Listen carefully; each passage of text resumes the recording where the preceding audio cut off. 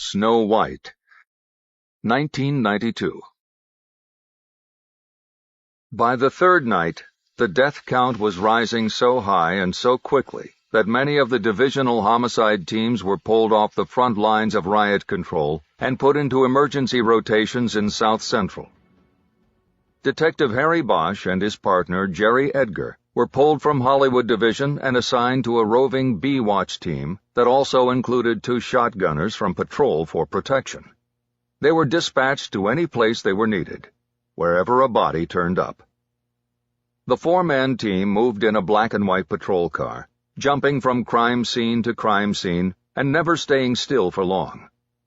It wasn't the proper way to carry out homicide work, not even close, but it was the best that could be done under the surreal circumstances of a city that had come apart at the seams. South Central was a war zone. Fires burned everywhere. Looters moved in packs from storefront to storefront, all semblance of dignity and moral code gone in the smoke that rose over the city. The gangs of South L.A. stepped up to control the darkness, even calling for a truce to their internecine battles to create a united front against the police. More than 50 people had died already. Store owners had shot looters, National Guardsmen had shot looters, looters had shot looters. And then there were the others, killers who used the camouflage of chaos and civil unrest to settle long-held scores that had nothing to do with the frustrations of the moment and the emotions displayed in the streets. 2 days before, the racial, social, and economic fractures that ran under the city broke the surface with seismic intensity. The trial of 4 LAPD officers accused of excessively beating a black motorist at the end of a high-speed chase had resulted in the delivery of not guilty verdicts. The reading of the jury's decision in a suburban courtroom 45 miles away had an almost immediate impact on South Los Angeles. Small crowds of angry people gathered on street corners to decry the injustice. And soon, things turned violent. The ever-vigilant media went high and live from the air, broadcasting the images into every home in the city, and then to the world. The department was caught flat-footed. The chief of police was out of Parker Center and making a political appearance when the verdict came in. Other members of the command staff were out of position as well. No one immediately took charge, and more important, no one went to the rescue. The whole department retreated, and the images of unchecked violence spread like wildfire across every television screen in the city. Soon, the city was out of control and in flames. 2 nights later, the acrid smell of burning rubber and smoldering dreams was still everywhere. Flames from 1,000 fires reflected like the devil dancing in the dark sky. Gunshots and shouts of anger echoed non-stop in the wake of the patrol car. But the 4 men in 6 Kings 16 did not stop for any of these. They stopped only for murder. It was Friday, May 1st. B-Watch was the emergency mobilization designation for Night Watch, a 6 p.m. to 6 a.m. shift. Bosch and Edgar had the back seat, while officers Robledo and Delwin had the front. Delwin, in the passenger seat, held his shotgun across his lap and angled up, its muzzle poking through the open window. They were rolling to a dead body found in an alley off Crenshaw Boulevard. The call had been relayed to the Emergency Communication Center by the California National Guard, which had been deployed in the city during the state of emergency. It was only 10:30, and the calls were stacking up. King 16 had already handled a homicide call since coming on shift. A looter shot dead in the doorway of a discount shoe store. The shooter had been the store's owner. That crime scene was contained within the premises of the business, which had allowed Bosch and Edgar to work with relative safety. Robledo and Delwin posted with shotguns and full riot gear on the sidewalk out front. And that also gave the detectives time to collect evidence, sketch the crime scene, and take their own photos. They recorded the statement of the store owner and watched the videotape from the business's surveillance camera. It showed the looter using an aluminum softball bat to smash through the glass door of the store.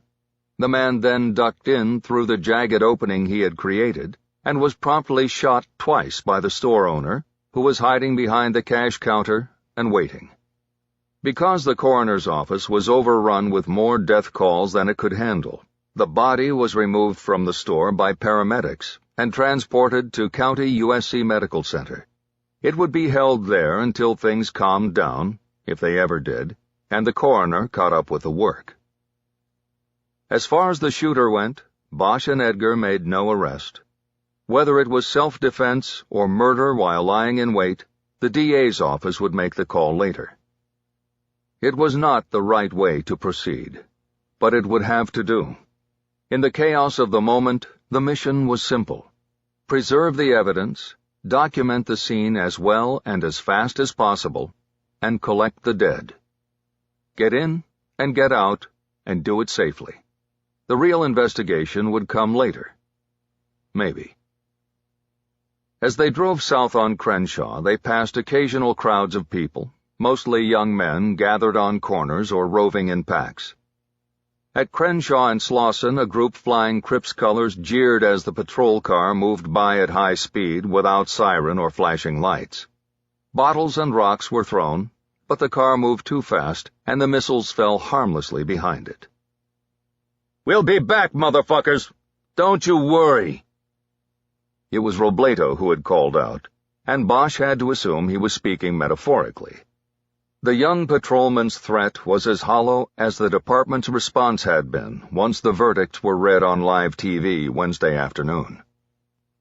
Robledo, behind the wheel, only began to slow as they approached a blockade of National Guard vehicles and soldiers. The strategy drawn up the day before with the arrival of the Guard was to take back control of the major intersections in South LA and then move outward, eventually containing all trouble spots. They were less than a mile from one of those key intersections, Crenshaw and Florence, and the Guard troops and vehicles were already spread up and down Crenshaw for blocks. As he pulled up to the barricade at 62nd Street, Robledo lowered his window.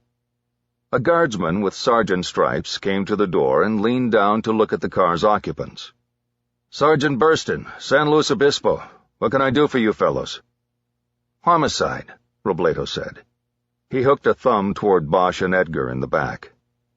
Burston straightened up and made an arm motion so that a path could be cleared and they could be let through. "Okay," he said. "She's in the alley on the east side between 66th Place and 67th Street. Go on through and my guys will show you. We'll form a tight perimeter and watch the roof lines. We've had unconfirmed reports of sniper fire in the neighborhood." Robledo put his window back up as he drove through. "My guys," he said, mimicking Burston's voice. "That guy's probably a school teacher or something back in the real world. I heard that none of these guys they brought in are even from L.A. From all around the state, but not L.A. Probably couldn't find Limer Park with a map." "2 years ago, neither could you, dude," Delwyn said. "Whatever. The guy doesn't know shit about this place and now he's all like, take charge? Fucking weekend warrior. All I'm saying is we didn't need these guys. Makes us look bad. Like we couldn't handle it and had to bring in the pros from San Luis Obispo." Edgar cleared his throat and spoke from the back seat. "I got news for you," he said. "We couldn't handle it, and we couldn't look any worse than we already did Wednesday night. We sat back and let the city burn, man. You see all that shit on TV? The thing you didn't see was any of us on the ground kicking ass. So don't be blaming the school teachers from Bispo. It's on us, man." "Whatever," Robledo said. "Says protect and serve on the side of the car," Edgar added. "We didn't do much of either." Bosch remained silent. Not that he disagreed with his partner. The department had embarrassed itself with its feeble response to the initial breakout of violence, but Harry wasn't thinking about that. He had been struck by what the sergeant had said about the victim being a she.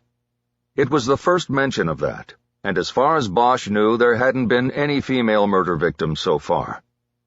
This wasn't to say that women weren't involved in the violence that had raked the city. Looting and burning were equal opportunity endeavors. Bosch had seen women engaged in both. The night before, he'd been on riot control on Hollywood Boulevard and had witnessed the looting of Frederick's, the famous lingerie store.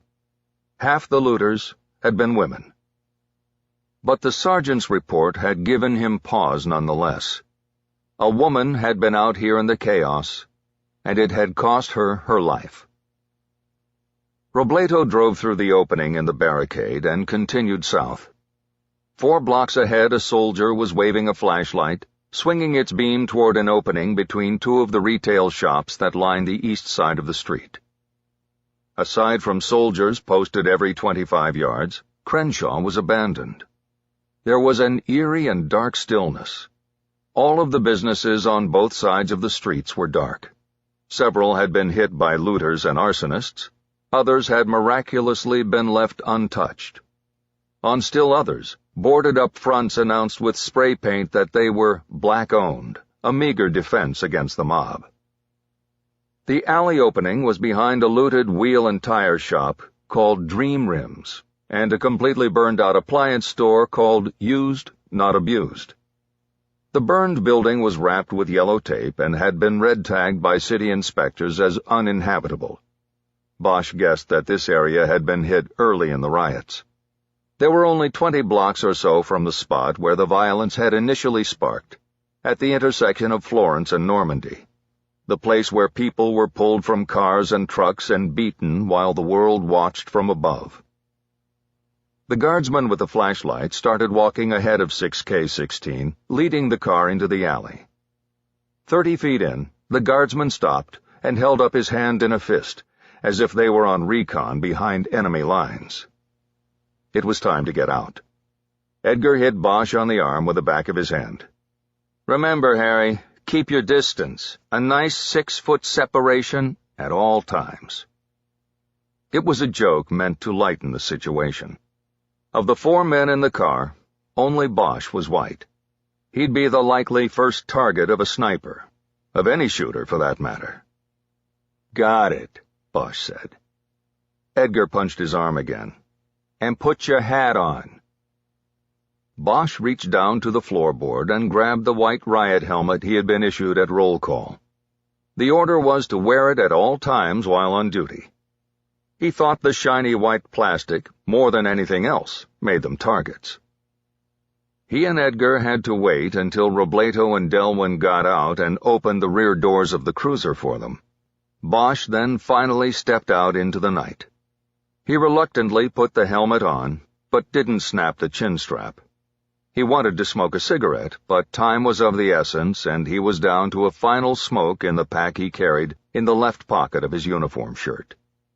He had to conserve that one, as he had no idea when or where he would get the chance to replenish. Bosch looked around. He didn't see a body. The alley was clotted with debris, old and new. Old appliances, apparently not worthy of resale, had been stacked against the side wall of Used, Not Abused. Trash was everywhere, and part of the eave had collapsed to the ground during the fire. "Where is she?" he asked. "Over here," the guardsman said. "Against the wall." The alley was lit only by the patrol car's lights and the guardsman's flashlight. The appliances and other debris threw shadows against the wall and the ground. Bosch turned on his mag light and aimed its beam in the direction the guardsman had pointed. The wall of the appliance shop was covered with gang graffiti. Names, RIPs, threats. The wall was a message board for the local Crips set, the Rolling 60s. He walked 3 steps behind the guardsman, and soon he saw her. A small woman lying on her side at the bottom of the wall. She had been obscured by the shadow cast by a rusting-out washing machine. Before approaching any farther, Bosch played his light across the ground. At one point in time the alley was paved, but now it was broken concrete, gravel, and dirt. He saw no footprints or evidence of blood. He slowly moved forward and squatted down. He rested the heavy barrel of the 6-cell flashlight on his shoulder as he moved its beam over the body. From his long experience looking at dead people, he guessed she had been deceased at least 12 to 24 hours. The legs were bent sharply at the knees, and he knew that could be the result of rigor mortis, or an indication that she had been on her knees in the moments before her death. The skin that was visible on the arms and neck was ashen and dark where blood had coagulated. Her hands were almost black, and the odor of putrefaction was beginning to permeate the air. The woman's face was largely obscured by the long blonde hair that had fallen across it. Dried blood was visible in the hair at the back of the head, and was matted in the thick wave that obscured her face. Bosch moved the light up the wall above the body, and saw a blood spatter and drip pattern that indicated she had been killed here, not just dumped. Bosch took a pen out of his pocket and reached forward, using it to lift the hair back from the victim's face. There was gunshot stippling around the right eye socket and a penetration wound that had exploded the eyeball. She had been shot from only inches away, front to back, point-blank range. He put the pen back in his pocket and leaned in farther, pointing the light down behind her head. The exit wound, large and jagged, was visible. Death had no doubt been instantaneous. "Holy shit, is she white?" It was Edgar. He had come up behind Bosch and was looking over his shoulder like an umpire hovering over a baseball catcher. "Looks like it," Bosch said. He moved the light over the victim's body now. "What the hell's a white girl doing down here?" Bosch didn't answer. He had noticed something hidden under the right arm. He put his light down so he could pull on a set of gloves. "Put your light on her chest," he instructed Edgar. Gloves on, Bosch leaned back in toward the body. The victim was on her left side, her right arm extending across her chest and hiding something that was on a cord around her neck. Bosch gently pulled it free. It was a bright orange LAPD press pass. Bosch had seen many of them over the years. This one looked new. Its lamination sleeve was still clear and unscratched. It had a mugshot-style photo of a woman with blonde hair on it. Beneath it was her name and the media entity she worked for. Annika Jesperson, Berlingske Tidende. "She's foreign press," Bosch said. "Annika Jesperson." "From where?" Edgar asked. "I don't know. Germany, maybe. It says Berlin something. I can't pronounce it." "Why would they send somebody all the way over from Germany for this? Can't they mind their own business over there?" "I don't know for sure if she's from Germany. I can't tell." Bosch tuned out Edgar's chatter and studied the photograph on the press pass. The woman depicted was attractive even in a mugshot. No smile, no makeup, all business, her hair hooked behind her ears, her skin so pale as to be almost translucent. Her eyes had distance in them, like the cops and soldiers Bosch had known who had seen too much too soon. Bosch turned the press pass over. It looked legit to him. He knew press passes were updated yearly, and a validation sticker was needed for any member of the media to enter department news briefings or pass through media checkpoints at crime scenes. This pass had a 1992 sticker on it.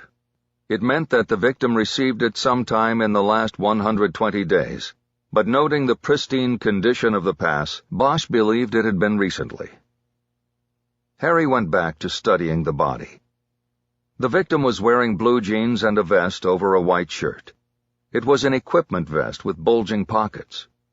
This told Bosch that it was likely that the woman had been a photographer. But there were no cameras on her body or nearby. They had been taken, and possibly had even been the motive for the murder.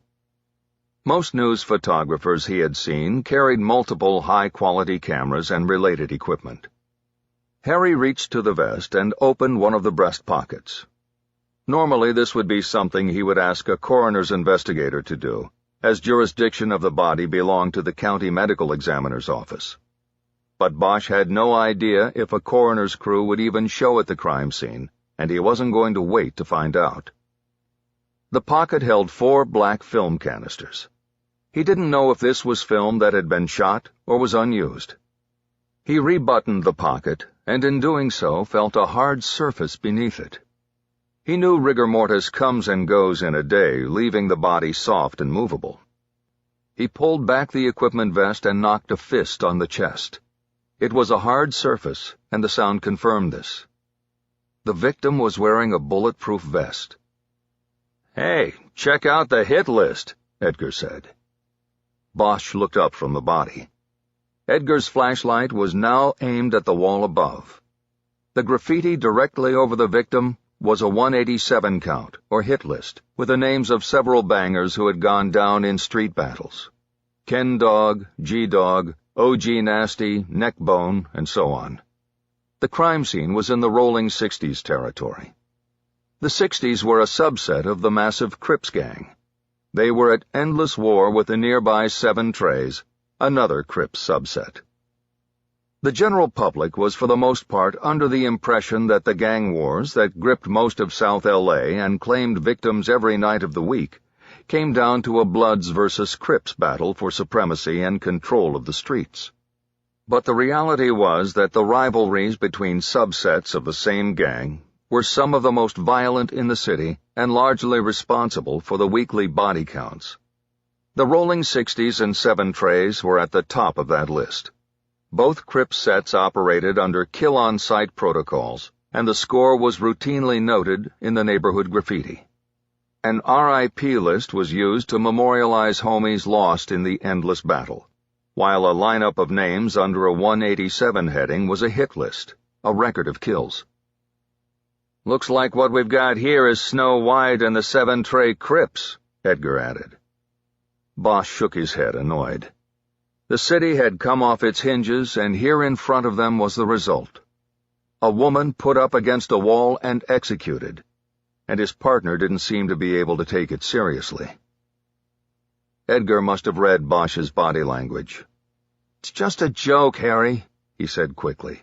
"Lighten up. We need some gallows humor around here." "Okay," Bosch said.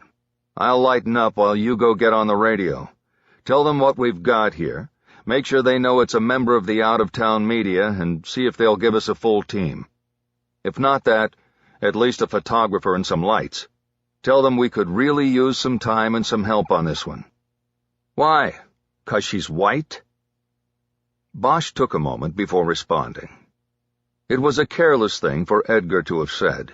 He was hitting back because Bosch had not responded well to the Snow White quip. "No, not because she's white," Bosch said evenly. "Because she's not a looter and she's not a gangbanger, and because they better believe that the media is going to jump all over a case involving one of their own. Okay? Is that good enough?" "Got it." "Good." Edgar went back to the car to use the radio, and Bosch returned to his crime scene. The first thing he did was delineate the perimeter. He backed several of the guardsmen down the alley so he could create a zone that extended 20 feet on either side of the body. The third and fourth sides of the box were the wall of the appliance shop on one side and the wall of the rim store on the other. As he marked it off, Bosch noted that the alley cut through a residential block that was directly behind the row of retail businesses that fronted Crenshaw. There was no uniformity in the containment of the backyards that lined the alley. Some of the homes had concrete walls, while others had wood slat or chain-link fences. Bosch knew that in a perfect world he would search all those yards and knock on all those doors, but that would have to come later, if at all. His attention at the moment had to be focused on the immediate crime scene. If he got the chance to canvass the neighborhood, he would consider himself lucky. Bosch noticed that Robledo and Delwyn had taken positions with their shotguns at the mouth of the alley. They were standing next to each other and talking, probably sharing a complaint about something. Back in Bosch's Vietnam days, that would have been called a sniper's 2-for-1 sale. There were 8 guardsmen posted inside the alley on the interior perimeter. Bosch noticed that a group of people were beginning to congregate and watch from the far end. He waved over the guardsman who had led them into the alley. "What's your name, soldier?" "Drummond, but everyone calls me Drummer." "Okay, Drummer, I'm Detective Bosch. Tell me who found her." "The body? That was Dowler. He came back here to take a leak and he found her. He said he could smell her first. He knew the smell." "Where's Dowler now?" "I think he's on post at the southern barricade." "I need to talk to him. Will you get him for me?" "Yes, sir." Drummond started to move toward the entrance of the alley. "Hold on, Drummer. I'm not done." Drummond turned around. "When did you deploy to this location?" "We've been here since 1800 yesterday, sir." "So you've had control of this area since then, this alley?" "Not exactly, sir. We started at Crenshaw and Florence last night, and we've worked east on Florence and north on Crenshaw. It's been block by block." "So when did you get to this alley?" "I'm not sure. I think we had it covered by dawn today." "And all the looting and burning in this immediate area, that was already over?" "Yes, sir. Happened first night, from what I've been told." "Okay, Drummer. One last thing. We need more light. Can you bring back here one of those trucks you have with all the lights on top?" "It's called a Humvee, sir." "Yeah, well, bring one back here from that end of the alley. Come in past those people and point the lights right at my crime scene." "You got it?" "Got it, sir." Bosch pointed to the end opposite the patrol car. "Good. I want to create a cross-hatching of light here, okay? It's probably going to be the best we can do." "Yes, sir." He started to trot away. "Hey, Drummer." Drummond turned around once more and came back. "Yes, sir?" Bosch whispered now. "All your guys are watching me. Shouldn't they be turned around, eyes out?" Drummond stepped back and twirled his finger over his head. "Hey, turn it around, eyes out. We've got a job here. Keep the watch."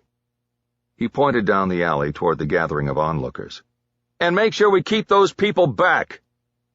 The guardsmen did as they were told, and Drummond headed out of the alley to radio Dowler and get the light truck. Bosch's pager buzzed on his hip. He reached to his belt and snapped the device out of its holder. The number on the screen was the command post, and he knew he and Edgar were about to be given another call. They hadn't even started here, and they were going to be yanked. He didn't want that. He put the pager back on his belt. Bosch walked over to the first fence that started from the back corner of the appliance shop. It was a wood slat barrier that was too tall for him to look over. But he noticed it had been freshly painted. There was no graffiti, not even on the alley side of it. He noted this because it indicated that there was a homeowner on the other side who cared enough to whitewash the graffiti. Maybe it was the kind of person who kept their own watch and might have heard or even seen something. From there he crossed the alley and dropped to a squatting position at the far corner of the crime scene, like a fighter in his corner waiting to come out. He started playing the beam of his flashlight across the broken concrete and dirt surface of the alley. At the oblique angle, the light refracted off the myriad surface planes, giving him a unique view. Soon enough he saw the glint of something shiny and held the beam on it. He moved in on the spot and found a brass bullet casing lying in the gravel. He got down on his hands and knees so he could look closely at the casing without moving it. He moved the light in close and saw that it was a 9mm brass casing with a familiar Remington brand mark stamped on the flat base. There was an indentation from the firing pin on the primer. Bosch also noted that the casing was lying on top of the gravel bed. It had not been stepped on or run over in what he assumed was a busy alleyway. That told him that the casing had not been there long. Bosch was looking around for something to mark the casing's location with when Edgar stepped back into the crime scene. He was carrying a toolbox, and that told Bosch that they weren't going to get any help.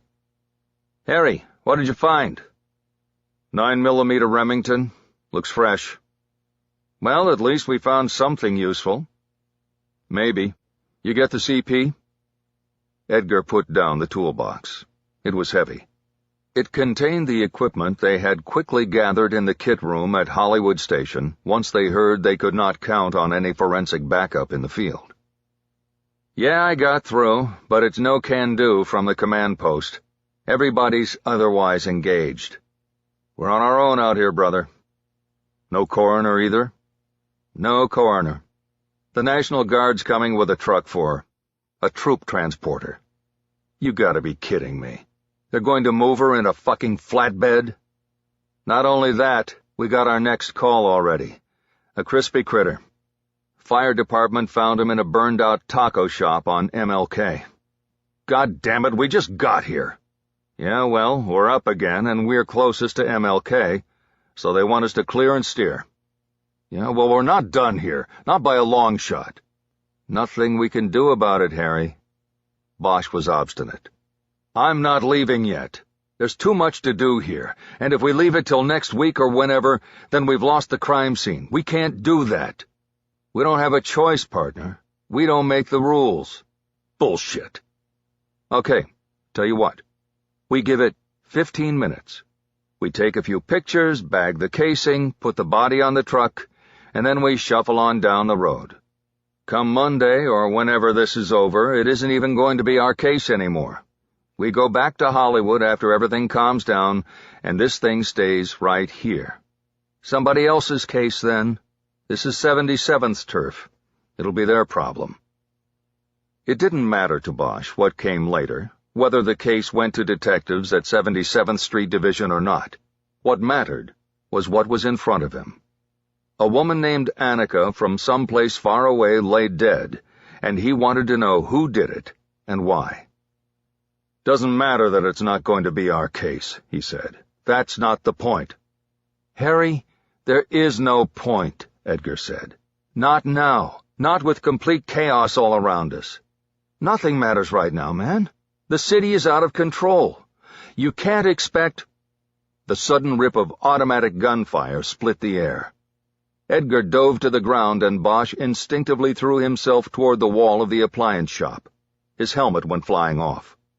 Bursts of gunfire from several of the guardsmen followed until finally the shooting was quelled by shouting. "Hold your fire! Hold your fire! Hold your fire!" The gunshots ended, and Burston, the sergeant from the barricade, came running up the alley. Bosch saw Edgar slowly getting up. He appeared to be unharmed, but he was looking at Bosch with an odd expression. "Who opened first?" the sergeant yelled. "Who fired?" "Me," said one of the men in the alley. "I thought I saw a weapon on the roofline." "Where, soldier? What roofline? Where was the sniper?" "Over there." The shooter pointed to the roofline of the Rims store. "God damn it!" the sergeant yelled. "Hold your fucking fire! We cleared that roof! There's nobody up there but us! Our people!" "Sorry, sir, I saw that—" "Son, I don't give a flying fuck what you saw. You get any of my people killed and I will personally frag your ass myself." "Yes, sir. Sorry, sir." Bosch stood up. His ears were ringing and his nerves jangling. The sudden spit of automatic fire wasn't new to him, but it had been almost 25 years since it was a routine part of his life. He went over and picked up his helmet and put it back on. Sergeant Burston walked up to him. "Continue your work, detectives. If you need me, I'll be on the north perimeter. We have a truck coming in for the remains. I understand that we are to provide a team to escort your car to another location and another body." He then charged out of the alley. "Jesus Christ, you believe that?" Edgar asked. "Like Desert Storm or something. Vietnam. What the hell are we doing here, man?" "Let's just go to work," Bosch said. "You draw the crime scene, I'll work the body, take pictures. Let's move." Bosch squatted down and opened the toolbox. He wanted to get a photograph of the bullet casing in place before he bagged it as evidence. Edgar kept talking. The adrenaline rush from the shooting was not dissipating. He talked a lot when he was hyper, sometimes too much. "Harry, did you see what you did when that yahoo opened up with a gun?" "Yeah, I ducked like everybody else." "No, Harry. You covered the body. I saw it. You shielded Snow White over there like she was still alive or something." Bosch didn't respond. He lifted the top tray out of the toolbox and reached in for the Polaroid camera. He noted that they only had 2 packs of film left. 16 shots plus whatever was left in the camera. Maybe 20 shots total, and they had this scene and the one waiting on MLK. It was not enough. His frustration was peaking. "What was that about, Harry?" Edgar persisted. Bosch finally lost it and barked at his partner. "I don't know, okay? I don't know. So let's just go to work now and try to do something for her, so maybe, just maybe, somebody, sometime, will be able to make a case." His outburst had drawn the attention of most of the guardsmen in the alley. The soldier who had started the shooting earlier stared hard at him, happy to pass the mantle of unwanted attention. "Okay, Harry," Edgar said quietly. "Let's go to work. We do what we can. 15 minutes, and then we're on to the next one." Bosch nodded as he looked down at the dead woman. 15 minutes, he thought. He was resigned. He knew the case was lost before it had even started.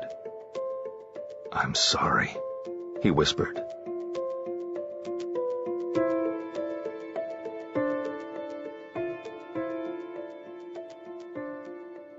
Part 1. The Gun Walk, 2012. Chapter 1. They made him wait. The explanation was that Coleman was at Chow, and pulling him out would create a problem, because after the interview they would have to reinsert him into the second meal block, where he might have enemies unknown to the guard staff. Someone could make a move against him, and the guards wouldn't see it coming. They didn't want that, so they told Bosch to hang loose for 40 minutes, while Coleman finished his Salisbury steak and green beans, sitting at a picnic table in D-Yard, in the comfort and safety of numbers. All the rolling 60s at San Quentin shared the same food and rec blocks. Bosch passed the time by studying his props and rehearsing his play. It was all on him. No help from a partner. He was by himself. Cutbacks in the department's travel budget had turned almost all prison visits into solo missions. Bosch had taken the first flight up that morning and hadn't thought about the timing of his arrival. The delay wouldn't matter in the long run. He wasn't flying back till 6 p.m., and the interview with Rufus Coleman probably wouldn't take long. Coleman would either go for the offer or not. Either way, Bosch wouldn't be long with him. The interview room was a steel cubicle with a built-in table dividing it. Bosch sat on one side, a door directly behind him. Across the table from him was an equal-sized space with a matching door. They would bring Coleman through there, he knew. Bosch was working the 20-year-old murder of Annika Jesperson, a photographer and journalist shot to death during the 1992 riots. Harry had worked the case and the crime scene for less than an hour back then before being pulled away to work other murders in a crazy night of violence that had him moving from case to case. After the riots ended, the department formed the Riot Crimes Task Force, and the investigation of the Jesperson murder was taken over by that unit. It was never solved, and after 10 years of being classified as open and active, the investigation and what little evidence had been gathered was quietly boxed up and placed in archives. It wasn't until the 20th anniversary of the riots was approaching that the media-savvy chief of police sent a directive to the lieutenant in charge of the Open Unsolved Unit, ordering a fresh look at all unsolved murders that occurred during the unrest in 1992. The chief wanted to be ready when the media started their inquiries in regard to their 20 years later stories. The department might have been caught flat-footed back in 92, but it wouldn't be in 2012. The chief wanted to be able to say that all unsolved murders from the riots were still under active investigation. Bosch specifically asked for the Annika Jesperson case, and after 20 years returned to it. Not without misgivings. He knew that most cases were solved within the first 48 hours, and after that the chances of clearance dropped markedly. This case had barely been worked for even one of those 48 hours. It had been neglected because of circumstances, and Bosch had always felt guilty about it, as though he had abandoned Annika Jesperson. No homicide detective likes leaving a case behind unsolved, but in this situation Bosch was given no choice. The case was taken from him. He could easily blame the investigators that followed him on it, but Bosch had to count himself among those responsible. The investigation started with him at the crime scene. He couldn't help but feel that no matter how short a time he was there, he must have missed something. Now, 20 years later, he got another shot at it, and it was a very long shot at that. He believed that every case had a black box, a piece of evidence, a person, a positioning of facts that brought a certain understanding and helped explain what had happened and why. But with Annika Jesperson, there was no black box. Just a pair of musty cardboard boxes retrieved from archives that gave Bosch little direction or hope. The boxes included the victim's clothing and bulletproof vest, her passport and other personal items, as well as a backpack and the photographic equipment retrieved from her hotel room after the riots. There was also the single 9mm shell casing found at the crime scene and the thin investigative file put together by the Riot Crimes Task Force, the so-called murder book. The murder book was largely a record of inactivity on the case on the part of the RCTF. The task force had operated for a year and had had hundreds of crimes, including dozens of murders, to investigate. It was almost as overwhelmed as investigators like Bosch had been during the actual riots.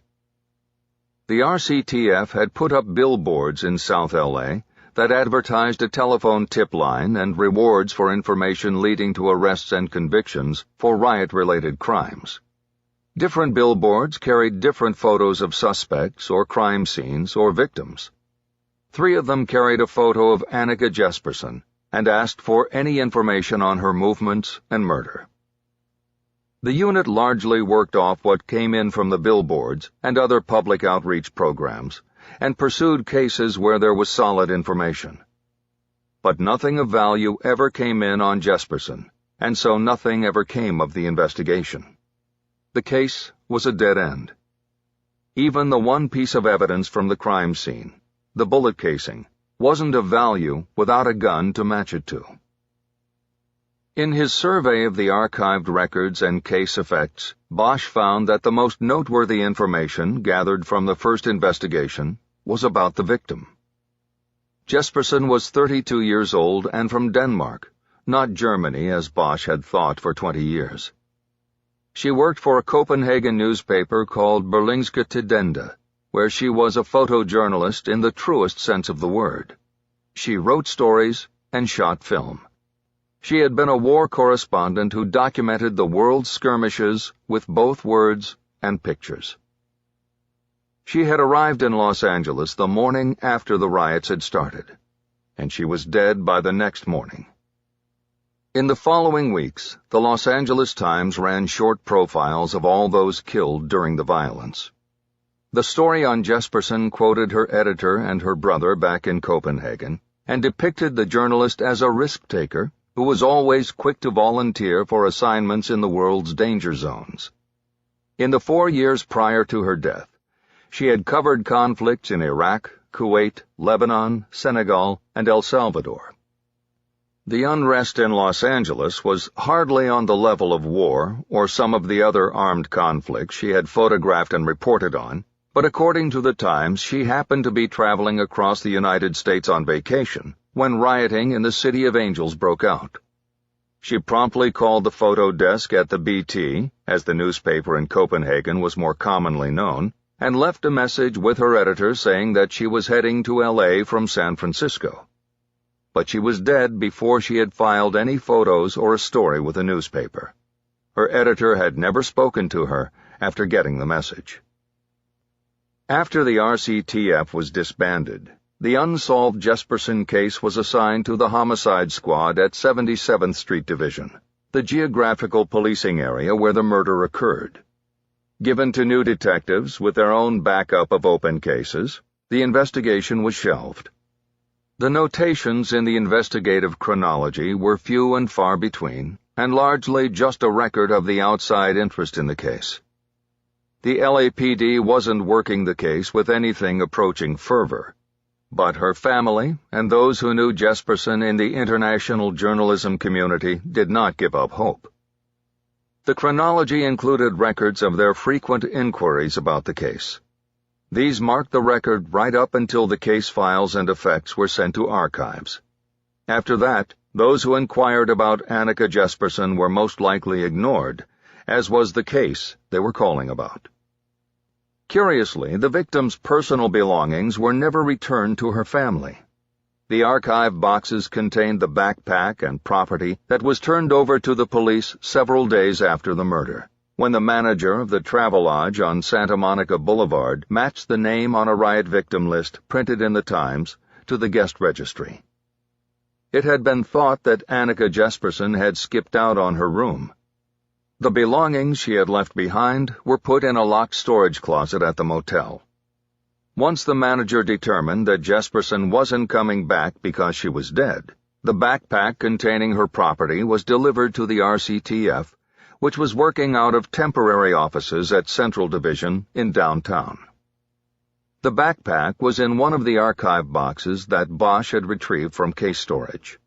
It contained 2 pairs of jeans, 4 white cotton shirts, and assorted underwear and socks. Jesperson obviously traveled light, packing like a war correspondent even for a vacation. This was probably because she was heading straight back to war following her vacation in the United States. Her editor had told the Times that the newspaper was sending Jesperson directly from the States to Sarajevo in the former Yugoslavia, where war had broken out just a few weeks earlier. Reports of mass rapes and ethnic cleansing were breaking in the media, and Jesperson was heading to the center of the war, due to leave the Monday after the riots erupted in Los Angeles. She probably considered the quick stop by L.A. to snap shots of rioters just a warm-up for what awaited in Bosnia. Also in the pockets of the backpack were Jesperson's Danish passport, along with several packages of unused 35mm film. Jesperson's passport showed an INS entry stamp at John F. Kennedy International Airport in New York 6 days before her death. According to the investigative records and the newspaper accounts, she had been traveling by herself and had made it to San Francisco when the verdicts came down in Los Angeles and the violence began. None of the records or news stories accounted for where in the United States Jesperson had been during the 5 days leading up to the riots. It apparently wasn't seen as germane to the investigation of her death. What did seem clear was that the breakout of violence in Los Angeles was a strong pull to Jesperson, and she immediately diverted, apparently driving through the night to Los Angeles in a rental car she had picked up at San Francisco International. On Thursday morning, April 30th, she presented her passport and Danish press credentials at the LAPD media office in order to get a press pass. Bosch had spent most of 1969 and 1970 in Vietnam. He had encountered many journalists and photographers in the base camps and out in fire zones as well. In all of them, he had seen a unique form of fearlessness. Not a warrior's fearlessness, but almost a naive belief in one's ultimate survival. It was as though they believed that their cameras and press passes were shields that would save them, no matter the circumstance. He had known one photographer particularly well. His name was Hank Zinn, and he worked for the Associated Press. He had once followed Bosch into a tunnel in Cu Chi. Zinn was the kind of guy who never turned down an opportunity to go out into Indian country and get what he called the real thing. He died in early 1970 when a Huey he had jumped on for transport to the front was shot down. One of his cameras was recovered intact in the debris field, and somebody at base developed the film. It turned out Zinn was shooting frames the whole time the chopper was taking fire and then going down. Whether he was valiantly documenting his own death or thinking he was going to have great shots to file when he got back to base camp could never be known. But knowing Zinn, Bosch believed he thought he was invincible, and the chopper crash would not be the end of the line. As Bosch took up the Jesperson case after so many years, he wondered if Annika Jesperson had been like Zinn. Sure of her invincibility, sure that her camera and press pass would lead her through the fire. There was no doubt that she had put herself in harm's way. He wondered what her last thought was when her killer pointed the gun at her eye. Was she like Zinn? Had she taken his picture? According to a list provided by her editor in Copenhagen and contained in the RCTF investigation file, Jesperson carried a pair of Nikon 4s and a variety of lenses. Of course, her field equipment was taken and never recovered. Whatever filmed clues might have been in her cameras were long gone. The RCTF investigators developed the canisters of film found in the pockets of her vest. Some of these black and white 8x10 prints, along with 4 proof sheets showing miniatures of all 96 shots, were in the murder book, but they offered very little in the way of evidence or investigative leads. They were simply shots of the California National Guard mustering at the Coliseum after being called into the fray in Los Angeles. Other shots were of guardsmen manning barricades at intersections in the riot zone. There were no shots of violence or burning and looting, though there were several of guardsmen on post outside businesses that had been looted or burned. The photos were apparently taken on the day of her arrival, after she had gotten her press pass from the LAPD. Beyond their historic value as documentation of the riots, the photos were deemed useless to the murder investigation in 1992, and Bosch couldn't disagree with that assessment 20 years later. The RCTF file also contained a property report dated May 11, 1992, and detailing the recovery of the Avis rental car that Jesperson had picked up at San Francisco International. The car had been found abandoned on Crenshaw Boulevard, 7 blocks from the alley where her body was found. In the 10 days it had been sitting there, it had been broken into and its interior stripped. The report stated that the car and its contents, or lack thereof, had no investigative value. What it came down to was that the one piece of evidence found by Bosch within the first hour of the investigation remained the most important hope for a resolution: the bullet casing. Over the past 20 years, law enforcement technologies had grown at light speed. Things not even dreamed about then were routine now. The advent of technological applications to evidence and crime solving had led to reassessments of old unsolved crimes everywhere on the planet. Every major metropolitan police department had teams assigned to cold case investigations. Using new technologies on old cases sometimes came down to shooting fish in a barrel. DNA matches, fingerprint matches, and ballistics matches often led to slam-bang cases against culprits who had long believed they had gotten away with murder. But sometimes it was more complicated. One of the first moves Bosch made upon reopening case number 9212-00346 was to take the bullet casing to the firearms unit for analysis and profiling. Because of the workload backup and the non-priority status of cold case requests coming from the open unsolved unit, 3 months went by before Bosch got a return. The response wasn't a panacea, an answer that would immediately solve the case, but it gave Bosch a pathway. After 20 years of no justice for Annika Jesperson, that wasn't bad at all. The firearms report gave Bosch the name Rufus Coleman, 41 years old and a hardcore member of the Rolling 60s Crips gang. He was currently incarcerated for murder in the California State Penitentiary at San Quentin. Chapter 2. It was almost noon by the time the door opened and Coleman was let in by 2 prison guards. He was locked with his arms behind his back into the seat across the table from Bosch. The guards warned him that they would be watching, and then left the two of them staring at each other across the table. "You a cop, right?" Coleman said. "You know what putting me in a room with a cop could do to me, if one of these hacks put word round." Bosch didn't answer. He studied the man across from him. He had seen mugshots, but they only framed Coleman's face. He knew Coleman was big.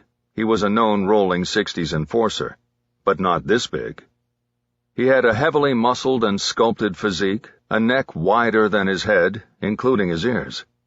16 years of push-ups and sit-ups and whatever exercises he could manage in his cell had given him a chest that easily extended beyond his chin, and triceps vices that looked like they could crush walnuts to powder. In the mugshots, his hair had always had a stylized fade. Now his head was clean-shaven, and he had used his dome as a canvas for the Lord. On either side, he had blue prison ink crosses wrapped in barbed wire. Bosch wondered if that was part of the lobbying effort with the parole board. "I'm saved. It says so right here on my cranium." "Yes, I'm a cop," Bosch finally said. "Up from L.A. "Sheriff's or PD?" "LAPD. My name's Bosch. And Rufus, this is going to be the single luckiest or unluckiest day of your life. The cool thing is, you're going to get to pick which one of those days it is. Most of us, we never get the chance to choose between good luck and bad luck. One or the other of them just sort of happens. It's fate. But this time you do, Rufus. You get to choose. Right now." "Yeah? How's that? You the man with all the luck in your pockets?" Bosch nodded. "Today, I am." Bosch had placed a file folder on the table before Coleman was brought in. He now opened it and lifted out 2 letters. He left the envelope, which was addressed and already stamped, in the file, just far enough away that Coleman wouldn't be able to read it. "So next month you're taking your second shot at parole, I hear," Bosch said. "That's right," Coleman said, a slight tone of curiosity and concern in his voice. "Well, I don't know if you know how it works, but the same 2 board members who heard your first hearing 2 years ago come back for your second. So you got 2 guys coming who already turned you down once. That means you're going to need help, Rufus. I already got the Lord on my side." He leaned forward and turned his head from side to side, so Bosch could get a good look at the tattooed crosses. They reminded Harry of the team logo on the side of a football helmet. "I think you're going to need more than a couple tattoos, you ask me." "I'm not asking you, Dick. 5-0. I don't need your help. I got my letters all sorted and the D-Block chaplain and my good record. I even got a forgiveness letter from the Regis family." Walter Regis was the name of the man Coleman had murdered in cold blood. "Yeah? How much you pay for that?" "I didn't pay. I prayed, and the Lord provided. The family knows me and what I'm about now. They forgive my sins, as does the Lord." Bosch nodded and looked down at the letters in front of him for a long moment before continuing. "All right. So you got it all set. You got the letter, and you've got the Lord. You may not need me working for you, Rufus, but you sure don't want me working against you. That's the thing. You don't want that. So get to it. What's your fucking play?" Bosch nodded. Now they were down to it. He lifted the envelope. "You see this envelope? It's addressed to the parole board in Sacramento, and it's got your inmate number down here in the corner, and it's got a stamp on it, all ready to go." He put the envelope down and picked up the letters, 1 in each hand, holding them out side by side for Coleman to look at and read. "I'm going to put one of these 2 letters in that envelope and drop it in a mailbox as soon as I get out of here today. You're going to decide which one." Coleman leaned forward, and Bosch heard the shackles click against the back of his metal chair. He was so big it looked like he was wearing a linebacker's shoulder pads under his gray prison jumpsuit. "What are you talking about, 5-0? I can't read that shit." Bosch leaned back and turned the letters so he could read them. "Well, they are letters addressed to the parole board. One speaks very favorably of you. It says you are remorseful about the crimes you have committed and have been cooperating with me in seeking the resolution of a long unsolved murder. It ends, "I ain't cooperating with you on shit, man. You can't put a snitch jacket on me. You watch your fucking mouth on that shit." It ends with me recommending that you be granted parole. Bosch put the letter down and turned his attention to the other. Now, the second one is not so good for you. This one says nothing about remorse. It says that you have refused to cooperate in a murder investigation in which you have important information. And lastly, it says that the LAPD's Gang Intelligence Unit has gathered intel that suggests that the Rolling 60s are awaiting your return to freedom so they can once again utilize your skills as a hitman for the— "That's some bullshit right there. That's a lie. You can't send that shit." Bosch calmly put the letter down on the table and started folding it for the envelope. He looked at Coleman deadpan. "You're going to sit there and tell me what I can do and can't do? That's not how this works, Rufus. You give me what I want, and I give you what you want. That's how it works." Bosch ran his finger along the creases of the letter and then started sliding it into the envelope. "What murder you talking about?" Bosch looked up at him. There was the first give. Bosch reached into the inside pocket of his jacket and pulled out the photo of Jesperson he'd had made from her press pass. He held it up for Coleman to see. "A white girl? I don't know nothing about no murdered white girl." "I didn't say you did." "Then what the fuck we doing here?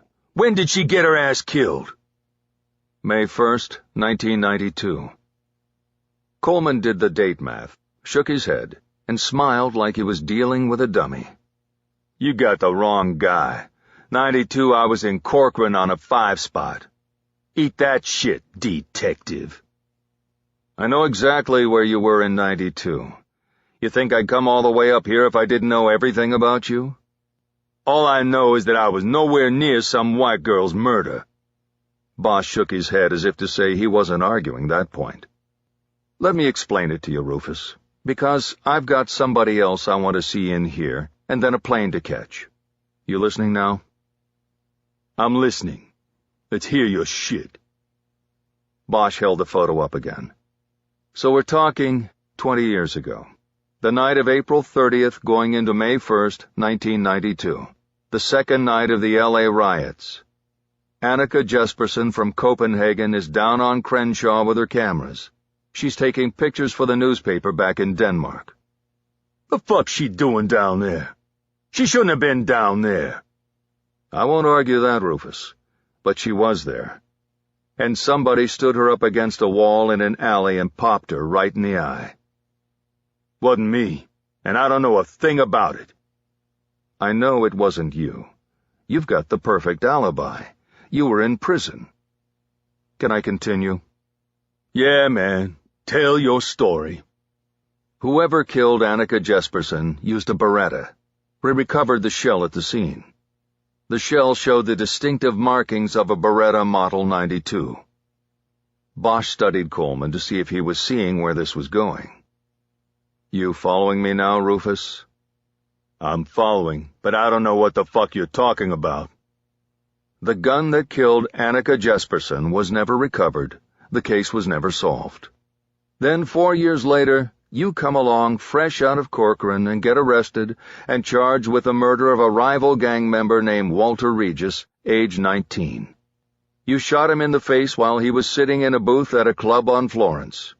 The supposed motivation was that he was seen selling crack on one of the 60s corners. You were convicted of that crime based on multiple eyewitness testimony and your own statements to police. But the one piece of evidence they didn't have was the gun you used, a Beretta Model 92. The gun was never recovered. You see where I'm going with this? Not yet. Coleman was starting to dummy up, but that was okay with Bosch. Coleman wanted one thing, to get out of prison.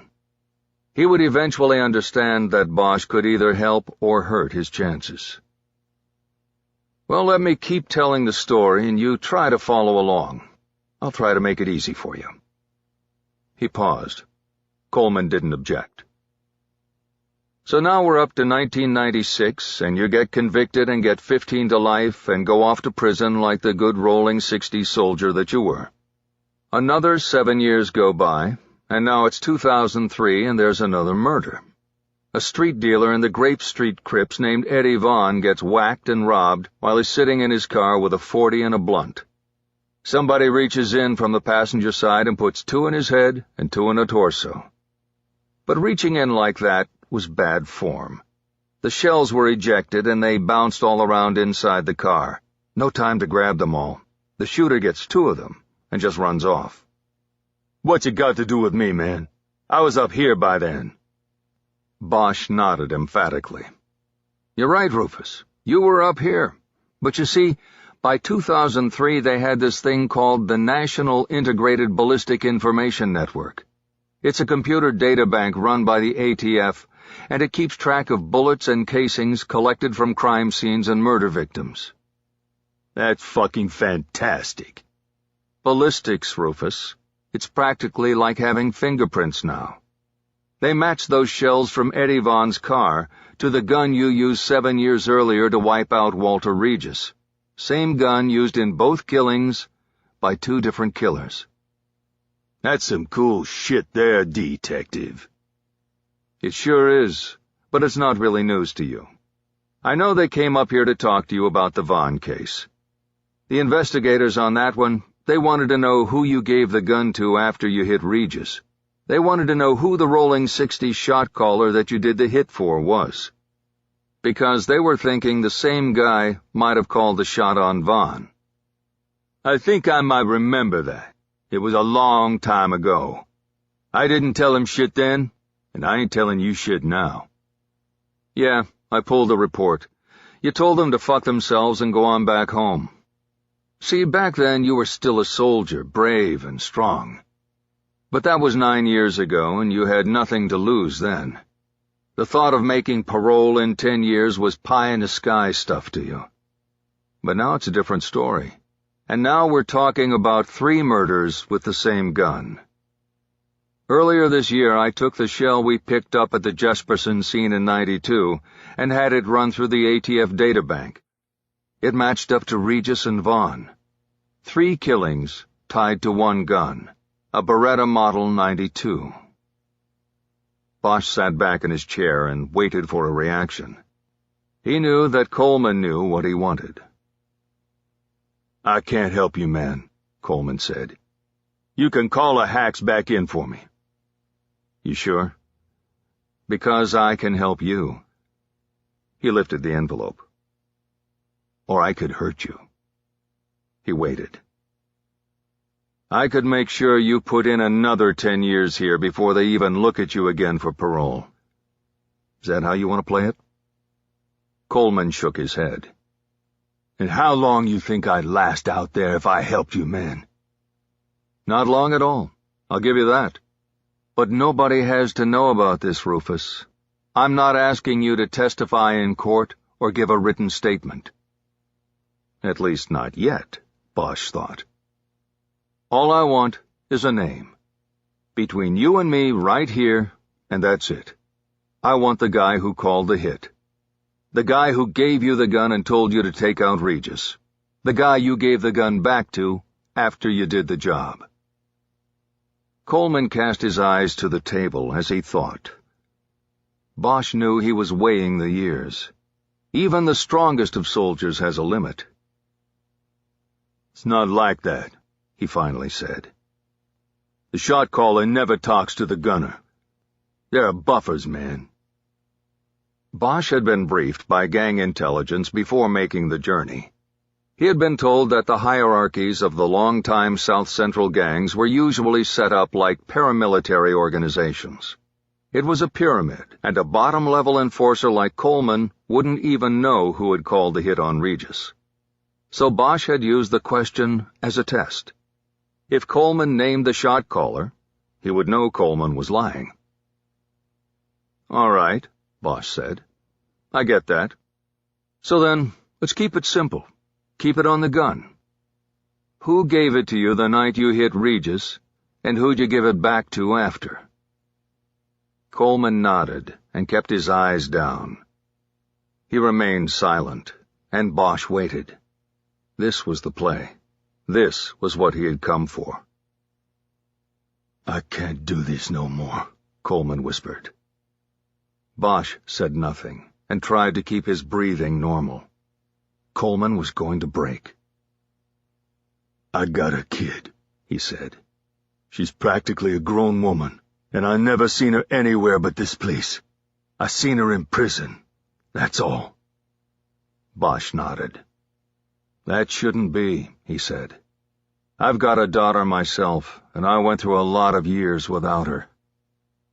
Bosch now saw a wet shine in Coleman's eyes. The gang soldier was worn by years of incarceration and guilt and fear. 16 years of watching his own back. The layers of muscle were simply the disguise of a broken man. "Give me the name, Rufus," he urged, "and I send the letter. Done deal. You don't give me what I want, and you know you'll never get out of here alive.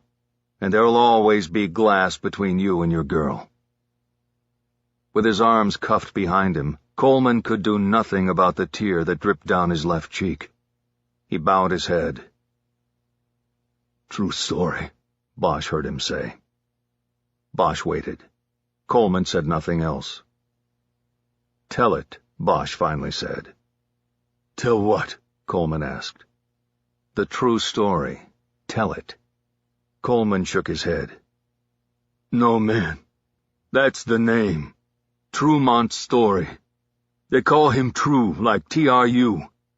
He gave me the gun to do the job, and I gave it back after." Bosch nodded. He had gotten what he'd come for. "One thing, though," Coleman said. "What's that?" "True story's dead, man. At least that's what I heard up here." Bosch had prepared himself on the way up. In the past 2 decades, the gang body count in South L.A. was in the thousands. He knew that there was a better-than-good chance he was looking for a dead man. But he also knew that the trail didn't necessarily stop with True Story. "You still going to send in that letter?" Coleman asked. Bosch stood up. He was done. The brutish man in front of him was a stone-cold killer, and was in the place he deserved to be. But Bosch had made a deal with him. "You've probably thought about it 1,000,000 times," he said. "What do you do after you get out and hug your daughter?" Coleman answered without missing a beat. "I find a corner." He waited, knowing Bosch would jump to the wrong conclusion. "And I start to preach. I tell everybody what I've learned, what I know. Society won't have no problem with me. I'll be a soldier still, but I'll be a soldier for Christ." Bosch nodded. He knew that many who left here had the same plan, to go with God. Few of them made it. It was a system that relied on repeat customers. In his gut, he knew Coleman was probably one of them. "Then, I'll send the letter," he said.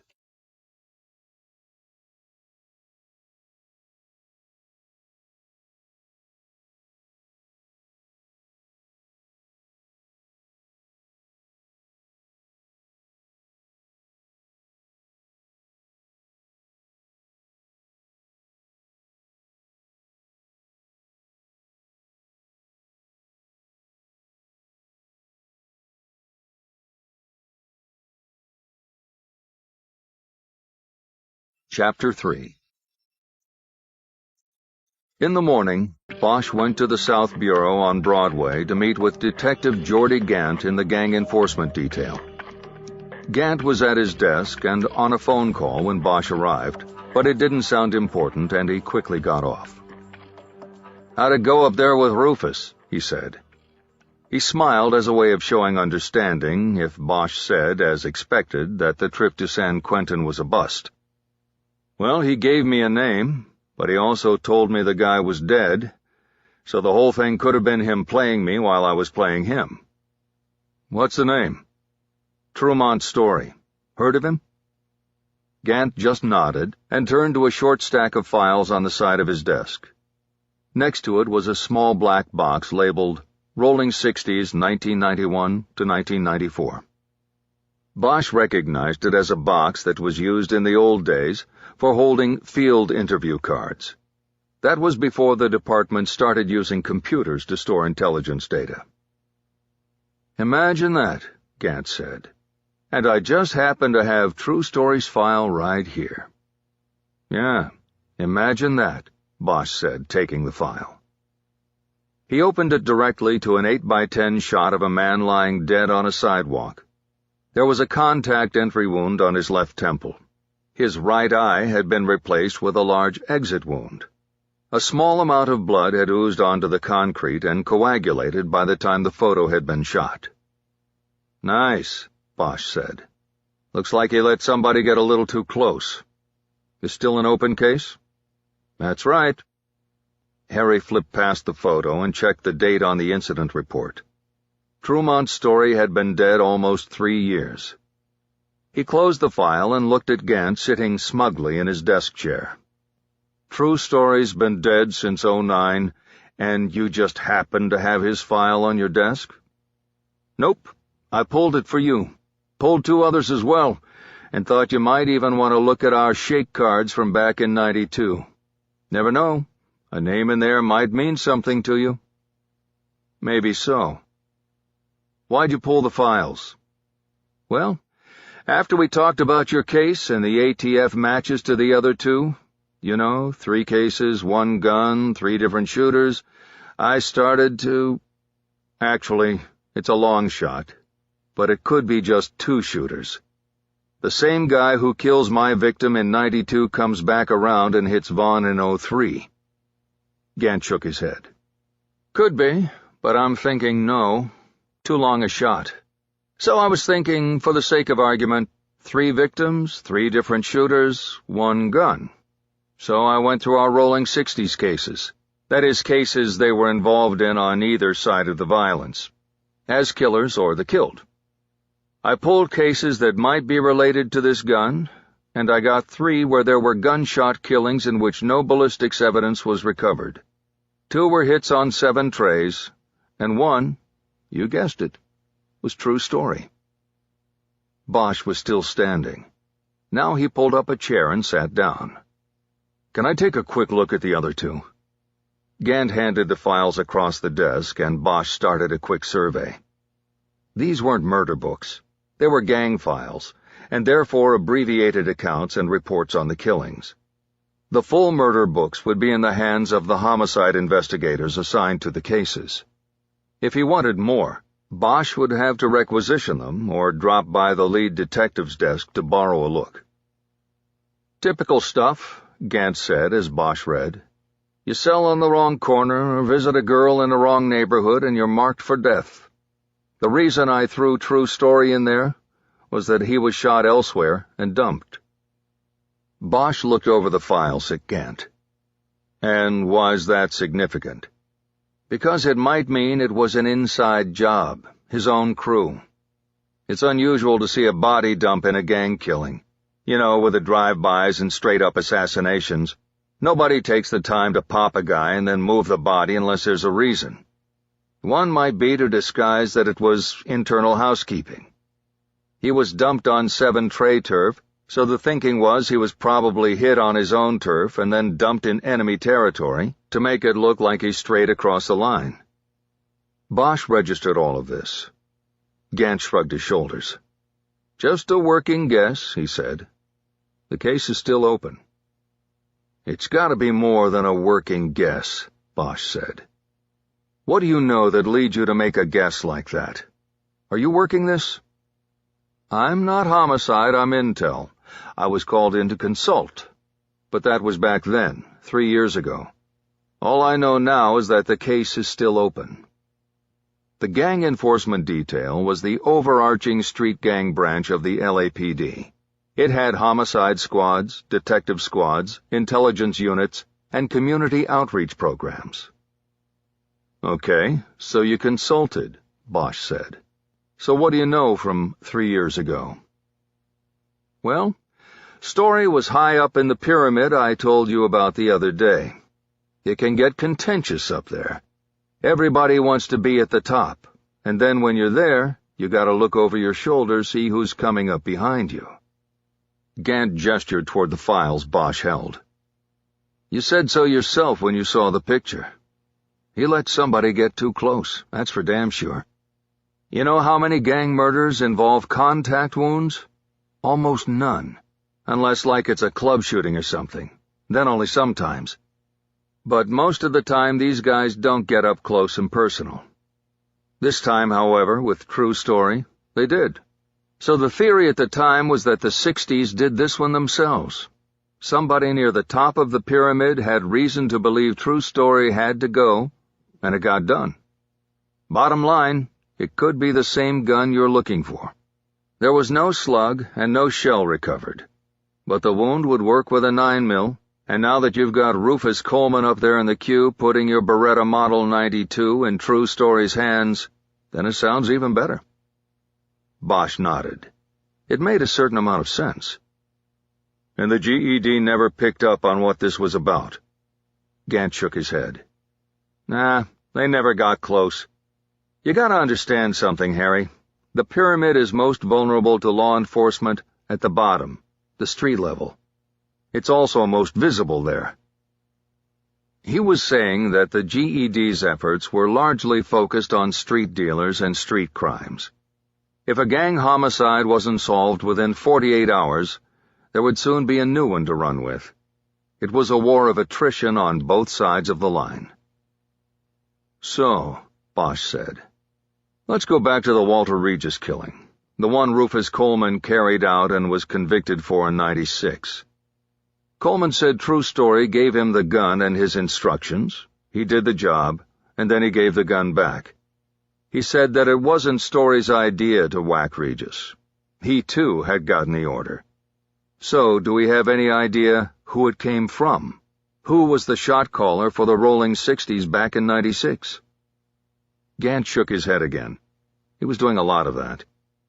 "It was before my time, Harry. I was in a black and white in Southeast. And to tell you the truth, we were kind of naive back then.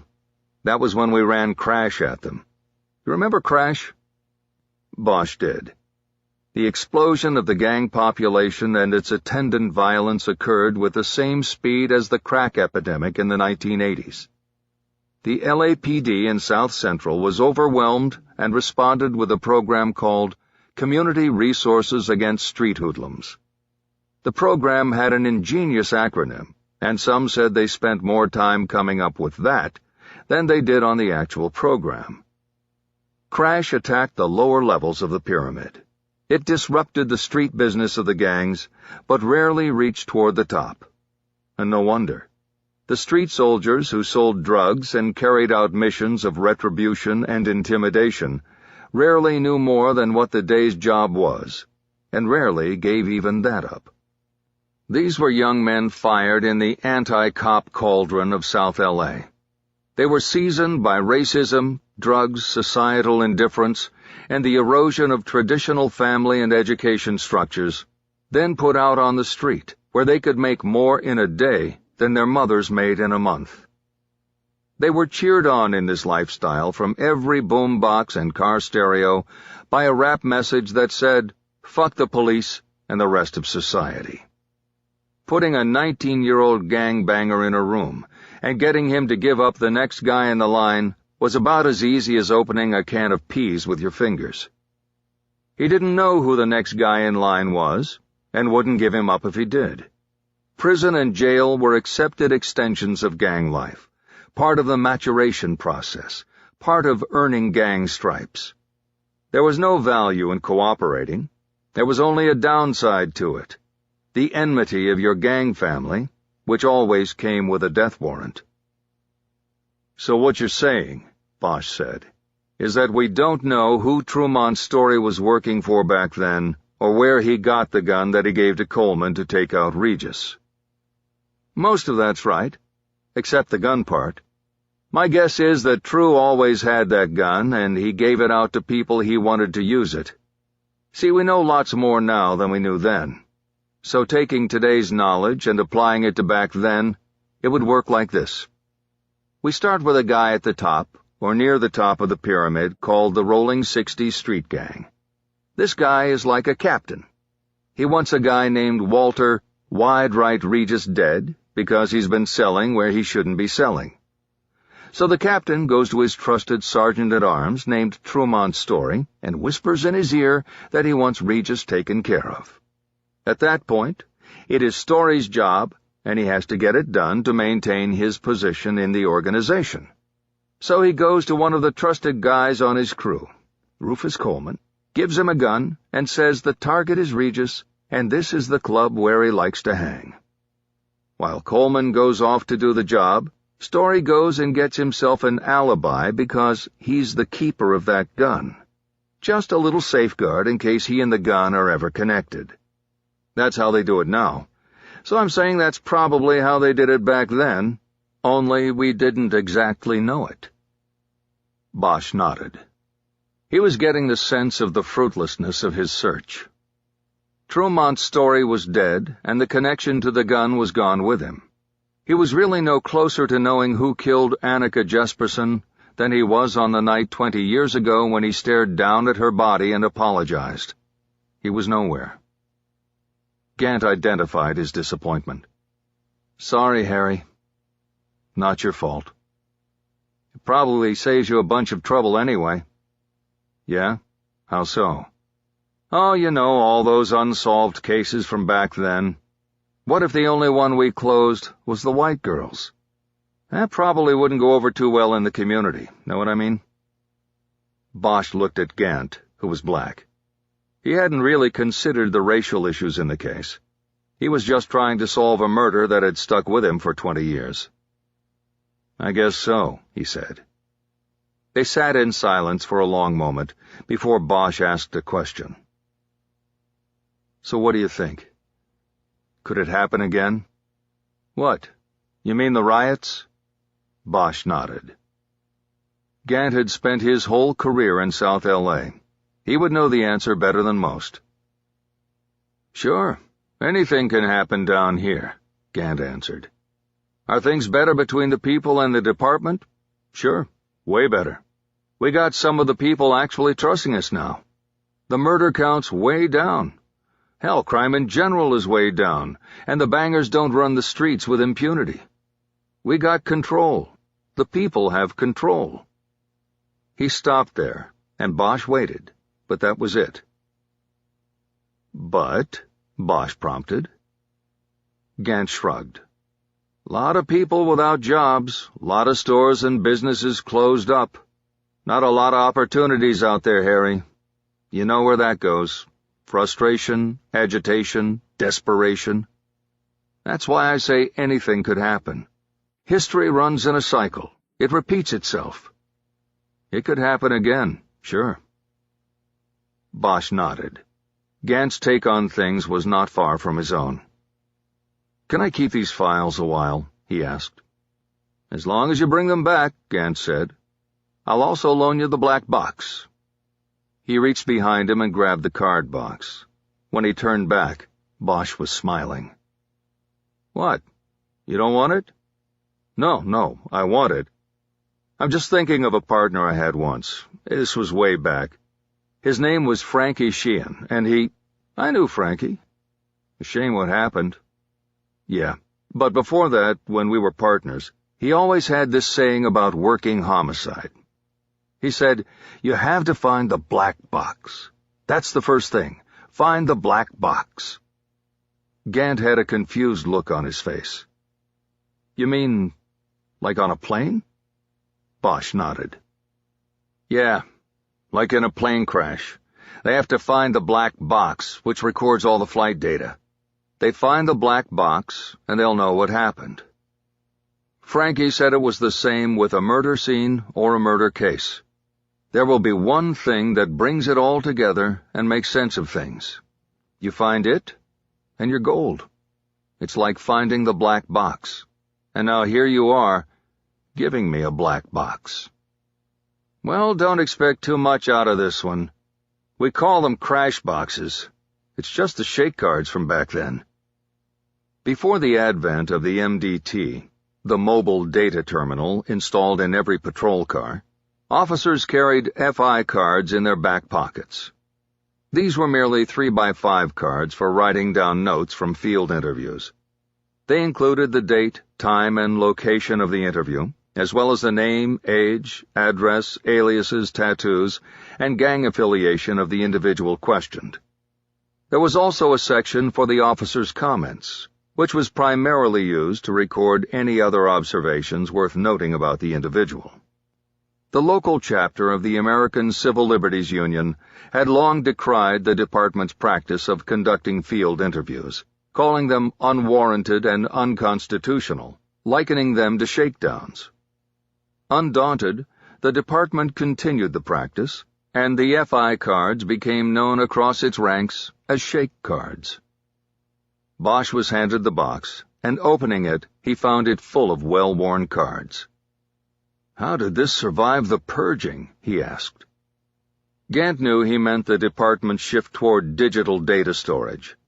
Across the board, hard files were being turned into digital files to make way for an electronic future. Man, we knew that if they archived these on computers, they would miss all kinds of stuff. These are handwritten, Harry. Sometimes you can't figure out the writing to save your life. We knew most of the info on these cards wouldn't make it across, know what I mean? So we held on to as many of those black boxes as we could. You were lucky, Harry. We still had the 60s in a box. Hope there's something in there that helps. Bosch pushed back his chair to get up. I'll make sure you get it back. Chapter 4. Bosch was back at the open, unsolved unit before noon. The place was largely deserted, as most detectives came in early and took their lunch break early. There was no sign of David Chu, Harry's partner, but that wasn't a concern. Chu could be at lunch or anywhere in the building or the outlying crime labs in the area.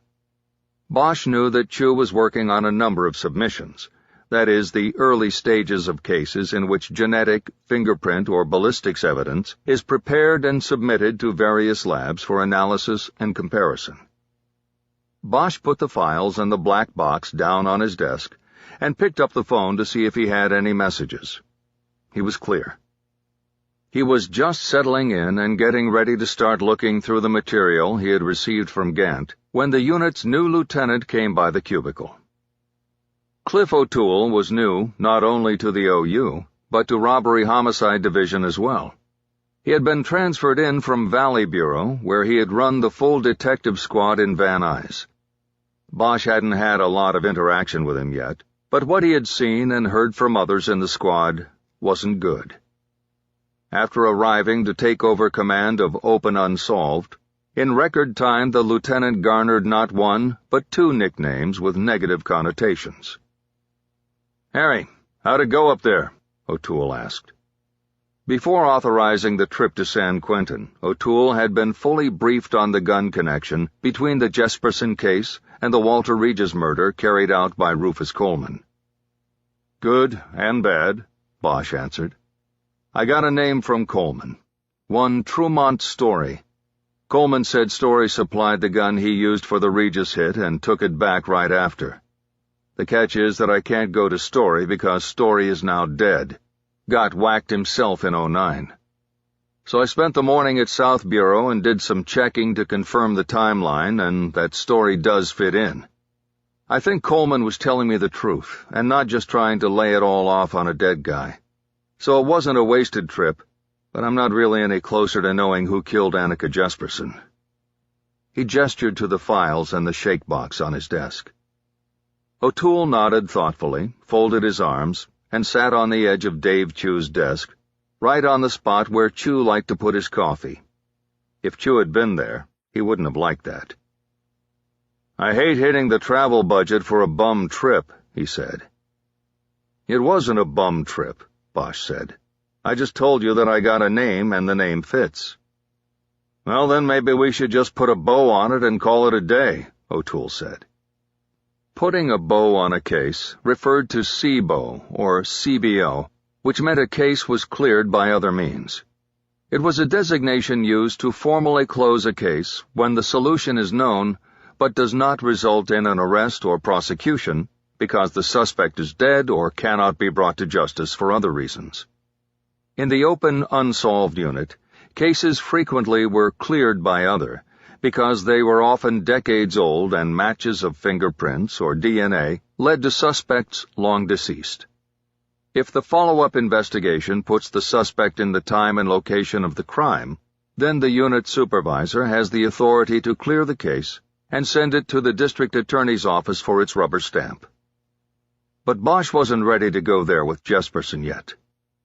"No, we don't have a CBO here," Bosch said firmly. "I can't put the gun in Tremont Story's hands until 4 years after my case. That gun could have been in a lot of other hands before that." "Maybe so," O'Toole said. "But I don't want you turning this into a hobby. We've got 6,000 other cases. Case management comes down to time management." He put his wrists together as if to say he was handcuffed by the constraints of the job. It was this officious side of O'Toole that Bosch had so far been unable to warm up to. He was an administrator, not a cop's cop. That was why the Tool was the first nickname he had received.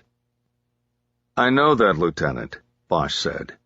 "My plan is to work with these materials, and if nothing comes of it, then it will be time to look at the next case. But with what we've got now, this isn't a CBO, so it won't go toward fattening our stats. It will go back as unsolved." Bosch was trying to make it clear with the new man that he wasn't going to play the statistics game. A case was cleared if Bosch was convinced it was truly cleared. And putting the murder weapon in a gangbanger's hand 4 years after the fact was hardly good enough.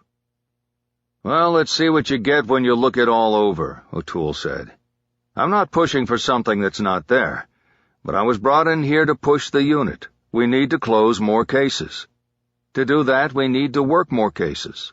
So what I'm saying is that if it's not there on this one, then move on to the next one, because the next one might be the one we can close. No hobby cases, Harry. When I came in here, too many of you guys were working hobby cases. We don't have the time anymore." "Got it," Bosch said, his voice clipped. O'Toole started to head back toward his office. Bosch threw a mock salute at his back and noticed the coffee ring on the seat of his pants.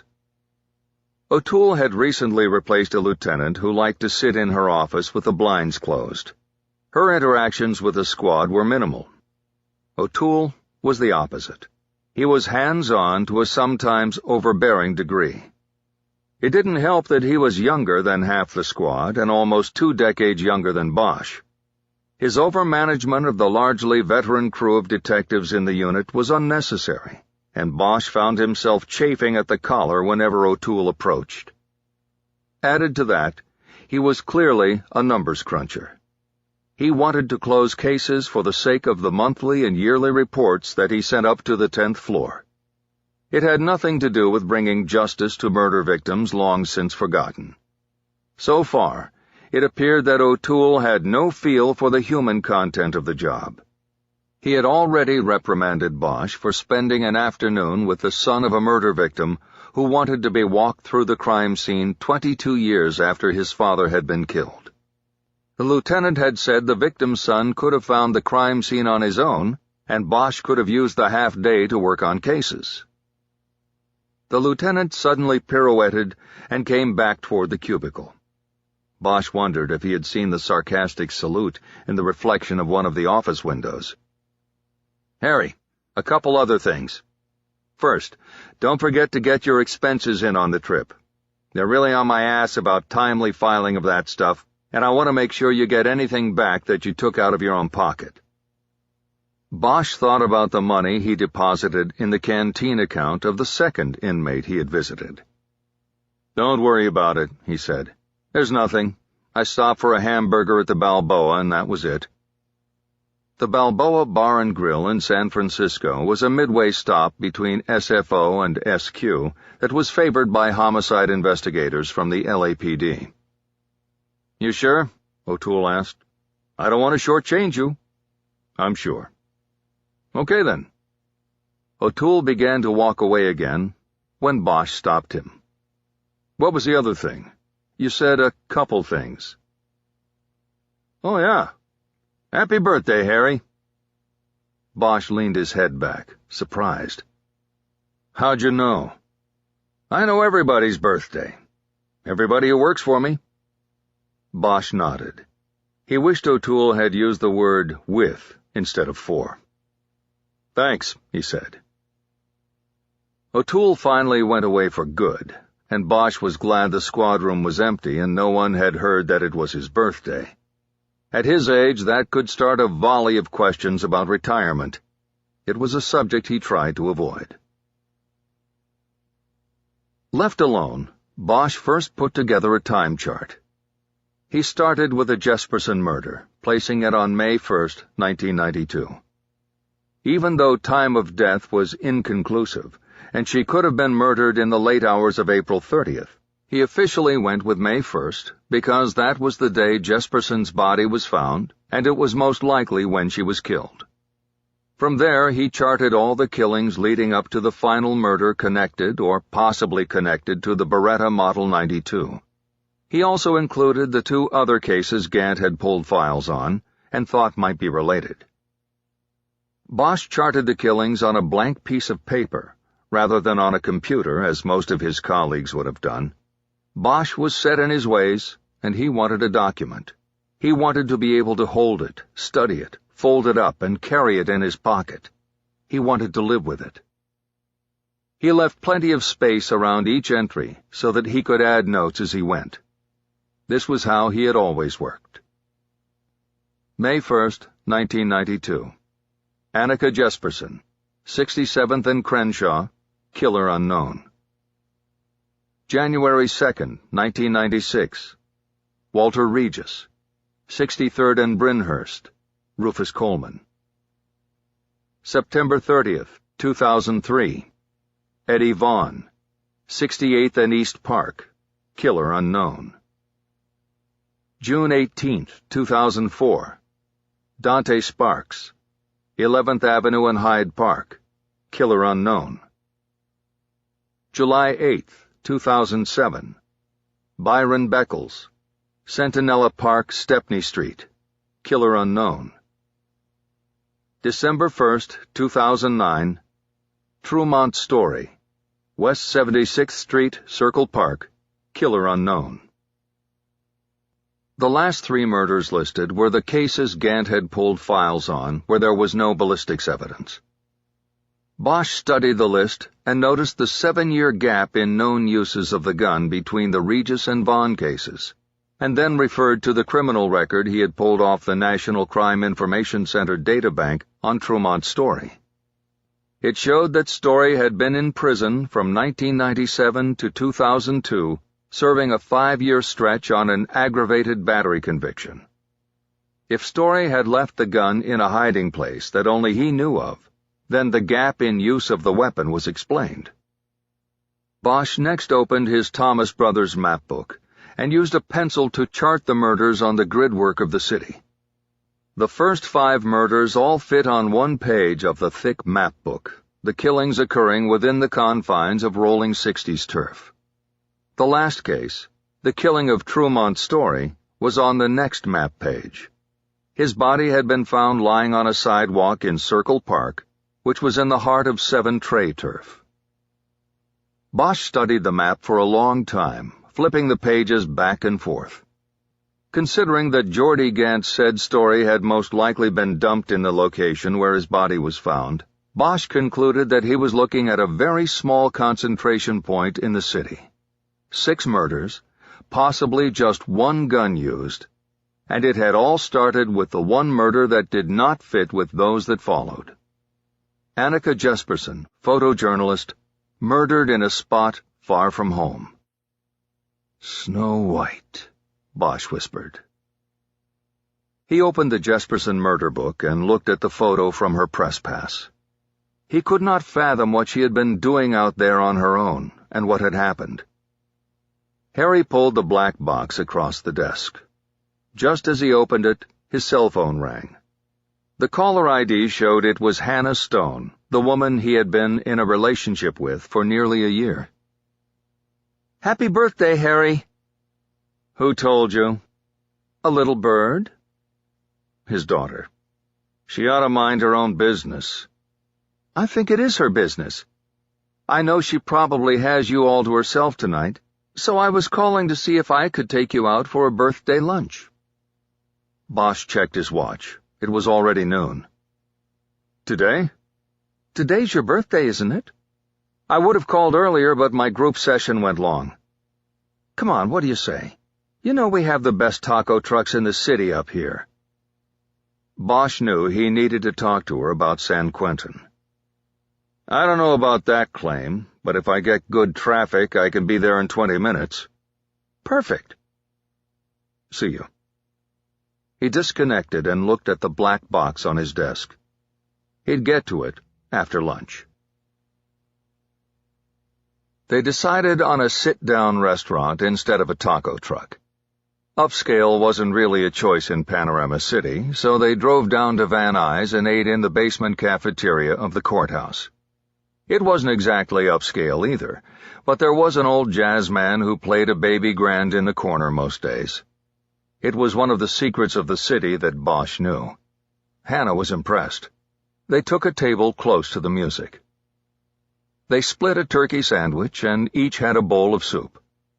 The music smoothed over the quiet spots in the conversation. Bosch was learning to get comfortable with Hannah. He had met her while working a case the year before. She was a therapist who worked with sexual offenders after their release from prison. It was tough work, and it gave her some of the same dark knowledge of the world that Bosch carried. "I haven't heard from you in a few days," Hannah said. "What have you been up to?" "Oh, just a case. Walking a gun." "What does that mean?" "Connecting or walking a gun from case to case to case. We don't have the weapon itself, but ballistics matches link cases. You know, across the years, across geography, victims, like that. A case like this is called a gun walk." He offered nothing further, and she nodded. She knew he never answered questions about his work in detail. Bosch listened to the piano man finish Mood Indigo, and then cleared his throat. "I met your son yesterday, Hannah," he said. He hadn't been sure how to broach the subject, and so he ended up doing it without finesse. Hannah put her soup spoon down on her plate with a sharpness that made the piano man raise his hands off the keys. "What do you mean?" she asked. "I was up at San Quentin on the case," he said. "You know, walking the gun, and I had to see someone up there. When I was finished, I had a little bit of time, so I asked to see your son. I only spent 10 or 15 minutes with him. I told him who I was, and he said he'd heard of me, that you told him about me." Hannah stared into space. Bosch realized he had played it wrong. Her son was not a secret. They had talked about him at length. Bosch knew that he was a sexual offender in prison after pleading guilty to rape. His crime had nearly destroyed his mother, but she had found a way to carry on by changing the focus of her work. She moved from family therapy to treating offenders like her own son. And it was that work that had brought her to Bosch. Bosch was thankful that she was in his life and understood the dark serendipity of it. If the son had not committed such a horrendous crime, Bosch would never have met the mother. "I guess I should have told you," he said. "I'm sorry. It's just that I wasn't even sure I was going to get the time to try to see him." With the budget cutbacks, they don't allow overnights up there. You gotta go up and back the same day, and so I wasn't sure." "How did he look?" Spoken with a mother's fear in her voice. "I guess he looked all right. I asked him if he was okay, and he said he was fine. I didn't see anything that concerned me, Hannah." Her son lived in a place where you were either predator or prey. He wasn't a big man. His crime had involved drugging his victim, not overpowering her.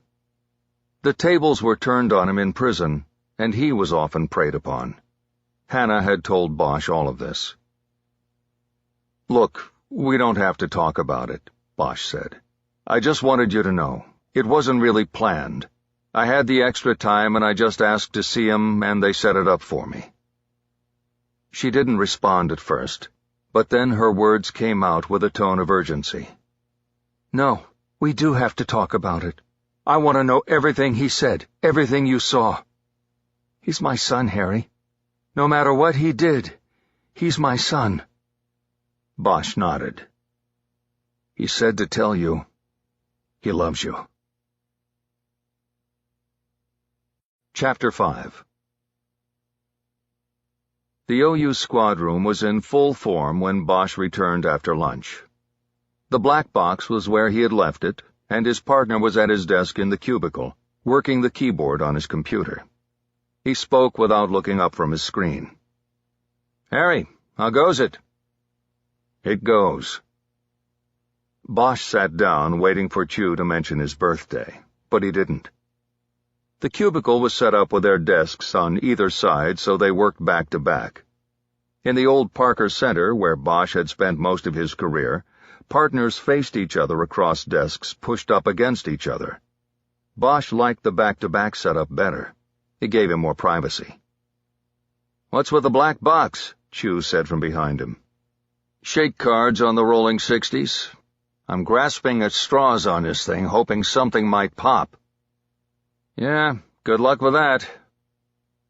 As partners, they were assigned the same cases, but then split them up and worked them solo until it was time for field work, such as surveillance or serving search warrants. Arrests were always a team job as well. This practice gave each an understanding of the other's workload. Usually they had coffee on Monday mornings to go over the cases and where each active investigation stood. Bosch had already briefed Chew about the trip to San Quentin when he checked in from SFO the afternoon before. Bosch opened the box and contemplated the thick stack of FI cards. Thoroughly going through them would probably take the rest of the afternoon and part of the evening. He was fine with that, but he was also an impatient man. He removed the brick of 3x5 cards, and a quick survey of them told him they were stacked chronologically, covering the 4 years on the box's label. He decided that he would center his initial work on the year of the Annika Jesperson murder. He culled the cards from 1992 and started reading. Each card took only a few seconds to digest. Names, aliases, addresses, driver's license numbers, and assorted other details. Often the officer who conducted the interview wrote down the names of other gang members who were with the individual at the time of the field interview. Bosch saw several names repeated in the cards as either the subjects of interviews or known associates. Bosch took every address noted on the cards, location of interview and subject's DL address, and charted it on the Thomas Brothers map that already had the Beretta Model 92 murders charted on it. He was looking for close connections to the 6 murders on his time chart. There were several, and most of them were obvious. 2 of the murders occurred on street corners where hand-to-hand drug transactions were routinely carried out. It stood to reason that patrol officers and crash units would roust gang members congregating at such locations. It wasn't until he was 2 hours into the project, his back and neck getting stiff with the physically repetitive work of charting the cards, that Bosch found something that put a live wire into his blood. A teenager identified on the shake card as a rolling 60s BG, or baby gangster, was stopped for loitering at Florence and Crenshaw on February 9, 1992. The name on his driver's license was Charles William Washburn.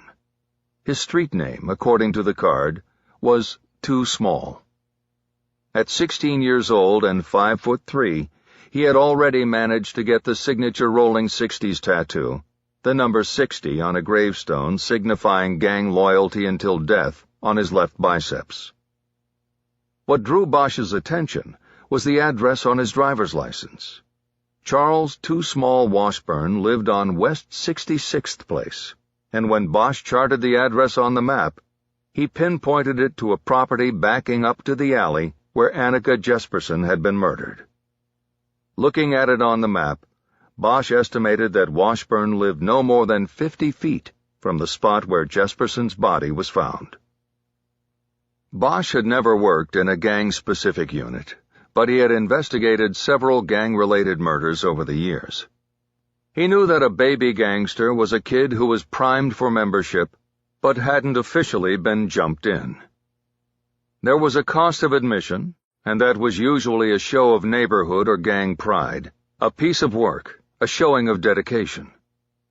Routinely, this meant an act of violence, sometimes even a murder. Anyone with a 187 on their record was elevated to full gangster status forthwith. Bosch leaned back in his chair and tried to stretch the muscles of his shoulders. He thought about Charles Washburn. In early 1992, he was a gangster wannabe, probably looking for his chance to break in. Less than 3 months after the cops stopped and interviewed him at Florence and Crenshaw, a riot breaks out in his neighborhood, and a photojournalist is shot point-blank in the alley behind his house.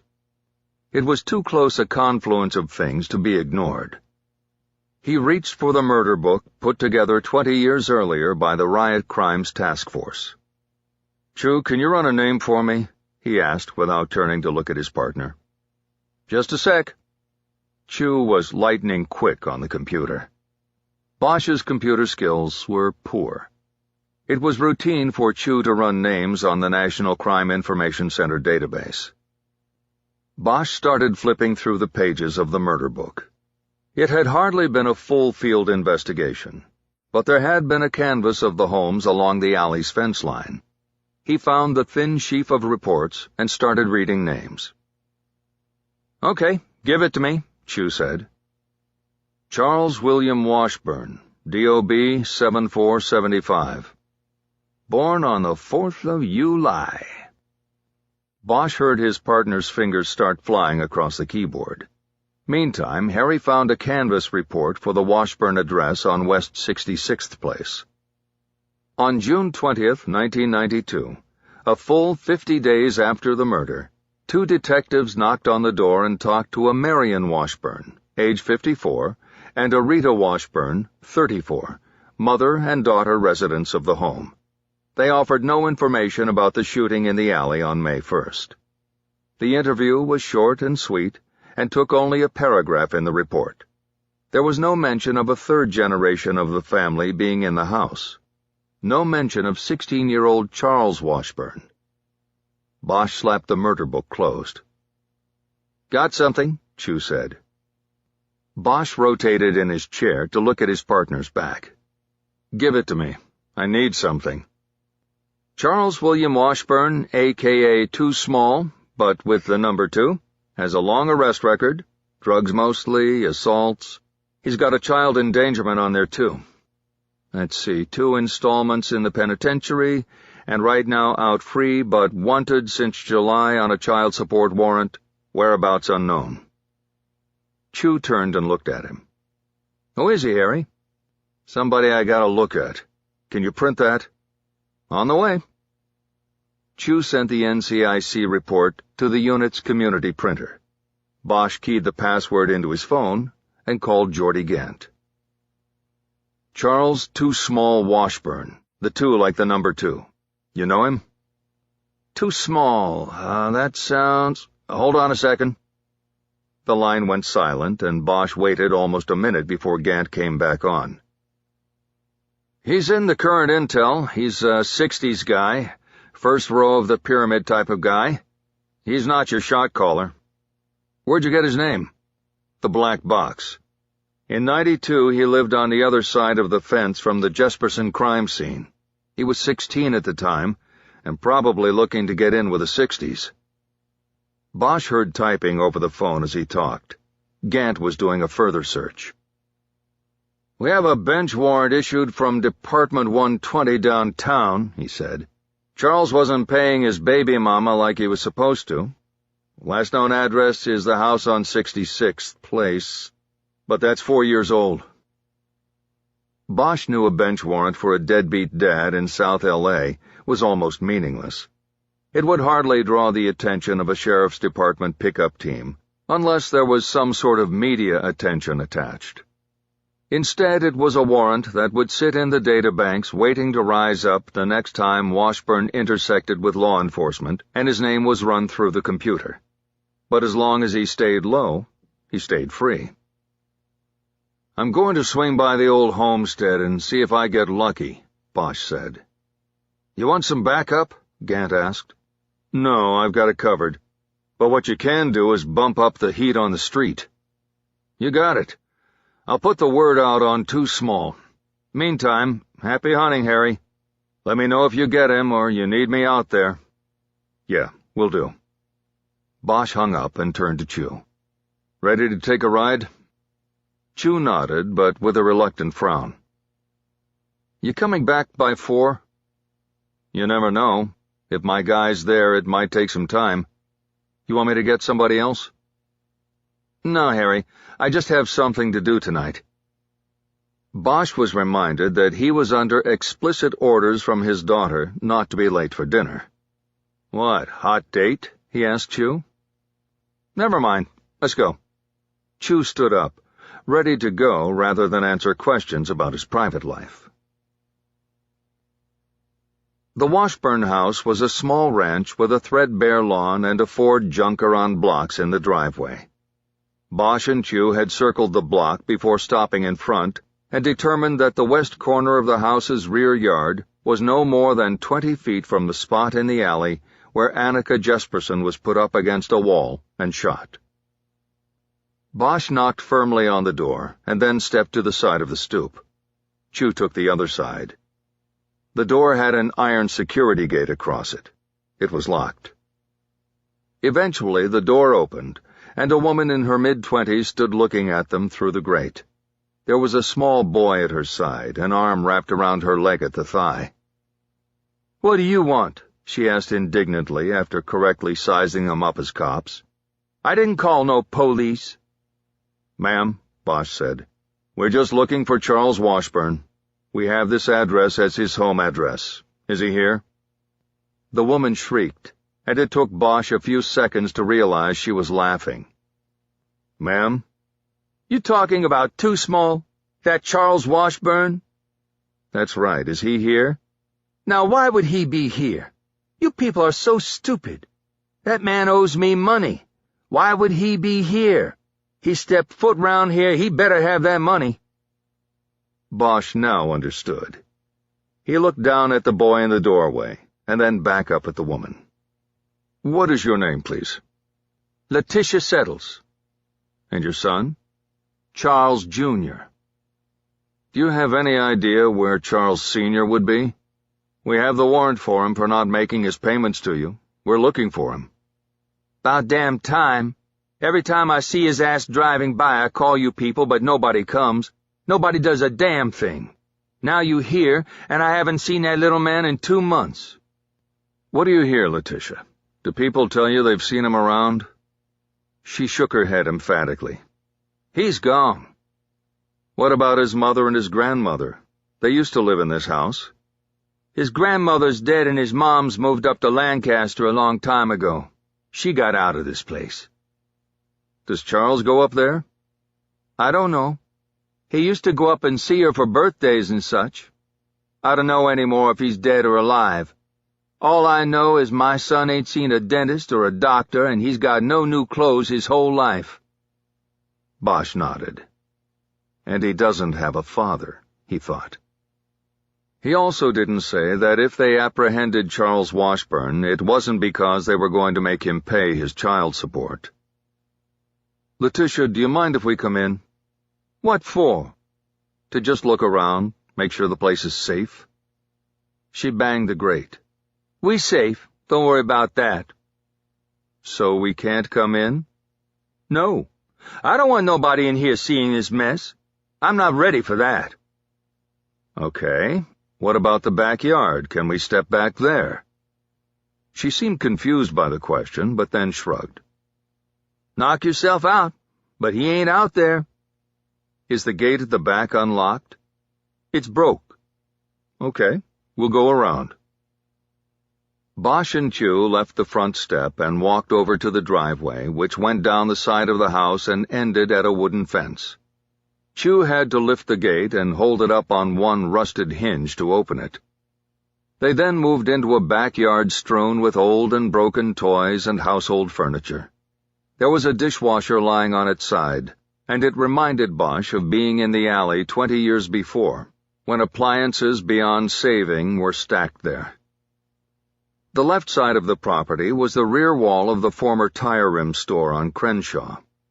Bosch went to the rear fence line that separated the yard from the alley. It was too tall for him to see over, so he pulled over a tricycle that was missing a rear wheel. Careful, Harry, Chu said. Bosch put one foot on the seat of the trike and pulled himself up on the fence. He looked across the alley to the spot where Annika Jesperson had been murdered 20 years before. Bosch dropped down to the ground and started walking the fence line, pressing his hand on each plank, looking for a loose one, or maybe even a trapdoor, that would give someone quick access to and from the alley. 2/3 of the way down, a plank that he pressed on popped back. He stopped and looked closer, and then pulled the board toward himself. It was not attached to the upper or lower cross braces. He easily pulled the plank out of the fence, creating a 10-inch wide opening. Chu came up next to him and studied the opening. Somebody small could easily slide through there and have access to the alley, he said. What I was thinking, Bosch replied. It was stating the obvious. The question was whether the plank had come loose over time, or had been a hidden portal back when Charles Too Small Washburn had lived here as a 16-year-old baby G, looking for a shot at being real G. Bosch told Chu to take a photo of the opening in the fence with his phone. He'd print it later and put it in the book. He then pushed the plank back into place and turned to survey the rest of the yard once more. He saw Letitia Settles standing in the open back door of the house, watching him through another iron gate. He knew that she had to be guessing that they weren't really looking for Charles because he hadn't paid child support. Chapter 6. Bosch came home to a birthday cake on the table and his daughter in the kitchen making dinner with instructions from a cookbook.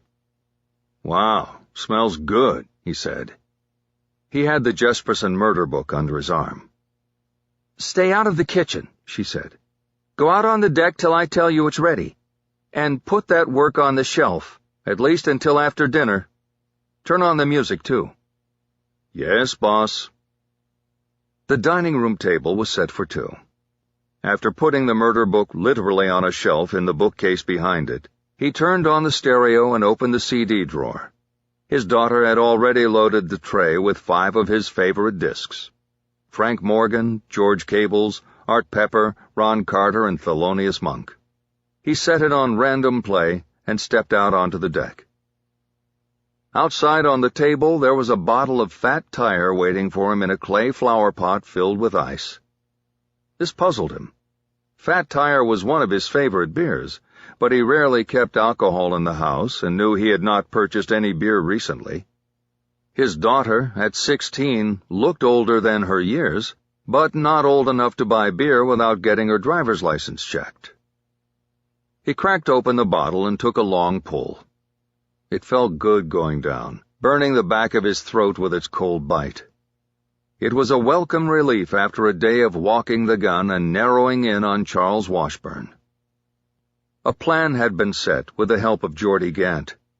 By the last roll call the next day, all patrol officers and gang units in South Bureau would have seen Washburn's photo and been told he was a high-priority pickup.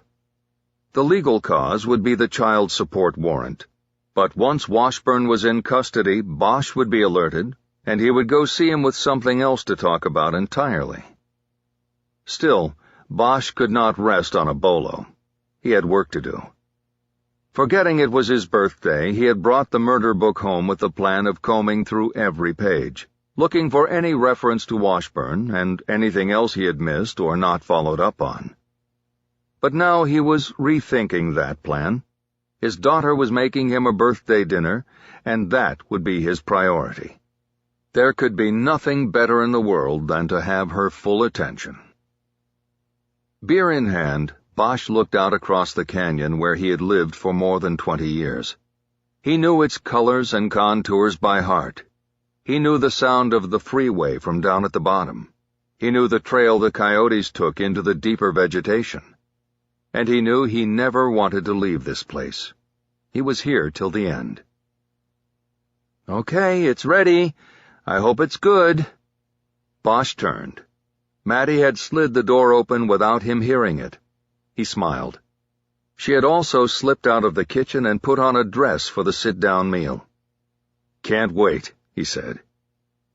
The food was already on the table. Pork chops and applesauce and roasted potatoes.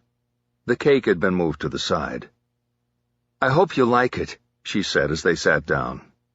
"Smells great and looks great," he said. "I'm sure I will." Bosch grinned broadly. She had not gone to such lengths on the previous 2 birthdays during which she had lived with him. She held up her wine glass filled with Dr. Pepper. "Cheers, Dad." He held up his beer. It was almost empty. To good food and music, and most of all, to good company. They clinked glasses. "There's more beer in the fridge if you want more," she said. "Yeah, where did that come from?" "Don't worry.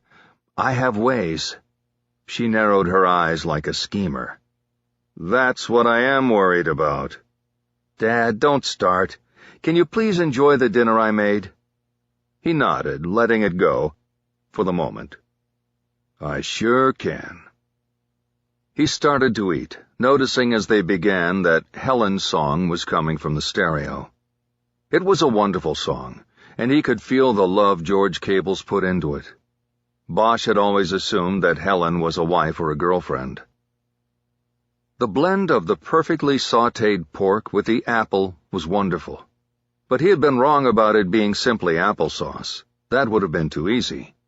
This was a warm apple reduction that Maddie had cooked on the stove, like the filling of the apple pie from Dupar's. His smile came back. "This is really delicious, Mads. Thank you." "Wait till you taste the cake. It's marble, like you." "What?" "Not like marble, but, you know, the dark and light mixed together. Because of what you do and what you've seen." Bosch thought about that.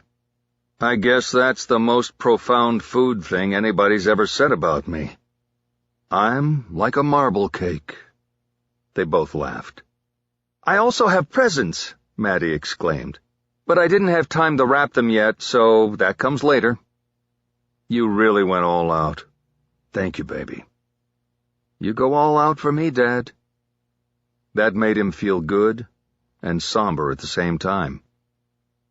"I hope I do." After the meal, they decided to digest a bit before they attacked the marble cake. Madeline retreated to her bedroom to wrap gifts, and Bosch took the murder book off the shelf. He sat down on the couch and noticed his daughter's school backpack had been left on the floor by the coffee table.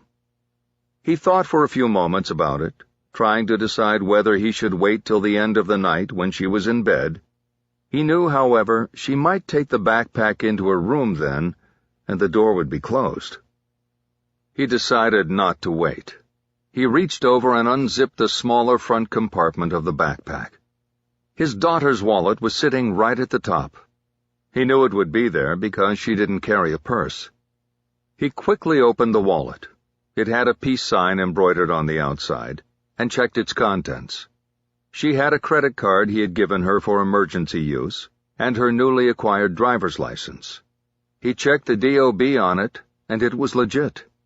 There were a couple receipts and gift cards from Starbucks and iTunes, as well as a punch card for recording purchases of smoothies at a place in the mall.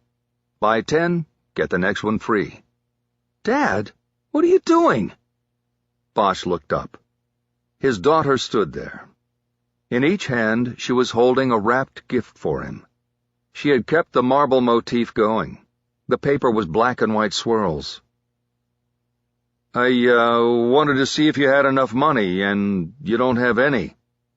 "I spent my money on dinner." "This is about the beer, isn't it?"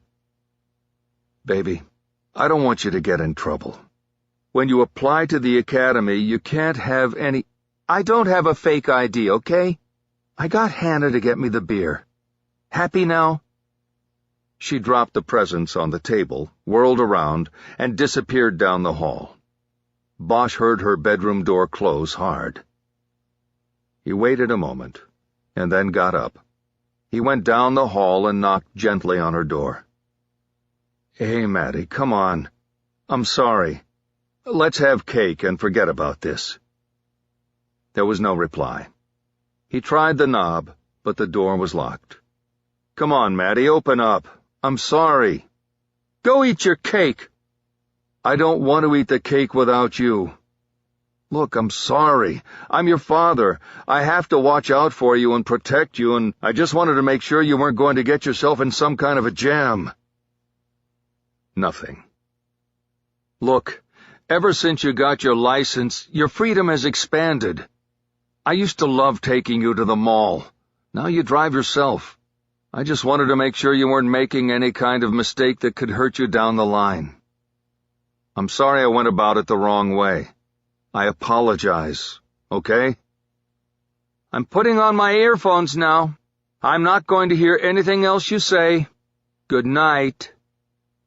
Bosch restrained himself from shouldering the door open. He leaned his forehead against it instead and listened. He could hear the tinny sound of music coming from her earphones. He walked back into the living room and sat on the couch. He took out his phone and texted an apology to his daughter, using the LAPD alphabet. He knew she could decipher it.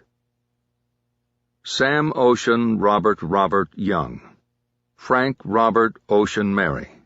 Young Ocean Union Robert. David Union Mary Boy Adam Sam. David Adam David.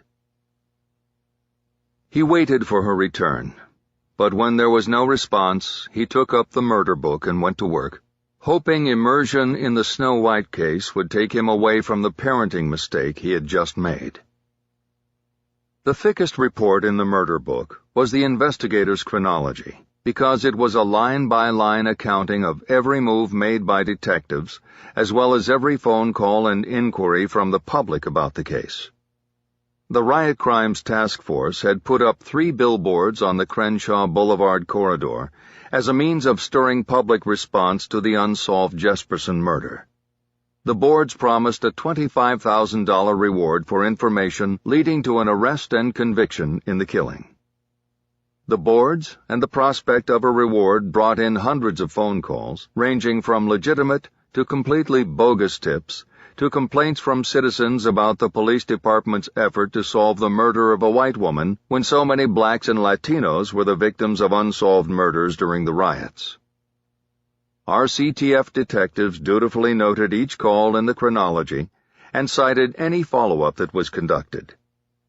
Bosch had moved quickly through these pages on his first survey of the murder book, but now he had names attached to the case, and he wanted to study every page in the book to see if any names had come up before.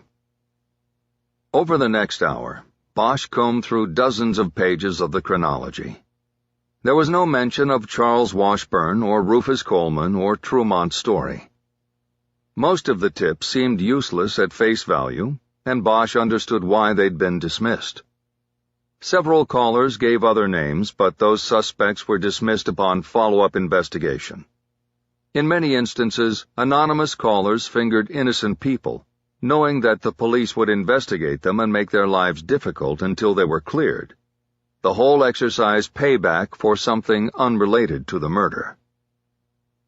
The calls noted in the chronology began to thin by 1993 and the closing of the task force and removal of the billboards. Once the Jesperson case was shifted to 77th Street Division homicide, the notations in the chronology became few and far between. Primarily, only Jesperson's brother, Henrik, and a number of different reporters checked in on the case's status from time to time. But one of the very last entries finally caught Bosch's eye. On May 1, 2002, the 10th anniversary of the murder, a call was noted in the chronology from someone named Alex White. The name meant nothing to Bosch, but its entry in the chrono was followed by a phone number with a 209 area code. It was listed as a status inquiry. The caller wanted to know if the case had ever been closed. There was nothing further noted in the entry as to what White's interest in the case was. Bosch had no idea who White was, but was intrigued by the area code. It wasn't one of LA's codes, and Bosch couldn't place it. Harry opened his laptop, Googled the area code, and soon learned that it was assigned to Stanislaus County in the state's Central Valley, 250 miles from Los Angeles. Bosch checked his watch. It was late, but not that late. He called the number that followed Alex White's name in the chrono. The line rang once, and then went to a recording of a woman's pleasant voice. "You have reached Cosgrove Tractor, the Central Valley's #1 John Deere dealership, located at 912 Crow's Landing Road in Modesto. We are convenient to the Golden State Highway and are open Monday through Saturday from 9 to 6. If you would like to leave a message, a member of our sales team will call you back as soon as possible." Bosch hung up before the beep, deciding that he would call back the next day during business hours. He also knew that Cosgrove Tractor might have nothing to do with the call. The number could have been assigned to a different business or individual back in 2002. "Are you ready for your cake?" Bosch looked up. His daughter had come out of her bedroom. She was wearing a long sleep shirt now, the dress probably hung in her closet. "Sure." He closed the murder book and, getting up, put it on the coffee table. As he approached the dining room table, he attempted to hug his daughter, but she gently ducked away and turned toward the kitchen. "Let me get a knife and some forks and plates." From the kitchen she called for him to open his 2 gifts, starting with the obvious one. But he waited for her return.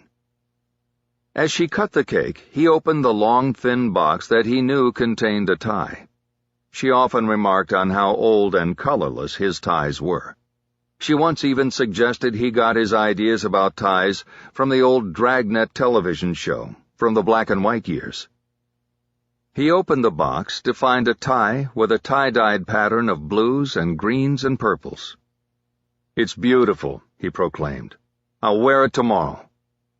She smiled, and he moved on to the second gift. He unwrapped it to find a box containing a stack of 6 CD cases. It was a collection of recently released live recordings of Art Pepper. "Unreleased art," Bosch read. "Volumes 1 to 6. How did you find these?" "Internet," Maddie said. "His widow puts them out." "I never heard of this stuff before." "She has her own label, Widow's Taste." Bosch saw that some of the cases contained multiple discs. It was a lot of music. "Should we listen?" She handed him a plate with a piece of marble cake on it. "I still have some homework," she said. "I'm going to go back to my room, but you go ahead." "I might start the first one." "I hope you like it." "Pretty sure I will. Thanks, Maddie, for everything." He put the plate and the CDs down on the table and reached to hug his daughter. This time she allowed it, and he was the most thankful for that.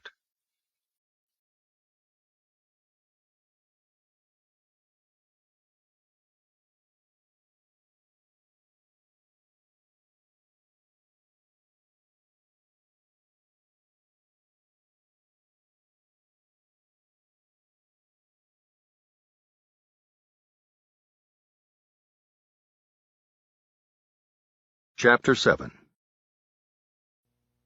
Bosch got to the cubicle early Wednesday morning, and before anyone in the squad had arrived. He poured coffee out of the take-out cup he'd brought with him into the mug he kept in his desk drawer. He put on his readers and checked for messages, hoping he had gotten lucky and would find that Charles Washburn had been picked up overnight and was waiting for him in a holding cell at 77th Street Division. But there was nothing on the phone or in email about Too Small. He was still in the wind. There was, however, a return email from Annika Jesperson's brother. Bosch felt a thrill of excitement when he recognized the words in the subject line, "The investigation of your sister's murder." A week earlier, when Bosch was notified by the ATF that the bullet casing from the Jesperson murder had been matched to ballistics from 2 other murders, the case jumped from the submission phase to an active investigation. Part of the Open Unsolved Units case protocol was to alert the victim's family whenever a case went to active status. This was a tricky thing, however. The last thing the investigator wanted to do was give family members false hope or have them needlessly revisit the trauma of losing a loved one. The initial notification always had to be handled with finesse, and that meant approaching a selected family member with carefully chosen and vetted information. In the Jesperson case, Bosch had only one family connection back in Copenhagen. The victim's brother, Henrik Jesperson, was listed in the original reports as the family contact, and a 1999 entry in the chronological report noted an email address for him. Bosch sent off an email to that address, having no idea if it would still be good after 13 years. The message was not kicked back, but it also wasn't answered. 2 days after sending it, he resent it, but again it was not replied to. Bosch had then put the contact issue aside as he investigated and prepared to meet Rufus Coleman at San Quentin. Coincidentally, one of Bosch's reasons for his early arrival at the office was to attempt to get a phone number for Henrik Jesperson and place a call to him in Copenhagen, which was 9 hours ahead of Los Angeles. Henrik had beaten Bosch to the punch and answered his email, the reply landing in Harry's email basket at 2 a.m. L.A. time. Dear Mr. Bosch, I thank you for your email which mistakenly diverted to my junk file. I have retrieved now and wish to answer promptly. Many thanks to you and LAPD for seeking the killer of my sister. Annika is still very missed in our lives here in Copenhagen. The BT newspaper where she works has brass plaque in place to commemorate this brave journalist who is a hero. I hope you can catch this bad people who kill. If we can talk to one another, my job phone is best to call at the hotel where I work every day as director. 004525146369 is the number you will call. I hope you can find killer. It means very much to me. My sister was a twin of mine. I miss very much. Henrik. P.S. Annika Jesperson was not on Vaction. She was on the story. Bosch stared at the last line for a good long while. He assumed that Henrik had meant vacation instead of Vaction. His postscript seemed to be a direct response to something in Bosch's original email, which was copied at the bottom of the message. Dear Mr. Jesperson, I am a homicide detective with the Los Angeles Police Department. I have been assigned to continue the investigation of your sister Annika's murder on May 1st, 1992. I do not wish to disturb you or cause you any further grief, but it is part of my duty as investigator to inform you that I am actively pursuing new leads in the case. I apologize for not knowing your language. If you are able to communicate in English, please respond to this message or call me at any of the numbers below. It has been 20 years since your sister came to this country for a vacation and lost her life when she diverted to Los Angeles to cover a city in flames for her newspaper in Copenhagen. It is my hope and obligation to finally put this case to rest. I will do my best, and look forward to communicating with you as I go." It seemed to Bosch that Henrik's reference to Vaction and the story was not necessarily a reference to the riots. Henrik could have been saying that his sister had come to the United States to pursue a story and had diverted from that to the riots in Los Angeles. It was all semantics and conjecture until Bosch actually talked to Henrik directly. He looked up at the wall clock and did some calculating. It was shortly after 4 p.m. in Copenhagen.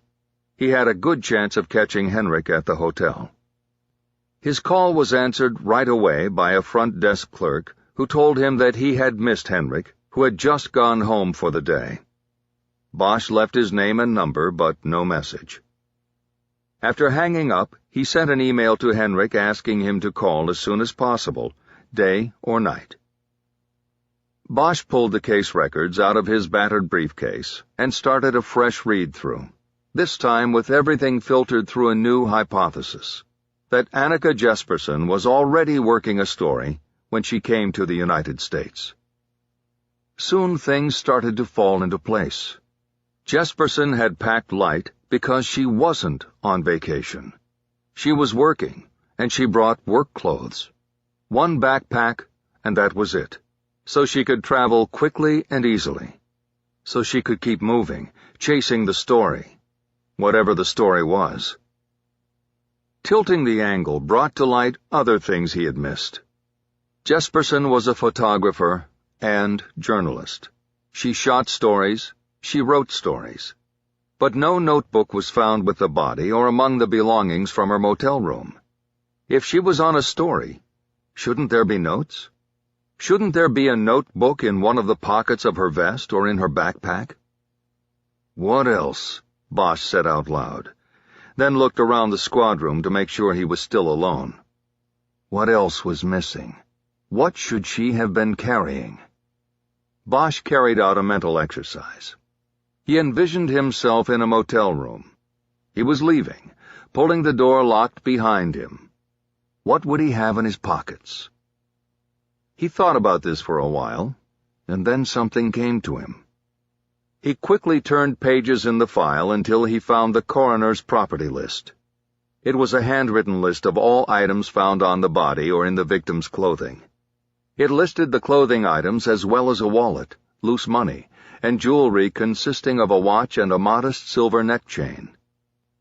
"No room key," he said aloud. This meant one of two things to Bosch. One was that she had left her room key in her rental car, and it had been taken when the car was broken into. The other, more likely conclusion was that someone had murdered Jespersen and taken her motel room key from her pocket. He double-checked the list, and then went to the plastic sleeves containing the Polaroid photos he had taken himself 20 years before. The faded photos showed various angles of the crime scene, the body as it had been found. Two of the shots were close-ups of the torso, and clearly showed the victim's pants. The top of the left pocket showed the white lining. Bosch had no doubt that the pocket had been pulled out when someone had rifled the victim's pockets and taken her motel room key, while leaving behind jewelry and cash. The motel room had then most likely been searched. For what was not clear, but not a single notebook or even a piece of paper had been found among the belongings turned over by the motel staff to the police. Bosch stood up because he was too tense to keep sitting. He felt he was on to something, but he had no idea what, and whether it ultimately had anything to do with Annika Jespersen's murder. "Hey, Harry." Bosch turned from his desk and saw his partner arriving at the cubicle. "Morning." "You're in early?" "No, the usual time. You're in late." "Hey, did I miss your birthday or something?" Bosch looked at Chu for a moment before answering. "Yeah, yesterday. How'd you know that?" Chu shrugged. "Your tie. Looks brand new, and I know you'd never have gone for bright colors like that." Bosch looked down at his tie and smoothed it on his chest. "My daughter," he said. "She's got good taste then." Too bad you don't. Chu laughed and said he was going to the cafeteria to get a cup of coffee. It was his routine to report to the squad room each morning and then immediately take a coffee break. You want anything, Harry? Yeah. I need you to run a name for me on the box. I mean, do you want a coffee or something? No, I'm good. I'll run the name when I get back. Bosch waved him off and sat back down at his desk. He decided not to wait. He went on the computer and started with the DMV database. Using 2 fingers to type, he plugged in the name Alex White and learned there were nearly 400 licensed drivers with the name Alex, Alexander, or Alexandra White in California. Only 3 of them were in Modesto, and they were all men ranging in age from 28 to 54.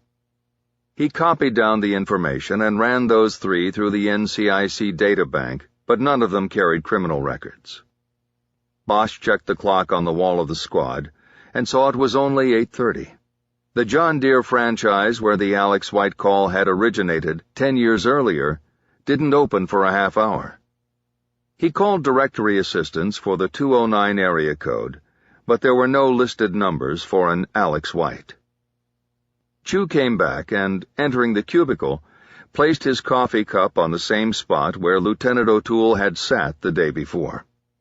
Okay, Harry, what's the name? He asked. I already ran it, Bosch said.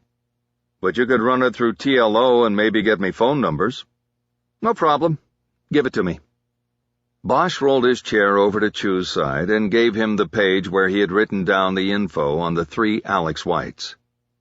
TLO was a database the department subscribed to that collated information from various public and private sources. It was a useful tool, and often provided unlisted phone numbers, even cell numbers, that had been provided on loan and employment applications. There was an expertise involved in using the database, knowing just how to frame the request, and that was where Chu's skills far exceeded Bosch's. Okay. Give me a few minutes here, Chu said.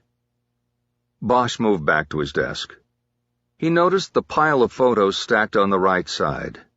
They were 3x5 shots of Annika Jesperson's press pass photo that he had ordered from the photo unit so that he could distribute them where needed.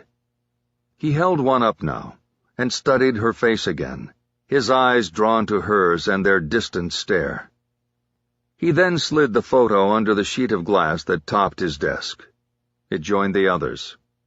All women, all victims, cases and faces he wanted always to be reminded of. Bosch, what are you doing here? Bosch looked up and saw it was Lieutenant O'Toole. I work here, Lieutenant, he said. You have qualifying today and you can't delay it again. Not till 10 and they'll be backed up anyway. Don't worry, I'll get it done. No more excuses. O'Toole walked off in the direction of his office. Bosch watched him go, shaking his head. Chu turned from his desk, holding out the page Bosch had given him. That was easy, he said. Bosch took the paper and checked it. Chu had written phone numbers under all 3 names. Bosch immediately forgot about O'Toole. Thanks, partner. So who's the guy? Not sure. But 10 years ago, somebody named Alex White called from Modesto to ask about the Jesperson case. I want to find out why. There's no summary in the book? No, just an entry in the chrono. Probably lucky somebody even took the time to put that in there. Bosch went to work on the phone, calling the 3 Alex Whites. He was both lucky and unlucky. He was able to connect with all 3 of the men, but none of them acknowledged being the Alex White who had called about the Jesperson case. They all seemed thoroughly confused by the call from Los Angeles. With each call, he had asked not only about Jesperson, but also about what the men did for a living, as well as whether they were familiar with the John Deere dealership where the call supposedly originated. The closest Bosch got to a connection was the last call. The eldest Alex White, an accountant who owned several plots of undeveloped land, said he had purchased a tractor mower from the Modesto dealership about 10 years earlier, but could not provide the exact date without searching through his records at home. He happened to be golfing when Bosch called him, but promised to get back to Harry with a date of purchase later in the day. Being an accountant, he was sure he still had the records. Bosch hung up. He had no idea whether he was just spinning his wheels, but the Alex White call was a detail that bothered him. It was now after 9, and he called the dealership from where the 2002 call had come. Blind calling was always a delicate skill. Bosch wanted to proceed cautiously here, and not blunder into something or give a potential suspect a heads-up that he was on the case. He decided to run a play instead of being up front about who he was and where he was calling from. The call was answered by a receptionist, and Bosch simply asked for Alex White. There was a pause at first. "I don't seem to have an Alex White on the employee list. Are you sure you want Cosgrove Tractor?" "Well, this is the number he gave me. How long have you been in business?" 22 years. Please hold." She didn't wait for his reply. Bosch was placed on hold while she presumably handled another call. Soon she was back. "We don't have an Alex White. Can anyone else help you?" "Can I speak to the manager?" "Yes. Who should I say is calling?"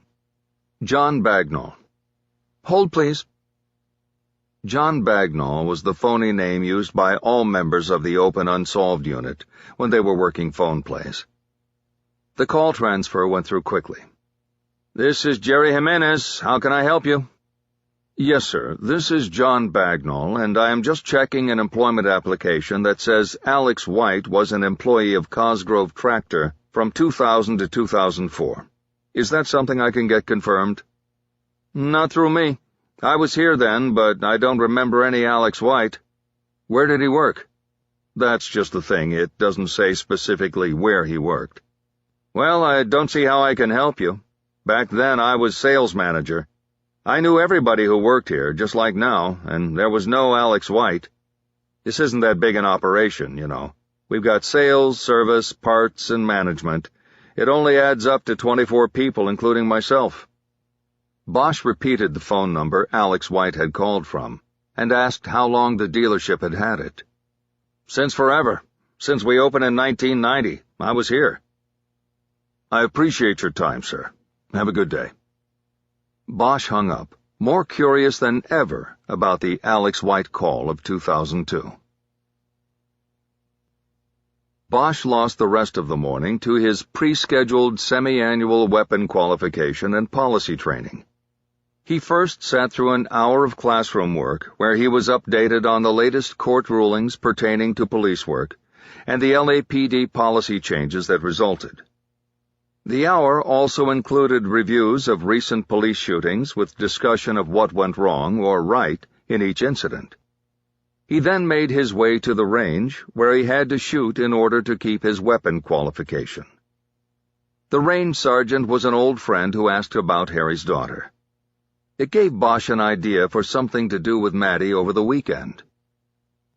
Bosch was crossing back through the parking lot, heading to his car, and thinking about where he would grab lunch when Alex White called him back from Modesto with information on his tractor purchase. He told Bosch that he had become so intrigued by the out-of-the-blue call that morning that he quit his golf game after just 9 holes. He also noted that his score of 59 was also a factor in the decision. According to the accountant's records, White had purchased the tractor mower at Cosgrove Tractor on April 27, 2002, and picked it up on May 1st, the 10th anniversary of Annika Jesperson's murder, and the same day someone claiming to be Alex White had called the LAPD from the dealership number to inquire about the case. "Mr. White, I need to ask you again. On the day you picked up your tractor, did you call down here from the dealership to ask about a murder case?" White laughed uneasily before answering. "This is the craziest thing," he said. "No, I did not call the LAPD. I have never called the LAPD in my life. Someone must have used my name, and I can't explain why, Detective. I'm at a loss." Bosch asked if there were any names on the paperwork he had checked for the date of purchase. White gave Bosch 2 names. The salesman was listed as Reggie Banks, and the sales manager who signed off on the deal was Jerry Jimenez. "Okay, Mr. White," Bosch said. "You've been very helpful. Thank you very much, and I'm sorry if I messed up your golf game today." "No problem, Detective. My tempo was off anyway. But I'll tell you what, if you ever solve this mystery of who called down there using my name, let me know, okay?" "Will do, sir. Have a nice day." Bosch thought about things as he unlocked his car. The Alex White mystery had now gone from a detail that needed clarification to something more. It was apparent that someone had called from the John Deere dealership to inquire about the Jesperson case, but had given a false identity, borrowing the name of a customer who had been in the dealership that very day. For Bosch, that changed things about the call in a big way. It was no longer an unexplained blip on his radar. There was now something solid there, and it needed to be explained and understood. Chapter 8. Bosch decided to skip lunch and get back to the squad room.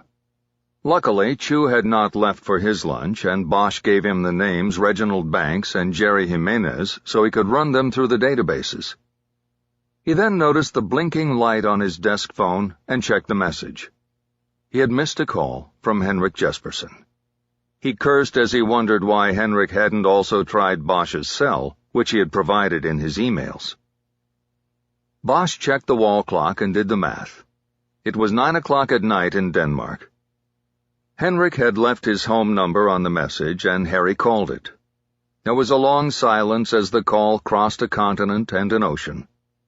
Bosch started to wonder if the call had gone east or west, but then a man answered after just 2 rings. "This is Detective Bosch in Los Angeles. Is this Henrik Jesperson?" "Yes, this is Henrik." "I'm sorry to return your call so late. Can we talk for a few minutes now?" "Yes, of course." "Good. I appreciate your response to my email and have a few follow-up questions if you don't mind." "I am happy to talk now. Please, go ahead." "Thank you. I first want to say, as I said in my email, that the investigation of your sister's death is high priority. I am actively working on it. Though it was 20 years ago, I'm sure your sister's death is something that hurts till this day. I'm sorry for your loss." "Thank you, Detective. She was very beautiful and very excited about things. I miss her very much." "I'm sure you do." Over the years, Bosch had talked to many people who had lost loved ones to violence. There were too many to count, but it never got any easier and his empathy never withered. "What is it that you wanted to ask me?" Jesperson asked. "Well, first I wanted to ask you about the postscript you put on your email to me. You said that Annika was not on vacation, and I wanted to clarify that if I could." "Yes, she was not."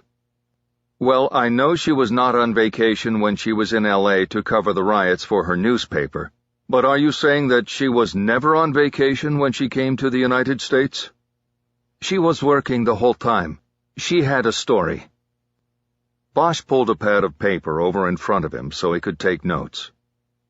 "Do you know what the story was?" "No, she did not tell me." "Then how is it that you know she came over here to work?"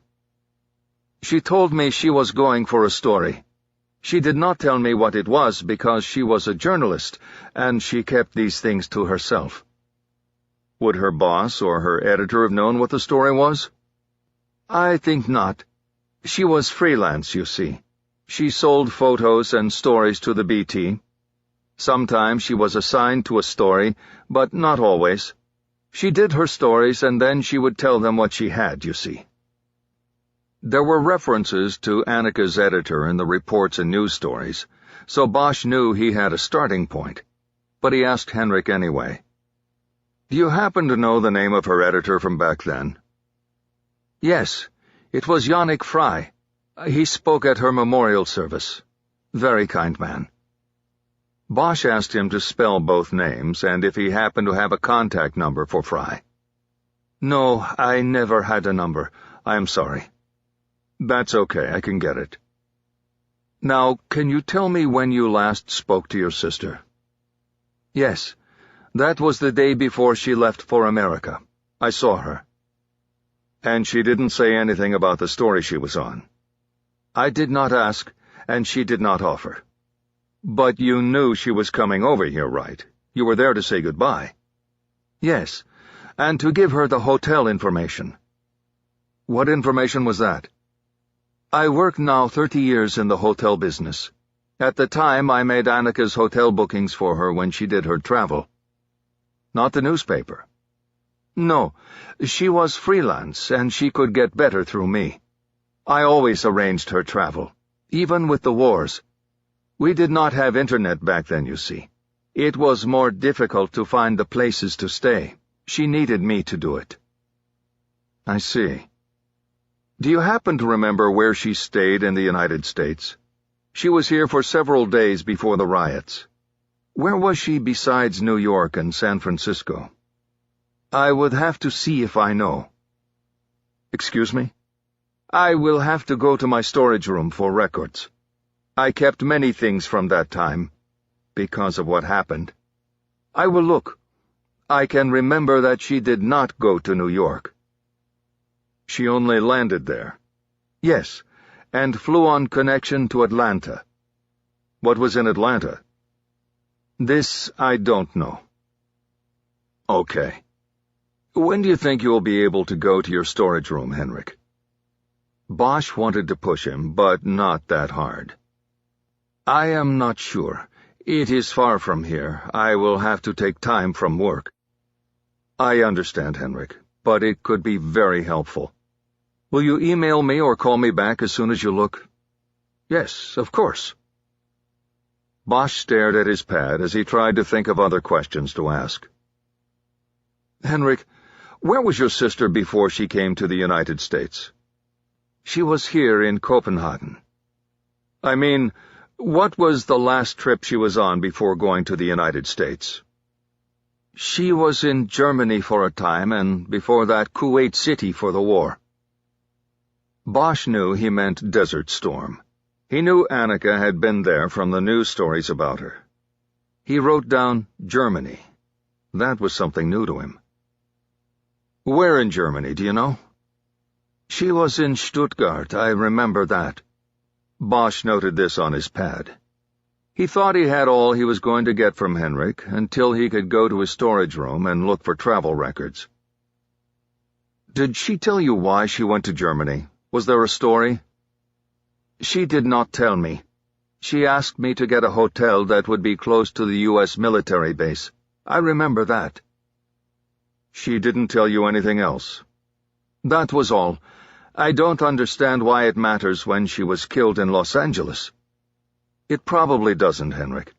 But sometimes it's good to cast a big net." "What does this mean?"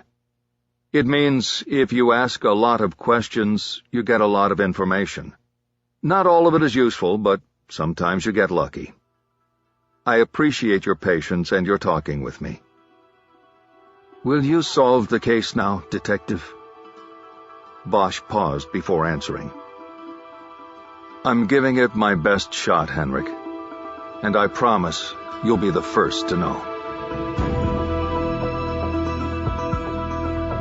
The call with Henrik energized Bosch, even though he had not gotten all there was to get. He could not put his finger on what was happening with the case, but things had shifted. Little more than a day earlier, he believed the investigation was going nowhere, and that he would soon be repacking the archive boxes and sending Annika Jesperson back to the depths of the warehouse of unsolved cases and forgotten victims. But now there was a spark. There were mysteries and irons in the fire. There were questions to be answered, and Bosch was still in the game. His next move was to make contact with Annika's editor at the BT. Bosch checked the name Henrik had given him, Yannick Fry, against the news reports and records in the murder book. The names didn't match. The stories that ran in the wake of the riots quoted an editor named Arne Hagen. The investigator's chronology also listed Hagen as the editor the RCTF detective spoke with about Jesperson. Bosch could not explain the discrepancy.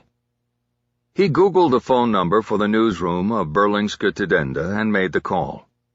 He guessed that someone would have to be in the newsroom despite the late hour. Noida. Bosch had forgotten about the language difficulty he might encounter.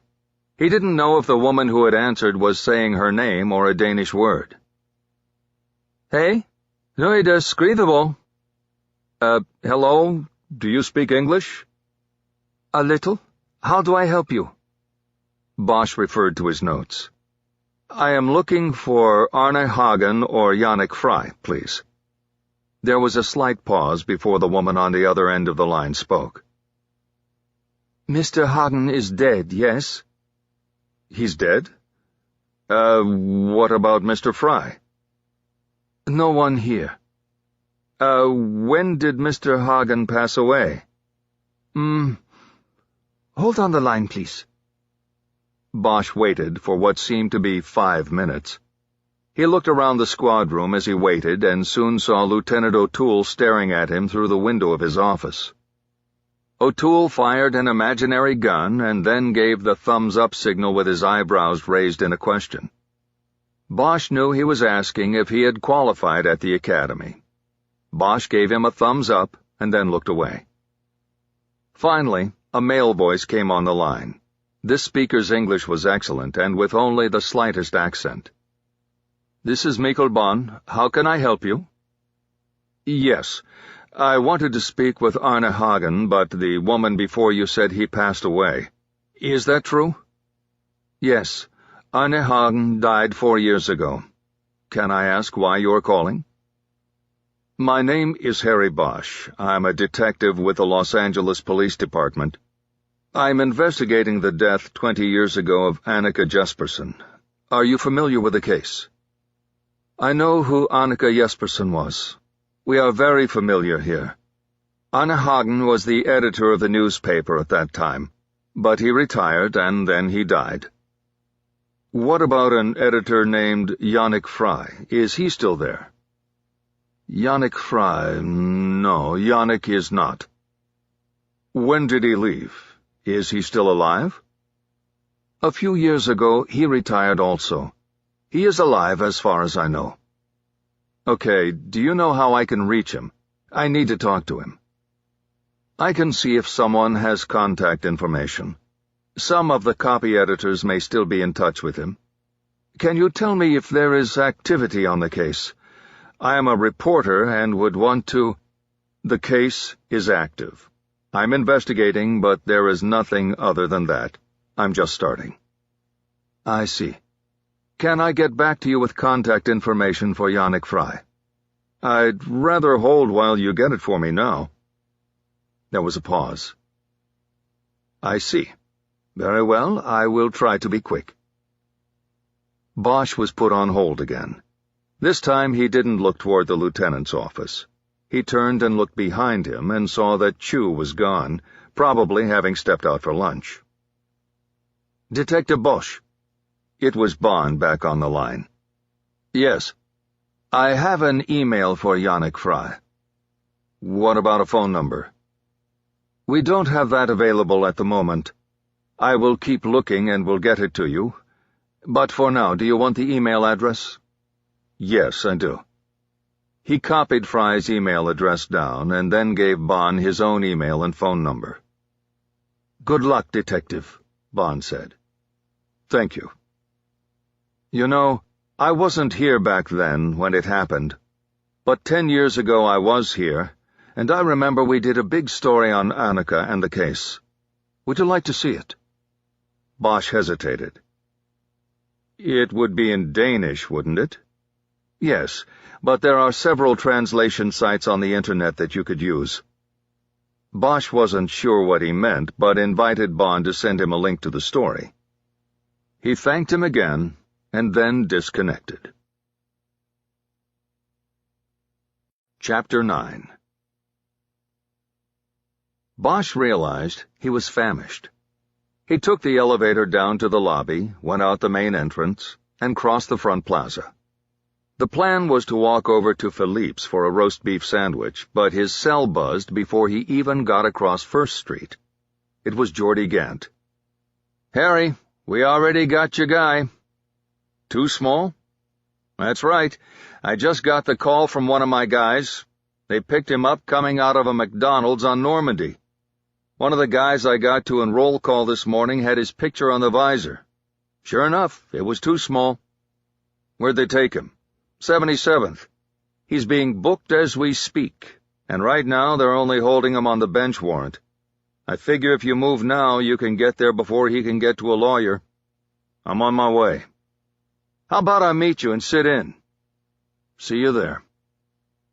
It took him only 20 minutes in midday traffic to get to 77th Street Station. The whole way he thought about how to play Washburn. Bosch had nothing on Too Small, but a hunch based on proximity. No evidence of anything, and nothing for sure. It seemed to him that his one shot was a play, to convince Washburn that he had something, and to use the lie to draw out an admission. It was the weakest way to go, especially with a suspect that had been around the block a few times with the police. But it was all he had. At 77th, Gant was already in the watch office waiting for him. "I had him moved down to the D Bureau. You ready?" "I'm ready." Bosch saw a box of Krispy Kreme donuts on a counter behind the patrol lieutenant's desk. It was open, and there were only 2 donuts left, probably sitting there since the morning's roll call. "Hey, does anybody mind?" He pointed toward the donuts. "Knock yourself out," Gant said. Bosch took a glazed donut and ate it in 4 bites while he followed Gant down the back hallway of the station to the detective bureau. They entered the sprawling squad room of desks, file cabinets, and piles of paperwork. Most of the desks were empty, and Bosch figured the detectives were out working cases or on lunch break. He saw a tissue box on one of the empty desks and pulled out 3 tissues to wipe the sugar off his fingers. A patrol officer was sitting outside the door of one of the 2 interrogation rooms. He stood up as Gant and Bosch approached. Gant introduced him as Chris Mercer, the patrolman who had spotted Too Small Washburn. "Nice work," Bosch said, shaking his hand. "Did you read him the words?" Meaning his constitutional rights and protections. "I did." "Great." "Thank you, Chris," Gant said. "We'll take it from here." The officer gave a mock salute and headed out. Gant looked at Bosch. "Any particular way you want to do this?" "We have anything on him besides the warrant?" "A little. He had a half ounce of weed on him." Bosch frowned. It wasn't much. "He also had $600 cash." Bosch nodded. That made things a little better. He might be able to work with the money, depending on how smart Washburn was about current drug laws. "I'm going to run a game on him, see if I can get him to hurt himself. I think it's our best shot. Put him in a corner so he has to talk his way out." "Okay, I'll play along if you need it." On the wall between the doors to the 2 interrogation rooms was a documents file. Bosch pulled a standard rights waiver form, folded it, and put it in his inside coat pocket. "Open it, and let me go in first," he said. Gant did so, and Bosch walked into the interrogation room with a dark look on his face. Washburn was sitting at a small table, his wrists bound by snap ties to the back of his chair. As advertised, he was a small man who wore baggy clothes to help disguise how little he was. On the table was a plastic evidence bag containing the items found in his clothing at the time of his arrest. Bosch took the chair directly across from him. Gant pulled the 3rd chair back to the door and sat down as if guarding it. He was a few feet behind Bosch's left shoulder. Bosch lifted the evidence bag and looked through it. A wallet, cell phone, set of keys, the money roll, and the plastic bag containing the half ounce of marijuana.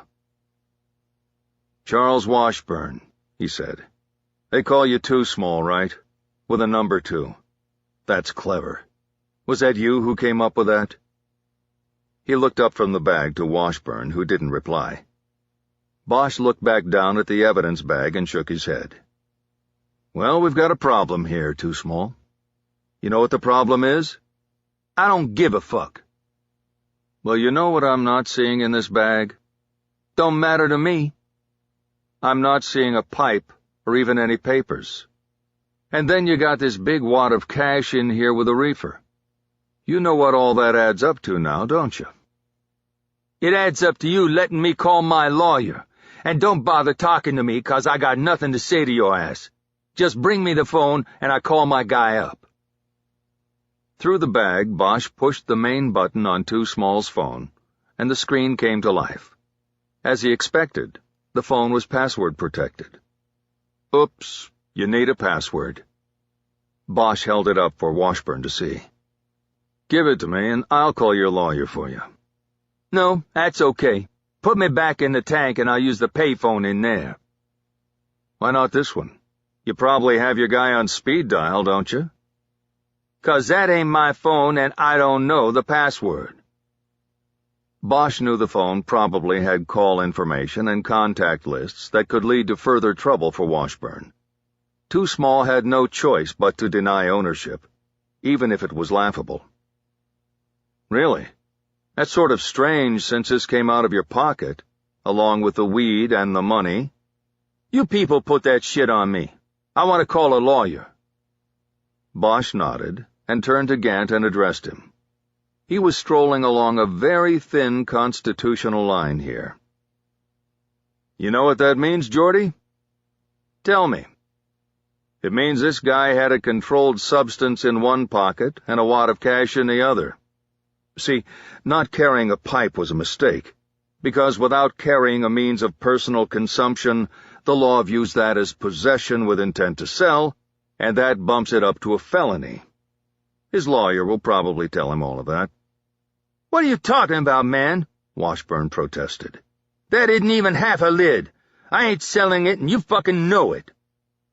Bosch looked back at him. "Are you talking to me?" he asked.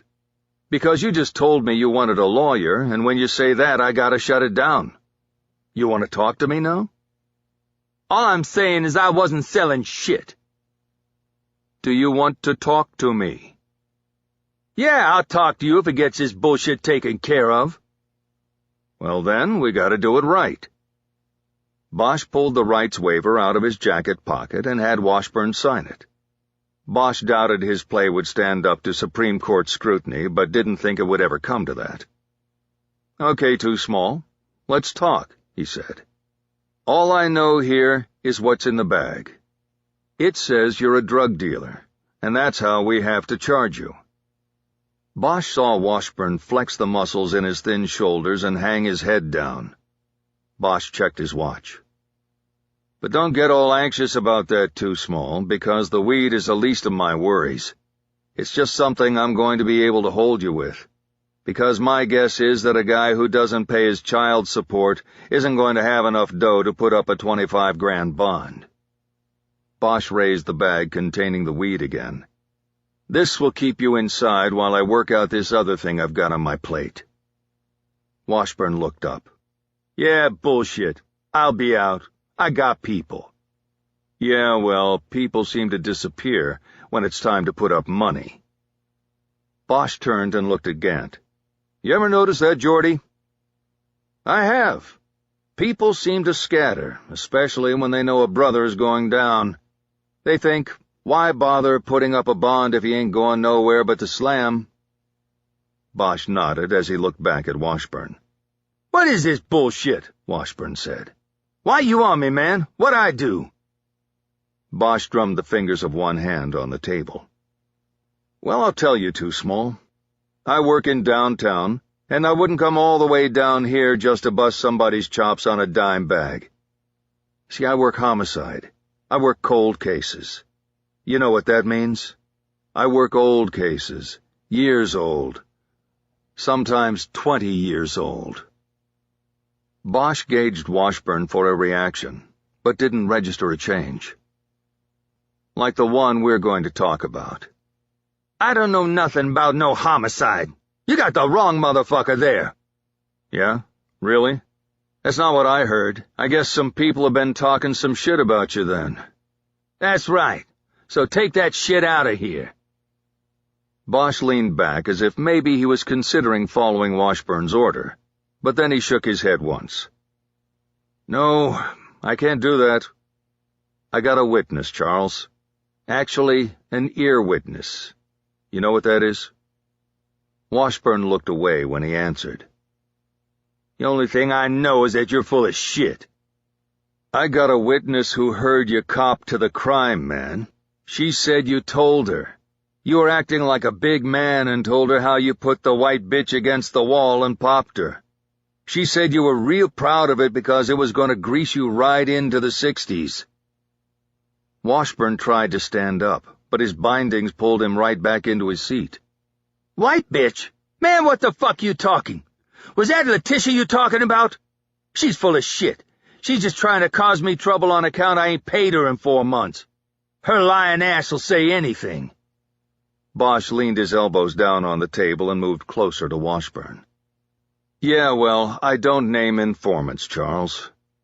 But I can tell you that you've got a big problem here, because I did some checking based on what I was told, and it turns out that in 1992, a white woman was murdered in the alley right behind your house. So this isn't no made-up shit. Washburn's eye lit with recognition. You mean that reporter bitch during the riots? You ain't putting that on me, man. I'm clean on that, and you can tell your ear witness that she keep lying and she's gonna get fucked up. Charles, I'm not sure you want to be threatening witnesses in front of 2 law enforcement officers. Now, you see, if something were to happen to Letitia, whether or not she was a witness, you are going to be the first person we come after. You understand? Washburn said nothing, and Bosch pressed on. Actually, I have more than one witness, Charles. I've got another person from the neighborhood who said you had a gun back then. A Beretta, as a matter of fact, and that's just the kind of gun used to kill the woman in the alley. That gun? I found that gun in my backyard, man. There. Washburn had made an admission, but he also had given a plausible explanation. It seemed too genuine and extemporaneous to be made up. Bosch had to go with it. Your yard? You want me to believe you just found it in your backyard? Look, man, I was 16 years old. My moms wouldn't even let me go outside during the riot. She had a lock on my bedroom door from the outside and bars on the window. She put me in there and locked me in, man. You go check with her on it. So when did you find this gun? When it was over, man. All over. I went out back and there it was in the grass when I was mowing the lawn. I didn't know where it came from. I didn't even know about that killing till my moms told me some police came and knocked on the door. Did you tell your moms about the gun? No. Fuck no. I wasn't going to tell her about no gun. And by then I didn't even have it no more. Bosch made a furtive glance over his shoulder to Gant. Harry was moving out of his zone here. Washburn's story had the desperation and detail of truth. Whoever had shot Jesperson could have tossed the murder weapon over the fence to get rid of it. Gant picked up on the glance and stood up. He pulled his chair over next to Bosch's. He was an equal player now. Charles, you've got a serious thing here, he said in a tone that imparted that seriousness perfectly. You have to know that we know more about this than you ever could. You can dig yourself out of a hole here if you don't bullshit us. If you lie, we're going to know it. Okay, Washburn said meekly. What I gotta say? You gotta tell us what you did with that gun 20 years ago. I gave it away. First I hid it, then I gave it away. To who? A guy I knew, but he's gone now. I'm not going to ask you again. Who? His name was Truman, but I never knew if that was his real name or not. On the street they call him True Story. Is that a nickname? What was his last name? Gant was following standard interview technique and asking some questions he already knew the answers to. It helped gauge the interview subject's veracity, and sometimes provided a strategic advantage when the subject thought the interviewer knew less than he actually did. I don't know, man, Washburn said. But he's dead now. He got clipped a few years back. Who clipped him? I don't know. He was street. Somebody just took him down, you know? It happens. Gant leaned back in his chair, and this was a signal to Bosch to take the lead back if he wanted it. He did. Tell me about the gun. Like you said, a Beretta. It was black. Where exactly did you find it in your yard? I don't know, by the swing set. It was just there in the grass, man. I didn't see it and ran over it with a lawnmower, put a big fucking scratch on the metal. Where was the scratch? Right down the side of the barrel. Bosch knew the scratch could be an identifier if the gun was ever found. More important, the scratch would help confirm Washburn's story. Did the weapon still work? Oh, yeah, it worked. Worked fine. I fired it right there, put a slug in one of the fence posts. Surprised me. I was hardly pulling the trigger. Your mother hear the shot? Yeah, she came out, but I put it in my pants under my shirt. I told her it was the lawnmower backfiring. Bosch wondered about the slug in the fence post. If it was still there, it would further corroborate the story. He moved on. All right, so you said your mother had you locked up in your room during the riots, right? That's right. Okay. So when did you find the gun? The riots pretty much ended after 3 days. May 1st was the last night. Do you remember when you found the gun? Washburn shook his head like he was annoyed. That's too far back, man. I can't remember what day. I just remember I found the gun is all. Why did you give it to True Story? 'Cause he was a street boss. I give it to him. You mean he was a boss in the Rolling 60s Crips, correct? Yes, correct. He said it in a mocking white man's voice. It was clear he wanted to talk to Gant and not Bosch. Harry glanced toward Gant, and he took the lead back. You said Trumont. You mean Trumont, right? Trumont Story? I guess, man. I didn't know him that well. Why'd you give him the gun, then? Because I wanted to know him. I wanted to move up the ladder, you know? And did you? Not really. I took a bust and got sent to J.D. up in Sylmar. I was there for almost 2 years. After that, I sort of missed my chance. One of the largest juvenile detention centers was in Sylmar, in the northern suburbs of the San Fernando Valley. The juvie courts often sent underage criminals to centers far from their home neighborhoods, in an effort to break their connection to gangs. Did you ever see that weapon again? Gant asked. Nope, never did, Washburn answered. What about True Story? Bosch asked. Did you see him again? I'd see him on the street, but we never were together. We never spoke. Bosch waited a moment to see if he would say more. He didn't. Okay, sit tight, Too Small, he said. He tapped Gant on the shoulder as he stood up. The detectives left the interrogation room, closed the door, and huddled together outside. Gant shrugged his shoulders and spoke first. It hangs together, he said. Bosch nodded reluctantly. Washburn's story did have the ring of truth, but the ring didn't matter. He had admitted finding a gun in his backyard. It was most likely the gun Bosch was looking for, but there wasn't any evidence of that, just as there wasn't any evidence that Too Small Washburn's involvement in Annika Jesperson's murder was anything more than what he had admitted to. What do you want to do with him? Gant asked. I'm done with him. Book him on the warrant in the weed, but let him know that it wasn't Letitia or anybody else who talked to us. Will do. Sorry it didn't work out, Harry. Yeah. I was thinking. Thinking what? Trumont's story. What if he wasn't whacked with his own gun? Gant cupped his elbow in one hand and rubbed his chin with the other. That was almost 3 years ago. Yeah, I know. It's a long shot. But there was a 5-year stretch in there when Story was up in Pelican Bay, and nobody used the gun. It stayed hidden.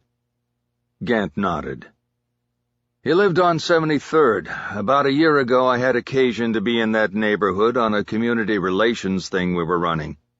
I knocked on that door and his baby mama was still living in the house. Bosch nodded. The team that caught his killing, you know if they ever checked the house? Gant shook his head. I don't know, Harry, but I'm thinking probably not too closely. Not with a warrant, I mean. I can check. Bosch nodded and started toward the squad room door. Let me know, he said.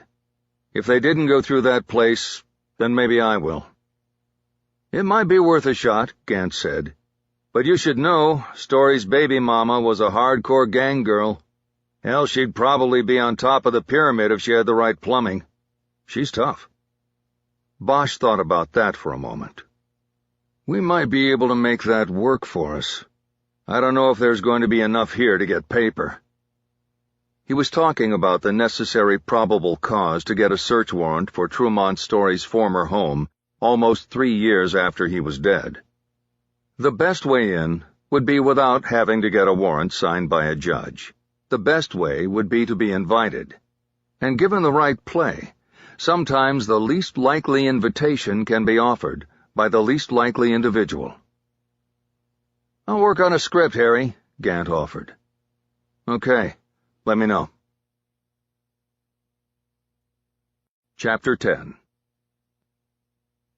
Chu was at his computer working on a Word document when Bosch got back to the squad room. What's that? Parole letter on the Clancy case. Bosch nodded. He was glad Chu was getting the letter done. The department was notified whenever a murderer convicted in one of its cases was coming up for a parole hearing. It was not required, but the investigators who worked the case were invited to send letters of objection or recommendation to the parole board. The workload often prevented this from getting done, but Bosch was usually a stickler about it. He liked to write letters that described the brutality of the murder in detail, hoping that the horror of the crimes would help sway the board to deny parole. He was attempting to pass this practice on to his partner, and had given Chu the task of writing the letter on the Clancy murder, a particularly heinous sexually motivated stabbing. I should have something for you to read tomorrow. Good, Bosch said. Did you run those names I gave you? Yeah, not much there. Jimenez was totally clean, and Banks just has a DUI conviction. You sure? That's all I found, Harry. Sorry.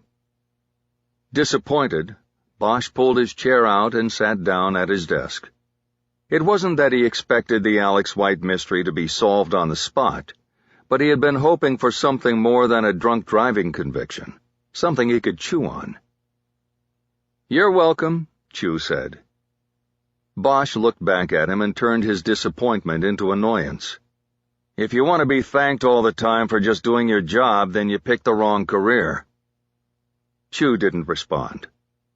Bosch fired up his computer and was greeted with an email from Michael Connelly of the Berlingske Tidende.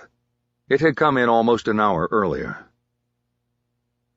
Detective Bosch. I have inquired further. Yannick Frey was the editor who worked with Annika Jespersen because he was in charge of freelance projects. Mr. Frey did not speak directly to Los Angeles investigators and reporters in 1992 because his English skills were considered poor. Arne Hagen spoke at the time because his English skills were very high, and he was editor of the newspaper. I have made contact with Mr. Frey, and his English is not good. I offer my services as go-between if you have questions for him. If this is of help to you, I am happy to do this. Please just let me know your answer. Bosch considered the offer. He knew there was an unspoken quid pro quo in Bond's seemingly innocent offer to help.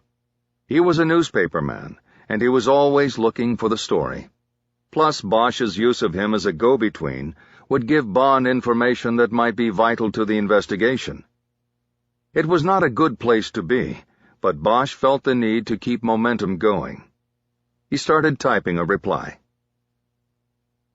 Mr. Bond, I would like to take you up on your offer if you can promise me that the information Mr. Fry provides will be kept confidential until I tell you it is okay to use in a newspaper story. If you can agree to that, here is what I would like to ask. Do you know if Annika Jesperson flew to the United States to pursue a story? If yes, what was the story about? What was she doing here? What can you tell me about her destinations in the United States? She went to Atlanta and San Francisco before coming to L.A. Why? Do you know if she went to any other cities in the USA? Before her U.S. trip, she went to Stuttgart, Germany, and stayed in a hotel near the U.S. military base. Do you know why? I think this is a good start, and I would appreciate any information you can get in regard to Annika's trip here. Thank you for your help, and once again, please keep this information confidential. Bosch reread the email before sending it. He tapped the send button and immediately felt a sense of regret about involving Bond, a journalist he had never met and had had only one conversation with. He turned away from the computer screen and checked the wall clock. It was almost 4, which made it almost 7 in Tampa. Bosch opened the murder book and got the number he had written on the inside cover for Gary Harrod, the now-retired detective who had run the Jesperson case for the Riot Crimes Task Force back in 1992. He had talked to Harrod when he had reopened the case. There had not been much to ask then, but now there was. Bosch wasn't sure if the number he had for Harrod was a home, cell, or work phone. He had retired as a young man at 20 years in, moved to Florida, where his wife was from, and now ran a successful real estate firm. This is Gary. Hey, Gary, this is Harry Bosch in L.A. Remember we talked about the Jesperson case last month? Sure, Bosch, yes, of course. Do you have a couple minutes to talk, or are you eating dinner? Dinner's not for a half hour. Until then, I'm all yours. Don't tell me you solved the Snow White case already. Bosch had told him in their first call that Annika had been nicknamed Snow White by his partner on the night of the murder. Not quite. I'm still fishing around on things, but a couple things have come up that I wanted to ask you about. Go ahead, shoot. Okay. The first thing is the paper Jesperson worked for. Were you the one who made contact with the people in Denmark? There was a long pause as Harrod probed his memory of the case. Bosch had never worked directly with Harrod, but he knew of him back when he was with the department. He had a reputation as a solid investigator. It was the reason Bosch had chosen to contact him out of all of the investigators who'd had a piece of the case in those early years. He knew Harrod would help if he could, and that he wouldn't hold back information. Bosch always made the effort to touch base with the original investigators on cold cases. It was surprising how many were still infected with professional pride, reluctant to help another investigator solve a case they were unable to close themselves. Not so with Harrod. In their very first conversation, he revealed his guilt over not closing out the Jesperson case and many of the other riot murders he was assigned to. He said the task force was overwhelmed by too many cases with too little evidence to pursue. Like the Jesperson case, most RCTF investigations were based on incomplete or almost non-existent crime scene investigations. The lack of forensic evidence was crippling.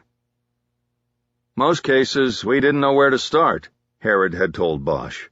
We were running around in the dark, so we put up billboards and offered rewards, and primarily that's what we worked off of. But we didn't get much, and at the end of the day, we didn't break any new ground. I don't remember a single case that we closed. So frustrating. It was one of the reasons I pulled the pin at 20. I had to get away from L.A. Bosch couldn't help but think that the city and the department had lost a good man. His hope was that if he was able to close out the Jesperson case, then Harrod would find a measure of solace in that. I remember talking to somebody over there, Herod said. It wasn't her direct boss because that person couldn't speak English. So it was more of a general supervisor, and I just got general info. I remember there was a uniform up in Devonshire who spoke the language, Danish, and we used him to make some calls over there. This was news to Bosch. There were no reports in the murder book about a phone interview with anyone other than Arne Hagen, the newspaper's editor-in-chief. Who was interviewed? Do you remember? I think it was just other people on the newspaper staff, maybe family members too. Her brother? Maybe, but I don't remember, Harry. It was 20 years ago, and a different life for me. I understand. Do you remember who it was in Devonshire Division that you used on the calls? It's not in the book? No. Nothing in the book about any Danish language interviews. It was just somebody in Devonshire Patrol? Yeah, some guy that was born over there and grew up here and knew the language. I don't remember the name. Personnel found him for us. But look, if there are no reports in the book, then it didn't add up to anything, Harry. I would have put it in. Bosch nodded. He knew Herod was right. But it always bothered him when he heard about an investigative move that was not chronicled in the official record, the murder book. Okay, Gary, I'll let you go. I just wanted to check that out with you.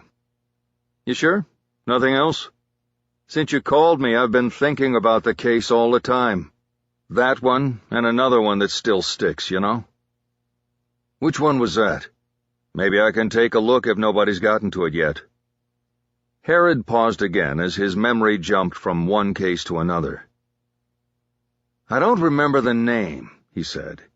It was a guy up in Pacoima. He was from Utah, staying in a shitty motel up there. He was part of a construction crew that traveled around the West, building strip malls. He was a tile setter, I remember that. What happened? We never knew. He was found headshot in the middle of the street about a block from his motel. I remember the TV was on in his room. He must have been watching on TV. You know, the city coming apart like that. And for whatever reason, he went outside to look. And that's what always bothered me about that one. That he went outside? Yeah, that he went out. Why? The city was burning. There were no rules, just anarchy. And he left safety to go see it. As far as we could ever tell, somebody just drove by and popped him from a car. No witnesses, no motive, no evidence. It was a loser the day I got the case, and I knew it.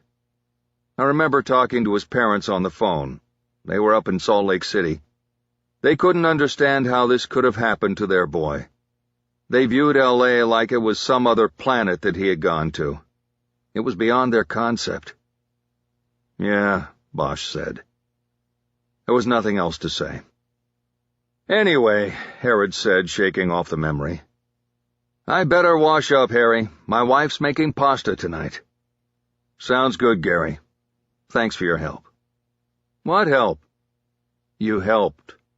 Let me know if you think of anything else. You got it. Bosch hung up and tried to think if he knew anybody who would have worked in Devonshire 20 years ago.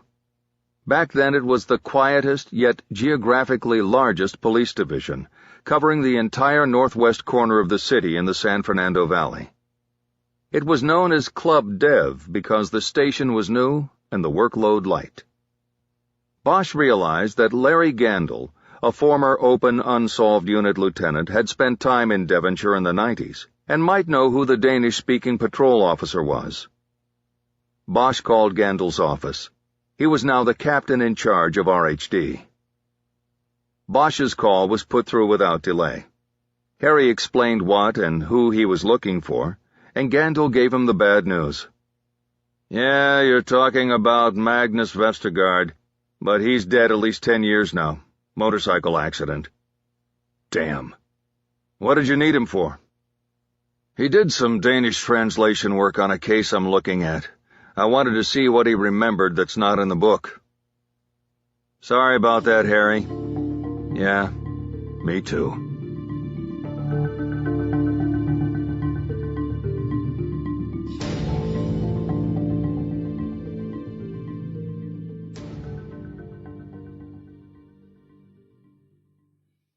As soon as Bosch put down the phone, it rang while still in his hand. It was Lieutenant O'Toole. "Detective, can you come into my office for a moment?" "Sure thing." Bosch killed his computer screen and got up. A summons to O'Toole's office was not a good thing. He felt several eyes in the squad room following him as he made his way to the corner office. It was bright inside. The blinds over the windows that looked out on the squad were open, as well as the exterior windows that had a view of the Los Angeles Times building. The previous lieutenant always kept these closed, out of fear that the reporters were watching. "What's up, LT?" Bosch asked. "I've got something I want you to run with." "What do you mean?" "A case. I got a call from an analyst named Pran in the death squad. He linked an open case from '06 with a case from '99. I want you to handle it. It sounded good. Here's his direct." O'Toole proffered a yellow post-it with a phone number jotted on it. The Death Squad was the unofficial acronym of the new Data Evaluation and Theory Unit. It was part of a new form of cold case investigating called data synthesizing. For the prior 3 years, the Death Squad had been digitizing archived murder books, creating a massive database of easily accessible and comparable information about unsolved killings. Suspects, witnesses, weapons, locations, word constructions, any and all of the myriad details of crime scenes and investigations were constantly churning through the squad's telephone booth-size IBM computer. It had provided a whole new line of investigation of cold cases. Bosch didn't reach out for the post-it, but his curiosity got the better of him. "What's the connection between the cases?" "A witness. Same witness happened to see the shooter running away. 2 contract hits, one in the valley, one downtown, no seeming connection, but the same witness both times. Sounds to me like this witness needs to be looked at from a whole new angle. Take the number." Bosch didn't. "What's going on, Lieutenant?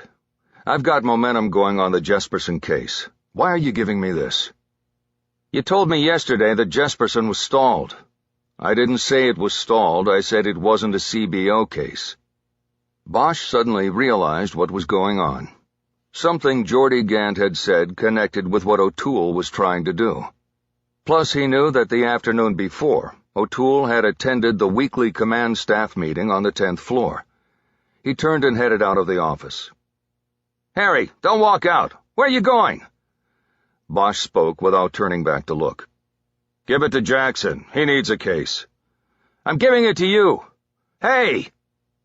Bosch strode down the center aisle and out the door to the elevator lobby. O'Toole didn't follow him, and that was a good thing.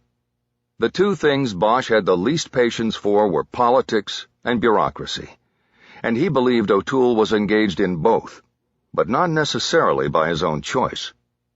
He rode the elevator to the 10th floor, and then strode through the open door of the Chief of Police's suite. There were 4 desks in the front room. Uniformed officers sat behind 3 of them. Behind the 4th was Alta Rose, who was arguably the most powerful civilian working in the police department. She had been guarding the entrance to the Chief of Police's office for nearly 3 decades. She was part pit bull and part sweetheart of Sigma Chi. Anybody who dismissed her as simply a secretary was mistaken. She kept the chief's schedule and more often than not told him where to be and when. Bosch had been summoned to the chief's office enough times over the years that Rose recognized him on sight. She smiled sweetly at him as he approached her desk. "Detective Bosch, how are you?" she asked. "I'm fine, Ms. Rose. How are things up here?" "I'm not sure they could be any better. But I am sorry I don't have you on the chief's calendar today. Have I made a mistake?" No mistake, Ms. Rose. I was just hoping to see if if the chief has 5 minutes for me." Her eyes flitted down for a moment to the multiple-line telephone on her desk. One of the line buttons was glowing red. "Oh dear, he's on a call." But Bosch knew that line was always lit, just so Alta Rose could turn people away if need be. Harry's former partner, Kiz Ryder, had spent time working in the chief's office and had told Bosch the secret. He also has an evening appointment he's going to have to leave for as soon as— 3 minutes, Miss Rose. Just ask him. I think he's probably even expecting me. Alta Rose frowned, but got up from her desk and disappeared behind the big door to the inner sanctum. Bosch stood waiting. Chief Martin Maycock had come up through the ranks.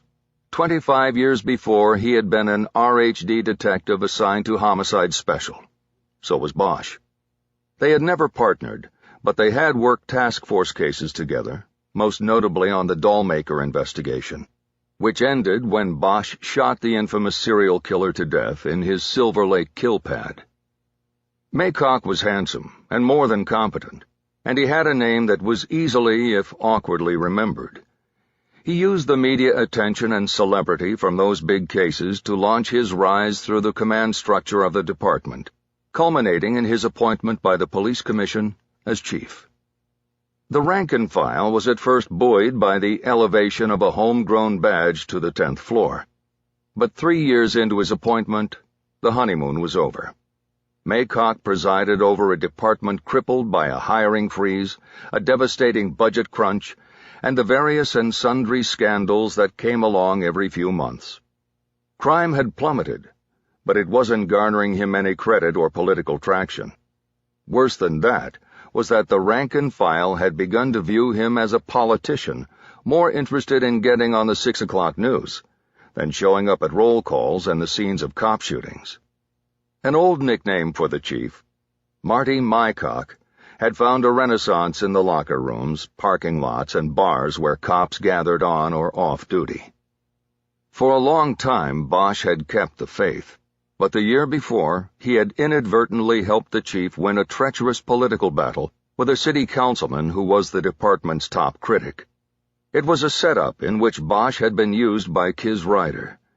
She got a promotion out of it. She was now a captain running West Valley Division. But Bosch had not spoken to her or the chief since. Alta Rose returned through the inner sanctum door and held it open for Bosch. "You have 5 minutes with the chief, Detective Bosch." "Thank you, Miss Rose." Bosch entered and found Maycock sitting behind a large desk, festooned with police and sports tchotchkes and memorabilia. The office was large and included a large private balcony, an adjoining boardroom with a 12-foot-long meeting table, and a sweeping view of the Civic Center. "Harry Bosch, I had a feeling I might hear from you today." They shook hands. Bosch stayed standing in front of the great wide desk. He couldn't deny that he liked his old colleague. He just didn't like what he was doing and what he had become. "Then why did you use O'Toole? Why didn't you just call me up? You called me up last year on that Irving thing." "Yeah, but that got messy. I went with O'Toole, and now it's messy again." "What do you want, Marty?" "Do I have to say it?" "She was executed, Marty. Put up against a wall and shot in the eye. And because she was white, you don't want me to clear it?" "It's not like that. Of course I want you to clear it. But it's a sensitive situation. If it comes out big that the only riot killing we cleared during the 20th anniversary year is the white girl murdered by some gangbanger, then we're going to have to deal with some ugly shit. It's been 20 years, but we haven't come that far, Harry. You never know what could light the match again." Bosch turned from the desk and looked out through the glass at City Hall. "You're talking about public relations," he said. "I'm talking about murder. What happened to everybody counting, no matter who they are, or were? Do you even remember that from Homicide Special?" "Of course I do, and it still stands, Harry. I'm not asking you to drop the case. Just put some space in it. Wait a month, till after the 1st, clear it then, and clear it quietly, and we'll tell the family and leave it at that. If we're lucky, the suspect will be dead and we won't have to worry about a trial. Meantime, O'Toole told me he had a hot shot from the death squad that you can run with. Maybe that one will bring us the kind of attention we want." Bosch shook his head. "I have a case I'm running with now." Maycock was losing patience with Bosch. His ruddy complexion was turning a deeper red. "Put it on hold and go with a hot shot."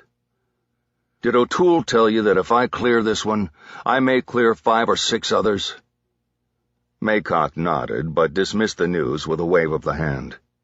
"Yeah, gangbangers all, and none during the riots. This was your idea, to go into these cases. How was I to know that you'd be the only one to get some traction on a case, and it would happen to be Snow White? Jesus Christ, the name alone, Harry. In fact, no matter what happens, stop calling her that." Bosch took a few steps around the room. He found an angle where the spire of City Hall was doubled in the reflection of the glass skin of the PAB's northern wing. Fresh kills or cold cases, the pursuit of killers had to be relentless. It was the only way to go, and the only way Bosch knew how to go.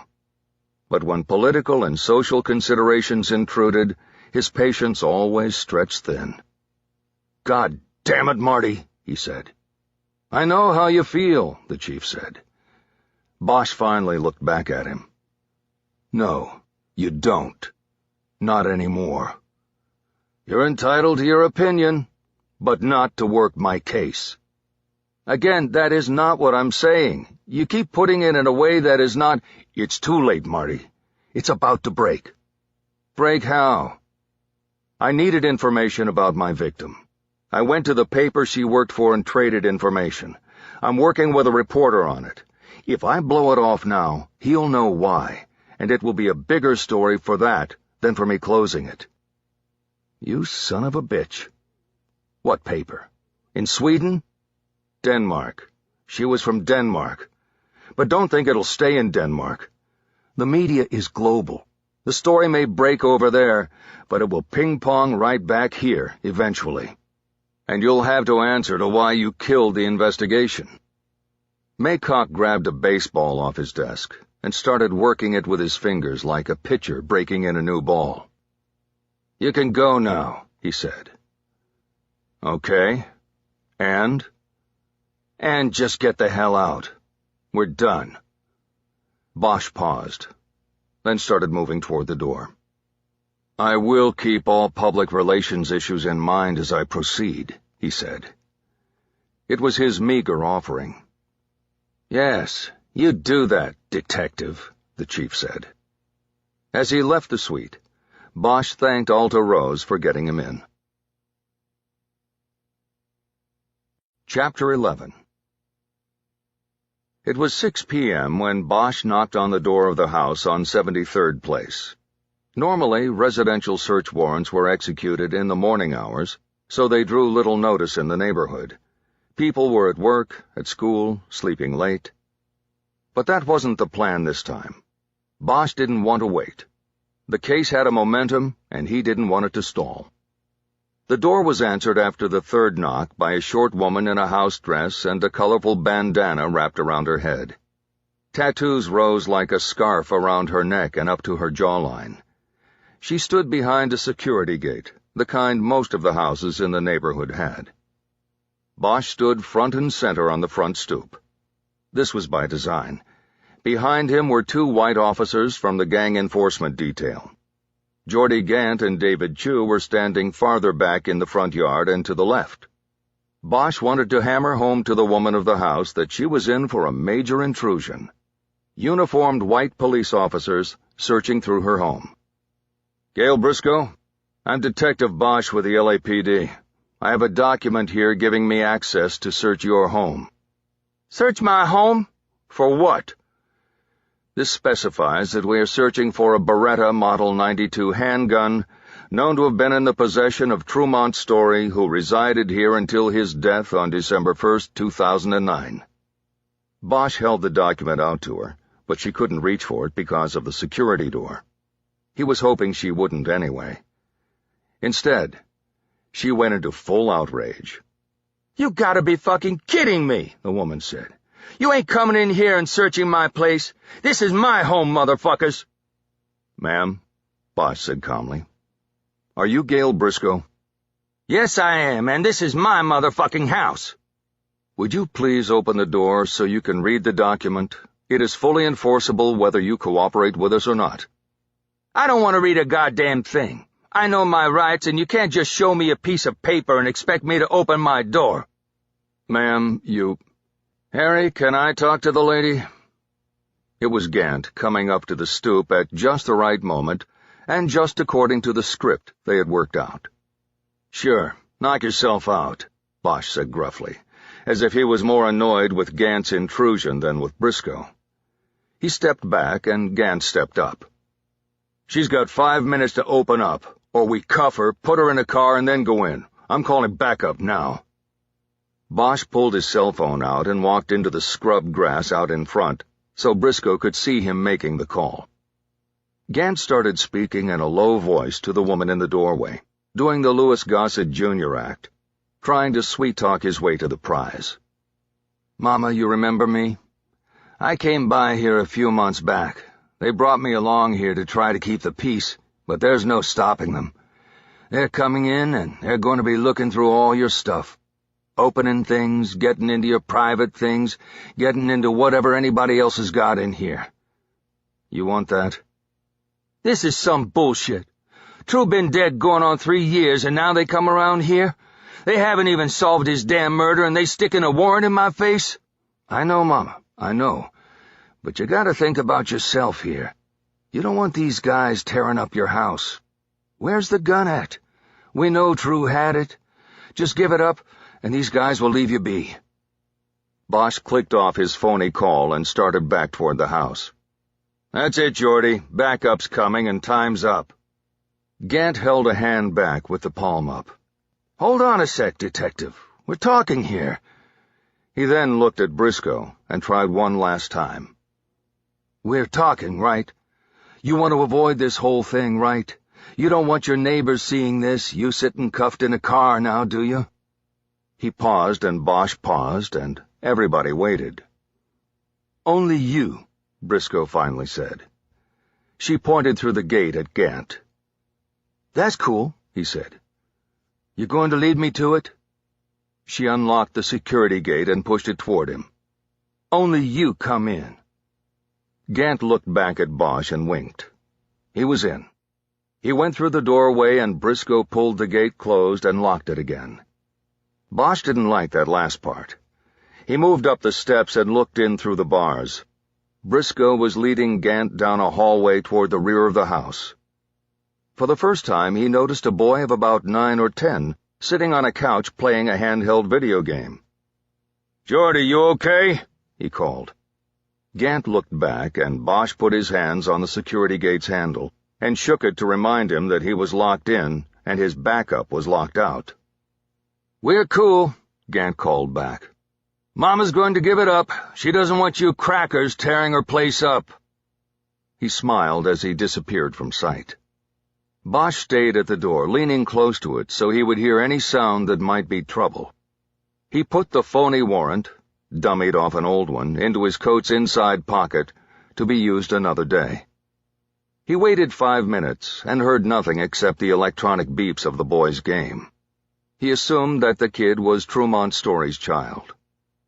"Hey, Geordie," he finally called out. The boy didn't look away from his game. There was no reply. "Geordie?" Again, no reply. Bosch tried the door handle, even though he knew it was locked. He turned back to the 2 GED cops and signaled them to go around the house to the back to see if there was an open door. Chu jumped up on the stoop. Then Bosch saw Gant appear at the mouth of the hallway. He was smiling and holding up a large Ziploc bag containing a black pistol. "Got it, Harry. We're good." Bosch told Chu to retrieve the 2 GED guys, and he let out his first full breath in 10 minutes. It was the best way to have worked it. There was no way O'Toole would have approved his going for a search warrant. There wasn't enough probable cause for a judge to okay a search 3 years after the subject's death.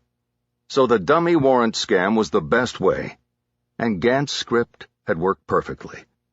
Briscoe had given them the gun voluntarily without their having to illegally search the house. As Gant approached the door, Bosch could see that the Ziploc bag was wet. Toilet tank? An obvious place. One of the top 5 hiding places used by criminals. They all watched The Godfather at some point in their maturation process. Nope. The drain pan under the washing machine. Bosch nodded. That wasn't even top 25. Briscoe reached around Gant and unlocked the security gate. Bosch pulled it open to let him out. "Thank you for your cooperation, Ms. Briscoe," he said.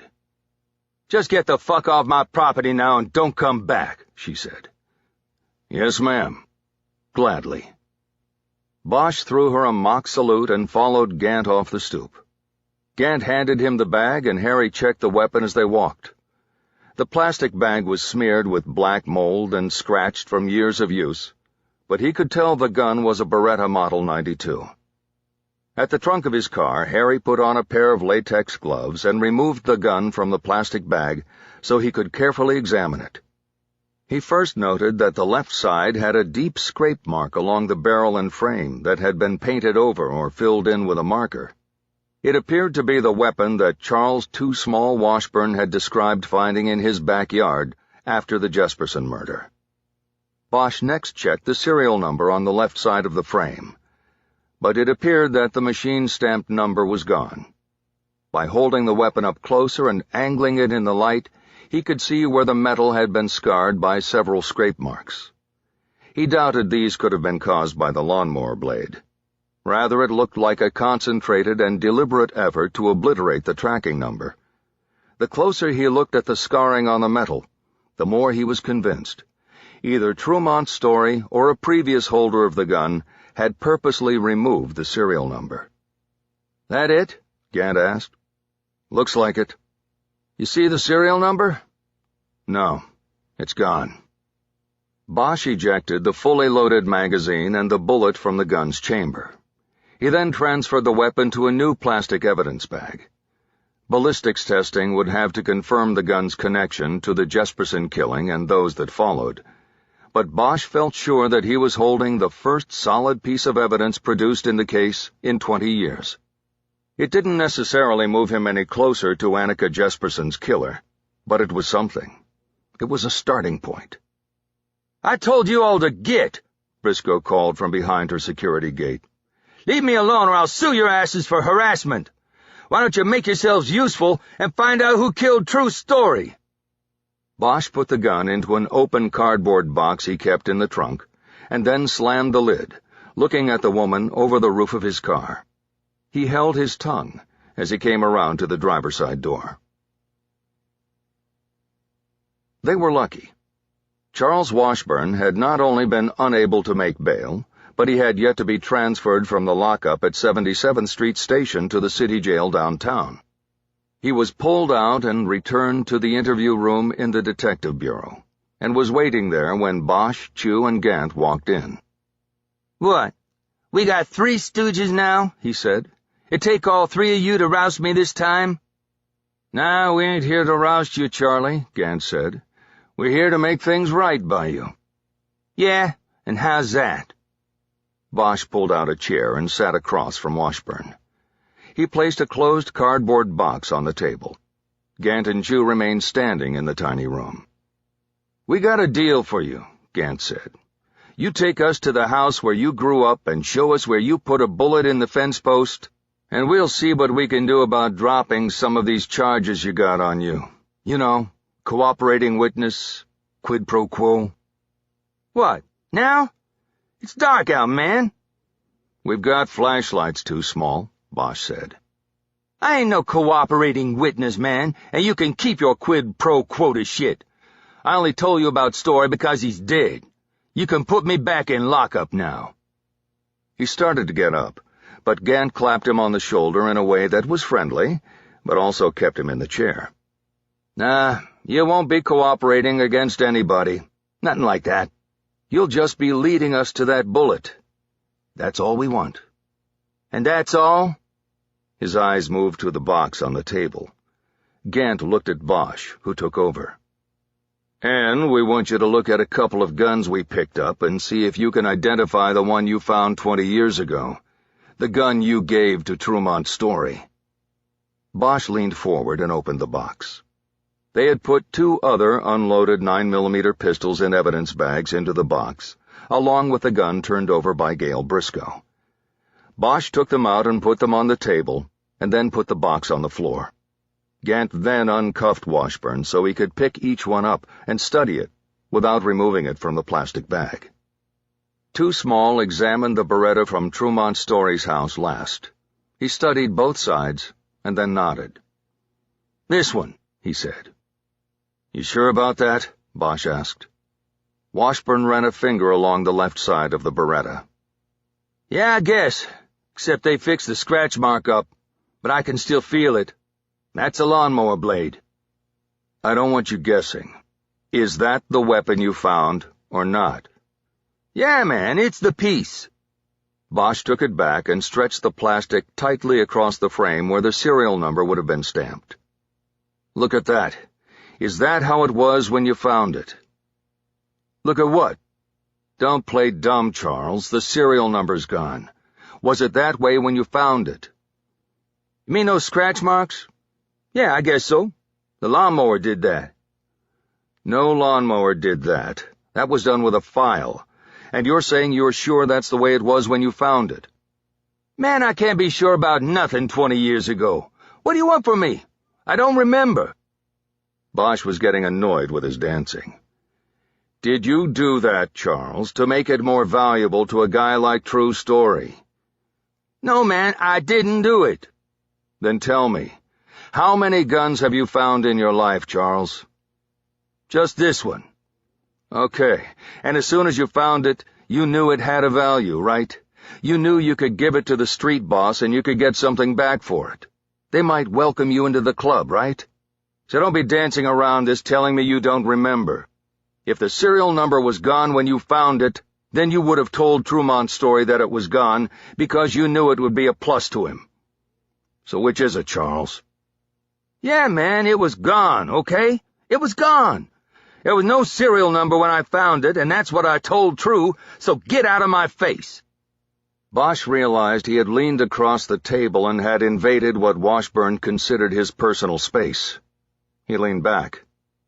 "Okay, Charles. Thank you." It was a significant admission, because it confirmed something about how Annika Jesperson's killer carried out the crime. Bosch had been grinding on the question of why the killer had thrown the gun over the fence. Had something happened in the alley that necessitated his getting rid of the gun? Had the gunshot drawn others? The fact that he was using a gun that he thought was untraceable made things fit a little better. With the serial number obliterated, the killer would have thought that the only way to be connected to the murder would be to be caught with the murder weapon in his possession. The best way to avoid that was to dump the gun quickly. This explained why the gun was thrown over the fence.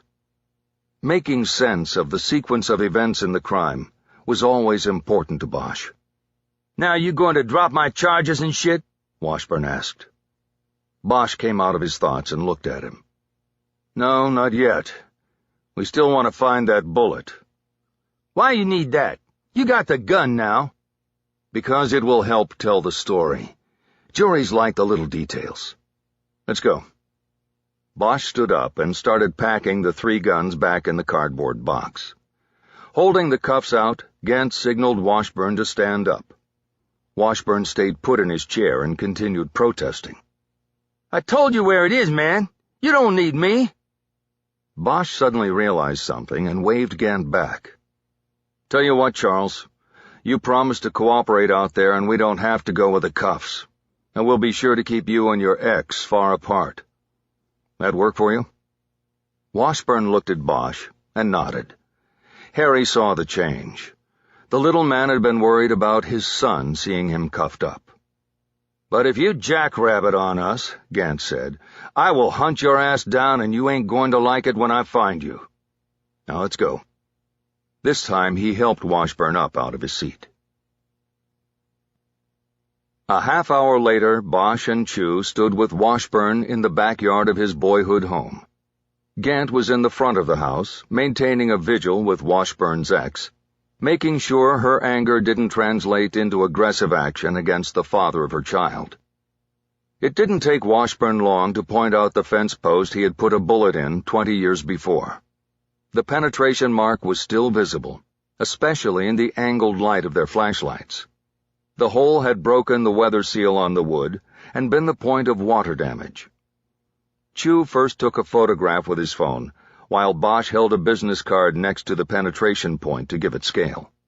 Then Bosch opened the blade of his folding knife and dug into the soft, rotting wood, soon prying out the lead slug. He rolled it between his fingers to clean it off, and then held it up. The bullet that had been ahead of it in the gun had killed Annika Jesperson. He dropped the slug into a small evidence bag opened by Chu. "So, now I walk," Washburn said, his eyes warily darting toward the back door of the house. "Not quite yet," Bosch said. "We've got to go back to 77th and do some paperwork." "You told me if I helped, you'd drop the charges. Cooperating witness and all that." "You've cooperated, Charles, and we appreciate it. But we never said we would drop all the charges. We said you help us, we help you. So we go back now, and I make some calls, and we will improve your situation. I'm sure we'll be able to deal with a drug charge. But the child support? You still have to deal with that. That's a warrant issued by a judge. You'll have to see him to take care of that." "It was a her, and how am I going to deal with that if they got me in jail?" Bosch turned square to Washburn and separated his feet. If Too Small was going to rabbit, he would do it now. Chu caught the movement and changed his posture as well. "Well," Bosch said, "maybe that's a question you have to ask your lawyer." "My lawyer ain't worth shit. I ain't even seen him yet." "Yeah, well, maybe you start by getting a new one. Let's go."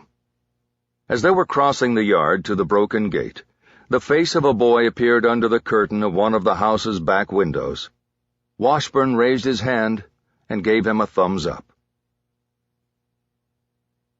By the time they cleared 77th Street Station, leaving Washburn behind in the holding tank, Bosch knew it would be too late to go directly to the regional crime lab at Cal State, with the gun and bullet they had collected. So he and Chu headed back to the PAB and locked them in the open unsolved unit's evidence safe. Before heading home, he checked his desk for messages and saw a post-it on the back of his chair. He knew it was from Lieutenant O'Toole before even reading it. It was one of O'Toole's favorite means of communication. The message simply said, "Need to talk." "Looks like you get a face-to-face with O'Fool in the morning, Harry," Chu said. "Yeah, I can't wait." He wadded up the message and threw it into the trash can. He wouldn't be hurrying in to see O'Toole in the morning. He had other things to do. Chapter 12. They worked like a team. Madeline made the online order, and Bosch swung by Bird's on Franklin to pick the food up. It was still hot when he got home. They opened the to-go boxes and slid them across the table when they had guessed wrong. They both had gotten the signature rotisserie chicken, but Bosch had gone for the baked beans and coleslaw combo with a barbecue dipping sauce, and his daughter had gone with a double order of mac and cheese for her sides and the Malaysian hot and sweet dipping sauce. The lavash bread came wrapped in aluminum foil, and a third, smaller container held the order of fried pickles that they'd agreed to share. The food was delicious. Not as good as eating at Bird's, but pretty damn close. Though they sat facing each other while eating, they didn't talk much. Bosch was consumed by thoughts regarding the case and how he would move forward with the weapon he had recovered earlier. His daughter, meantime, was reading a book as she ate. Bosch did not complain, because he considered reading while eating a far better thing than texting and Facebooking, which he usually did. Bosch was an impatient detective. To him, case momentum was everything. How to get it, how to keep it, how to guard against being distracted from it. He knew he could turn the gun into the firearms unit for analysis and possible restoration of the serial number, but most likely he would hear nothing back for weeks, if not months. He had to find a way to avoid that, to move around the bureaucratic and caseload roadblocks.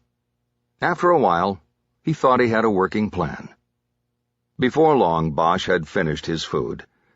He looked across the table and saw that he might get a little bit of mac and cheese if he was lucky. "You want any more frickles?" he asked. "No, You can have the rest, she said. He ate the remaining pickles with one bite. He eyed the book she was reading. It was assigned in English Lit. She was near the end. Bosch guessed she had no more than a couple chapters left. I've never seen you jump on a book like that before, he said. You going to finish it tonight? We're not supposed to read the last chapter tonight, but there's no way I can stop. It's sad. You mean the guy dies? No, I mean, I don't know yet. I don't think so, but I'm sad because it will be over. Bosch nodded. He wasn't much of a reader, but he knew what she meant. He remembered feeling that way when he got to the end of Straight Life, which might have been the last book he actually read cover to cover. She put the book down so she could work on finishing her meal. Harry could now see that there would be no leftover mac and cheese for him. You know, you sort of remind me of him, she said. Really? The kid in the book? Mr. Maul said it's about innocence. He wants to catch little children before they fall off the cliff. That's the metaphor for the loss of innocence. He knows the realities of the real world and wants to stop the innocent children from having to face it. Mr. Maul was her teacher. Maddie had told Bosch that when they took tests in class, he climbed up and stood on his desk so he could watch the students from above and guard against cheating. The kids called him the catcher on the desk. Bosch didn't know how to respond to her, because he had never read the book. He had grown up in youth halls and occasional foster homes. Somehow, the assignment had never come to him. Even if it had, he probably wouldn't have read it. He was not a good student. Well, he said, I think I sort of come in after they've gone over the cliff, don't you think? I investigate murders. No, but it's what makes you want to do that, she said. You were robbed of things early. I think that made you want to be a policeman. Bosch fell silent. His daughter was very perceptive, and whenever she hit the target with him, he was half embarrassed and half in awe. He also knew that in terms of being robbed early, she was in the same boat. And she had said she, too, wanted to do what her father did. Bosch was both honored and scared by it. He secretly hoped that something else would come along, horses, boys, music, anything, and grab her intensity and interest and change her course. So far, nothing had, so he did all he could to help prepare her for the mission ahead. Maddie cleared her tri-sectioned container, and only chicken bones were left. She was a high-energy kid, and gone were the days when Bosch could expect to finish her plate. He gathered up all the trash and took it to the kitchen to dispose of. He then opened the refrigerator and grabbed a bottle of fat tire left over from his birthday. When he came back out, Maddie was on the couch with her book. Hey, I have to leave super early tomorrow, he said. Can you get up and make your lunch and everything? Of course. What will you have? The usual. Ramen, and I'll get a yogurt out of the machines. Noodles and bacteria-fermented milk. It wasn't what Bosch would ever be able to consider lunch. How are you doing for money for the machines? Good for the rest of this week. What about that boy who was bothering you about not wearing makeup yet? I avoid him. It's no big deal, Dad, and it's not yet. I'm never wearing makeup. Sorry, that's what I meant. He waited, but that was the end of the discussion. He wondered if her saying the bullying was no big deal was actually her way of saying it was. He wished she would look up from the book when they talked, but she was on the last chapter. He let it go. He took his beer out to the back deck so he could look out at the city. The air was cold and crisp. It made the lights in the canyon and down on the freeway sharper and clearer.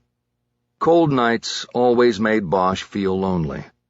The chill worked its way into his backbone and held there, made him think about things he had lost over time. He turned and looked in through the glass at his daughter on the couch. He watched her finish the book she was reading. He watched her cry when she got to the last page. Chapter 13. Bosch was in the parking lot in front of the regional crime lab by 6 o'clock Thursday. Dawn's light was just bleeding into the sky over East L.A. The Cal State campus surrounding the building was quiet this early. Bosch took a parking space that allowed him to view all the lab workers as they parked and headed toward the building. He sipped a coffee and waited. At 6:25, he saw the person he wanted. He left his coffee behind, got out with a gun package under his arm, and moved between cars and across lanes to head off his quarry. He got to him before the man got to the entrance of the stone and glass building. "Pistol Pete. Just the guy I was hoping to run into. I'm even going to the 3rd floor." Bosch reached the door and held it open for Peter Sargent. He was a veteran examiner in the lab's firearm analysis unit. They had worked several cases together in the past. Sargent used a key card to get through the electronic gate. Bosch held his badge up to the security officer behind the desk and followed Sargent through. He then followed him into the elevator. "What's up, Harry? It kind of looked like you were waiting for me out there." Bosch gave an "aw shucks, you got me" smile and nodded. "Yeah, I guess I was. Because you're the guy I need on this. I need Pistol Pete." The L.A. Times had given him the sobriquet several years earlier in the headline of a story that reported his tireless work in matching a car P9 to bullets from 4 seemingly unrelated homicides. He gave the key testimony in the successful prosecution of a mob hitman. "What's the case?" Sargent asked. "A 20-year-old murder.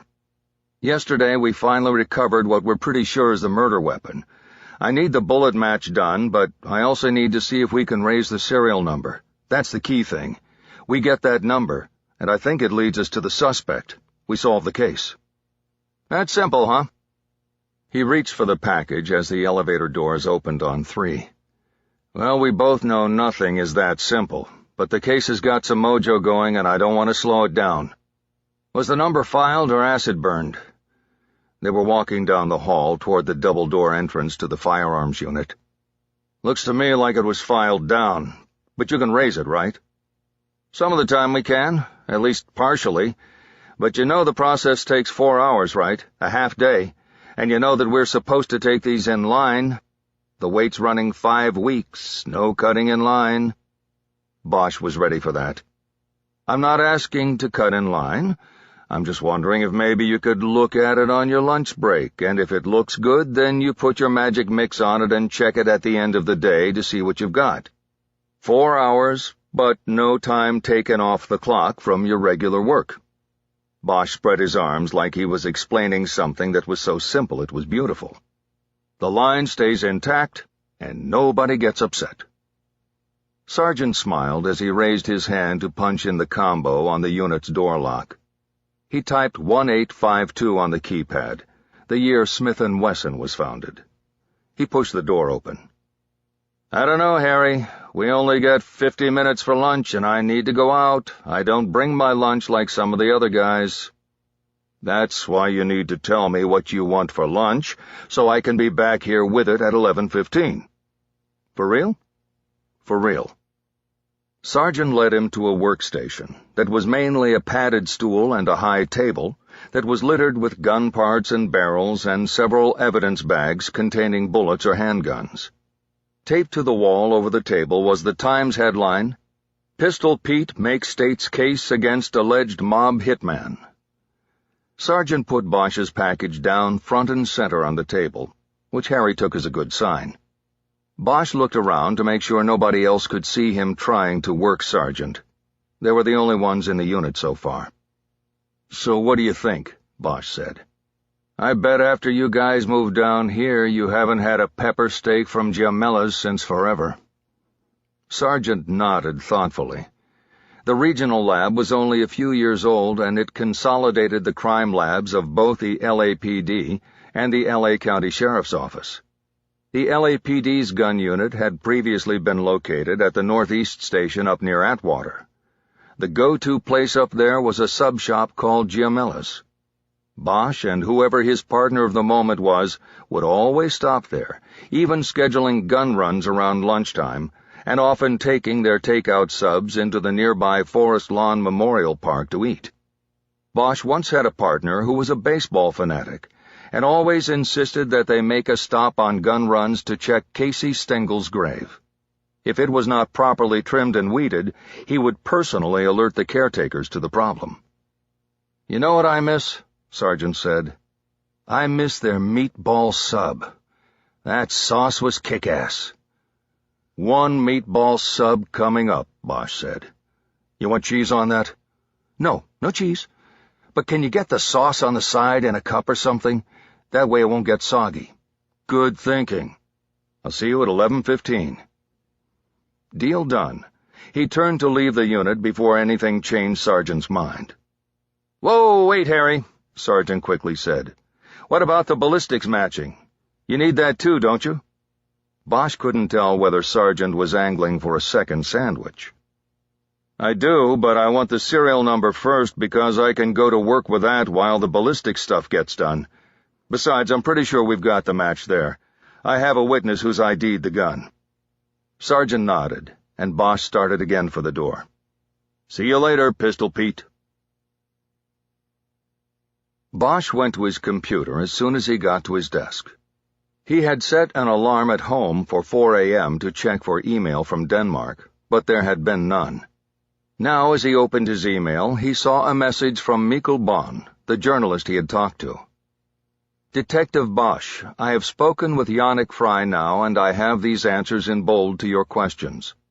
Do you know if Annika Jespersen flew to the United States to pursue a story?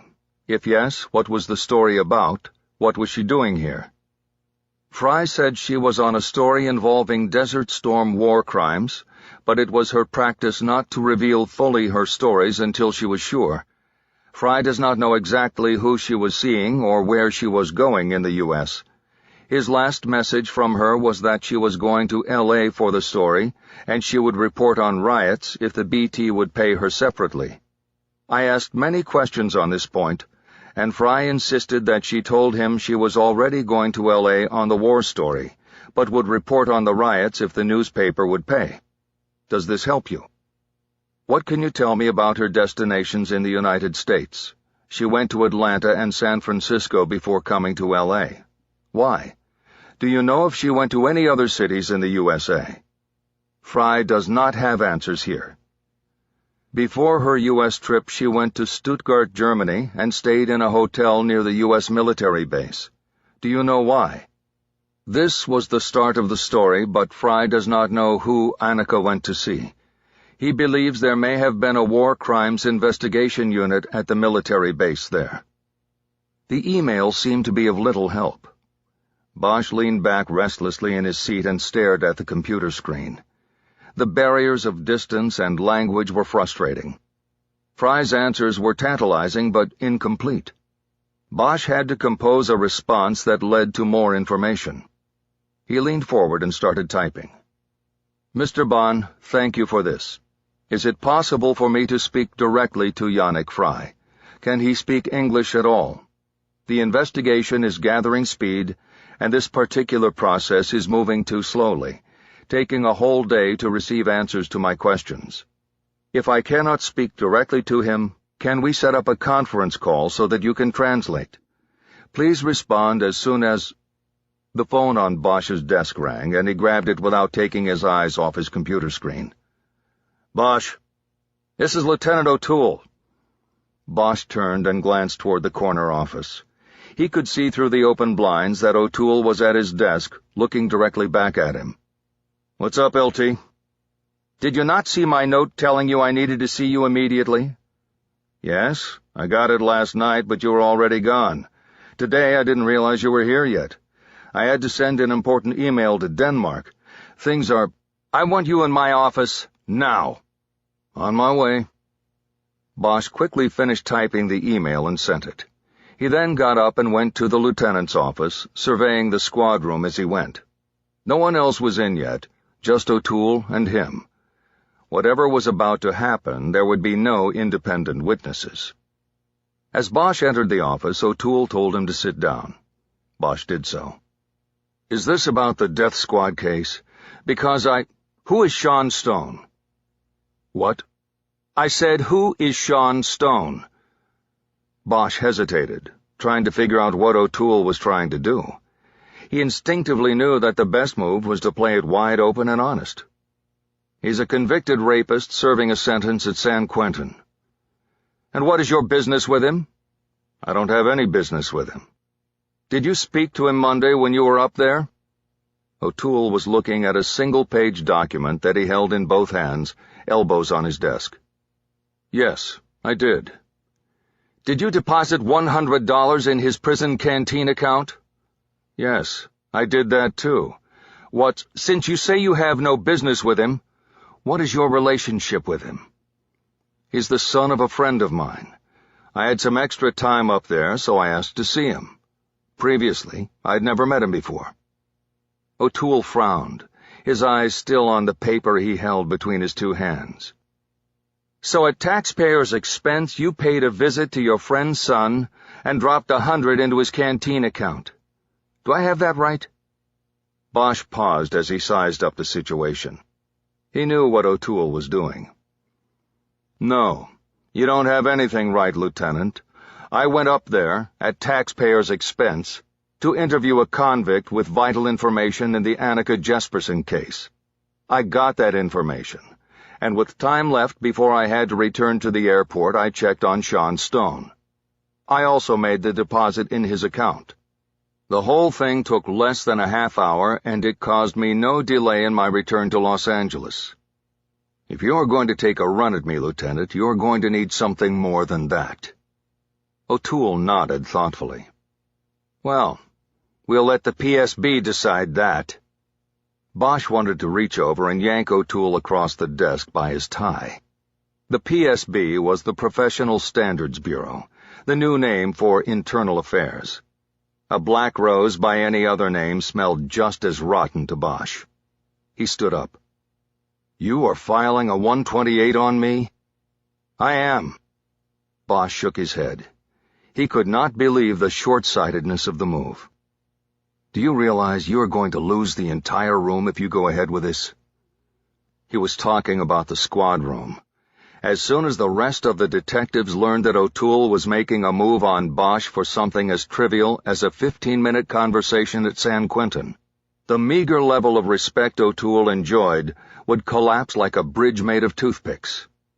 Oddly, Bosch was more worried about O'Toole and his standing in the unit than about the PSB investigation that would follow his ill-advised move. That's not my concern, O'Toole said. My concern is the integrity of the unit. You are making a mistake, Lieutenant. And for what? For this? Because I wouldn't let you kill my investigation? I can assure you one has nothing to do with the other. Bosch shook his head again. I can assure you that I will walk away from this, but you won't. Is that some kind of a threat? Bosch didn't dignify that with a response. He turned and headed out of the office. Where are you going, Bosch? I have a case to work. Not for long. Bosch went back to his desk. O'Toole didn't have the authority to suspend him. Police Protective League regulations were clear. A PSB investigation must lead to a formal finding and complaint before that could happen. But what O'Toole was doing would wind the clock tighter. He had a greater need than ever to keep his momentum. When he got back to the cubicle, Chew was there at his desk with his coffee.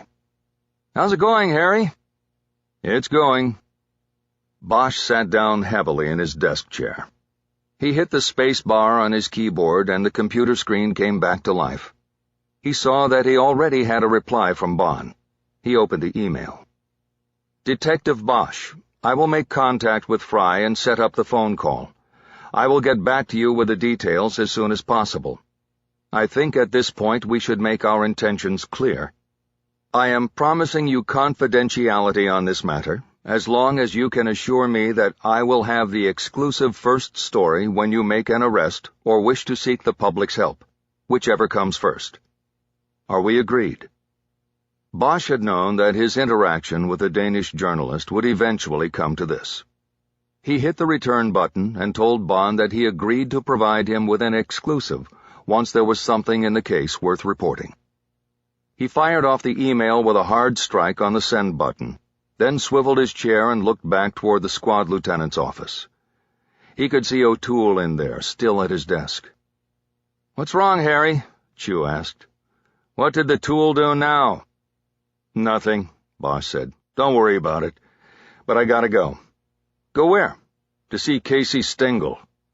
"Well, you want some backup?" Bosch stared momentarily at his partner. Chew was Chinese-American, and as far as Bosch could tell, he knew nothing about sports. He had been born long after Casey Stengel was dead. He seemed sincere in not knowing who the Hall of Fame baseball player and manager was. "No, I don't think I need backup. I'll check in with you later." "I'll be here, Harry." "I know." Chapter 14. Bosch spent an hour roaming around Forest Lawn while waiting to pick up sandwiches at Giamella's. Out of respect for his former partner Frankie Sheehan, he started at Casey Stengel's last resting spot, and then took the celebrity tour, passing stones etched with names like Gable and Lombard, Disney, Flynn, Ladd, and Nat King Cole, as he made his way to the Good Shepherd section of the vast cemetery. Once there, he paid respects to the father he never knew. The stone said J. Michael Haller, father and husband, but Bosch knew that he was never accounted for in that family equation. After a while, he walked down the hill a bit to where it was flatter and the graves were closer together. It took him a while, because he was working off a 12-year-old memory, but eventually he found the stone that marked the grave of Arthur Delacroix, a boy whose case Bosch had once worked. A cheap plastic vase containing the dried stems of long-dead flowers sat next to the stone. They seemed to be a reminder of how the boy had been forgotten in life before being forgotten in death. Bosch picked up the vase and found a trash can for it on his way out of the cemetery.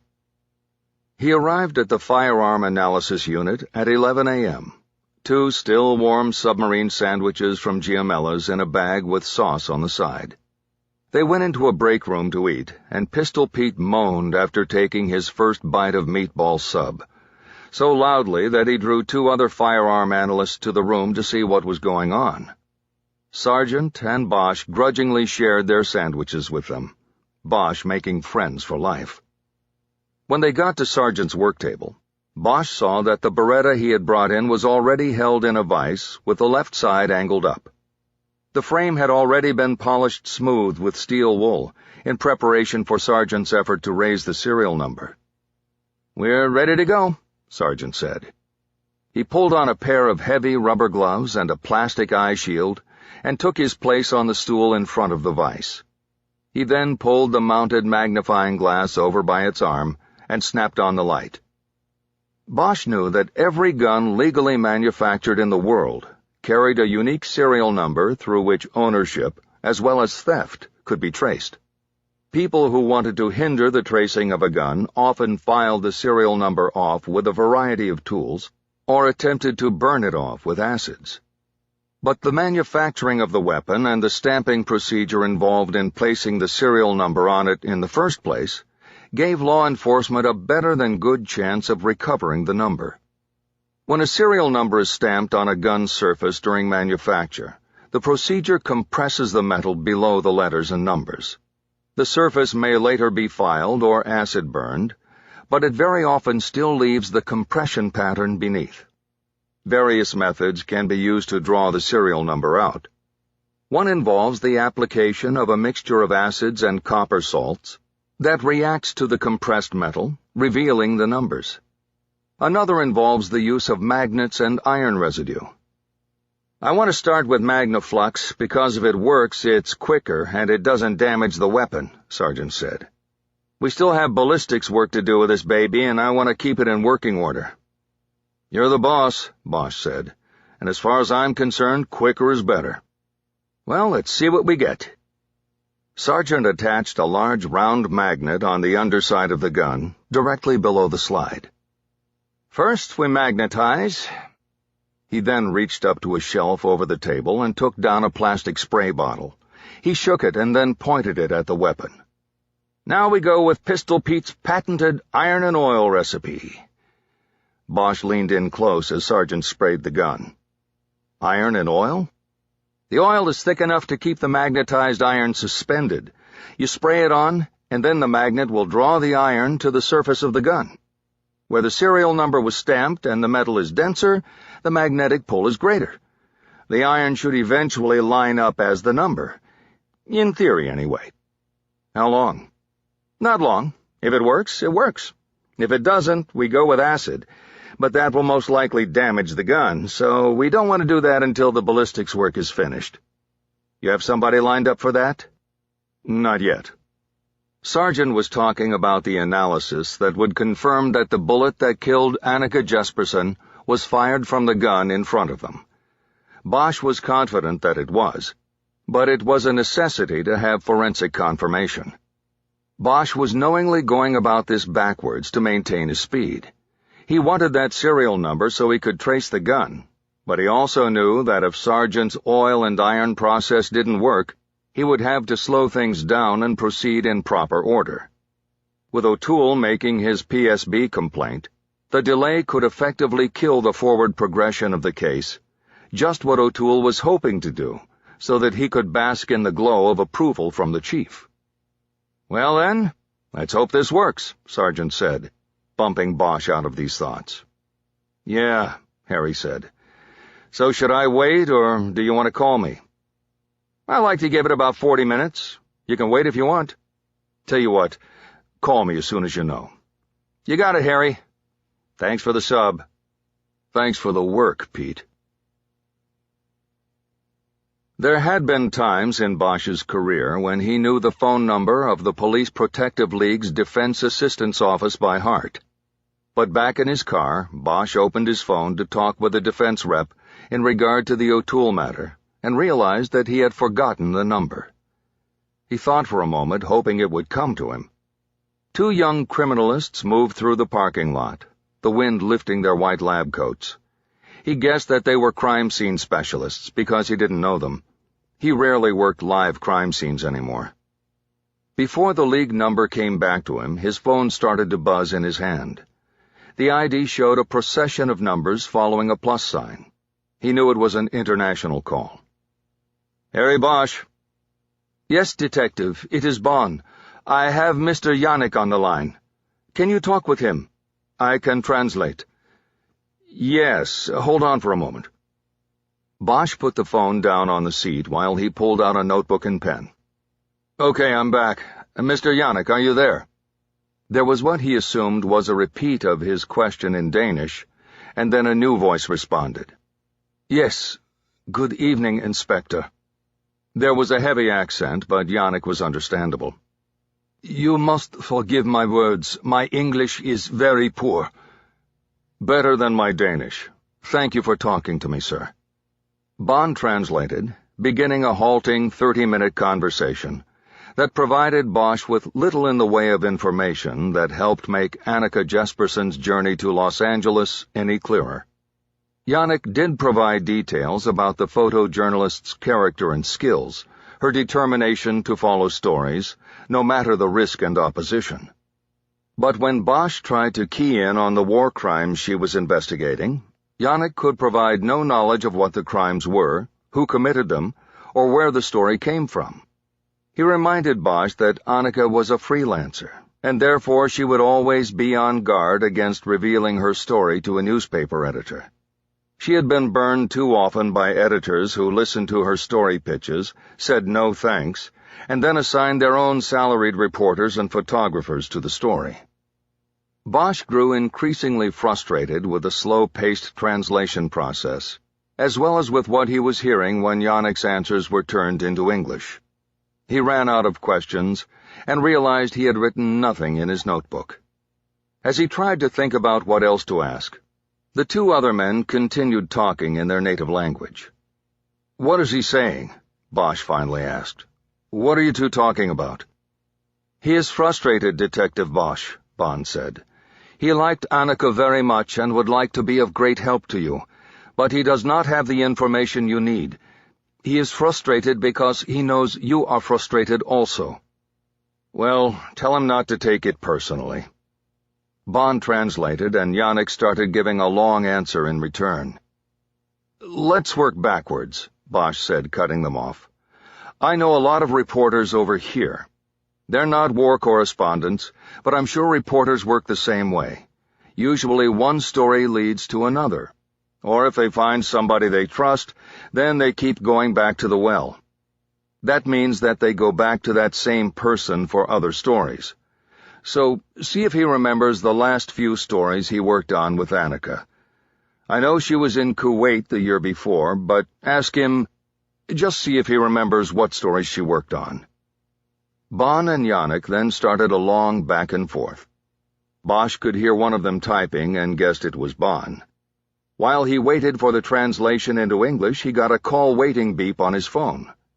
He checked the ID and saw the call was coming from the Firearms Analysis Unit. Pistol Pete.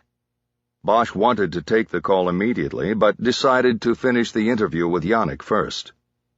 Okay, I have it, Bond said. I looked it up in our digital archives. In the year previous to her death, as you say, Annika was reporting and sending photos from Kuwait during Desert Storm. Several stories and photos we bought at the BT. Okay. Anything about war crimes or atrocities, things like that? No, I see nothing that is like that. She wrote stories about the people side of it, the people in Kuwait City. She had 3 photo essays. What do you mean, the people side? Life under fire, about the families who lost members, stories like that. Bosch thought for a moment. Families who lost members. He knew that war crimes were so often atrocities committed against the innocents caught in the middle. I'll tell you what, he finally said.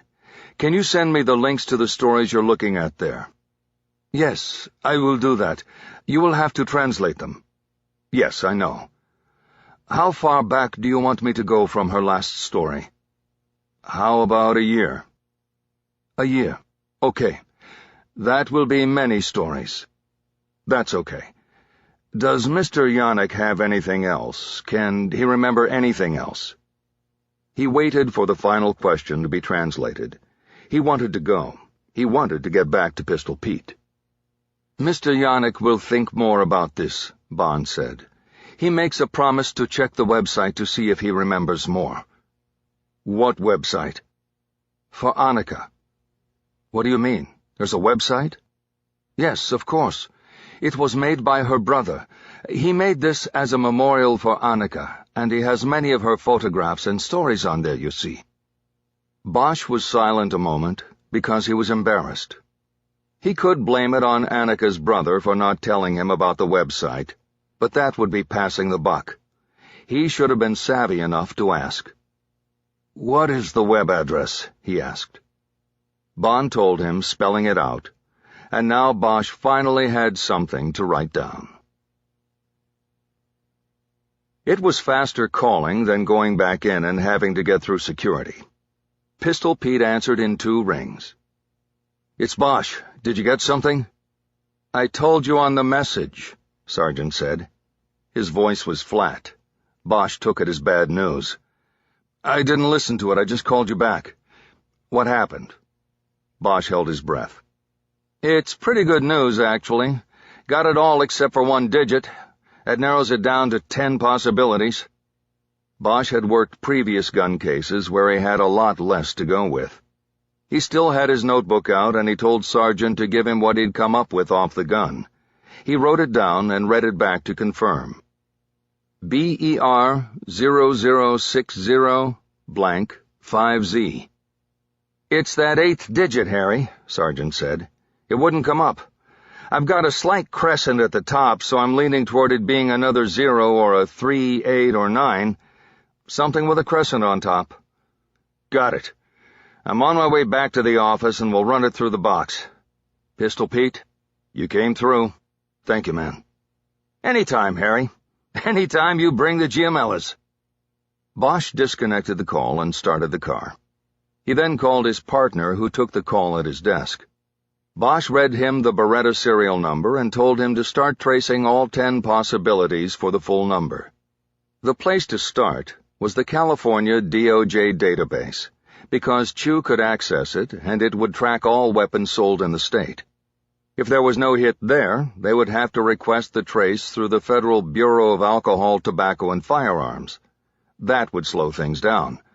The feds weren't the fastest movers, and the ATF had been rocked by a series of scandals and blunders that had also served to slow down action on requests from local law enforcement. But Bosch stayed positive. He'd gotten lucky with Pistol Pete and the serial number. There was no reason to think it wouldn't hold. He pulled into heavy traffic on San Fernando Road and started south. He wasn't sure how long it would take him to get back to the PAB. "Hey, Harry?" Chu said, his voice low. "What?" "Somebody from IA came around looking to talk to you." So much for his luck holding. O'Toole must have hand-delivered the complaint to the PSB, still called IA or IAD by most cops, despite the official name change. "What was his name? Is he still there?" "It was a she, and she said her name was Detective Mendenhall. She went in with O'Toole and closed the door for a little bit, and then I think she left." "Okay, I'll deal with it. Run that number." "Will do." Bosch disconnected. His lane was not moving, and he could not see ahead because the Humvee in front of him blocked his view. He blew out his breath and honked the car horn in frustration. He felt that more than his luck was suddenly ebbing away. His momentum and positive attitude were eroding. It suddenly felt like it was getting dark out.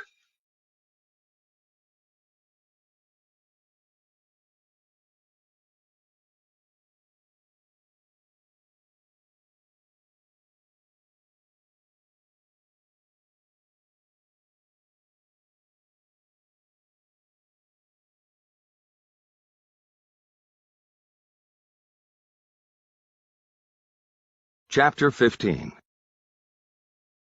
Chu was not in the cubicle when Bosch got back to the PAB. He checked the clock on the wall and saw that it was only 3 p.m. If his partner had left for the day early to make up for the long hours the day before, and without running the serial numbers through the DOJ computer, Bosch would be livid. He stepped over and hit the space bar on Chu's keyboard. The screen lit, but it was his password gateway. He scanned Chu's desk for a printout of a DOJ gun registry form, but saw nothing. Rick Jackson's cubicle was on the other side of the 4-foot separation wall. "You seen Chu?" Bosch asked him. Jackson straightened up in his chair and looked around the squad room as if he would be able to recognize Chu, whereas Bosch could not. "No, he was here. I think it might have gone to the head or something." Bosch glanced into the lieutenant's office just to make sure Chu wasn't closeted with O'Toole. He wasn't. O'Toole was hunched over his desk writing something. Bosch moved over to his own desk. There were no printouts left for him, but he did see a card left by Nancy Mendenhall, Detective 3, of the Professional Standards Bureau. "So, Harry," Jackson said in a low voice, "I hear the Toole filed a beef on you." "Yeah." "Is it bullshit?" "Yeah." Jackson shook his head. "I figured." What an ass. Jackson had been around longer than anybody in the squad except Bosch. He knew that the play by O'Toole would ultimately hurt him more than it would Bosch. Now, nobody in the squad would trust him. Nobody would tell him more than the minimum required. Some supervisors inspired their squad's best work. Now the detectives of the Open Unsolved Unit would give their best effort in spite of the man in charge. Bosch pulled his chair out and sat down. He looked at Mendenhall's card and considered calling her, confronting the bullshit beef head-on and dealing with it. He opened the middle drawer of his desk and pulled out the old leather address book he'd had for going on 3 decades. He found the number he could not remember before, and called the League's Defense Assistance Line. He gave his name, rank, and assignment within the department, and said he needed to speak to a defense rep. The unit supervisor told him there wasn't a rep available at the moment, but that he would get a call back without delay. He almost pointed out that there was already a delay, but just thanked the supervisor and disconnected. Almost immediately a shadow loomed over his desk, and Bosch looked up to see O'Toole hovering. He had his suit jacket on, and that told Bosch he was probably heading up to the 10th floor. "Where have you been, Detective?" "At the gun shop, running ballistics." O'Toole paused as if committing the answer to memory so he could check on Bosch's veracity later. "Pete Sargent," Bosch said. "Call him. We had lunch, too. Hope that wasn't against the rules." O'Toole shrugged off the shot and leaned forward, tapping his finger on Mendenhall's card on the desk. "Call her. She needs to set up an interview." "Sure. When I get to it." Bosch saw Chu come through the doorway from the exterior hallway. He stopped when he saw O'Toole in the cubicle, acted like he had suddenly forgotten something, and pirouetted and went back out through the door. O'Toole didn't notice. "It was not my intention to have a situation like this," he said. "My hope had been to promote strong and trusting relationships with the detectives in my squad." Bosch replied without looking up at O'Toole. "Yeah, well, I didn't last long, did it?" he said. "And it's not your squad, Lieutenant. It's just the squad. It was here before you came, and it will be here after you're gone. Maybe that's where it turned south on you, when you didn't understand that." He said it loud enough for some of the others in the squad to hear it. If that sentiment had come from someone without a file drawer full of past complaints and internal investigations, I might be insulted. Bosch leaned back in his chair and finally looked up at O'Toole. "Yeah, all of those complaints, and yet I'm still sitting here. And I'll still be sitting here after they're finished with yours." "We'll see." O'Toole was about to walk away, but he couldn't help himself. He put a hand on Bosch's desk and leaned down to speak in a low, venomous voice. "You are the worst kind of police officer, Bosch. You are arrogant, you are a bully, and you think the laws and regulations simply don't apply to you. I'm not the first to attempt to rid this department of you, but I will be the last." Finished having his say, O'Toole took his hand off the desk and rose to his full height. He straightened his jacket by pulling it down from the bottom with a sharp tug. "You left something out, Lieutenant," Bosch said. "What was that?" O'Toole asked. "You forgot that I close cases. Not for the stats you send up to the 10th floor PowerPoint shows. For the victims and their families. And that's something you'll never understand, because you're not out there like the rest of us." Bosch gestured to the rest of the squad room. Jackson was obviously listening to the conversation, and he stared at O'Toole with unblinking judgment. "We do the work, we clear the cases, and you ride up the elevator to get the pat on the back." Bosch stood up, coming face to face with O'Toole. "That's why I don't have time for you or your bullshit." He walked away, heading to the door Chu had gone through, while O'Toole headed to the door leading to the elevator alcove. Bosch pushed through the door and into the hallway. One side was a wall of glass affording a view of the front plaza and off toward the heart of the Civic Center. Chu was standing at the glass, looking toward the familiar spire of City Hall. "Chu, what's going on?" Chu was startled by his sudden appearance. "Hey, Harry, sorry, I forgot something and then "What? You forget to wipe your ass? I've been waiting. What happened with the DOJ?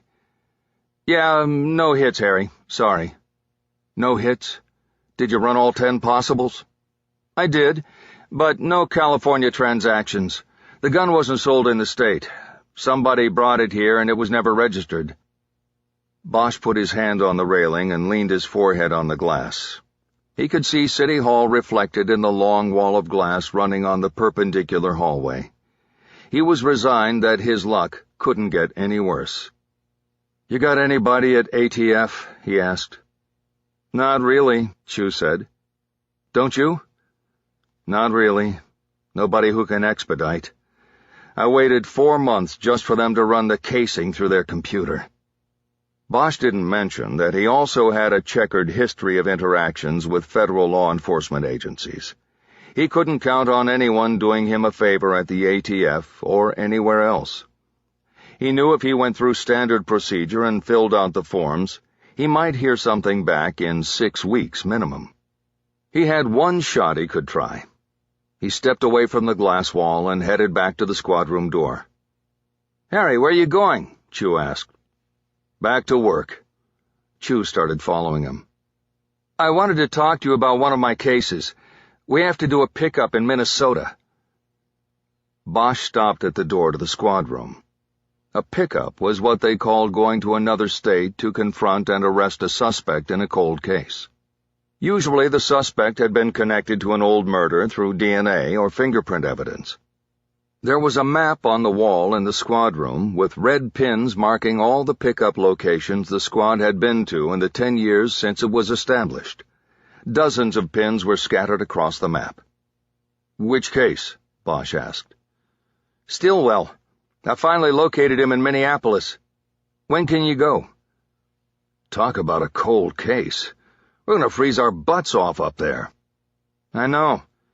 What do you think? I have to put in the travel request." "I have to see where Jesperson takes me for the next few days. And then there's the professional standards thing. I could be on suspension." Chu nodded, but Bosch could tell his partner had hoped for more enthusiasm for picking up Stillwell, and something more definitive about when they would do it. Nobody in the squad liked waiting around once they had a suspect ID'd and located. "Look, O'Toole probably isn't going to approve any travel for me for a while. You might want to see if somebody else can go. Ask Trish the Dish. That way you'll get your own room." Department travel regulations required that detectives book only double occupancy rooms so that the partners could share one room and save the department money. This was the downside of the travel because nobody wanted to share a bathroom, and invariably one partner or the other snored. Tim Marcia once had to tape record his partner's window-shaking snoring in order to persuade command staff to let him get his own room. But the easy exception was when partners were of the opposite sex. Trish Almond was a highly sought-after partner in Open Unsolved. Not only was she attractive, hence the nickname, and a skilled investigator, but work travel with her meant her partner got a room to himself. "But it's our case, Harry," Chu complained. "All right, then you're going to have to wait. There's nothing I can do." Bosch went through the door and moved into their cubicle. He grabbed his phone and his notebook, which he had left on the desk. He thought about the call he was going to make, and decided not to use either his cell or his desk phone. He looked around the vast robbery-homicide division floor. Open Unsolved was at the southern end of a room the length of a football field. Because of a departmental freeze on promotions and hiring, there were several uninhabited cubicles in each of the individual squad areas. Bosch walked over to an empty desk in Homicide Special and sat down to use the landline. He got the number he needed out of his cell and punched it in. It was answered right away. "Tactical." He thought he recognized the voice, but he wasn't sure after so long. "Rachel?" There was a pause. "Hello, Harry. How are you?" "I'm doing fine. How are you?" "I can't complain. Is this a new number for you?" "No, I'm just borrowing a desk. How's Jack?" He quickly tried to move past the fact that he had used a phone other than his own because he thought she might not answer if his name came up on her caller ID. He and FBI agent Rachel Walling had a long history, not all of it good. "Jack is Jack. He's good. But I doubt you called on a phone other than your own to ask me about Jack." Bosch nodded, even though she couldn't see this. "Right. Well, as you probably know, I need a favor." "What kind of favor?" "I have this case. This woman from Denmark named Annika. She was amazingly courageous. She was a war correspondent, and she went into some of the—" "Harry, You don't have to sell me your victim, as if that will make me want to do you this favor, whatever it is. Just tell me what you want." He nodded again. Rachel Walling could always make him nervous. They had been lovers once, but the emotional connection didn't end well. It was a long time ago, but whenever he talked to her, he still felt pangs of what could have been. Okay, here it is. I have a partial serial number off a Beretta Model 92 used to kill this woman 20 years ago during the riots. We just recovered the weapon and got the partial. We're missing only one number, so that means there are 10 possibles. We ran all 10 through the California DOJ box and got nothing. I need somebody in ATF. That's their jurisdiction. I know that. But I don't have anybody over there. And if I just go through straight protocol, I'll get my answer back in 2 or 3 months. And I can't wait that long, Rachel. You haven't changed. Always hurry up, Harry. So you want to know if I have somebody at ATF I use to streamline things? Yes, that's about it. There was a long pause. Bosch didn't know if something had distracted Rachel, or if she was hesitating about helping him. He filled the space with one more lobbying effort. I'd share full credit with them when we make the arrest. I figure they could use the mention. They already provided the initial lead on the case, matched a shell from the scene to 2 other murders. This could look good for them for a change. The ATF was mostly in the news these days for the agency's sponsorship of an undercover operation that completely backfired and placed hundreds of guns into the hands of narco-terrorists. The outrage reached the point that the fiasco became fodder in the presidential campaign season. I know what you mean, Walling agreed. Well, I have a friend over there. I could talk to her. I think the way I would want to do it is for you to give me the serial number and for me to give it to her. Just giving you her cell number isn't going to work. No problem, Bosch said quickly. Whatever works best. She can probably punch it in and get the transaction record in 10 minutes. It's not that easy. Access to these sorts of searches are monitored and assigned case numbers.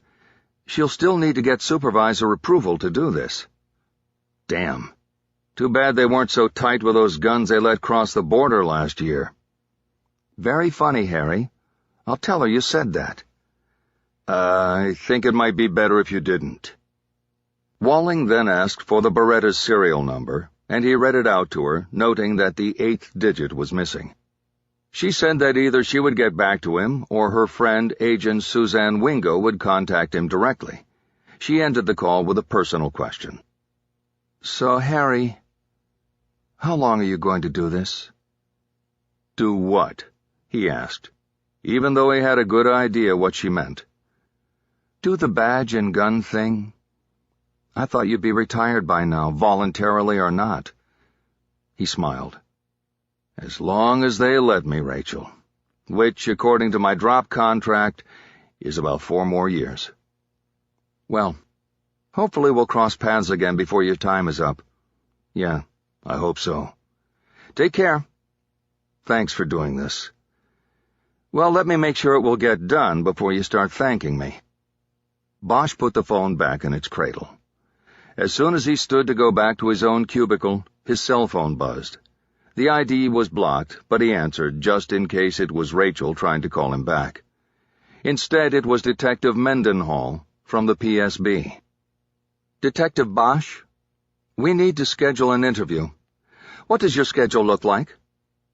Bosch started back over to the open unsolved squad. Mendenhall's voice did not sound threatening. She was even and matter-of-fact. Maybe she already knew the complaint from O'Toole was bullshit. Harry decided to confront the internal investigation head-on. Mendenhall, this is a bullshit beef. I want it taken care of quickly. So how about tomorrow morning first thing?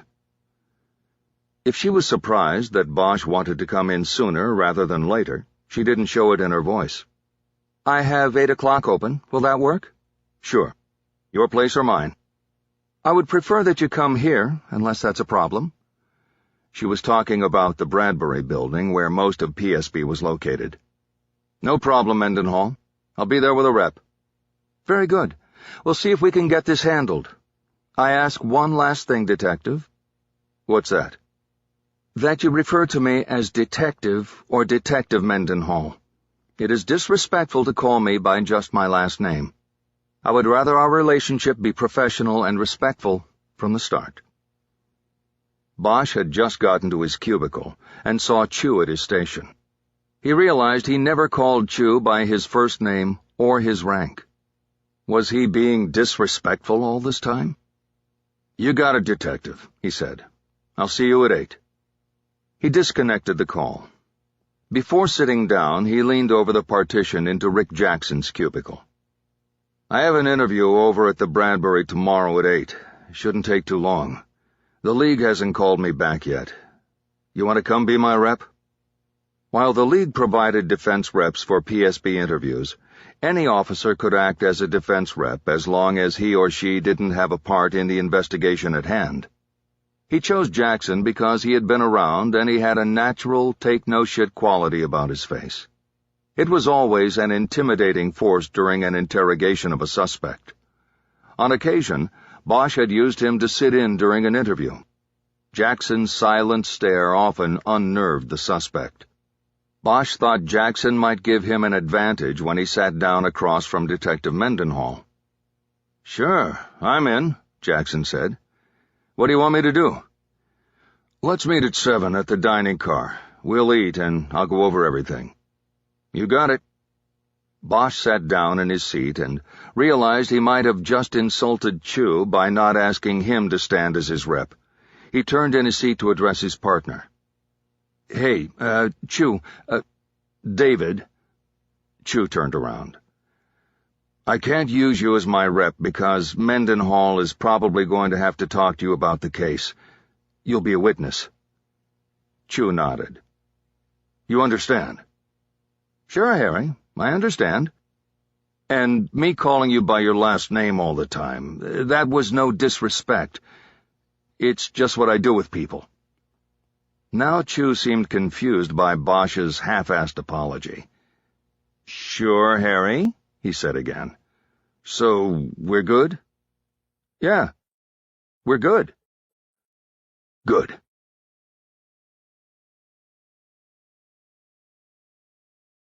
Part 2. Words and Pictures. Chapter 16. Bosch had begun making his way through the Art Pepper recordings his daughter had given him for his birthday. He was on Volume 3 and listening to a stunning version of Patricia, recorded 3 decades earlier at a club in Croydon, England. It was during Pepper's comeback period, after the years of drug addiction and incarceration. On this night in 1981, he had everything working.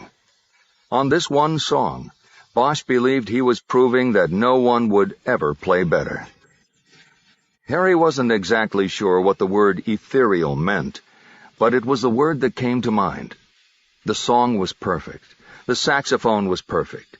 The interplay and communication between Pepper and his 3 bandmates was as perfect and orchestrated as the movement of 4 fingers on a hand. There were a lot of words used to describe jazz music. Bosch had read them over the years in the magazines and in the liner notes of records. He didn't always understand them. He just knew what he liked, and this was it. Powerful and relentless, and sometimes sad.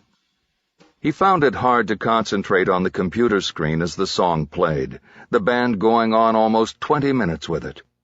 He had Patricia on other records and CDs. It was one of Pepper's signatures.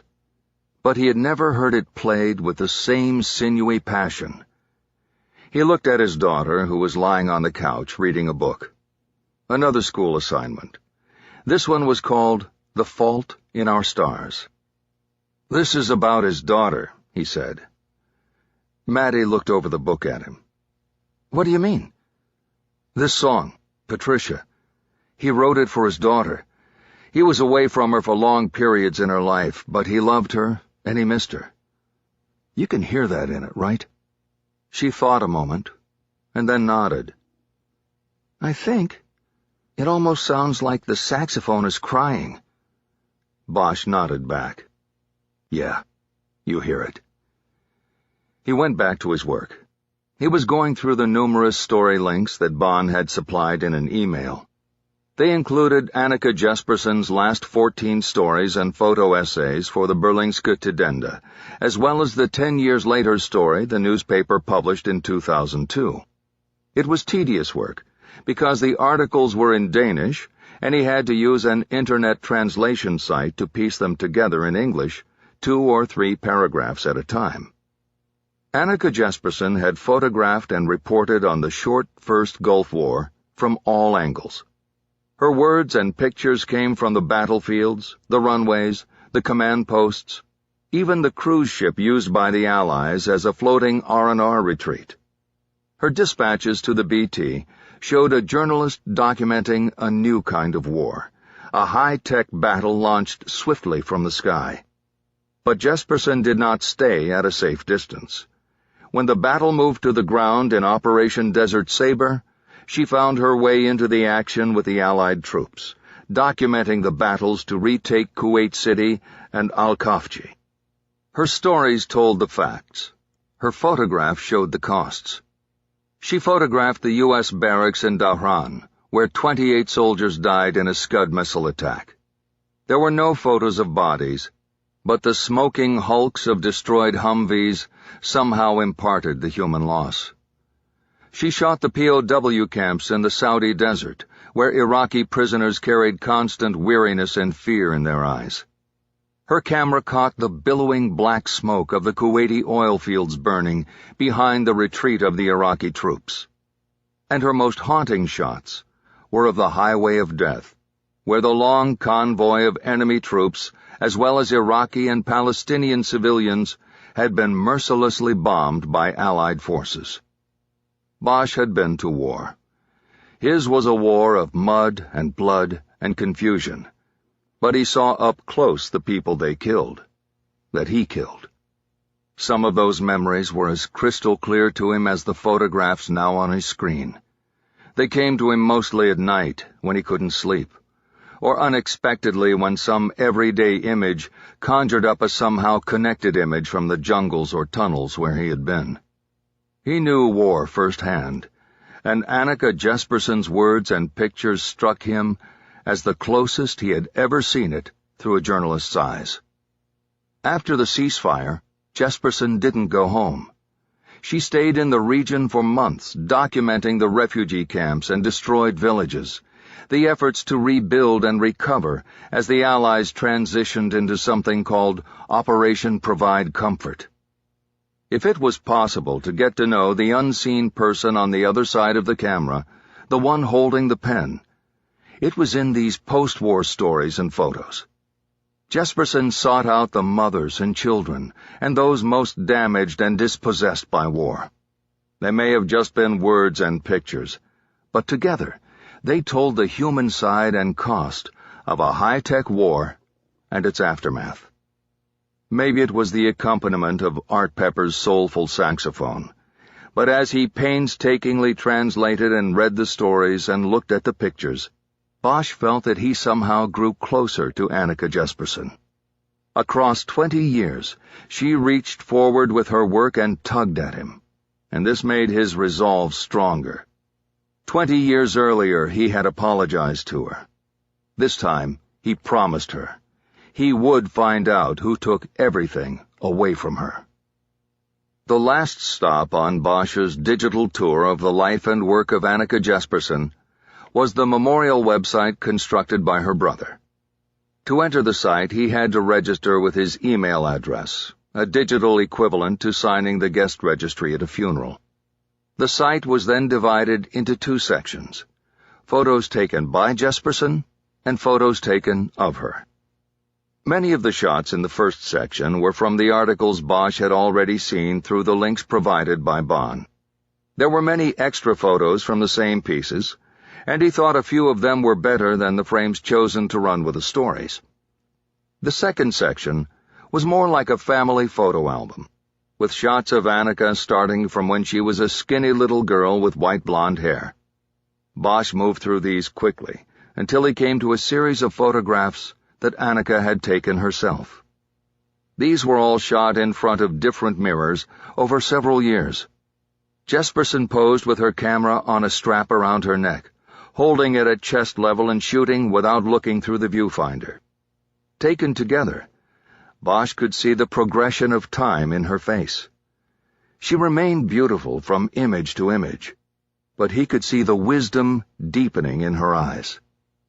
In the last photos, it was as if she was staring directly and only at Bosch. He found it hard to break away from her stare. The site had a comments section, and Bosch opened it to find that a flurry of comments beginning in 1996, when the website was constructed, tapered over the years to just one in the past year. The poster was her brother, who built and maintained the site. So that he could read the comment in English, Bosch copied his comment into the internet translator he had been using. Annika, time does not erase the loss of you. We miss you as a sister, artist, friend. Always. With those sentiments, Bosch clicked out of the website and closed his laptop. He was finished for the night, and though his efforts had brought him closer to Annika Jesperson, they did not in the end give him insight into what had sent her to the United States a year after Desert Storm. It gave him no clue to why she had come to Los Angeles. There was no story on war crimes, nothing that appeared to warrant follow-up, let alone a trip to Los Angeles. Whatever it was that Annika was chasing, it remained hidden from him. Harry looked at his watch. The time had flown. It was after 11, and he had an early start in the morning. The disc had ended and the music had stopped, but he hadn't noticed when.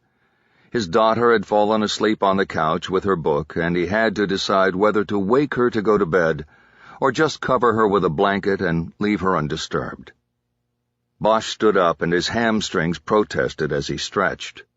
He took the pizza box off the coffee table and, limping, walked it slowly into the kitchen, where he put it on top of the trash can to take out later. He looked down at the box and silently chastised himself for once again putting his work ahead of his daughter's proper nutrition. When he came back out to the living room, Madeline was sitting up on the couch, still half asleep, holding a hand in front of a yawn. "Hey, it's late," he said. "Time for bed." "No, duh." "Come on, I'll walk you in."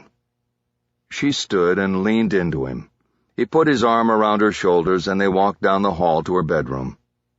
"You're on your own again tomorrow morning, kid. That okay?" "You don't have to ask, Dad." "I've got a breakfast appointment at 7 and—" "You don't have to explain." At her doorway, he let her go, kissing her on the top of her head, smelling the pomegranate from her shampoo. "Yes, I do. You deserve somebody who's more around, who's here for you." "Dad, I'm too tired. I don't want to talk about this." Bosch gestured back down the hall toward the living room.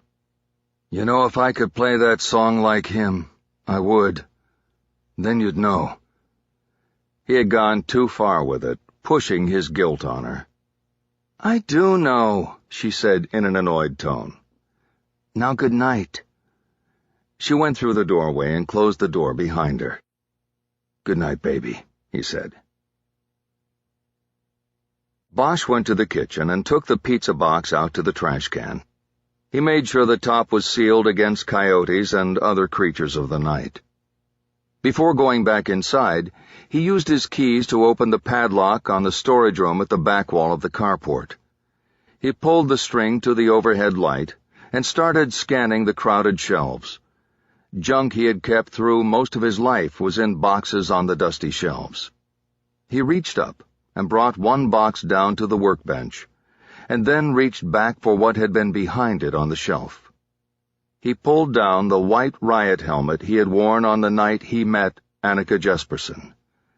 He looked over its scratched and dirty surface. With his palm he wiped the dust off the sticker affixed to the front, the winged badge. He studied the helmet and remembered the nights the city came apart. 20 years had gone by. He thought about all of those years, all that had come to him, and all that had stayed or gone away.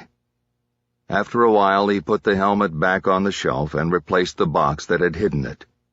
He locked the storage room and went back inside to bed. This audiobook has been broken into multiple parts to make the download faster. You have reached the end of a part, but not the end of the complete audiobook, so please check your library for the next part of this audiobook. Audible hopes you've enjoyed this program. Chapter 17. Detective Nancy Mendenhall was a small woman with a sincere, if not disarming, smile. She didn't look the least bit threatening, which immediately put Bosch on guard. Not that he wasn't alert and ready for anything when he and Rick Jackson entered the Bradbury building for Harry's scheduled interview. His long history of fending off internal investigators dictated that he not return Mendenhall's smile, and that he be suspicious of her statement that she was simply seeking the truth with an open mind and no agenda dictated from above. She had her own private office. It was small, but the chairs in front of her desk were comfortable. It even had a fireplace, as many of the offices in the old building did. The windows behind her looked out across Broadway to the building that housed the old $1 Million Theater. She put a digital recorder on the desk, which was matched by Jackson's own recorder, and they began. After identifying all parties in the room and going through the routine admonishments about police officers giving compelled statements, Mendenhall simply said, "Tell me about your trip on Monday to the prison at San Quentin." For the next 20 minutes, Bosch relayed the facts regarding his trip to the prison to interview Rufus Coleman about the gun that had been used to kill Annika Jesperson. He gave her every detail he could think of, including how long he had to wait before the prisoner was brought to him. Bosch and Jackson had decided at breakfast beforehand that Bosch would hold nothing back, in hope that Mendenhall's common sense would dictate that she see the complaint from O'Toole as a bullshit beef. Bosch supplemented his story with copies of documents from the murder book, so Mendenhall would see that it was absolutely necessary for him to travel to San Quentin to talk to Coleman, and that the trip was not manufactured so he could meet up with Sean Stone. The interview seemed to go well, with Mendenhall asking only general questions that allowed Bosch to expand. When he was finished, she narrowed her focus to specifics. "Did Sean Stone know you were coming?" she asked. "No, not at all," Bosch replied. "Did you tell his mother beforehand that you were going to see him?" "No, I did not. It was an impromptu thing. Like I said before, my flights were set. I had the time for a quick meet, and I asked to see him." "But they did bring him to you in the law enforcement interview room, correct?" "That's correct. They didn't tell me to go to the family and friends visitation room. They said they would bring him to me." This was the only place where Bosch felt he was vulnerable. He had not asked to visit with Sean Stone as a citizen would. He stayed in the room where they had brought in Rufus Coleman and simply asked to see another inmate, Stone. He knew that that could be seen as using his badge to get an advantage. Mendenhall pressed on. "Okay. And when you made the travel arrangements to go up to San Quentin, did you factor in time between flights so that you could have time to visit with Sean Stone?" "Absolutely not. You never know when you go up there how long it will take them to deliver your prisoner, or how long the prisoner will talk to you. I've gone up there for what ended up being a 1-minute interview, and I've gone up there when a 1-hour interview turns into 4. You never know, so you always give yourself extra time." "You gave yourself a 4-hour window at the prison." "That's about right. Plus you have the uncertainties of traffic. You have to fly up there, take the train to the rental car center, get your car and get up to the city, get all the way across the city and then the Golden Gate, and then you have to do all of that coming back. You build in time for contingencies. I ended up with a little over 4 hours at the prison, and I only used 2 waiting and then talking to Coleman. Do the math. I had extra time, and I used it to see this kid." "Exactly when did you tell the guards you wanted to see Stone?" "I remember looking at my watch as they took Coleman away. I saw it was 2:30, and I knew my flight was at 6. I figured that even with traffic and rental car return, I still had at least an hour. I could get back to the airport earlier, or I could see if they could bring me another prisoner real quick. I chose the latter. Did you think of seeing if there was an earlier flight? No, because it didn't matter. My workday would be over when I got back to L.A. I wasn't going into the office, so it didn't matter if I landed at 5 or 7. I would be done for the day. There's no overtime anymore. You know that, Detective. Jackson cut in and spoke for the first time during the interview. Also, he said, changing a flight often involves an additional fee. It can be anywhere from $25 to $100, and if he had made that change, he'd have to answer to the budget and travel people about that. Bosch nodded. Jackson was improvising on Mendenhall's question, but had come up with a good ad.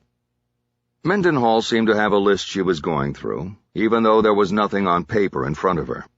She mentally ticked off the travel question and moved on to the next.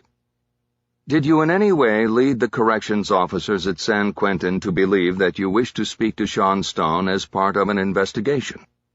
Bosch shook his head. No, I did not. And I think when I asked how I could deposit money into his canteen account, it was clear that he was not part of an investigation. But you asked about that after you spoke to Stone, correct? Correct. There was a pause as she looked through the documents Bosch had provided. I think, gentlemen, that's it for now. No more questions? Bosch asked. For now. I may have follow-ups later. Can I ask some questions now? You can ask, and I'll answer if I can. Bosch nodded. Fair enough. How long will this take? Mendenhall frowned. Well, in actual investigation time, I don't think it will take long, unless I can't get what I need by phone from San Quentin and have to go up there. So they might spend the money to send you all the way up there to check out what I did with an extra hour of my time. That would be my captain's call. He'll certainly look at the costs involved and the level of seriousness of the investigation. He also knows that I carry several other investigations at the moment. He might decide that it is not worth the expenditure of money and investigative time. Bosch had no doubt that they would send Mendenhall to San Quentin if needed. She might be in a bubble where there was no pressure from above, but her captain wasn't. Anything else? She asked. I have an interview at 9 that I should prepare for. Yes, one more thing, Bosch said. Where did this complaint come from? Mendenhall seemed surprised by the question. I can't discuss that, but I thought you knew. I thought it was obvious. No, I know it came from O'Toole, but the whole thing about me visiting Sean Stone, how did he come up with that? How did he know? That I can't talk to you about, Detective. When my investigation is complete and I make a recommendation, you may become aware of those facts. Bosch nodded, but the open question bothered him.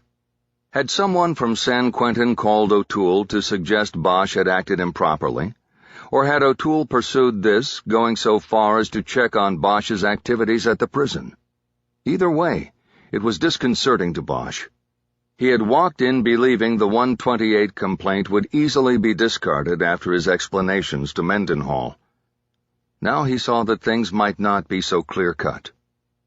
After leaving the PSB, Jackson and Bosch took one of the ornately designed elevators down to the lobby. To Bosch, the century-old Bradbury building was far and away the most beautiful building in the city. The only blemish on its image was the fact that it housed the Professional Standards Bureau. As they crossed the lobby beneath the atrium to the West 3rd Street exit, Bosch could smell the fresh bread being baked for the lunch rush in the sandwich shop, next to the building's main entrance. That was another thing that always bothered him. Not only was the PSB housed in one of the city's hidden gems, and not only were there fireplaces in some of the offices, but the place also smelled so damn good every time Bosch was there. Jackson was quiet as they moved through the lobby, and then turned left into the dimly lit side exit lobby. There was a bench there with a bronze statue of Charlie Chaplin sitting on it. Jackson sat down next to the figure and signaled Bosch to the other side. "What?" Bosch said as he sat down. "We should get back." Jackson was upset. He shook his head and leaned across Charlie Chaplin's lap so he could whisper. "Harry," he said, "I think you're really screwed on this." Bosch didn't understand Jackson's mood, or his apparent surprise that the department would go to this length over a 15-minute interview in San Quentin. But to Bosch this was nothing new. The first time he got dinged by Internal Affairs was 35 years earlier. He caught a beef for stopping by a dry cleaner's, which was on his beat, to pick up his pressed uniforms while on his way to the station at the end of watch. Since then, nothing surprised him about how the department policed its own. "So what?" he said dismissively. "Let her sustain the complaint. What's the worst they could give me, 3 days? A week? I'll take my kid to Hawaii." Jackson shook his head again. "You don't get it, do you?" Now Bosch was thoroughly confused. "Don't get what? It's Internal Affairs, no matter what they're calling it now. What's not to get?"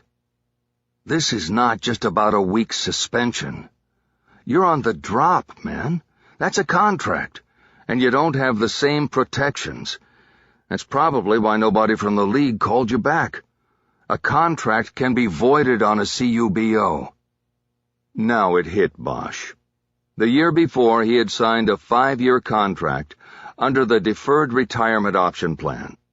He had effectively retired in order to freeze his pension, and then came back to work under the contract.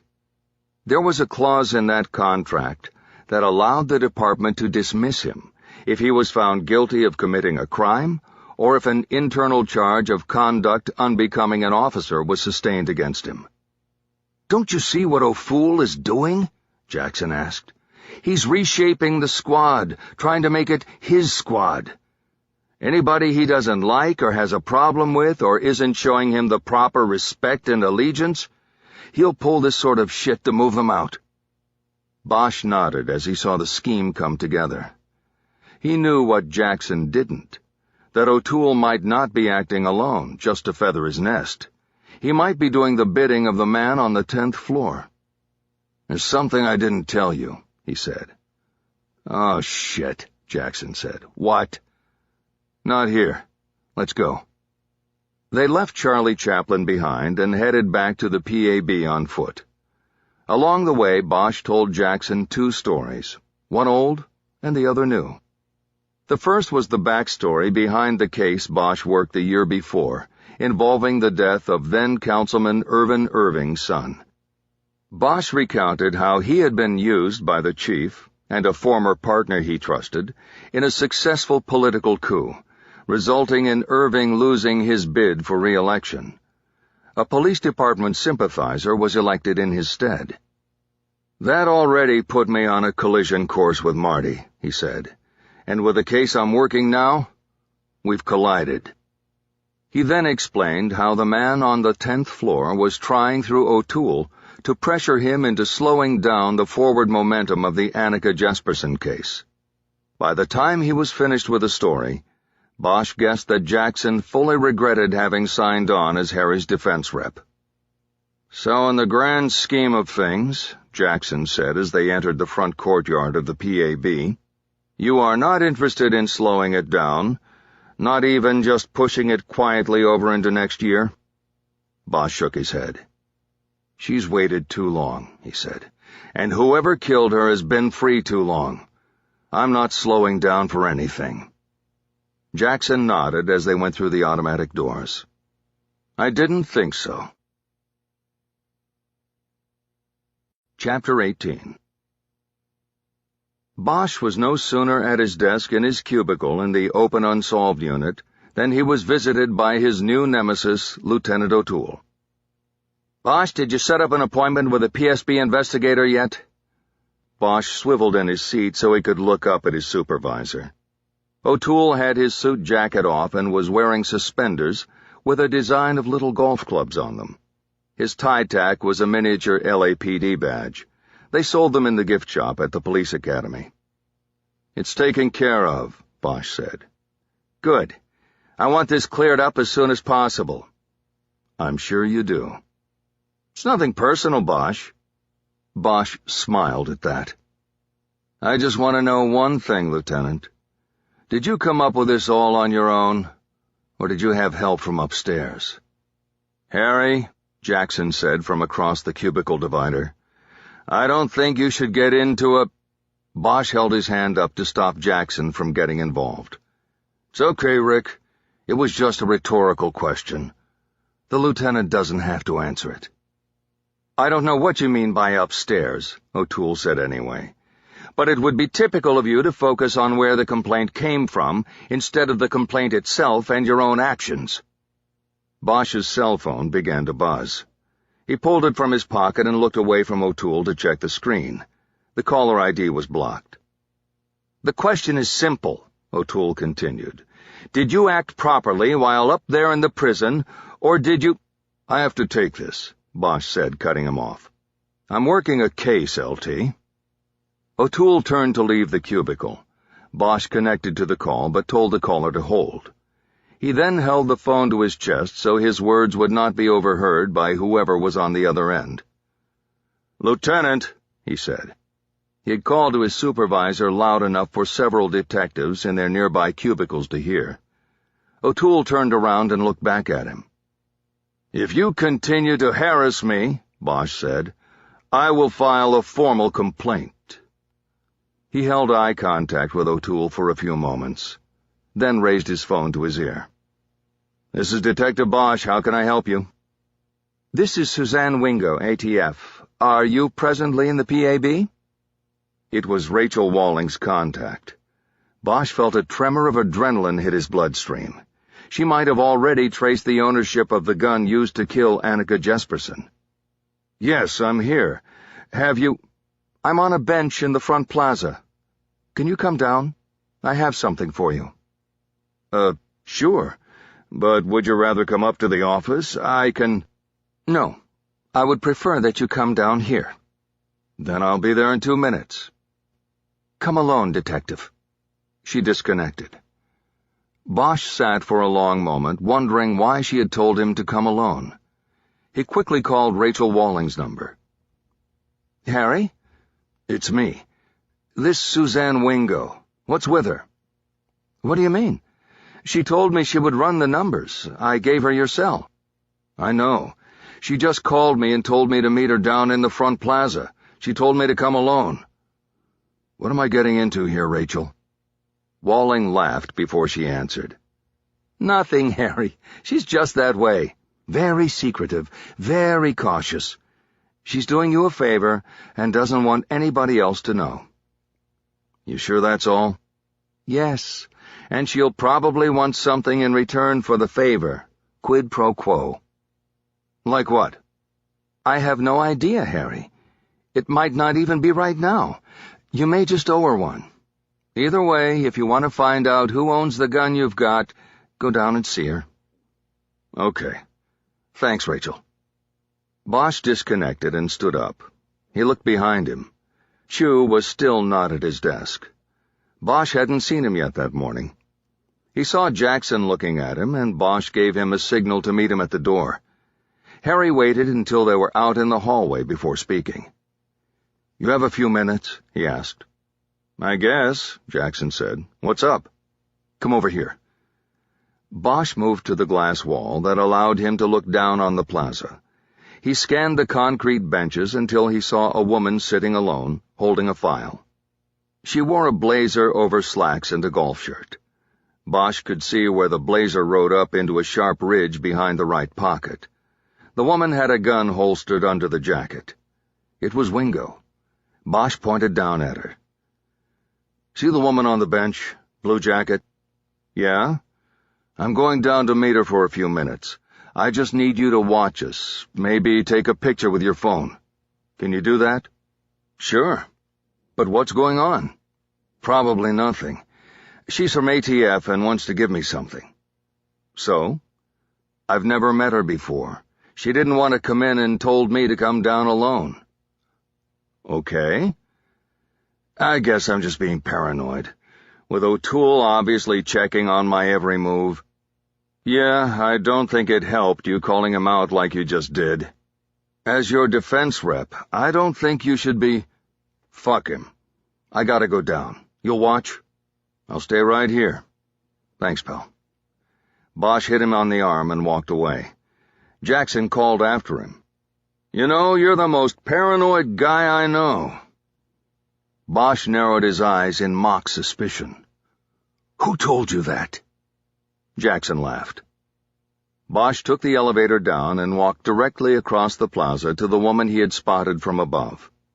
Up close, he saw that she was in her mid-30s, athletically built, with a short, no-nonsense cut to her auburn hair. Bosch's first take was that she was most likely a seasoned federal agent. Agent Wingo?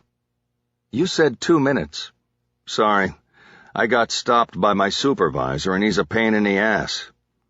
Aren't they all? Bosch liked that she said it as a statement, not a question. He sat down next to her, his eyes on the file she was holding. So, what's with the secret agent stuff and the meet-up out here? I remember our old place. Nobody wanted to visit because it was going to pancake next time we hit a 6 on the Richter scale. But we've got a brand new place now. It's guaranteed safe. You could come in and I'd show you around. Rachel Walling asked me for the favor, but she could only vouch for you so far. You know what I mean? No. What did she say about me? She said trouble follows you and I should be careful. But she didn't use those words exactly. Bosch nodded. He guessed that Walling had called him a shit magnet. It wouldn't be the first time. You girls stick together. It's a boys' club. We have to. So, you did run the gun numbers? I did. And I am not sure I'm going to be much help to you. Why's that? Because I think the gun you've recovered has been missing for 21 years. Bosch felt the adrenaline charge immediately start to ebb. He regretted having put so much hope into believing that the gun's serial number would open up the case's black box. It's where it's missing from that makes it interesting, Wingo added. Bosch's thoughts of regret were immediately replaced with curiosity. Where did it go missing? In Iraq, way back during Desert Storm. Chapter 19. Wingo opened the file and read her own notes before going any farther. Let's start at the beginning, she said. Do I need to take notes, or are you eventually going to give me that file? Bosch asked. It's all yours. Just let me use it to tell the story. Then go ahead. Bosch tried to remember exactly what he had told Rachel Walling about the case.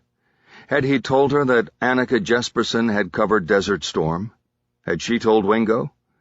Even if Wingo had known, it wouldn't have changed the trace, and she couldn't have known how this one piece of information, that the gun went missing in Iraq, turned things in a new direction for Bosch. Let's begin at the start, Wingo said. The 10 serial numbers you gave me belong to a lot manufactured in Italy in 1988. Those 10 weapons were among 3,000 weapons manufactured and sold to the government of Iraq's Ministry of Defense. Delivery of the weapons cache was on February 1st, 1989. Don't tell me. The trail disappears after that? No, actually not quite yet. The Iraqi army kept some limited records that we have gotten access to since the Second Persian Gulf War, a little benefit that came from the distribution of records confiscated from Saddam Hussein's palaces and military bases. Remember the search for weapons of mass destruction? Well, they might not have found any WMDs, but they found a shit pile of records involving lesser weapons. We eventually got access to it. Good for you. What did they tell you about my gun? The entire shipment of guns from Italy was distributed to the Republican Guard. The RG were the elite soldiers. Do you know the history of what happened back then? Bosch nodded. I know the basics. Saddam invaded Kuwait, and after the atrocities started, the Allied forces said enough. Right. Saddam invaded in 1990, right after receiving these weapons. So I think the obvious conclusion is that he was outfitting for the invasion. So the gun went to Kuwait. Wingo nodded. Most likely, but we can't be sure. That's where the records stop. Bosch leaned back and looked up at the sky. He suddenly remembered he'd asked Rick Jackson to watch over him. He didn't think it was necessary anymore, and his eyes searched the glass surface of the PAB. The reflection of the sun on the glass, coupled with Bosch's tight angle, prevented him from seeing anything. He held his hand up and made the OK sign. He hoped Jackson would get the message and stop wasting his time. "What's that?" Wingo asked. "What are you doing?" "Nothing. I had some guy checking on me because you were so spooky about me coming alone and everything. I just told him it was okay." "Thanks a lot." Bosch smiled at her sarcasm. She handed him the file. Her report was complete. "Look, I'm a paranoid guy and you hit the right buttons," Bosch said. "Sometimes paranoia is a good thing," Wingo replied. "Sometimes." "So what do you think happened to the gun? How did it get over here?" Bosch was working on his own answers to those questions, but wanted to hear Wingo's take before she left. After all, she worked for the federal agency charged with monitoring firearms. "Well, we know what happened in Kuwait during Desert Storm." "Yeah, we went over there and kicked the shit out of Saddam's soldiers." "Right. The actual war lasted less than 2 months. The Iraqi army first retreated to Kuwait City, and then tried to make a run back across the border to Basra. Lots were killed, and even more were captured." "I think that route was called the Highway of Death," Bosch said, remembering the story and photos filed by Annika Jesperson. "That's right. I Googled all of this yesterday. There were hundreds of casualties and thousands of captives on that one road alone. They put the captives in buses and their weapons in trucks and shipped both out to Saudi Arabia, where they had set up the POW camps." "So my gun could have been on one of those trucks." "That's right. Or it could have belonged to a soldier who didn't make it out alive, or who did make it to Basra. There's no way to tell." Bosch thought about this for a few moments. Somehow a gun from the Iraqi Republican Guard ended up in Los Angeles the following year. "What happened to the captured weapons?" he asked. "The weapons were stockpiled and destroyed." "And nobody recorded serial numbers?" Wingo shook her head. "It was war. There were too many weapons and not enough time to stand there and mark down serial numbers or anything like that. We're talking truckloads of guns. So they were simply destroyed, thousands of weapons at a time. They would haul them out into the middle of the desert, dump them in a hole, and then blow them to bits with high-grade explosives. They'd let them burn for a day or two and then push sand over the hole. Done deal." Bosch nodded. "Done deal." He continued grinding on it. Something was out on the periphery of his thoughts, something that connected, that would help bring it all into focus. He was sure of it, but he just couldn't see it clearly. "Let me ask you something," he finally said. "Have you seen this before?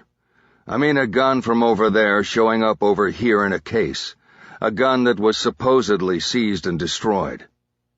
"I checked on that very question this morning, and the answer is that we have seen it, at least one time that I could find, just not exactly in this way." "Then in what way?" "There was a murder at Fort Bragg, North Carolina, in '96. A soldier killed another soldier in a drunken rage over a woman. The gun he used was also a Beretta Model 92 that had belonged to Saddam's army. The soldier in question had served in Kuwait during Desert Storm. During his confession, he said that he had taken it off a dead Iraqi soldier and later smuggled it home as a souvenir. I couldn't find in the records I reviewed how that was done, however, but he did get it stateside." Bosch knew that there were many different ways to get souvenir weapons home. The practice was as old as the Army itself. When he had served in Vietnam, the easy way was to break the gun down and mail the parts home separately over the course of several weeks. "What are you thinking, Detective?" Bosch chuckled. I'm thinking that I have to figure out who brought that gun over here. My victim was a journalist and photographer, She covered that war. I read a story she wrote on the Highway of Death. I saw her photos. Bosch had to consider that Annika Jesperson had brought the gun she was killed with to Los Angeles. It seemed unlikely, but he could not discount the fact that she had been in the same place the gun was last accounted for. "When did they start using metal detectors at airports?" he asked. "Oh, that goes way back," Wingo said. "That started with all the hijackings in the 70s. But scanning checked baggage is different. That is much more recent, and it's not very consistent either." Bosch shook his head. "She traveled light. I don't think she was the type who checked bags." He couldn't see it. It didn't make sense that Annika Jesperson had somehow picked up a dead or captured Iraqi soldier's gun and smuggled it home, and then again into the United States, only to be killed with it. "That doesn't sound promising," Wingo said. "But if you could put together a census of the neighborhood where your victim was killed, you could find out who served in the military and in the Persian Gulf War. If there was someone living in the vicinity of the murder who had just come back. You know, a lot was said back then about Gulf War syndrome, exposure to chemicals and heat. A lot of incidents of violence back home were attributed to that war. The soldier at Fort Bragg, that was his defense." Bosch nodded, but he was no longer listening to Wingo. Things were suddenly coming together. Words and pictures and memories. Visions of that night in the alley off Crenshaw, of soldiers lining the street, of black and white photos of soldiers on the Highway of Death, the blown-up barracks in Dhahran, and the smoking hulk of an army Humvee, the lights on the Humvee they brought into the alley. Bosch leaned forward, elbows on his knees, and ran his hands back through his hair. "Are you all right, Detective Bosch?" Wingo asked. "I'm fine. I'm good." "Well, you don't look it." "I think they were there." "Who was where?" His hands still on top of his head, he realized he had spoken out loud. He turned to look at Wingo over his shoulder. He didn't answer her question. "You did it, Agent Wingo. I think you opened the black box." He stood up and looked down at her. "Thank you, and thank you to Rachel Walling. I need to go now." He turned and headed back toward the doors of the PAB. Wingo called after him. "What's the black box?" He didn't answer. He kept moving. Chapter 20. Bosch strode through the squad room to his desk. He saw Chu in the cubicle, turned sideways and hunched over his computer. Bosch entered the cubicle, grabbed his desk chair, and wheeled it right over next to Chu's. He sat down on it backwards and started speaking in an urgent tone. "What are you working on, David?" Just looking at travel options for Minnesota." "You going to go without me?" "It's okay, I told you to." "I'm thinking I need to go, or start on something else while I'm waiting." "Then you're right, you should go. Did you see who else can go?" "Yeah. Trish the Dish is in. She has family in St. Paul, so she's up for it, cold weather and all." "Yeah, tell her just to be careful, with O'Toole looking over every travel voucher." "I already did." "So, what do you need, Harry? I can tell you're hot about something." "You got one of your hunches?" "Damn right. What I need you to do is get on the box and find out which California National Guard units were sent to Los Angeles during the '92 riots. That should be easy enough. And then find out which of those units were also deployed to the Persian Gulf for Desert Storm the year before. Understand?" "Yes. You want to know which units were in both places." "Exactly. And once you have a list, I want to know where they were based in California and what they did in Desert Storm, where they were assigned, that sort of thing. Can you do that?" "I'm on it." "Good. And I'm guessing most of these units probably have archives online, websites, digital scrapbooks, things like that. I'm looking for names. Names of soldiers who were in Desert Storm in '91 and in L.A. a year later." "Got it." "Good. Thanks, David." You know, Harry, you don't have to call me by my first name if it makes you uncomfortable. I'm used to you calling me by my last name. Chew stared at his computer screen as he said it. It's that obvious, huh? Bosch said. It just sort of sticks out, Chew said. You know, after all this time of just calling me Chew. Well, I'll tell you what. You find me what I'm looking for, and I'll call you Mr. Chew from now on. That won't be necessary. But do you mind telling me why we're doing these searches? What's it have to do with Jesperson? I'm hoping everything. Bosch then explained the new theory of the case he was pursuing, that Annika Jesperson was on a story and had come to L.A. not because of the riots, but because she was following someone in one of the California National Guard units that had been deployed the previous year to the Persian Gulf. What happened over there that made her follow the guy? Chew asked. I don't know that yet, Bosch said. What are you going to do while I'm working this angle? I'm going to work another. Some of these guys are already in the murder book. I'll start there. Bosch got up and rolled his chair back over to his desk. He sat down and opened the Jesperson case's original murder book. Before he could start looking through the witness statements, his phone buzzed. He checked the screen and saw it was Hannah Stone. Bosch was busy and had some newfound momentum. He normally would have let the call go to voicemail, but something told him he should take it. Hannah rarely called during his work hours. If she wanted to talk to him, she would text first to see if he was able to talk. He took the call. Hannah, what's up? Her voice was an urgent whisper. There's a woman in the waiting room from the police. She said she wants to interview me about you and my son. Her whisper was tight with fear verging on panic. She had no idea what was going on, and Bosch realized it was logical that she be interviewed. He should have warned her. Hannah, it's okay. Did you get her card? Is her name Mendenhall? Yes. She said she was a detective with police standards or something. She didn't give me a card. She just showed up without calling first. It's okay. It's the Professional Standards Bureau, and she just needs to ask you what you know about me meeting Sean the other day. What? Why? Because my lieutenant made a beef about it, basically saying I used company time for personal reasons. Look, Hannah, it doesn't matter. Just tell her what you know. Tell her the truth. Are you sure? Are you sure I should talk to her? She said I didn't have to. You can talk to her, but just tell her the truth. Don't tell her what you think might help me. Tell her only the truth as far as what you know. Okay, Hannah? It's not a big deal. But what about Sean? What about him? Can she do anything to him? No, Hannah. There's nothing like that. This is about me, not Sean.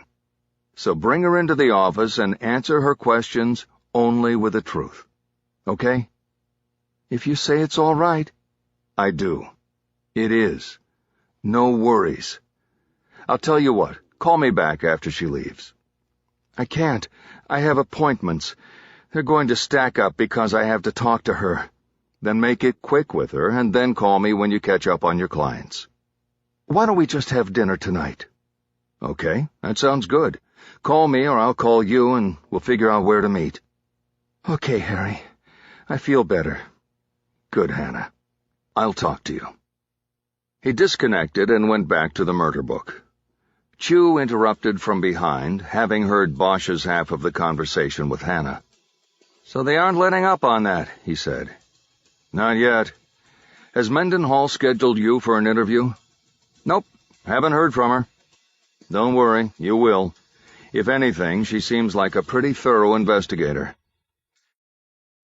Bosch went to the front of the murder book to find and reread the statement from Francis John Dowler, the California National Guard soldier who found Annika Jesperson's body in the alley off Crenshaw. The report was a transcript of a telephone interview conducted by Gary Herod of the Riot Crimes Task Force. Bosch and Edgar had never gotten the chance to interview Dowler the first night of the investigation. Herod caught up with him by phone 5 weeks after the murder.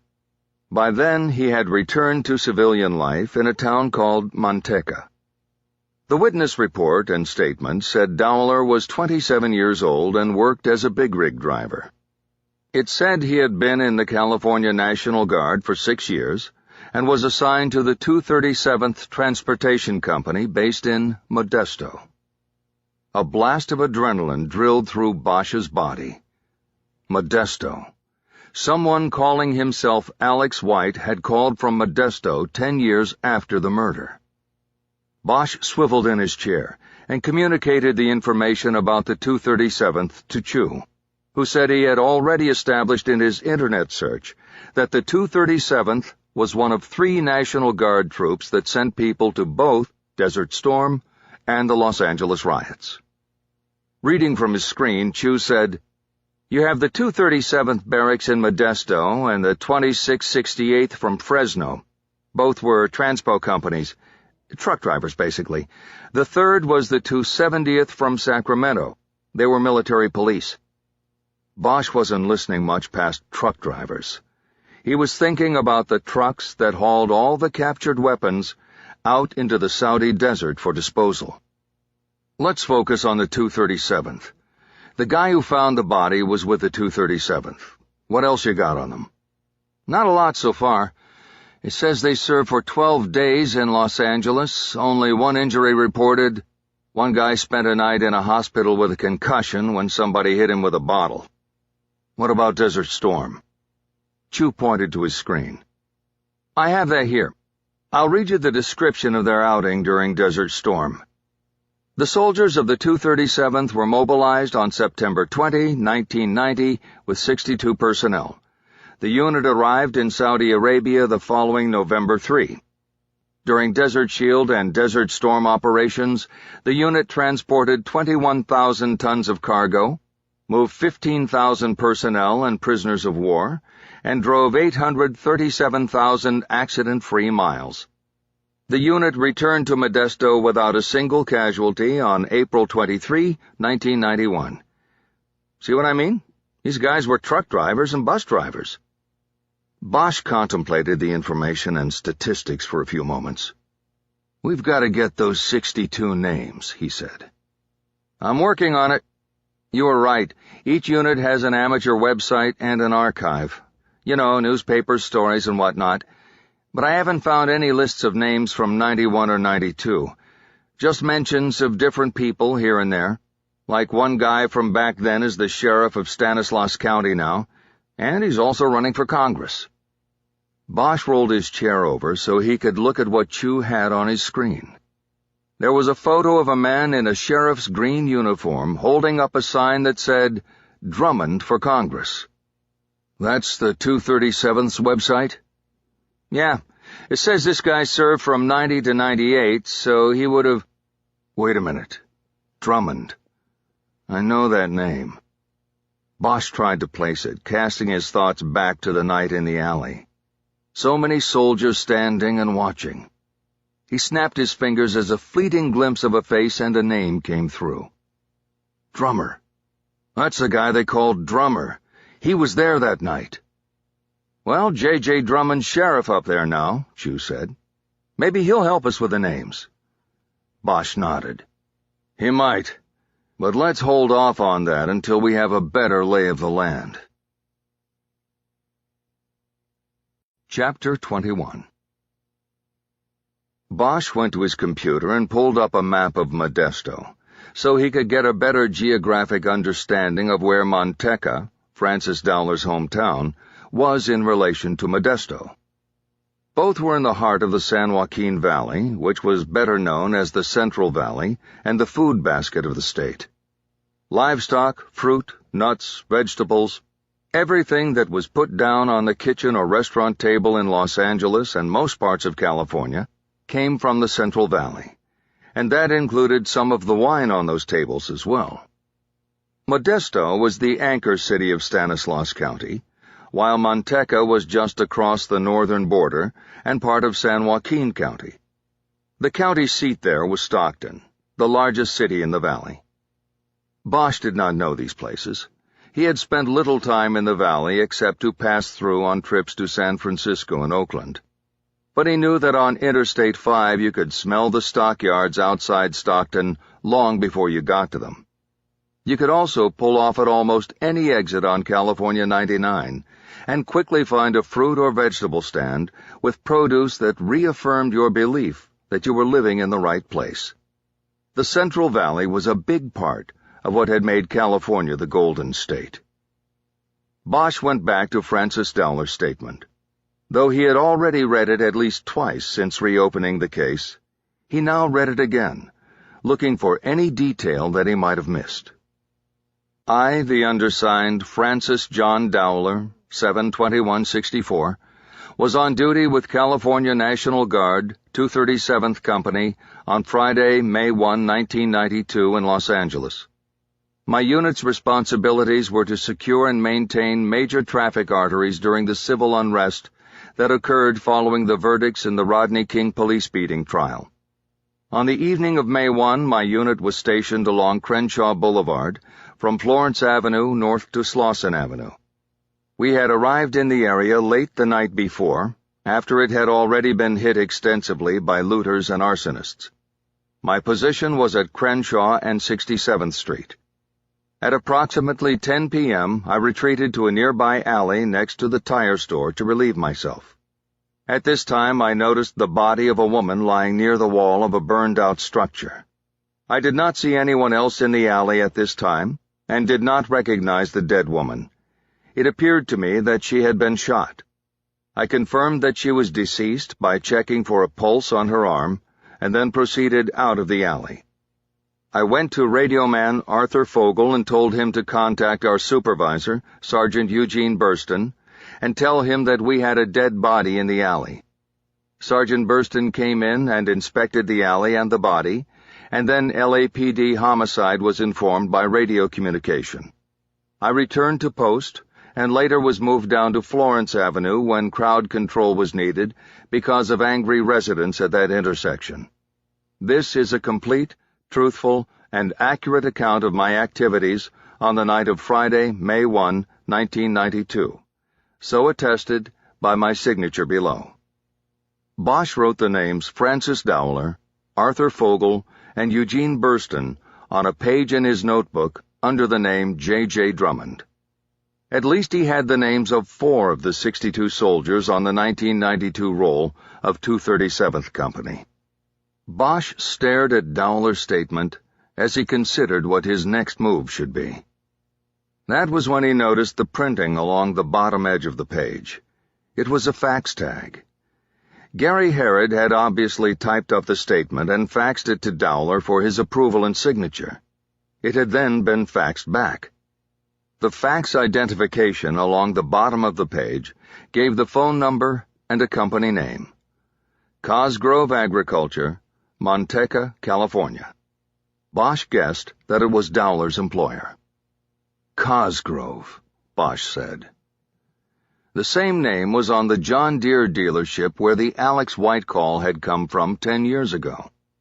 "Yeah, I've got that," Chu said from behind him. Bosch turned around. "Got what?" "Cosgrove. Carl Cosgrove. He was in the unit. I got him in some of the pictures here. He's some sort of a bigwig up there." Bosch realized that they had stumbled onto a connection. "Send me that link, will you?" "Sure thing." Bosch turned to his computer and waited for the email to come through. "This is the 237th's website you're looking at?" he asked. "Yeah, they got stuff on here going back to the riots and Desert Storm." "What about a list of personnel?" "No list, but there are some names in these stories and with the pictures. Cosgrove's one." The email came through. Bosch quickly opened it and clicked on the link. Chu was right. The website looked amateurish, to say the least. At 16, his own daughter had created better-looking web pages for school assignments. This one had obviously been started years earlier, when websites were a new cultural phenomenon. No one had bothered to update it with contemporary graphics and design. The main heading announced the site as the home of the Fighting 237th. Below this were what seemed to be the company's motto and logo, the words "Keep on Truckin'," and a variation on comic artist Robert Crumb's iconic truckin' man striding forward, one large foot in front of his body. The 237th version had the man in an army uniform, a rifle slung over his shoulder. Beneath that were blocks of information about the current company's training outings and recreational activities. There were links for making contact with a site manager or for joining group discussions. There was also one marked History, and Bosch clicked on it.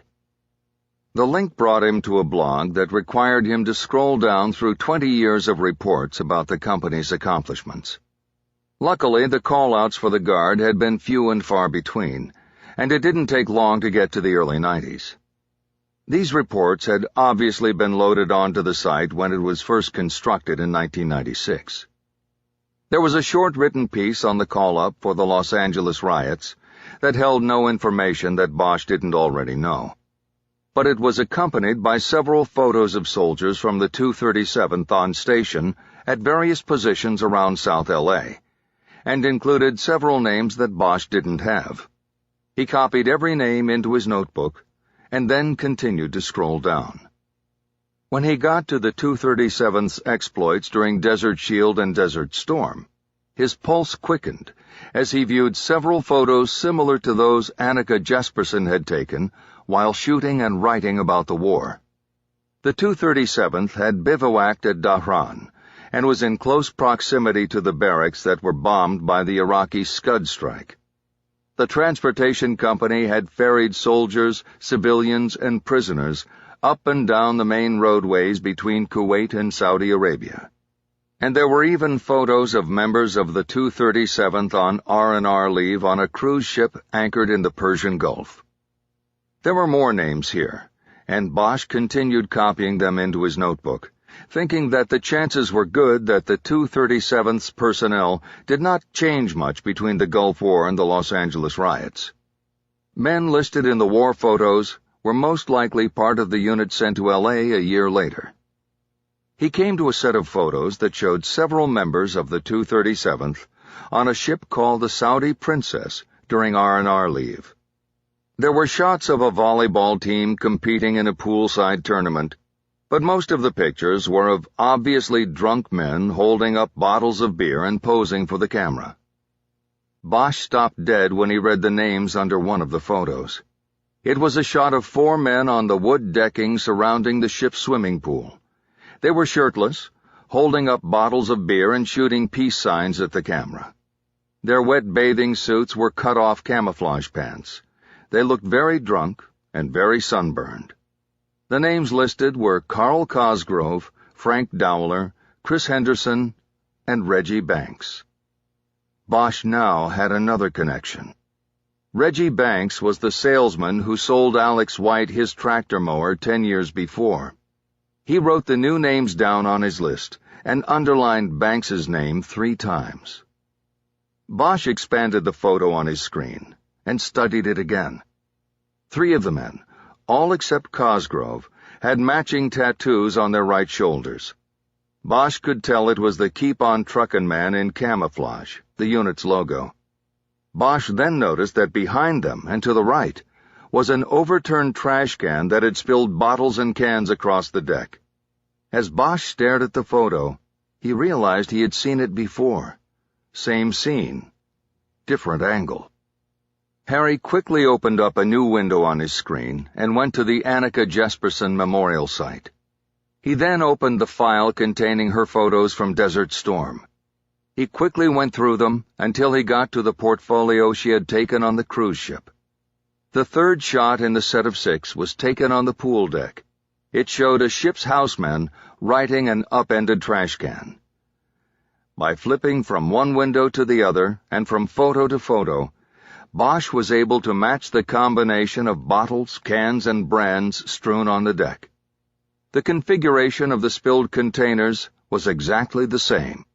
It meant, without a doubt, that Annika Jesperson had been on the cruise ship at the same time as members of the 237th Company.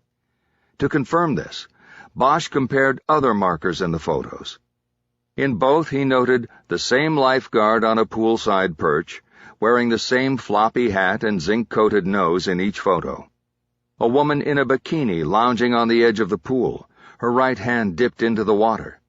And finally, the bartender behind the counter of the tiki hut. Same bent cigarette behind his ear. There was no doubt. Annika's photo was taken within minutes of the photo on the 237th Company's website. She had been there with them.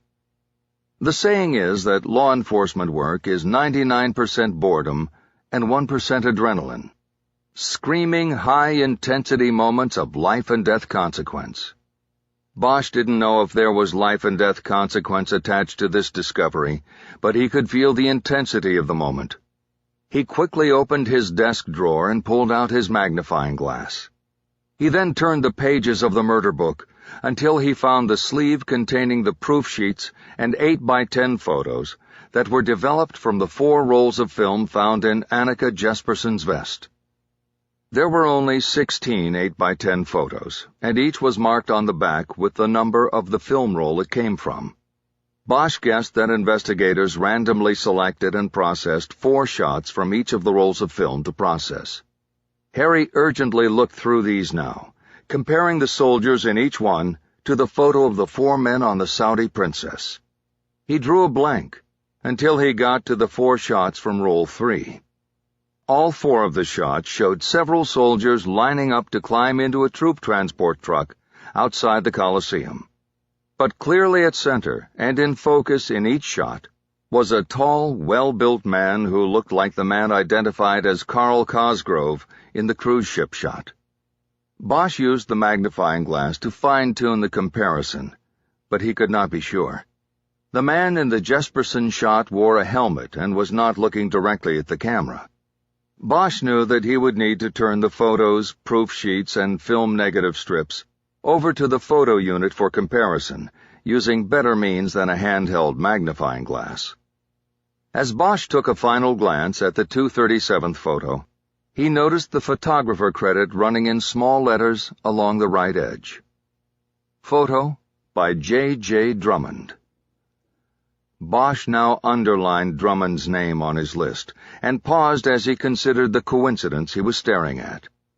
3 names he already knew from the investigation. Banks, Dowler, and Drummond belonged to men who had been on the pool deck of the Saudi Princess on the same day and time as photojournalist Annika Jesperson. A year later, one of them would find her body in a back alley in riot-torn Los Angeles. Another would lead Bosch to the body, and the third presumably would call to check on the case a decade later. Another connection involved Carl Cosgrove. He was on the ship in 1991 and appeared to have been in Los Angeles the year after. His name was on the fax ID on Francis Dowler's statement and on the John Deere dealership where Reggie Banks worked. In every case, there comes a moment when things start tumbling together and the focus becomes white-hot in its intensity. Bosch was there now. He knew what he had to do and where he had to go. "David," he said, his eyes still holding on the image on his computer screen. 4 men drunk and happy in the burning sun and away from the fear and randomness of war.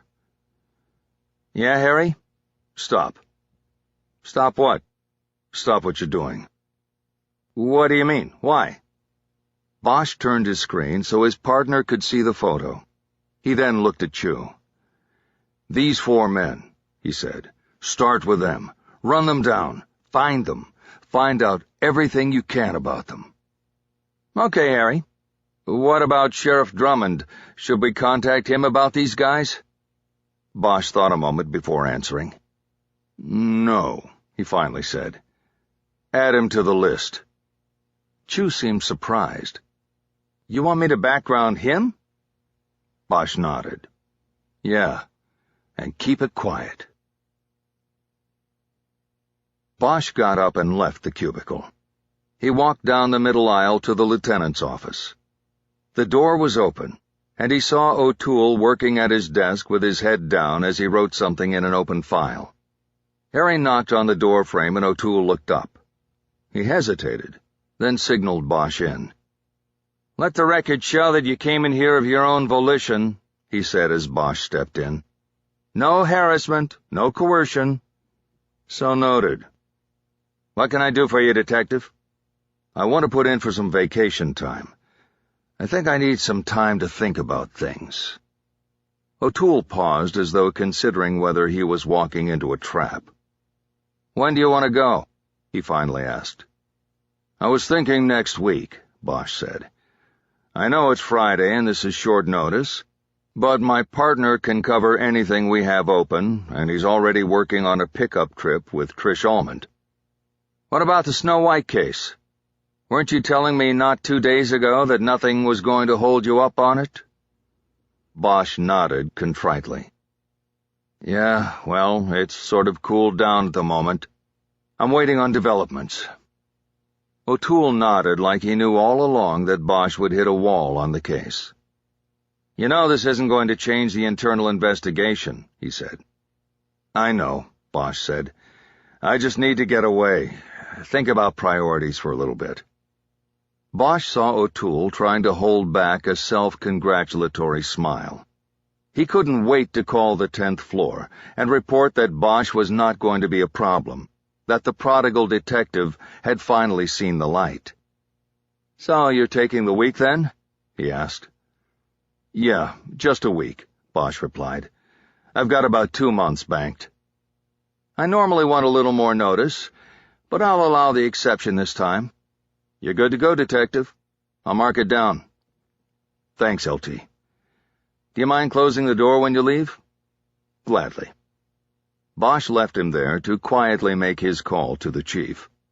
Before Harry got back to his cubicle, he already had a plan for taking care of things at home while he was gone. Chapter 22. Ca del Sole had become their place. They met there more often than anywhere else in the city. This was a choice based on romance, taste, they agreed on Italian, and price, but most of all it was based on convenience. The North Hollywood restaurant was equidistant in time and traffic from both their homes and jobs, with a little bit of an edge to Hannah Stone. Edge or no edge, Bosch got there first and was shown to the booth that had become their regular table. Hannah had told him she might arrive late because her appointments at the halfway house in Panorama City had backed up domino-style after the unscheduled interview with Mendenhall. Bosch had brought a file with him and was content to work while he waited. Before the day ended in the open unsolved unit, David Chu had compiled short preliminary bios on the 5 men Bosch wanted to focus on. Drawing from both public and law enforcement databases, Chu was able to put together in 2 hours what would have taken Bosch 2 weeks to gather 20 years ago. Chu had printed out several pages of data on each of the men. Bosch had those pages in the file, along with printouts of the photos taken by both Drummond and Jesperson on the Saudi princess, as well as a translation of the story Annika Jesperson had submitted to the BT with her photos. Bosch opened the file and reread the story. It was dated March 11, 1991, almost 2 weeks after the war had ended and the troops had become peacekeepers. The story was short, and he guessed that it was just a copy block that went with her photos. The internet translation program he used was basic. It did not translate grammatical nuance and style, leaving the story choppy and awkward in English. It is called Love Boat, but no mistake, this is a warship. Luxury liner Saudi Princess never leaves port, but always has maximum security and capacity. The British vessel has been chartered and temporarily used by the U.S. Pentagon as a rest and recreation retreat for American troops from in Operation Desert Storm. Men and women with service in Saudi Arabia are allowed occasional 3-day rest and relaxation leave, and since the ceasefire, the demand for it is very big. The Princess is only destination in the conservative Persian Gulf, where the soldiers can drink alcohol, make the friends, and not bring the camouflage equipment. The ship stays in port and is well guarded by armed Marines in uniform. The Pentagon asks journalists who visit cannot reveal the ship's exact location. But on board there are no uniforms, and life is a party. Has 2 disco, 10 24-hour bars, and 3 pools. Soldiers who stationed in the region for weeks and months and dodged Scud missile and bullets of Iraqi have 72 hours to have fun, taste their alcohol, and flirt with the opposite sex. All of the things forbidden in camp. For 3 days we are civilians once more, said Bo Bentley, a 22-year-old soldier from Fort Lauderdale, Florida. Last week I was in a firefight in Kuwait City. Today I sip a cold one with my friends. You cannot beat that. The alcohol flows freely in the bars and at the pool edge. Celebrations of the Allied victory are many. Men on board the ship are more than women by 15-1, reflecting the composition of the U.S. troops in the Gulf. It is not just men on the Saudi Princess who wish the sides were more even. I haven't had to buy a drink for the time I've been here, said Charlotte Jackson, a soldier from Atlanta, Georgia. But the guys constantly hitting on you gets olden. I wish I had brought a good book to read. I'd be in my cabin right now. Based on the comment from Bo Bentley about being in a firefight only a week before, Bosch figured the story had been written and then held almost a week by the BT before publication. That meant Annika Jesperson had probably been on board the ship sometime during the first week of March. Bosch had initially not viewed the Saudi Princess story as significant. But now, with the connection established between Jesperson and the members of 237th Company on the ship, things were different. He realized he was looking at the names of 2 potential witnesses. He pulled his phone and called Chu. The call went to message. Chu was off duty and had probably shut down for the night. Bosch left a message in a low voice so he wouldn't disturb the other patrons in the restaurant. Dave, it's me. I'm going to need you to take a stab at a couple names. I got them out of a 1991 news story, but what the hell, give it a try. The first name is Bo Bentley, and he is or was from Fort Lauderdale, Florida.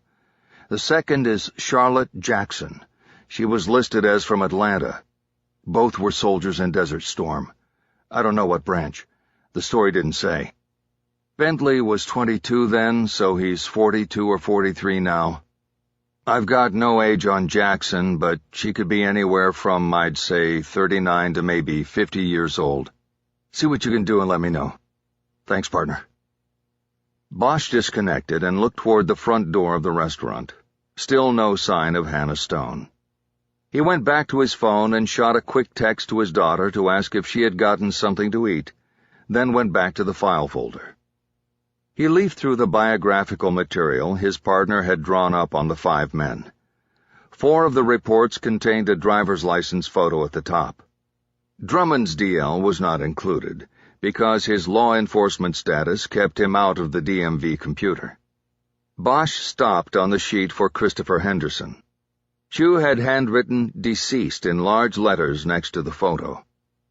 Henderson had survived Desert Storm and the L.A. riots as a member of the Fighting 237th, but he didn't survive an encounter with an armed robber at a restaurant he managed in Stockton.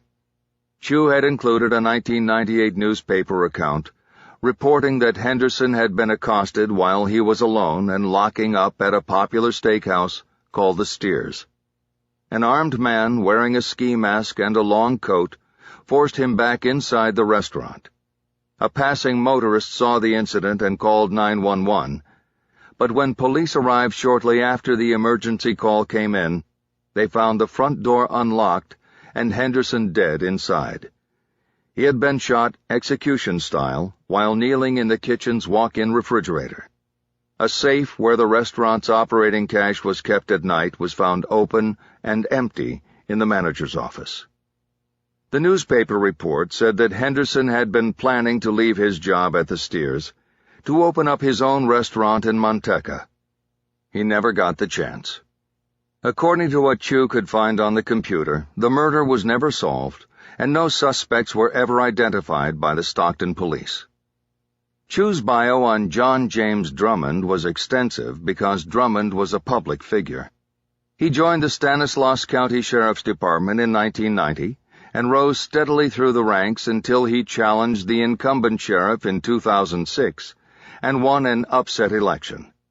He successfully ran for re-election in 2010 and was now setting his sights on Washington, D.C.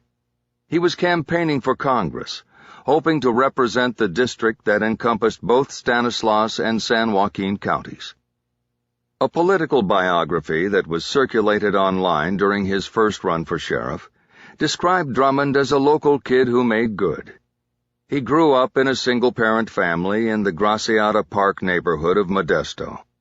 As a deputy, he served in all capacities in the sheriff's department, even as pilot of the agency's one helicopter. But it was his superior management skills that accelerated his climb. The biography also called him a war hero, crediting him with serving with the National Guard in Desert Storm, as well as noting that he was injured during the 1992 Los Angeles riots while protecting a dress shop from being looted. Bosch realized that Drummond accounted for the one injury the 237th Company sustained during the riots. A bottle thrown back then could be one of the little things that got him to Washington now.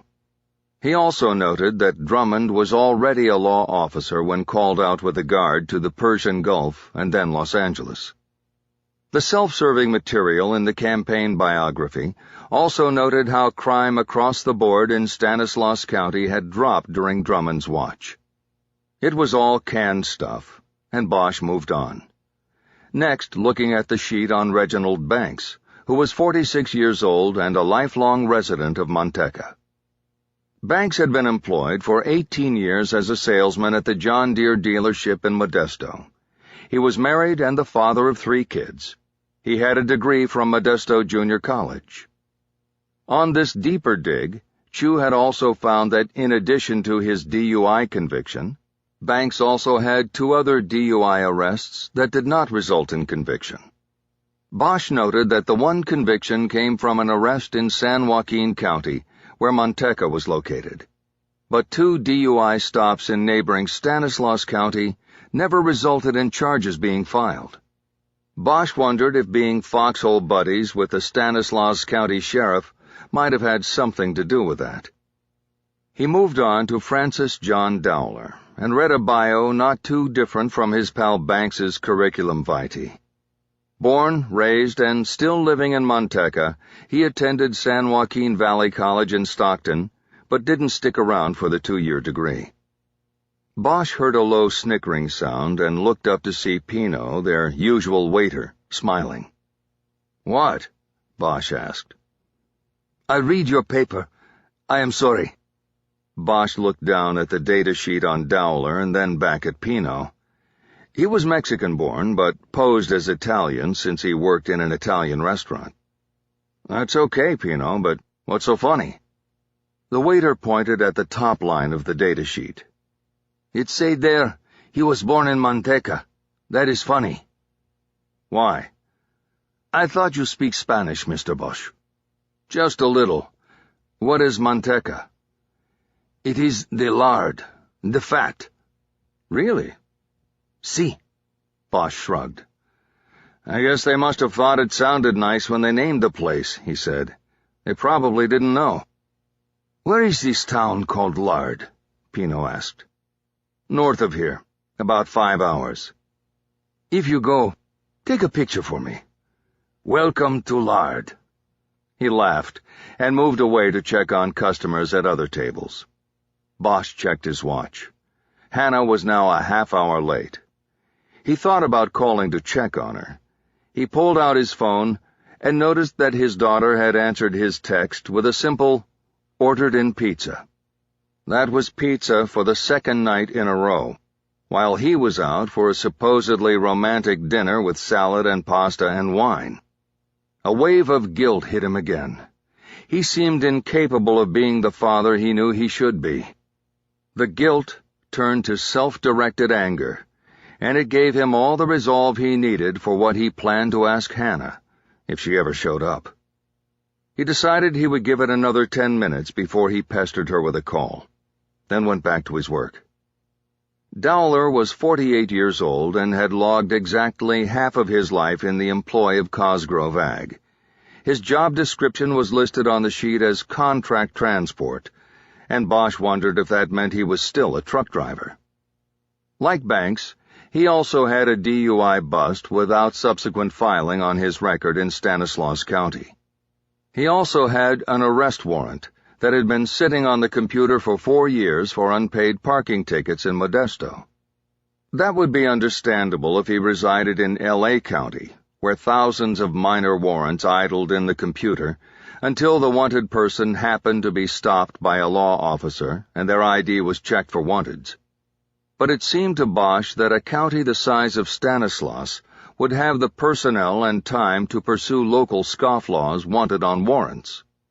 The duty to execute a warrant pickup would, of course, fall to the county sheriff's office. Once again it looked to Bosch like the bonds of Desert Storm and other places were protecting a former soldier in the 237th Company, at least when it came to Stanislaus County. But just as a pattern seemed to be emerging, it disappeared when Bosch moved on to Carl Cosgrove's sheet.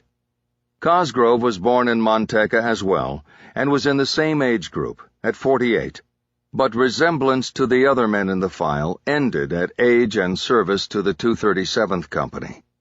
Cosgrove had no arrest record, earned a full degree in agricultural management from UC Davis, and was listed as president and CEO of Cosgrove Ag.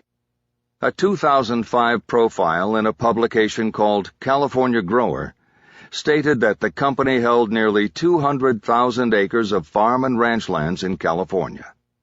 The company managed both livestock and produce, and was one of the largest suppliers of beef, almonds, and wine grapes in the state. Not only that, but Cosgrove Ag was even harvesting the wind. The article credited Carl Cosgrove with turning much of the company's cattle grazing land into wind farms, double-dipping on the land by producing electricity and beef. On the personal side, the article described Cosgrove as a long-divorced bachelor with a penchant for fast cars, fine wines, and finer women. He lived on an estate near Salida on the northern edge of Stanislaus County. It was surrounded by an almond grove and included a helicopter pad so he could proceed by air without delay to any of his other holdings, which included a penthouse in San Francisco and a ski lodge in Mammoth. It was a classic Silver Spoon story. Cosgrove ran a company his father Carl Cosgrove Sr. had built from a 60-acre strawberry farm and accompanying fruit stand in 1955. At 76, the father remained in place as chairman of the board, but he had passed the reins to his son 10 years before. The article focused on Carl Sr.'s grooming his son for the business, making sure that he worked in all facets, from cattle breeding to farm irrigation to winemaking. It was also the old man who insisted that the son give back to the community in multiple ways, including his 12 years in the California National Guard. The article did credit Carl Jr. with taking the 50-year-old family business to new heights and in bold new directions, most notably with the wind farms that produced green energy and the expansion of the family-owned chain of steakhouses called the Steers, now with 6 locations throughout the Central Valley. The last line of the article said, Cosgrove is most proud of the fact that it is virtually impossible to have a meal at any one of the Steers restaurants without eating or drinking something his vast company has produced. Bosch read the last 4 lines twice. They were confirmation of another connection between the men in the Saudi princess photo. Christopher Henderson had been closing manager at one of Carl Cosgrove's restaurants until he was murdered there. Chu had added a note at the bottom of the California Grower story. It said, "Ran a check on Dad. He died 2010, natural causes. Junior runs the whole show now." Bosch translated that to mean that Carl Cosgrove had inherited complete control over Cosgrove Ag and its many holdings and interests. That made him the king of the San Joaquin Valley. "Hi. Sorry." Bosch looked up as Hannah Stone slipped into the booth next to him. She gave him a quick kiss on the cheek and said she was starving. Chapter 23. They both drank a glass of red wine before getting into talk about Mendenhall and the events of their day. Hannah said she needed to decompress for a few minutes before turning the discussion serious. "This is good," she said about the wine Bosch had ordered. She reached across the table and turned the bottle to read the label. She smiled. "Modus operandi. Of course, that would be what you'd order." "You've got me pegged."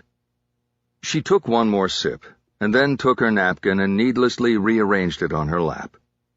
Bosch noticed she often did this as a nervous tell when they were in restaurants and the discussion turned toward her son. "Detective Mendenhall told me she was going up to talk to Sean on Monday," she finally said. Bosch nodded. He wasn't surprised that Mendenhall was going to San Quentin. He was just a little surprised that she had told Hannah. It wasn't good investigative practice to tell one interviewee about plans regarding another, even if they were mother and son. "Doesn't matter if she goes up there," he said. "Sean doesn't have to talk to her if he doesn't want to. But if he decides he wants to, he just needs to tell her the—" Bosch stopped talking, as he suddenly realized what Mendenhall might be doing.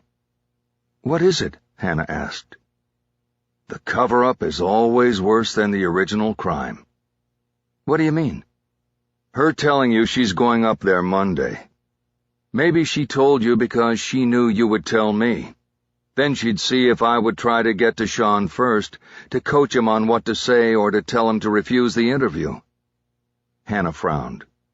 "She didn't seem to be the sneaky type. She seemed really straightforward. In fact, I got the impression that she wasn't happy about being in the middle of something that was politically inspired." "Did she call it that, or did you?" Hannah had to think about it before she answered. "I might have first mentioned or implied it, but it wasn't news to her. She said she was considering the motivation behind the original complaint. I remember that. That came from her, not me." Bosch nodded. He assumed she was referring to O'Toole as the originator of the complaint. Maybe he should have faith in Mendenhall, that she would see things for what they were. Pino served their Caesar salads, and they dropped discussion of the internal investigation while they ate. After a while, Bosch moved the conversation in a new direction. "I'm on vacation next week," he said. "Really? Why didn't you tell me? I could have taken some time off, unless— that was the point, you wanted to be alone." He knew she would come to that conclusion, or at least consider it. "I'll be working. I'm going up to the middle of the state. Modesto, Stockton, a place called Manteca." "Is this on the Snow White case?" "Yes. There is no way O'Toole would approve travel for me. He doesn't want this case solved. So I'm going up on my own time and my own dime." "And without a partner? Harry, that's not—" He shook his head. "I'm not going to be doing anything dangerous. I'll just be talking to some people, watching others, from afar." She frowned again. She didn't like it. He pressed on before she could voice another objection. "How would you feel about staying at my house with Maddie while I'm gone?" He could clearly see the surprise on her face. She used to stay with a friend whose mother offered to take care of her, but now she and the girl are not friends anymore, so it's awkward. Maddie always says she's fine to stay by herself, but I don't like that idea." "I don't either. But I don't know about this, Harry. Did you ask Maddie?" "Not yet. I'll tell her tonight." "You can't tell her. It's got to be her decision, too. You have to ask her." "Look, I know she likes you, and I know you two talk." "We don't talk. We're Facebook friends." "Well, for her that's the same thing. Facebook and texting are how these kids talk. You got her the beer for my birthday. She reached out to you." "That's nothing." Certainly a different level than actually staying with her in your house. I know, but I think she'll be fine with it. If it makes you feel better, I'll ask her tonight when I get home. When she says yes, will you then say yes?" Pino came and took their salad plates away. Bosch asked the question again once the waiter was gone. "Yes, I'll do it," Hannah said. "I'd love to do it. I'd also love to stay there when you're home, too." She had mentioned their moving in together before. Bosch was comfortable with the relationship, but wasn't sure he wanted to take that next step. He wasn't sure why. He wasn't a young man. What was he waiting for? "Well, this would be a step toward that, wouldn't it?" he asked, in attempt to sidestep the issue. "Seems like it's more like some sort of a weird tryout. If I pass the daughter test, then I'm in." "It's not like that, Hannah. But look, I don't want to get off on this topic right now. I'm in the middle of a case, I have to travel on Sunday or Monday, and I've got a detective from Professional Standards on my tail. I want to talk about this. It's important. But can it wait until some of this other stuff is out of the way?" "Sure." She said it in a way that communicated that she wasn't happy about him pushing the question aside. "Come on, don't be upset." "I'm not." "I know you are. I just wanted to be clear that I'm not in your life to be a babysitter." Bosch shook his head. The conversation was getting out of hand. He smiled reflexively. He always did that when he felt cornered. "Look, I simply asked if you could do me this favor. If you don't want to do it, or if doing it is going to have all of this bad feeling attached to it, then I told you I wasn't upset. Can we just drop it for now?" Bosch reached for his glass and took a long drink of wine, draining it. He then reached for the bottle so he could pour some more. "Sure," he said. Chapter 24. Bosch split Saturday between work and family. He had persuaded Chu to meet him in the squad room in the morning so they could work without the scrutiny of Lieutenant O'Toole and others in the unit. Not only was OU dead, but both wings of the vast robbery-homicide division squad room were completely abandoned. With paid overtime a thing of the past, the only time there was activity in the elite detective squads on a weekend was when there was a breaking case. It was lucky for Bosch and Chu that there was no such case. They were left alone and undisturbed in their cubicle to do their work. Once he finished grumbling about giving up half a Saturday for no pay, Chu dug in on the computer and conducted a third and fourth layer search on the men of the 237th Transportation Company of the California National Guard. While Bosch had ratcheted down his focus on the 4 men in the photograph on the Saudi princess and on the 5th man who had taken the photograph, he knew that a thorough investigation required that they check every name they had come up with in regard to the 237th, especially those who had also been on the cruise ship, either at or around the same time as Annika Jesperson. If nothing else, Bosch knew the exercise could pay dividends if a prosecution should arise from the case. Defense attorneys were always quick to claim the police had put on blinders and focused only on their clients while the true culprit slipped away. By widening their scope and thoroughly looking at all known members of the 237th in 1991 and 1992, Bosch was undercutting the tunnel vision defense before it had even been put forth. While Chu worked his computer, Bosch did the same, printing out everything they had accumulated on the 5 men in the main focus.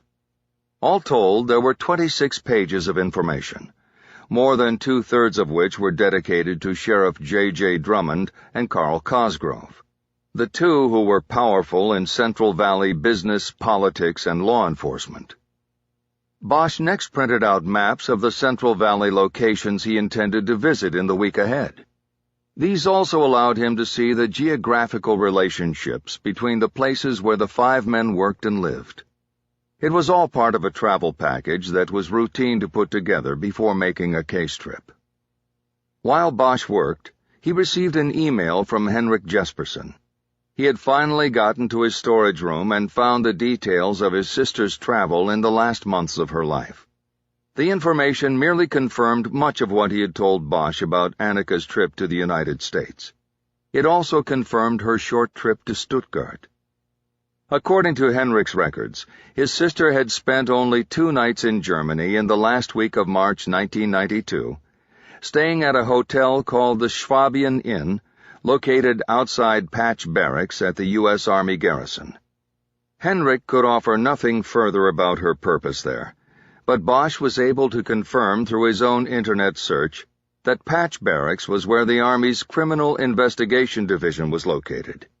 He also determined that the Stuttgart CID office handled all investigations of alleged war crimes pertaining to Desert Storm. It seemed obvious to Bosch that Annika Jesperson had made inquiries at Stuttgart about an alleged crime committed during Desert Storm. Whether what she learned there led her to the United States was unclear. Bosch knew from experience that even his status as a law enforcement officer did little to earn cooperation with the Army CID.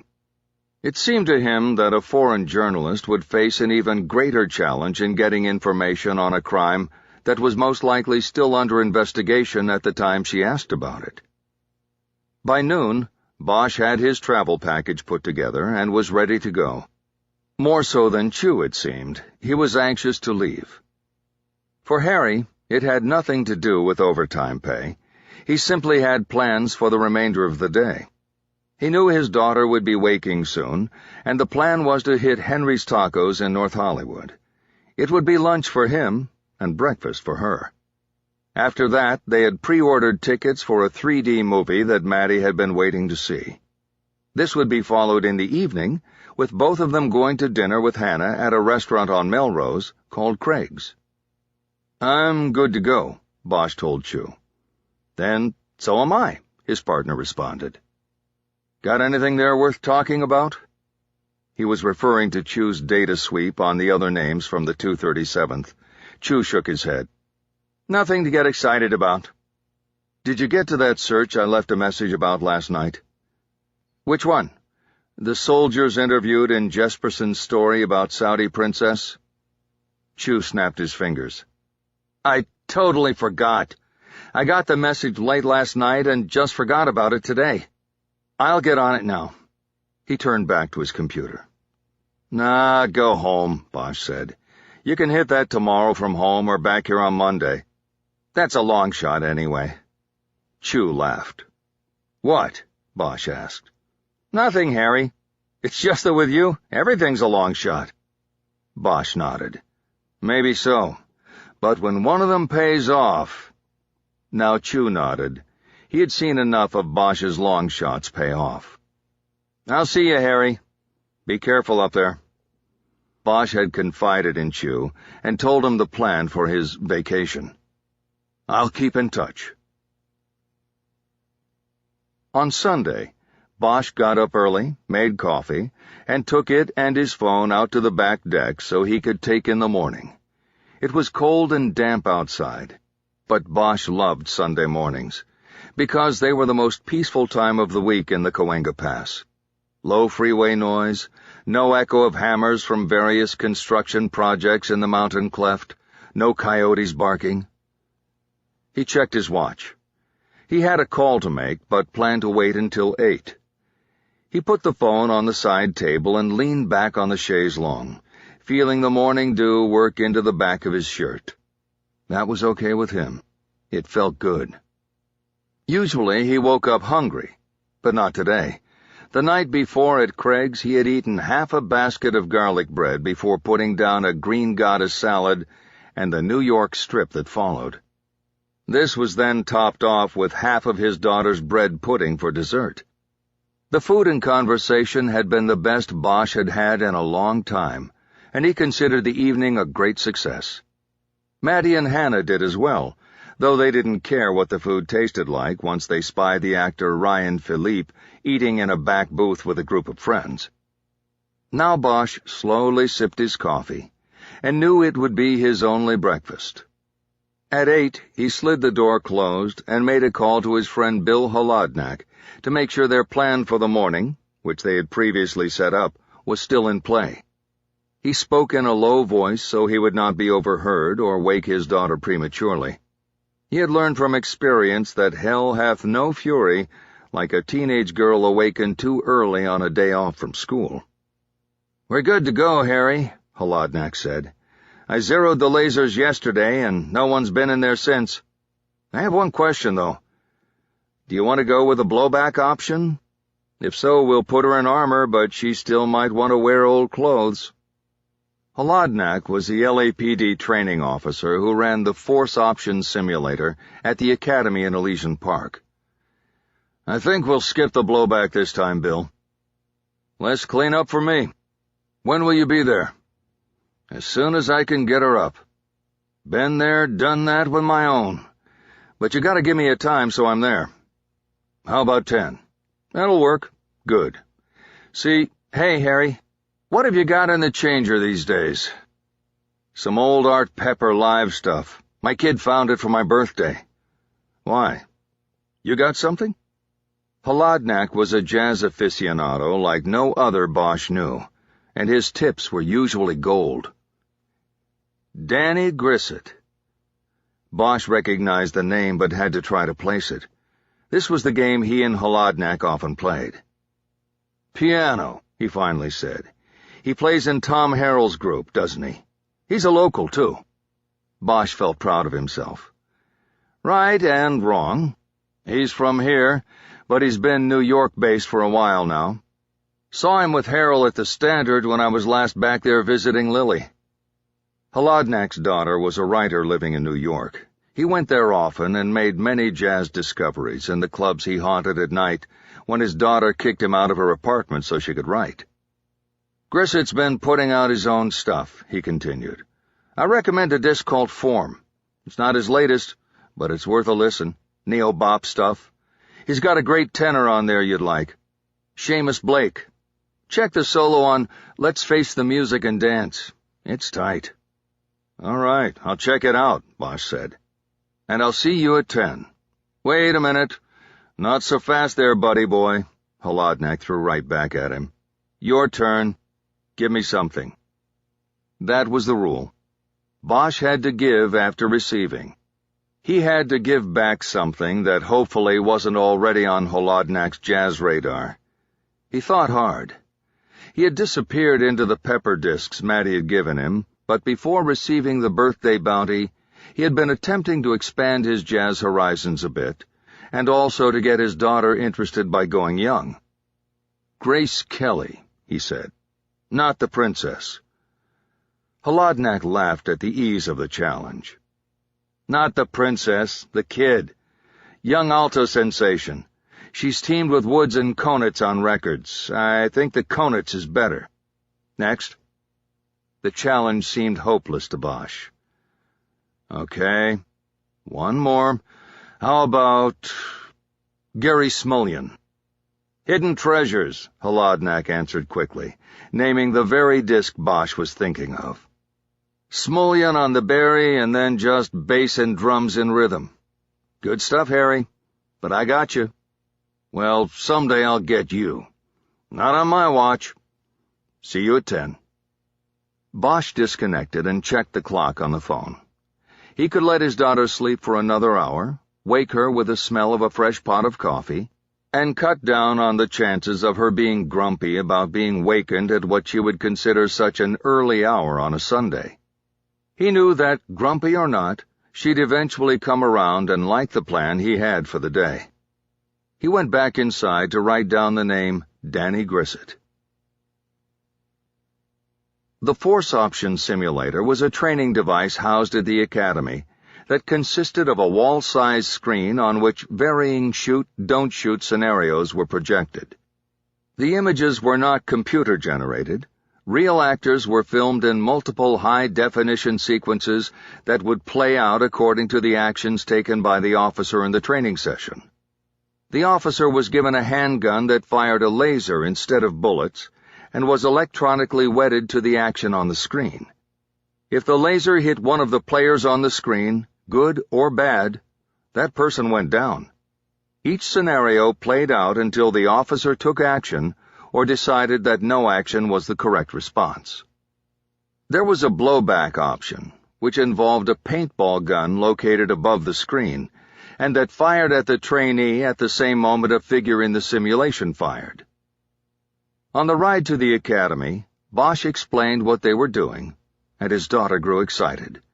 She had become a top shooter in her age group in local competitions, but those were tests of marksmanship against paper targets.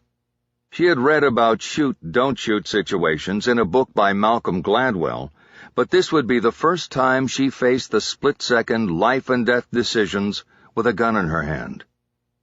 The front lot at the academy was almost empty. There were no classes or scheduled activities on a Sunday morning.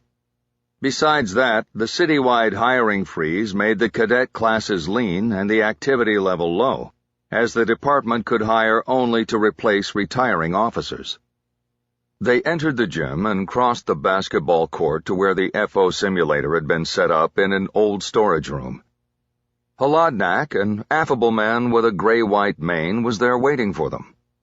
Bosch introduced his daughter as Madeline, and the trainer handed them both handguns, each equipped with a laser and linked by an electronic tether to the simulator's computer. After explaining the procedures, Holodnak took his place behind a computer in the back of the room. He dimmed the lights and started the first scenario. It began with a view through the windshield of a patrol car that was pulling to a stop behind a car that had pulled onto the road's shoulder. An electronic voice from overhead announced the situation.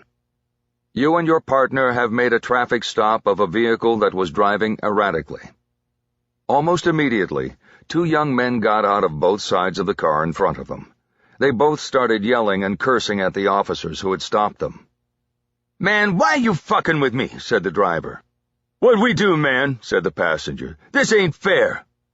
It escalated from there. Bosch called out commands for the men to turn and place their hands on the roof of their car, but the two men ignored him. Bosch registered tattoos, hang-low pants, and baseball hats worn backwards. He told them to calm down, but they didn't, and then Bosch's daughter chimed in. "Calm down. Place your hands on the car. Do not—" Simultaneously, the two men went to their waistbands.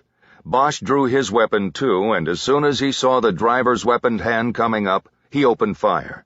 He heard fire come from his daughter on his right as well. Both men on the screen went down. The lights came up. "So," said Holodnak from behind them, "what did we see?" "They had guns," Maddie said. "Are you sure?" Holodnak asked. "My guy did. I saw it." "Harry, what about you? What did you see?" "I saw a gun," Bosch said. He looked over at his daughter and nodded. "Okay," Holodnak said. "Let's back it up." He then ran the scenario over in slow motion. Sure enough, both men had reached for guns and were raising them to fire when Bosch and his daughter had fired first. Hits on the screen were marked with red X's, and the misses were black. Maddie had hit the passenger with 3 shots in the torso, no misses. Bosch had hit the driver twice in the chest and missed high with the 3rd shot because his target was already falling backward to the ground. Holodnak said they had both done well. "Remember, we are always at a disadvantage," he said. "It takes a 1.5 seconds to recognize the weapon, another 1.5 seconds to assess and fire. 3 seconds. That's the advantage a shooter has on us. That is what we must work to overcome. 3 seconds is too long. People die in 3 seconds." They next did a roll-up on a bank robbery in progress. As with the first exercise, they both opened fire and took down a man who emerged through the bank's glass doors and took aim at the officers. From there, the scenarios grew more difficult. In one, there was a door knock, and the resident opened the door angrily, gesturing with a black cell phone in his hand.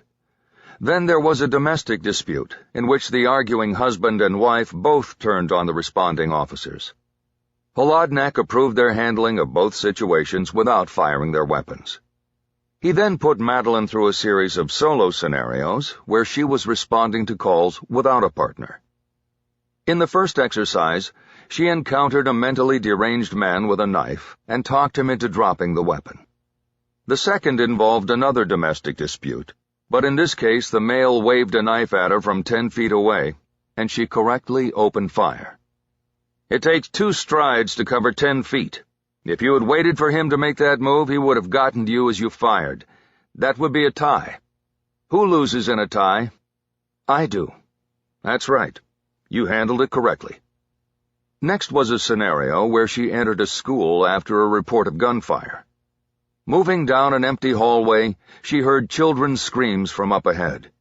She then made the turn and saw a man outside a classroom door, pointing a gun at a woman huddled on the floor, trying to shield her head with her hands. "Please don't," the woman begged.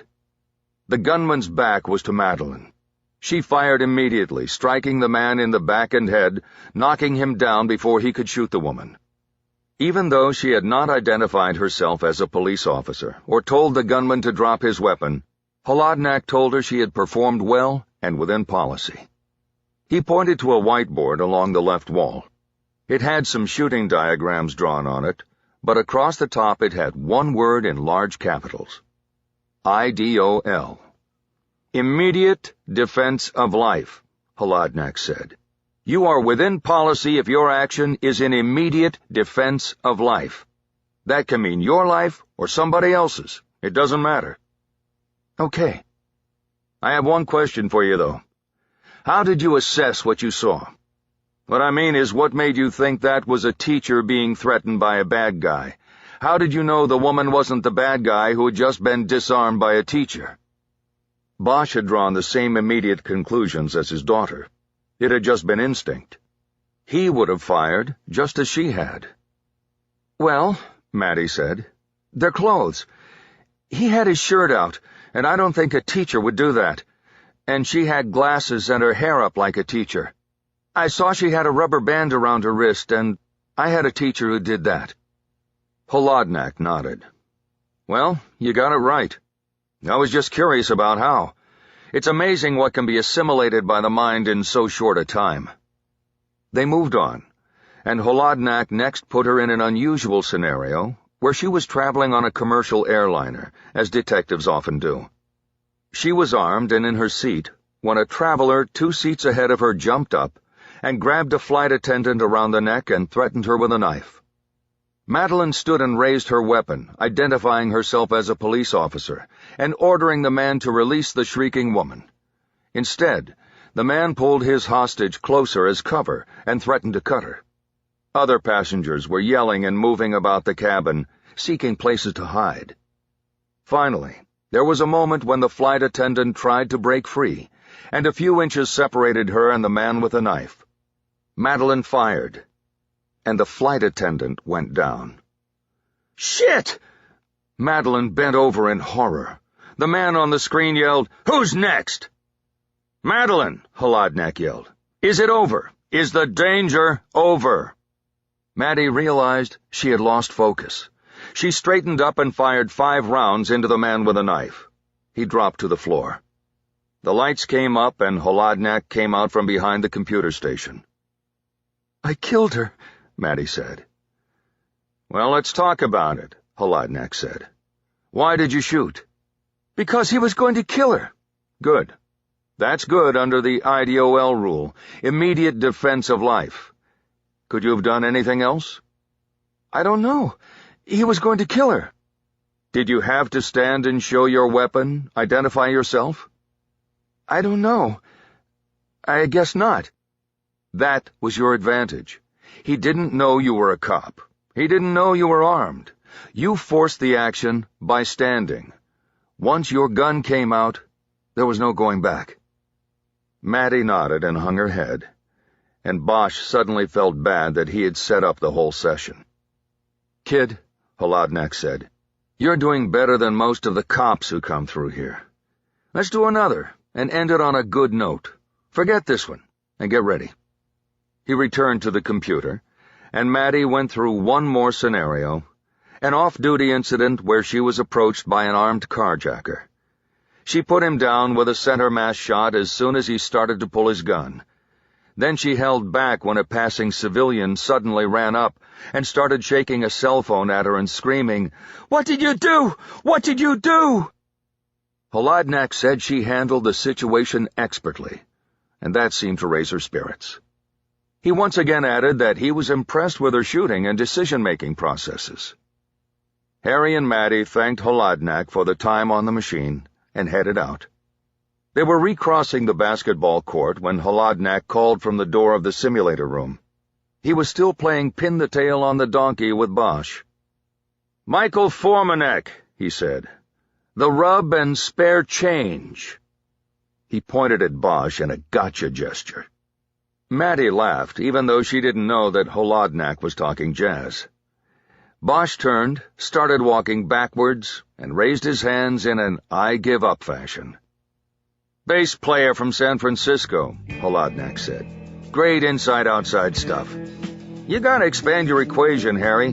Not everybody who's worth listening to is dead. Madeline, your dad's next birthday? You come see me." Bosch waved him off as he turned back around.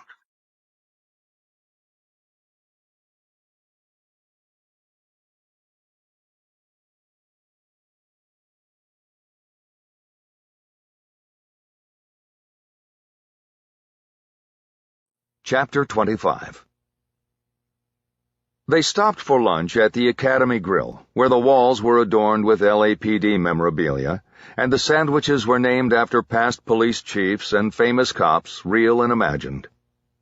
Soon after Maddie ordered the Brattenburger and Bosch asked for the Joe Friday, the humor Holodnak had injected at the end of the shooting session wore off, and Bosch's daughter grew silent and slumped in her seat.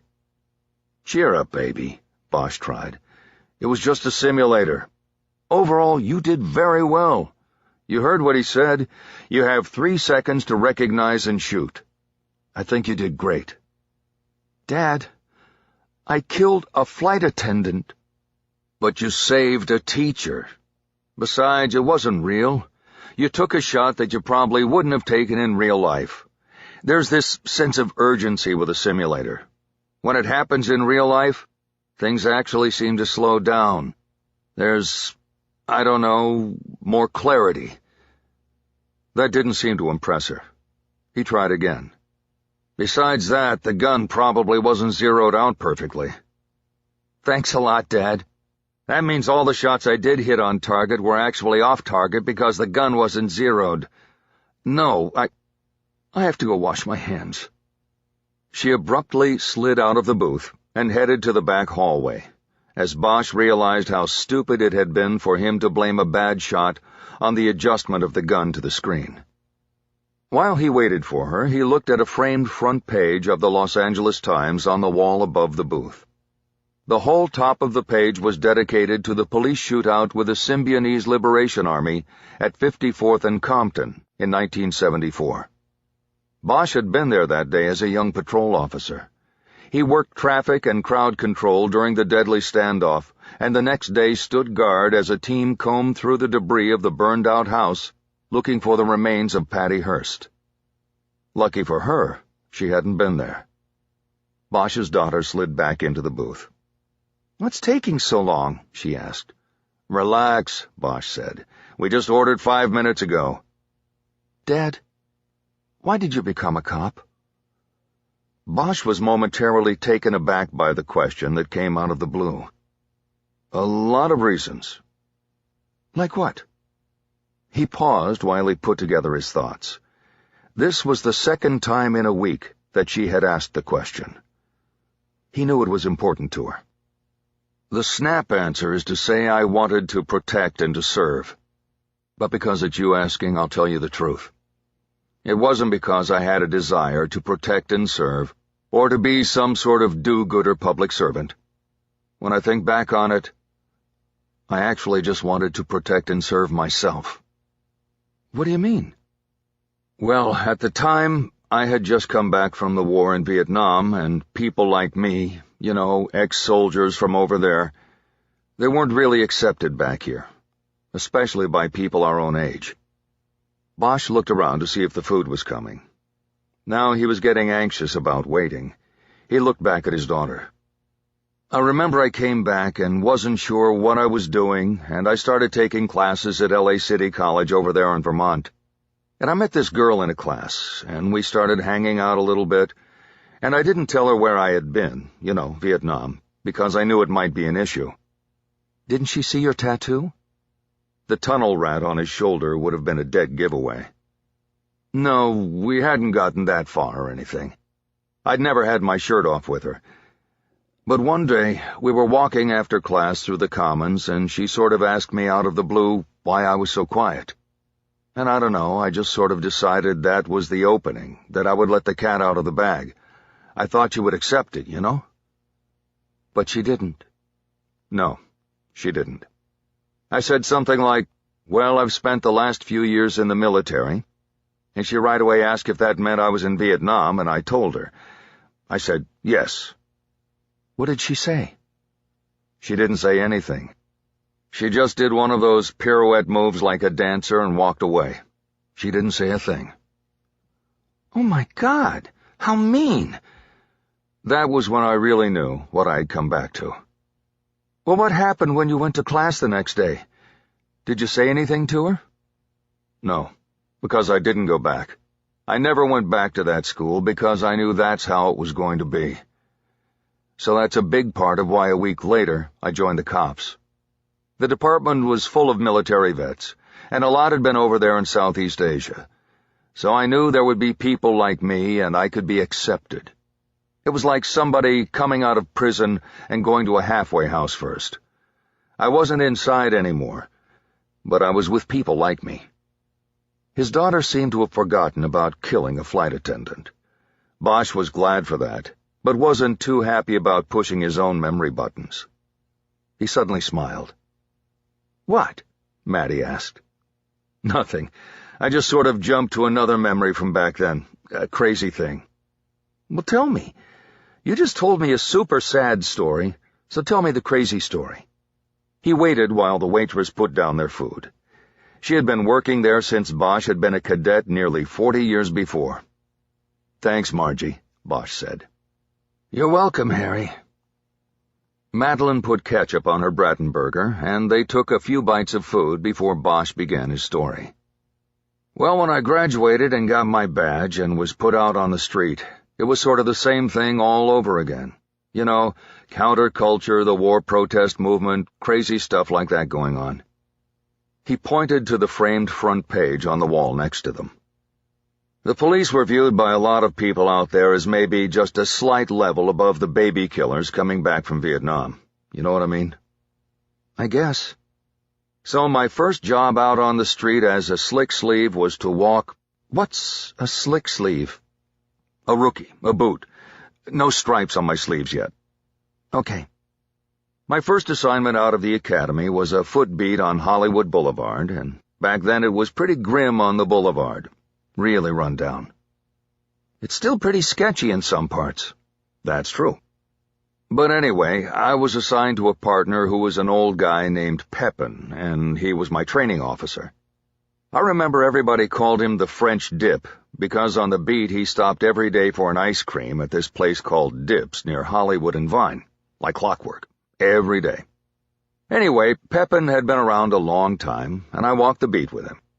We'd do the same routine. Walk up Wilcox from the station, go right on Hollywood till we got to Bronson, then turn around and walk all the way down to La Brea, and then back to the station. The French Dip had a built-in clock, and he knew just what pace to keep so that we were back at the station by end of watch. Sounds boring. It was, unless we got a call or something. But even then it was all small-time shit. Stuff. Shoplifting, prostitution, drug dealing, little stuff. Anyway, almost every day we'd get yelled at by somebody passing in a car. You know, they'd call us fascists and pigs and other stuff. And the French Dip hated being called a pig. You could call him a fascist or a Nazi or almost anything else, but he hated being called a pig. So what he would do when a car went by and they called us pigs was he'd get the make and model and plate number off the car, and he'd pull out his ticket book and write the car up for a parking violation. Then he'd tear out the copy you were supposed to leave under the windshield wiper, and he'd just crumple it up and throw it away. Bosch laughed again as he took a bite of his grilled cheese with tomato and onion. "I don't get it," Maddie said. "Why is that so funny?" "Well, he would turn in his copy of the ticket, and of course the car owner wouldn't know anything about it, and the ticket would go unpaid, and then to warrant. So the guy who called us pigs would eventually someday get stopped, and there'd be a warrant for his arrest, and that was the French dip's way of getting the last laugh." He ate a French fry before finishing. What I was laughing about was the first time I was on the beat with him when he did it. I said, "What are you doing?" And he told me. And I said, "That's not in policy, is it?" And he said, "It's in my policy." Bosch laughed again, but his daughter only shook her head. Harry decided the story was funny only to him and went back to finishing his sandwich. He soon got down to telling her what he had been putting off all weekend. "So listen, I have to go out of town for a few days. I'm leaving tomorrow." "Where to?" "Just up to the Central Valley, the Modesto area, to talk to some people on a case. I'll be back either Tuesday night or maybe have to stay till Wednesday. I won't know until I get there." "Okay." He braced himself. "And so, I want Hannah to stay with you." "Dad, no one has to stay with me. I'm 16, and I have a gun. I'm fine." "I know that, but I want her to stay. It will just make me feel better. Can you do that for me?" She shook her head, but agreed half-heartedly. "I guess. I just don't—" She's very excited about staying. And she won't get in your way or tell you when to go to bed or anything like that. I already talked to her about all of that. She put her half-eaten hamburger down in a manner that Bosch had come to learn meant that she was finished with her meal. "How come she never stays over when you're there?" "I don't know, but that's not what we're talking about." "Like last night. We had a great time, and then you dropped her off at her house." "Maddie, that stuff's private." "Whatever." All such conversations universally ended with whatever. Bosch looked around and tried to think of something else to talk about. He felt he had fumbled the Hannah situation. "Why did you suddenly ask me before why I became a cop?" She shrugged. "I don't know. I just wanted to know." He thought about that for a moment before responding. "You know, if you're thinking about whether it's the right choice for you, you've got plenty of time." "I know. It's not that." "And you know that I want you to do whatever you want to do in life. I want you happy, and that will make me happy. Never think you have to do this for me or follow in my footsteps. It's not about that." "I know, Dad. I just asked you a question, that's all." He nodded. "Okay, then. But for what it's worth, I already know you would be a damn good cop and a damn good detective. It's not about how you shoot, it's about how you think, and your basic understanding of fairness. You got what it takes, Mads. You just have to decide if it's what you want. Either way, I got your back." "Thanks, Dad." "And just getting back to the simulator for a second, I'm really proud of you. Not just because of the shooting. I'm talking about how cool you were, how confident you were with your commands. It was all good." She seemed to take the encouragement well, and then he watched the line of her mouth turn down in a frown. "Tell that to the flight attendant," she said. Part 3. The Prodigal Detective. Chapter 26. Bosch left in darkness Monday morning. It was at least a 5-hour drive to Modesto, and he didn't want to waste the day just getting there. He had rented a Crown Victoria from Hertz at the airport in Burbank the night before, because LAPD regulations didn't allow him to use his department car while on vacation. Normally that would be one of the rules Bosch would bend, but with O'Toole checking his every move these days, he decided to play it safe.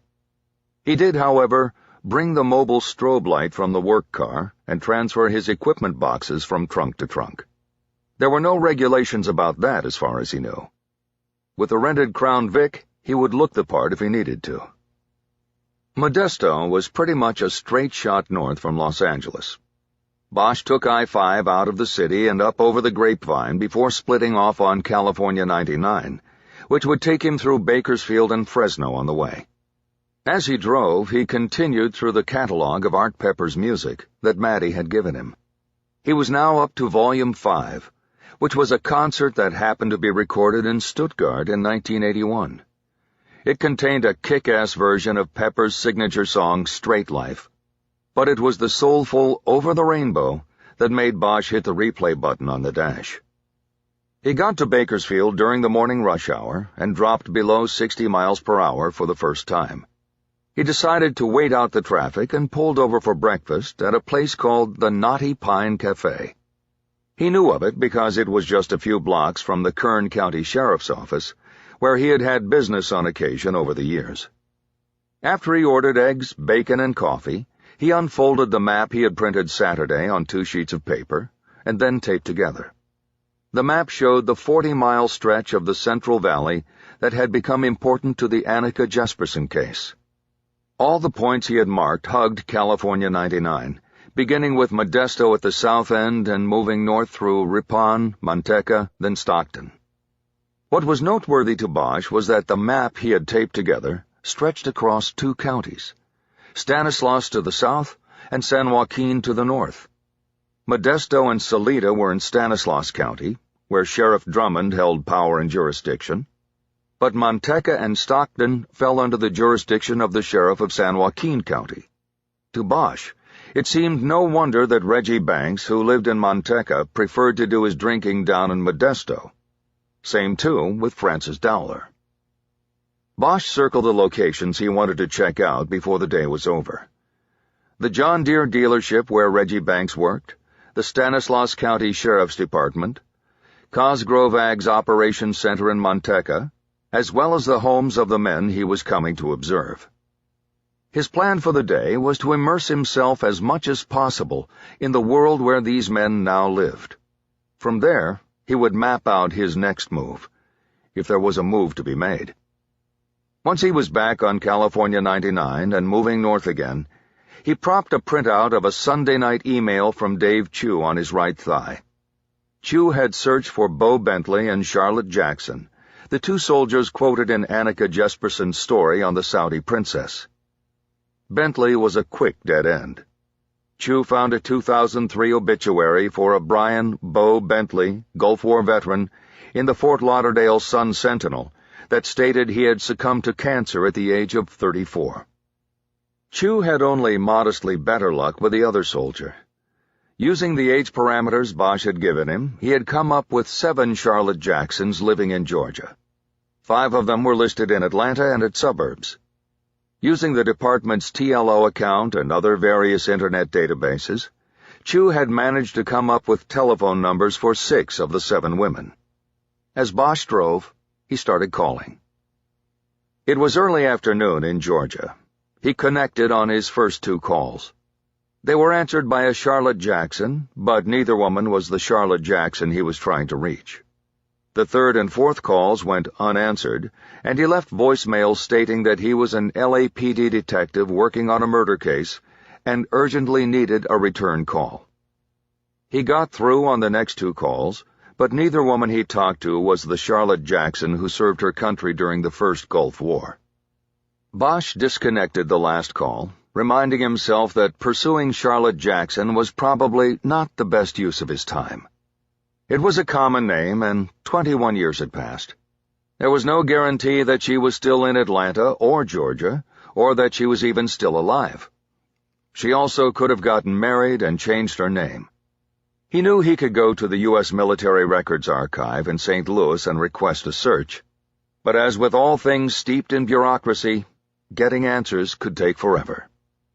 He folded the printout and put it back inside his coat pocket. The land opened up after Fresno. The climate was arid from the beating sun and dusty from the dry fields.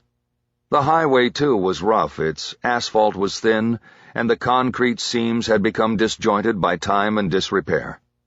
The surfaces were crumbling, and the Crown Vic's tires banged hard, sometimes making the music inside jump. It wasn't how Art Pepper would have wanted it. The state was $16 billion in debt, and the news always talked about the deficit's effect on the infrastructure. Out in the middle of the state, the theory was a fact. Bosch got to Modesto by midday. First on his agenda was a cursory drive by the Public Safety Center, where Sheriff J.J. Drummond held sway. It looked like a fairly new building, with the attendant jail next door.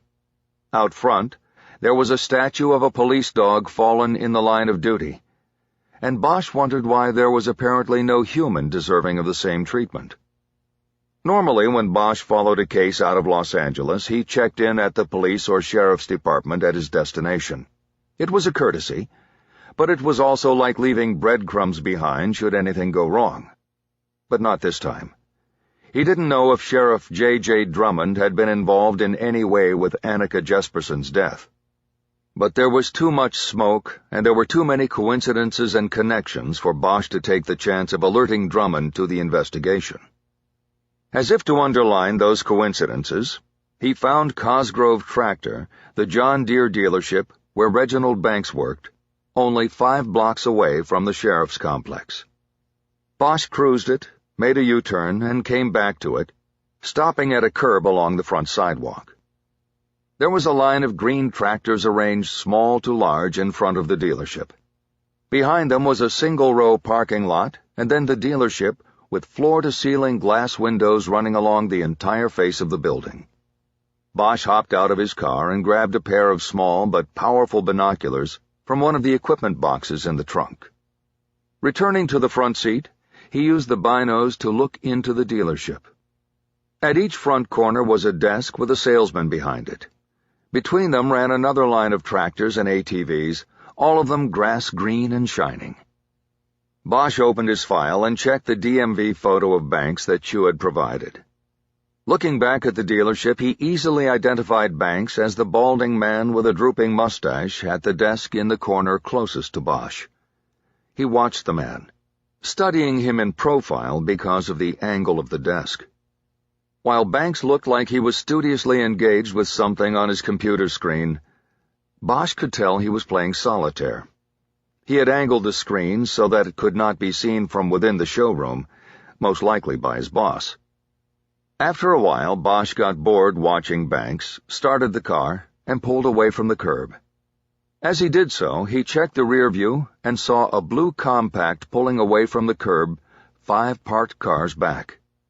He made his way on Crow's Landing Road back to the 99, intermittently checking the mirror and seeing the car trailing in traffic behind him. It didn't concern him. He was on a major traffic artery and lots of cars were going the way he was going. But when he eased up on the accelerator and started letting cars go by him, the blue car slowed to match his speed and continued to hang back. Finally, Bosch pulled to the curb in front of an auto parts store and watched his mirror. A half a block back, the blue car turned right and disappeared, leaving Bosch to wonder if he was being followed or not. Bosch pulled back into traffic and continued to check his mirror as he headed to the California 99 entrance. Along the way, he passed what seemed like an unending parade of Mexican food joints and used car lots, the visual only broken up by the tire stores and auto repair and parts shops. The street was almost like one-stop shopping, buy a junker here and get it fixed up over there. Grab a fish taco at the Marisco's truck while you're waiting. It depressed Bosch to think about all the road dust on those tacos.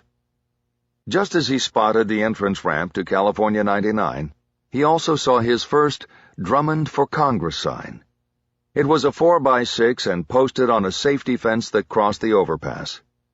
The sign, which had Drummond's smiling face on it, could be seen by all who headed north on the freeway below. Bosch noticed that someone had drawn a Hitler mustache on the candidate's upper lip. As he came down the ramp to the freeway, Bosch checked the rear view and thought he saw the blue compact coming down behind him. Once he merged into traffic, he checked again, but traffic now obscured his view. He dismissed the sighting as paranoia. He headed north again, and just a few miles outside Modesto he saw the exit for Hammett Road. He left the freeway again and followed Hammett west and deep into a grove of almond trees planted in perfect lines, their dark trunks rising from the flooded irrigation plain. The water was so still that it looked like the trees were growing out of a vast mirror. There was no way that he could have missed the entrance to the Cosgrove estate. The turnoff was wide and guarded by a brick wall and black iron gate. There was an overhead camera and a call box for those who wished to enter. The letters CC were emblazoned on the gate. Bosch used the wide expanse of asphalt at the entrance to turn the car around as though he were a lost traveler. As he headed back on Hammett in the direction of the 99, he noted that the security was all about the entrance road to the estate. No one could drive on without obtaining permission and having the gate opened. But walking on was another story. There was no wall or fence prohibiting access. Anyone willing to get their feet wet could make their way in by slogging through the almond grove. Unless there were hidden cameras and motion sensors in the grove, it was a classic deficiency in security. All show and no go. As soon as he got back on the northbound 99, he passed a sign announcing his welcome to San Joaquin County. The next 3 exits were for the town of Ripon, and Bosch saw a sign for a motel poking above the thick pink and white flowered bushes that lined the freeway. He took the next exit and worked his way back to the Blue Light Motel and Liquor Market. It was an old ranch-style motel right out of the 1950s. Bosch wanted a place that was private, where people would not be around to see his comings and goings. Bosch thought it would be perfect because he saw only one car parked in front of its many rooms. He paid for the room at the counter in the liquor store. He went big, paying the top-of-the-line $49 rate for a room with a kitchenette. "You don't have Wi-Fi here by any chance, do you?" he asked the clerk. "Not officially," the clerk said. "But if you give me $5, I'll give you the password on the Wi-Fi from the house behind the motel. You'll pick up the signal in your efficiency." "Who gets the $5? "I split it with a guy who lives back there." Bosch thought about it for a moment. "It's private and secure," the clerk offered. "Okay," Bosch said. "I'll take it." He drove over to room 7 and parked in front of the door. Bringing his overnight bag inside, he put it on the bed and looked around. There was a small table in the kitchenette with 2 chairs. The room would work. Before leaving, Bosch changed his shirt, hanging the blue button-down in the closet in case he stayed through Wednesday and needed to wear it again. He opened his bag and selected a black pullover shirt. He got dressed, then locked the place up and went back to his car. Over the Rainbow was playing again as he pulled back out on the road. Bosch's next stop was Manteca, and long before he got there, he could see the water tower that said Cosgrove Ag on it. The Cosgrove business enterprise was located on a frontage road running parallel to the freeway. It consisted of an office structure, as well as a vast produce storage and trucking facility, where dozens of carriers and tank trucks were lined up and ready for transport. Flanking the complex were what seemed to Bosch to be miles and miles of grapevines covering the landscape, until it rolled upward toward the ash-colored mountains to the west. Out on the horizon, the natural landscape was broken only by the steel giants that were coming down the slopes like invaders from another world, the towering wind turbines that Carl Cosgrove had brought to the valley. After being duly impressed by the expanse of the Cosgrove Empire, Bosch went slumming. Following the maps he had printed Saturday, he went to the addresses the DMV held for Francis John Dowler and Reginald Banks. Neither place impressed Bosch beyond the fact that they appeared to be on Cosgrove land. Banks lived in a small freestanding home that backed up to the almond groves off Brunswick Road. Checking his map and noting the lack of dedicated roads between Brunswick to the north and Hammett to the south, Bosch believed that it might be possible to enter the grove on foot behind Banks' home and come out on Hammett many hours later. Banks' home needed a paint job, and its windows needed cleaning. If he was living there with his family, there were no indications of it. The yard was strewn with beer bottles, all within easy throwing distance of a porch with an old seam-split couch on it. Banks had not cleaned up after his weekend. The last stop before dinner was Dowler's double-wide mobile home with the TV dish mounted on the roof's crestline. It was located in a trailer park off the frontage road, and each home had a parking pad equal in length to the home itself for parking the long hauler.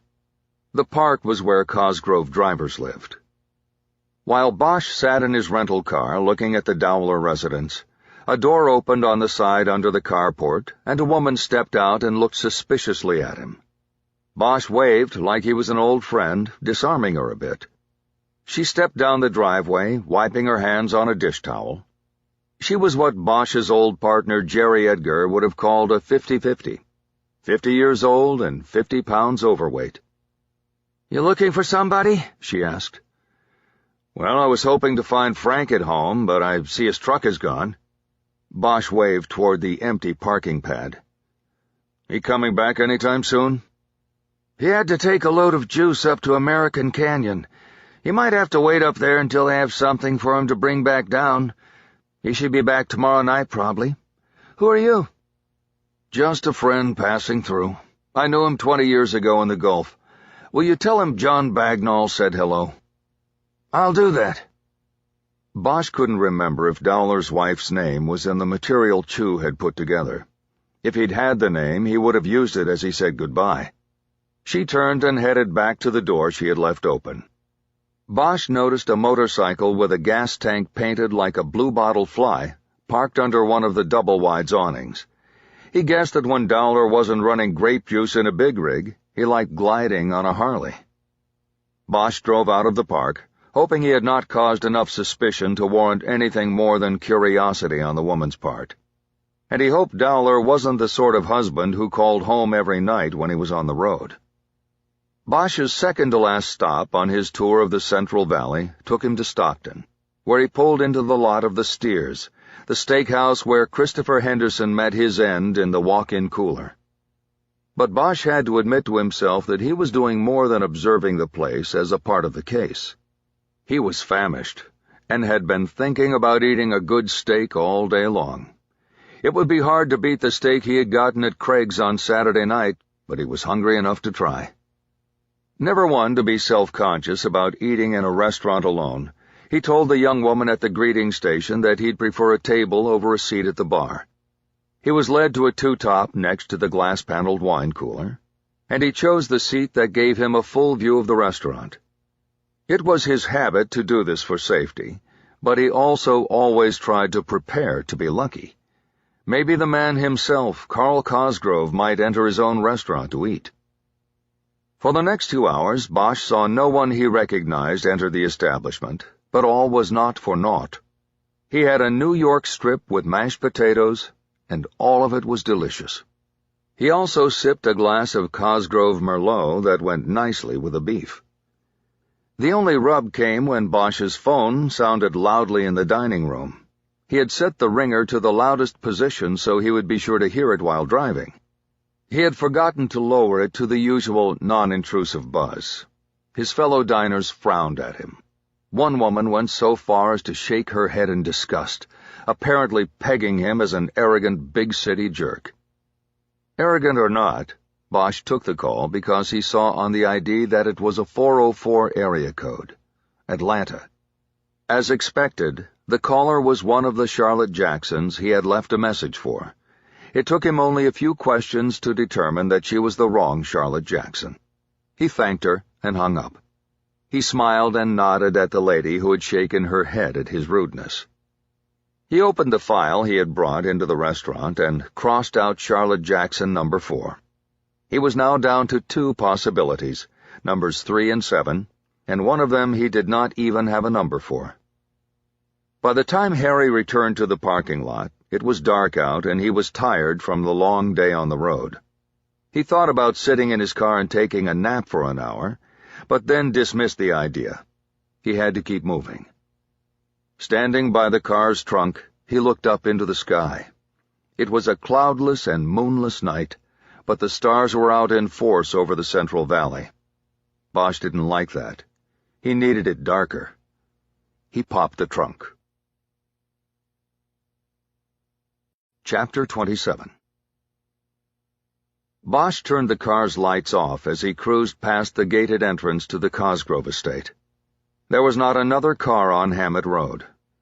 He went another 200 yards to where the road curved slightly right, and then pulled off onto the dirt shoulder. He had already turned off the interior convenience light, so the car remained dark when he opened the door. He stepped out into the cool air and looked and listened. The night was silent. He reached into the back pocket of his jeans and pulled out a folded square of paper. He clipped it under the windshield. Earlier he had written a note on it. It said, "Out of gas. Will return soon." Bosch was wearing the mud boots he had retrieved from one of the boxes in the trunk. He carried a small mag light that he hoped not to have to use. He stepped down the 3-foot embankment and gingerly moved into the water, sending a shimmering ripple across the floor of the almond grove. Bosch's plan was to proceed at an angle and make his way back to the entrance road. He would then move parallel to it until he got to the Cosgrove home. He wasn't sure what he was doing or looking for. He was following his instincts, and they told him Cosgrove, with his money and power, was at the center of things. He felt the need to move in closer to him, to see where and how he lived. The water was only a few inches deep, but the mud sucked at Bosch's boots and made his progress slow. Several times the wet earth refused to let go its grip, and he almost pulled his foot right out of its boot. The water floor reflected the starscape above and made Bosch feel as though he was completely exposed in his trespass. Every 20 yards or so he would move in under a tree for cover, and so he could rest for a moment and listen. The grove was deathly quiet, with not even the occasional buzz of insects in the air. The only sound was in the distance, and Bosch didn't know what was making it. It was a steady whooshing, and he thought it might be some sort of irrigation pump keeping water in the grove. After a while, the grove began to feel like a maze to him. The fully mature trees stood 30 feet high and appeared to be exact duplicates of one another. The trees had been planted along astonishingly straight lines. This made every direction in which Bosch looked appear to be the same.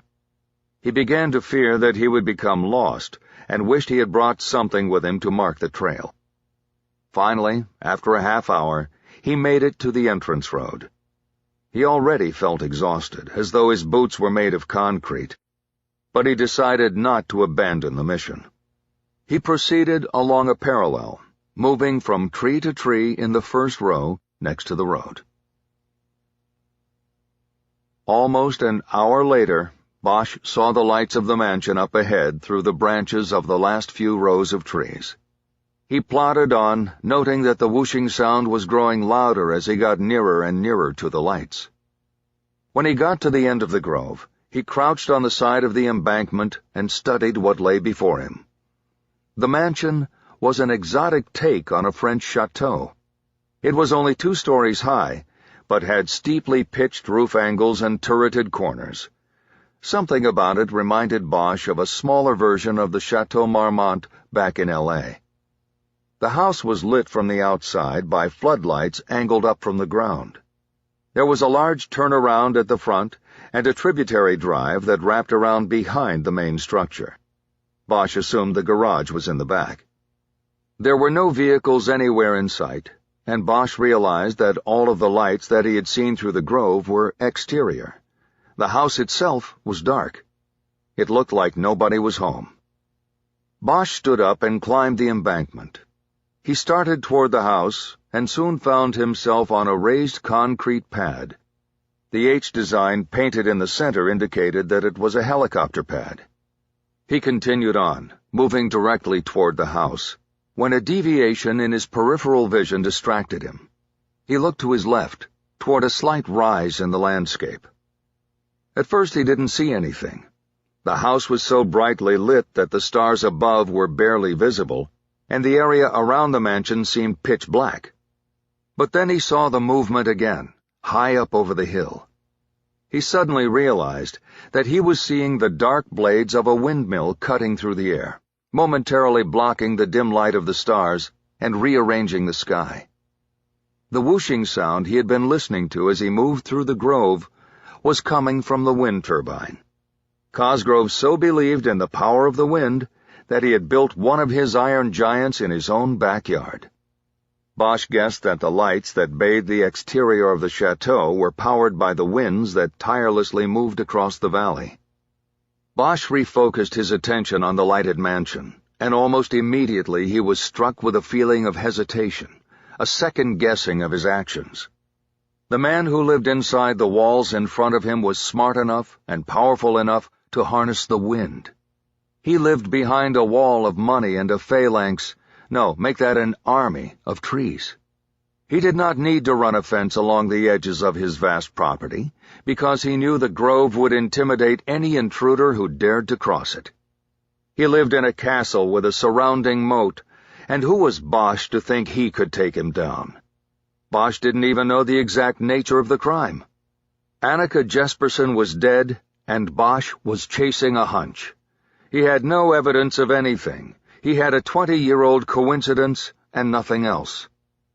Suddenly, a wave of mechanical sound and wind broke over him as a helicopter came in over the grove and hovered above. Bosch broke and ran toward the grove, sliding down the embankment into the mud and water.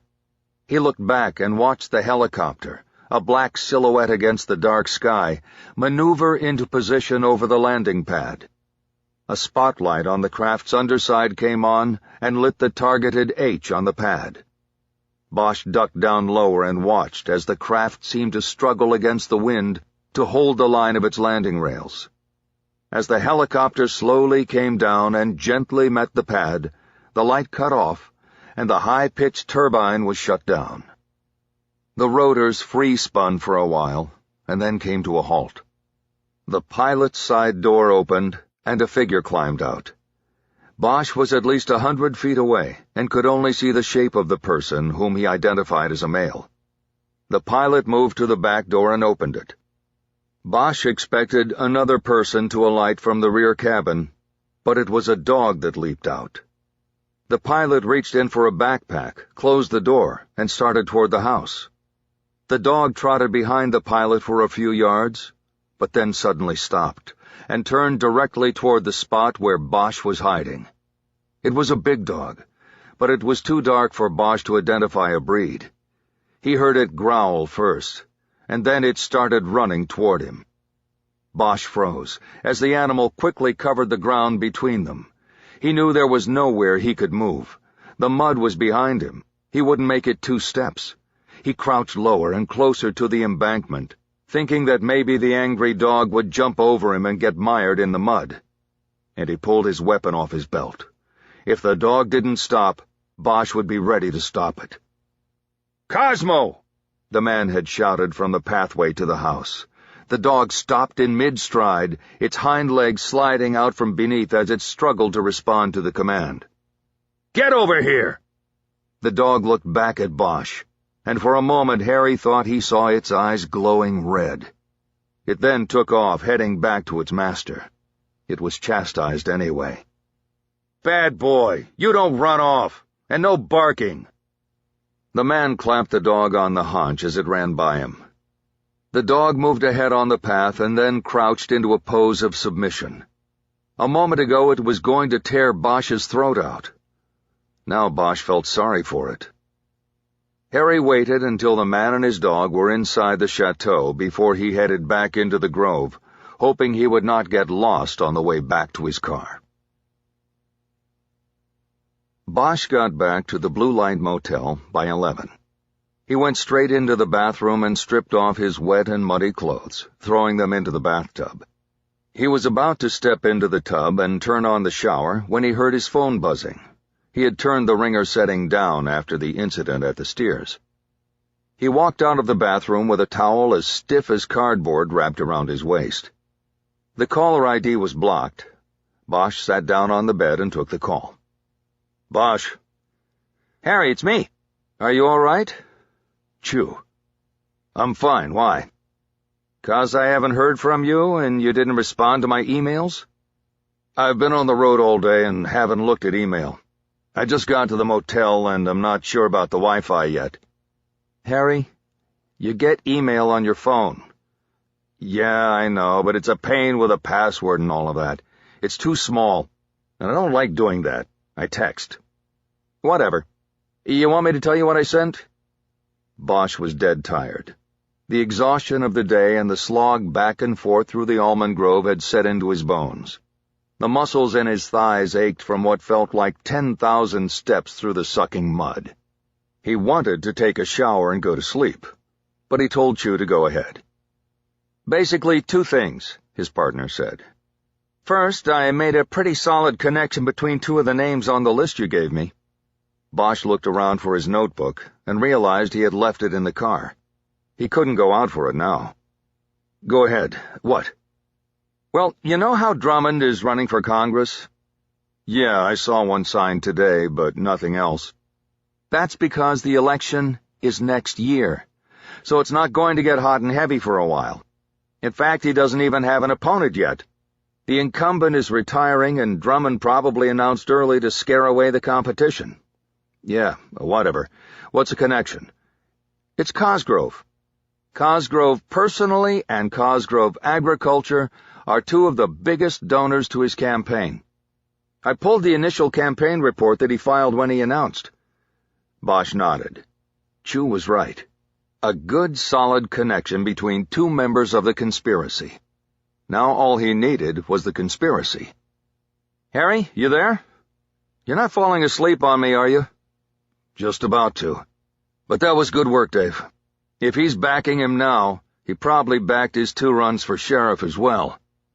That's what I was thinking, too, but those records aren't accessible online. You might be able to pull them from the county clerk's office up there. Bosch shook his head. No, he said. This is a small town. I do that and word will get back to both of them.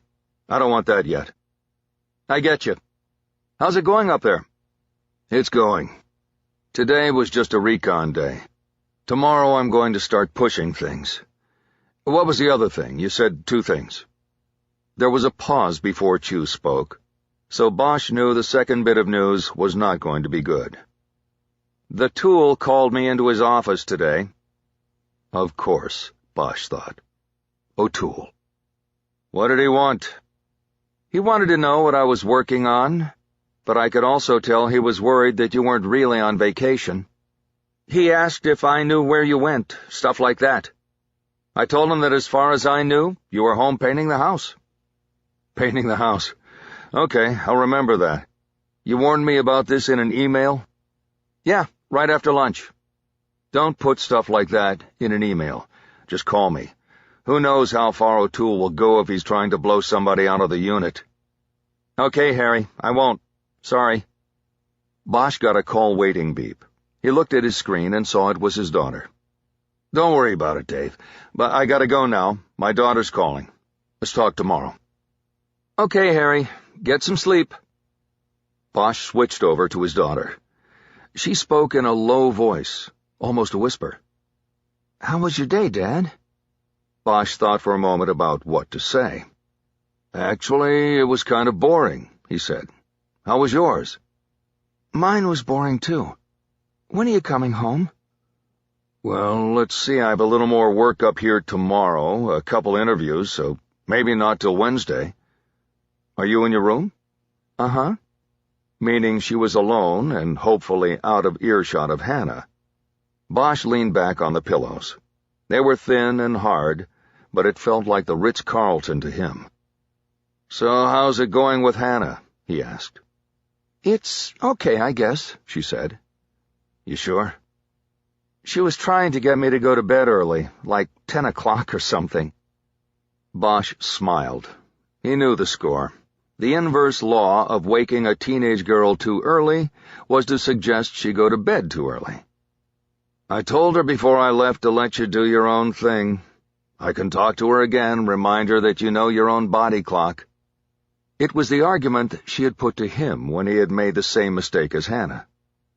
No, it's okay. I can deal. What about dinner? Don't tell me you ordered in pizza. No, she made dinner, and it was really good. What was it? It was chicken with like a yogurt sauce and mac and cheese. Gotta have mac and cheese. She made it different from me. Meaning Maddie liked her own better. Bosch could feel himself falling off. He tried to rally. Yeah, well, the chef gets to choose. If you do the cooking, then you make it your way. I know. I told her I'd cook tomorrow if I didn't have much homework. Good. And maybe I'll cook Wednesday. That made him smile, and he guessed she was smiling too. Yeah, ramen noodles. Oh boy, can't wait. Me neither. I gotta go to sleep now, baby. I'll talk to you tomorrow, okay? Yeah, Dad. Love you. Love you too. She disconnected, and Bosch heard the 3 beeps as the line went dead. He lay there, unable to get up. The lights were still on, but he closed his eyes. In seconds, he was asleep.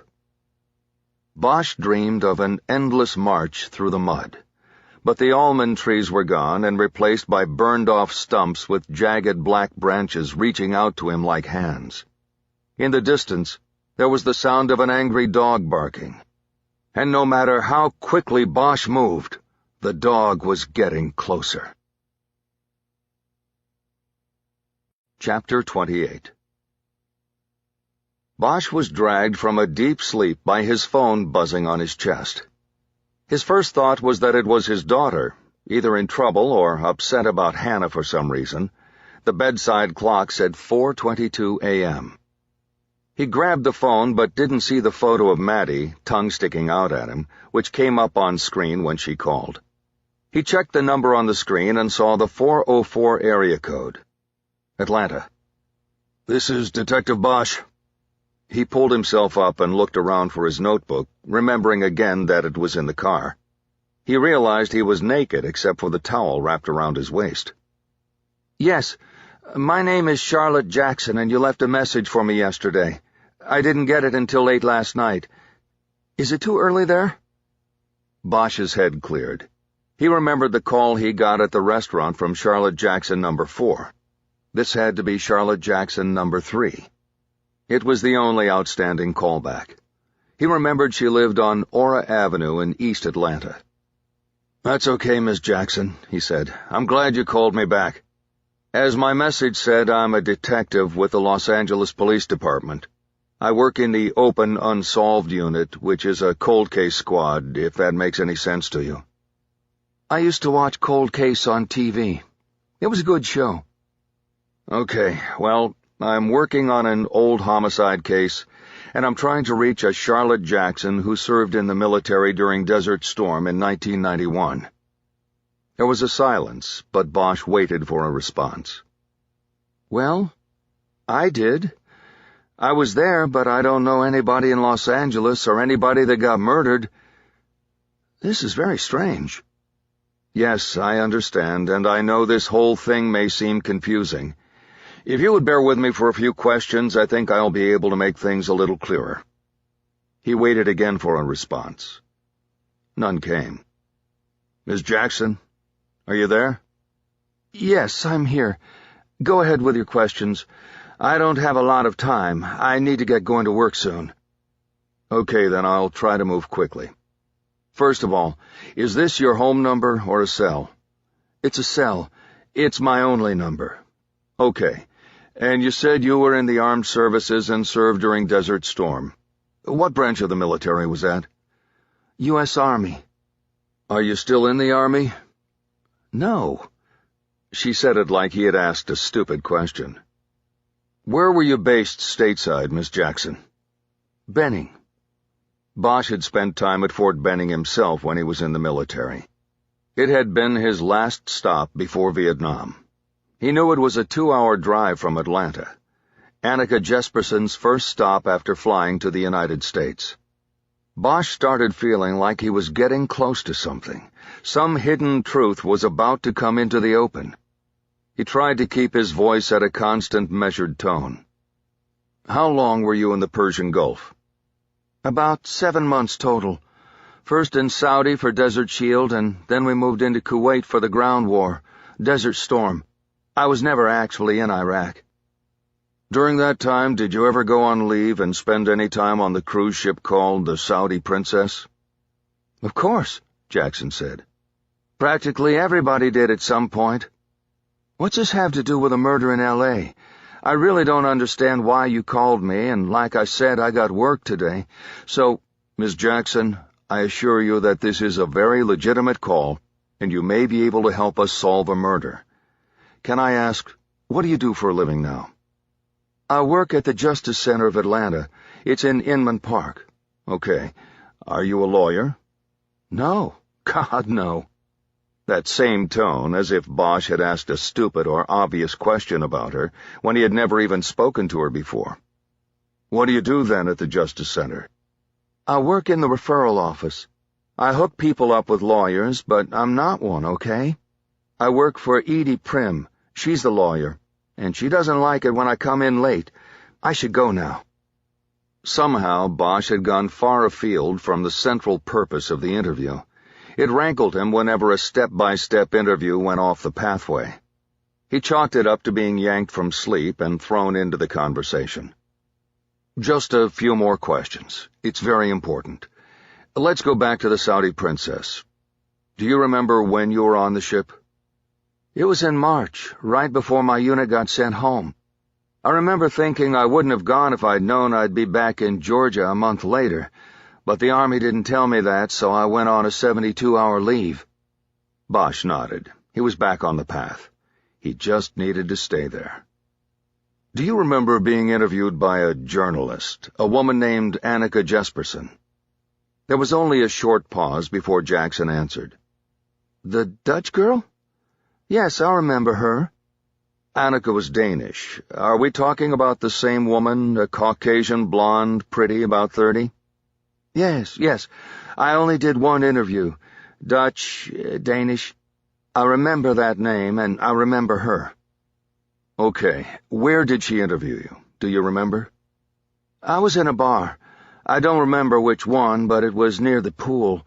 That's where I hung out. Do you remember anything about the interview besides that? The interview? Not really. It was just a few quick questions. She interviewed a bunch of us, and it was loud in there, and people were drunk, you know. Right. Now was the moment. The only question he really had to ask. Did you ever see Annika again after that day? Well, first I saw her the next night in the same place, only she wasn't working. She said she filed her story or sent her pictures in or something, and now she had her own leave. She had 2 more days on the boat, and she was off the clock. Bosch paused. That wasn't what he had been expecting to hear. He was thinking about Jesperson's trip to Atlanta. "Why are you asking about her?" Jackson asked. "Is she the one that's dead?" "Yes, she's dead, I'm afraid. She was murdered 20 years ago in L.A. "Oh, dear Lord." It was during the riots in '92. It was a year after Desert Storm. He waited to see if she would react to that, but there was only silence. "I think it was somehow connected to that boat," he said. "Do you remember anything else about her being on the boat? Was she drunk when you saw her the next day?" "I don't know about drunk, but she had a bottle in her hand. We both did. That's what you did on that boat, drink." "Right. Anything else you remember about it?" "I just remember that her being the blonde bombshell that she was having a harder time than any of us keeping the boys at bay." "Us," meaning the women in the bar and on the boat. "That's what she asked me about when she came to see me at Benning." Bosch froze. He didn't make a sound. He didn't take a breath. He waited for more. When nothing came forth, he tried to gently coax the story out. "When was that?" he asked. "About a year after Storm. I remember I was a short-timer by then. It was like 2 weeks before my discharge. She somehow found me and came to the base asking all these questions." "What exactly did she ask? Do you remember?" She asked about that second day, when she was off duty. First she asked if I'd seen her, and I said, "Don't you remember?" She then asked me who she was with and when was the last time I saw her. What did you tell her? I remembered that she went off with some of the guys. They said they were going to go to the disco, and I didn't want to go, so they left. I didn't see her again until she came to Fort Benning. Did you ask her why she wanted this information? Not really. I think I kind of knew. Bosch nodded. It was likely the reason she remembered the last conversation so clearly after 20 years. Something happened to her on that boat, he said. I think so, Jackson said. But I didn't ask the specifics. I didn't think she wanted to tell me. She just wanted answers to her questions. She wanted to know who she was with. Bosch thought he now understood many of the mysteries of the case. What the war crime was that Annika Jesperson was investigating, and why she shared what she was doing with no one else. He felt a deeper heartbreak for the woman he never met or knew. Tell me about the men she went off with on the boat. How many were there? I don't remember, 3 or 4. Do you remember anything else about them? Anything at all? They were from California. Now Bosch paused as Jackson's answer rang in his head like a bell. Is that all, Detective? I need to go. Just a few more, Miss Jackson. You are being very helpful. How did you know the men were from California?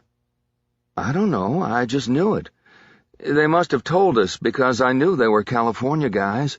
That's what I told her when she came to see me at the base. Do you remember any names or anything like that? No, not now. It's been forever since then. I only remember what I'm telling you because she came to see me that time. What about back then? Do you remember if you gave her any of the names of these guys? There was a long pause while Jackson thought about it. I can't remember if I knew any names. I mean, I might have known their first names when we were on the boat, but I don't know if I remembered them a year later. There were so many guys on that boat. I just remember they were from California, and we were calling them the Truckers. The Truckers? Yeah. Why did you call them that? Did they say they drove trucks? They might have, but what I remember is that they had tattoos of the Keep On Truckin' guy with the big shoes. You remember that comic? Bosch nodded, not at her question, but at the confirmation of things. Yes, I do. So these guys had that tattoo. Where? On their shoulders. It was hot on that boat, and we were in the pool bar, so they either weren't wearing shirts or they had their wife-beaters on. At least a couple of them had matching tattoos, and so we, meaning the girls in the bar, just started calling them the Truckers. It's hard for me to remember the details, and I'm already going to be late for work. You are doing good, Miss Jackson. I can't thank you enough. Did those guys kill her? I don't know yet. Do you have email? Of course. Can I send you a link? It will be to a photo on a website that shows some guys on the Saudi Princess back then. Can you look at it and tell me if you recognize any of them? Can I do it when I get to work? I need to go. Yes, that will be fine. I'll send it as soon as we hang up. Okay. She gave him her email address, and he wrote it down on a pad that was on the bedside table. Thank you, Miss Jackson. Let me know about the link as soon as you can. Bosch disconnected. He went to the kitchenette table, fired up his laptop, and connected to the Wi-Fi signal of the house behind the motel. Using skills picked up both from his partner and daughter, he then located the link to the Saudi Princess photo on the 237th Company's website and sent it in an email to the Charlotte Jackson he had just spoken to. He went to the window and checked through the curtain. It was still dark outside without even a hint of sunrise yet. Overnight, the parking lot had somehow gotten almost half full. He decided to shower and get ready for the day while waiting for the response on the photo. 20 minutes later, he was drying off with a towel that had been washed 1,000 times. He heard the email ding from his computer and went to the kitchenette to check it. Charlotte Jackson had replied. I think it's them. I can't be sure, but I think so. The tattoos are right, and that's the boat. But it has been a long time and I was drinking. But yes, I think it's them." Bosch sat down at the table and reread the email.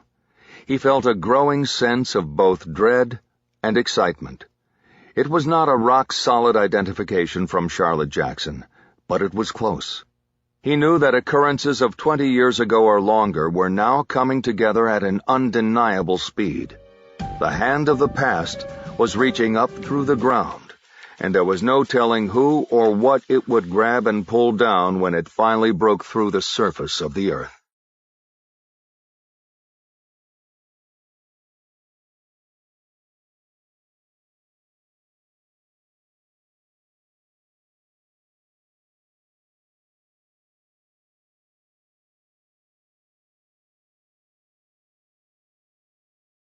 Chapter 29. Bosch spent the morning in his room, leaving only briefly to walk across the parking lot to the liquor store to buy a carton of milk and some donuts for breakfast. He left the Do Not Disturb sign hooked on the knob and chose to make the bed and hang the towels himself. He called his daughter before she left for school and talked to Hannah as well. Both conversations were quick and of the have-a-great-day variety. He then got down to work, spending the next 2 hours on his laptop, updating in full detail the ongoing summary of the investigation. Once finished, he returned the computer and all the documents he'd used to his backpack. Before leaving, he prepared his room, sliding the bed against one wall to create an open center space under the ceiling light. He then moved the table from the kitchenette under the light. His last move was to take the shades off the 2 bedside lamps and position the lights so they would shine toward the face of the individual who sat on the left side of the table.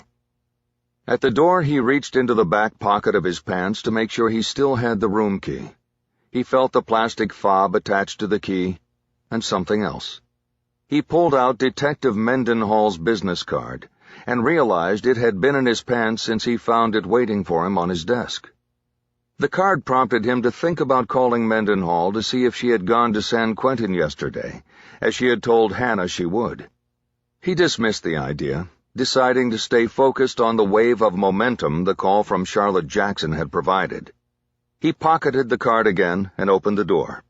He made sure the Do Not Disturb sign remained in place and pulled the door closed. It was an investigative standard. The best and fastest way to break a conspiracy was to identify the weakest link in the chain and find a way to exploit it. When one link was broken, the chain would come loose. Most often, the weakest link was a person. Bosch believed he was looking at a 20-year-old conspiracy that involved at least 4 people, possibly 5. 1 was dead, 2 were wrapped in the protections of power, money, and the law. That left John Francis Dowler and Reginald Banks. Dowler was out of town, and Bosch didn't want to wait for him to come back. He had speed, and he wanted to keep it. That left Banks, not only by default, but because Bosch believed it had been Banks who had made the call 10 years ago to check on the case.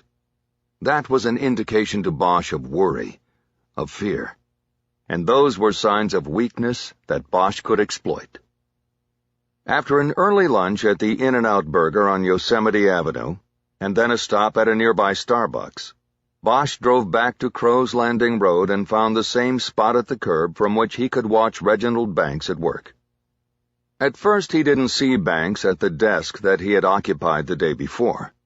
The other salesman was in place at his desk, but no Banks. But Bosch waited patiently, and 20 minutes later Banks appeared, coming from a back room in the dealership and carrying a cup of coffee. He sat down, tapped the space bar on his keyboard, and started making a series of phone calls, each time after running a finger across his computer screen.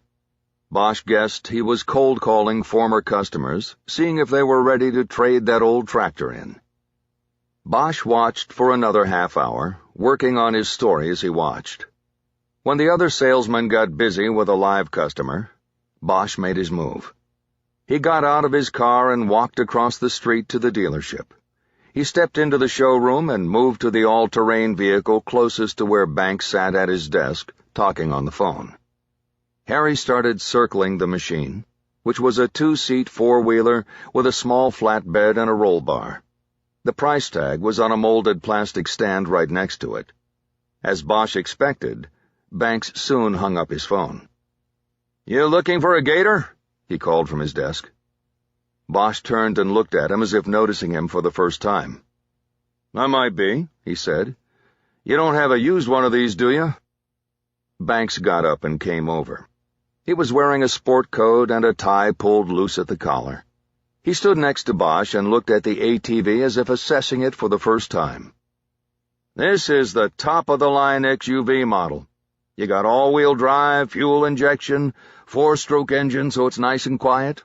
And let's see, adjustable shocks, disc brakes, and the best damn warranty you'll ever get on one of these bad boys. I mean, everything you need's right there. It's as unstoppable as a tank, but you get John Deere comfort and reliability. By the way, I'm Reggie Banks."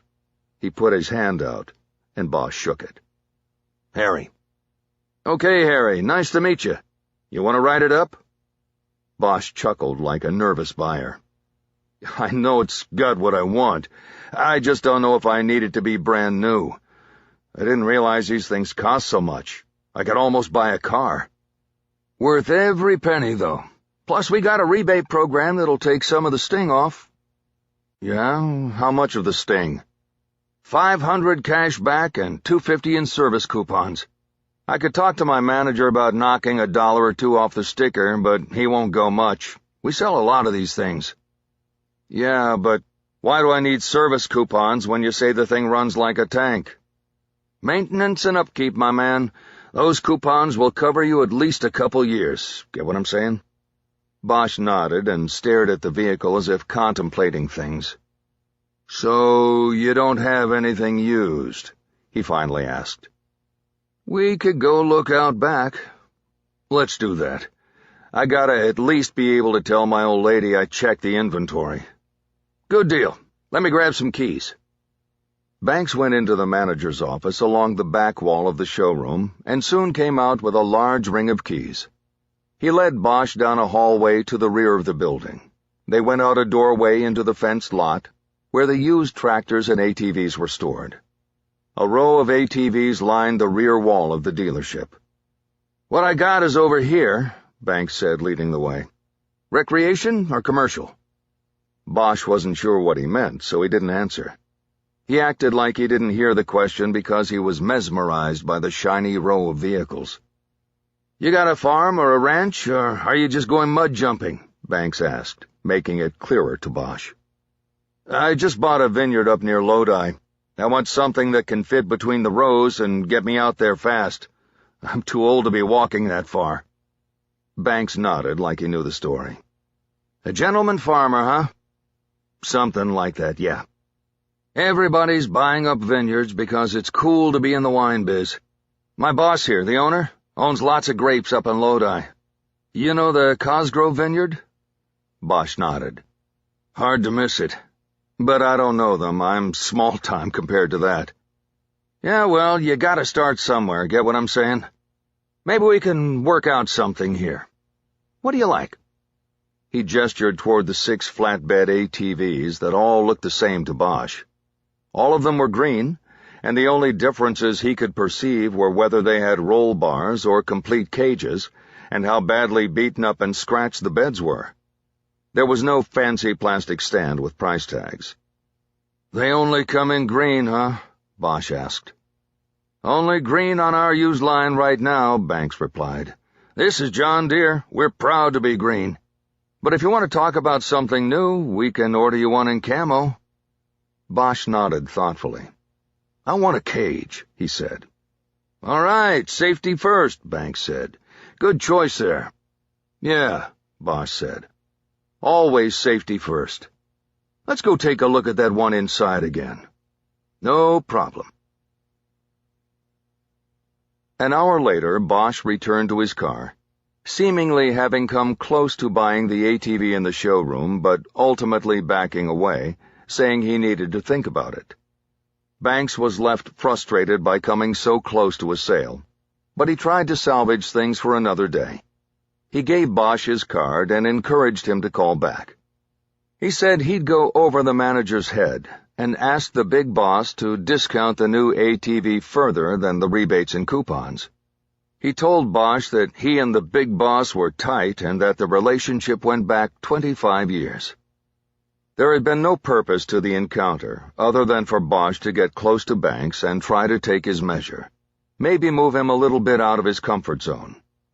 The real move would come later, when part 2 of his plan began. Bosch started the rental car and pulled away from the curb, just in case Banks was watching him go. He then drove 2 blocks up Crow's Landing, made a U-turn, and came back down to the dealership.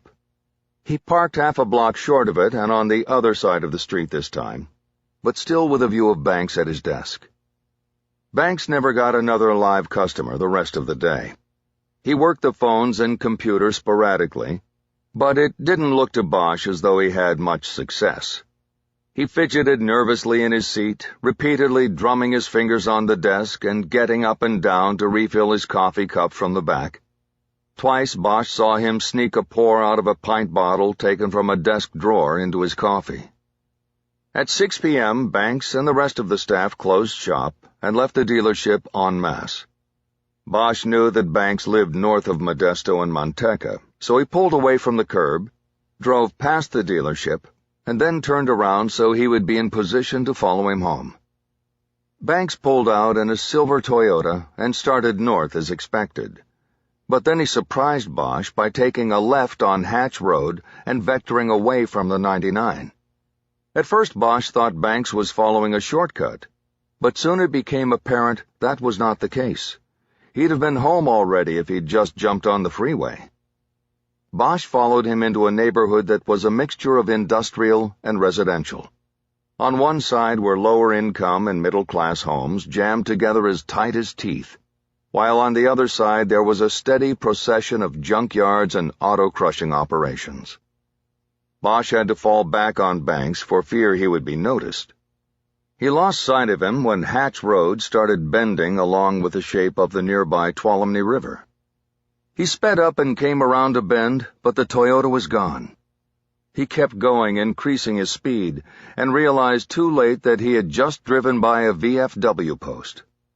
On a hunch, he slowed down and turned around. He drove back to the VFW and pulled into the lot. He immediately saw the silver Toyota parked around behind the building as if hidden. Bosch guessed that Banks was stopping for a drink on his way home and didn't want anyone to know it. It was dimly lit when Bosch walked into the bar. He stood still for a moment while his eyes adjusted so he could look for Banks. He didn't have to. "Well, look who it is." Bosch turned to his left, and there was Banks, sitting by himself on a bar stool, his sport coat off and his tie long gone. A young bartender leaned over as she put a fresh drink down in front of him.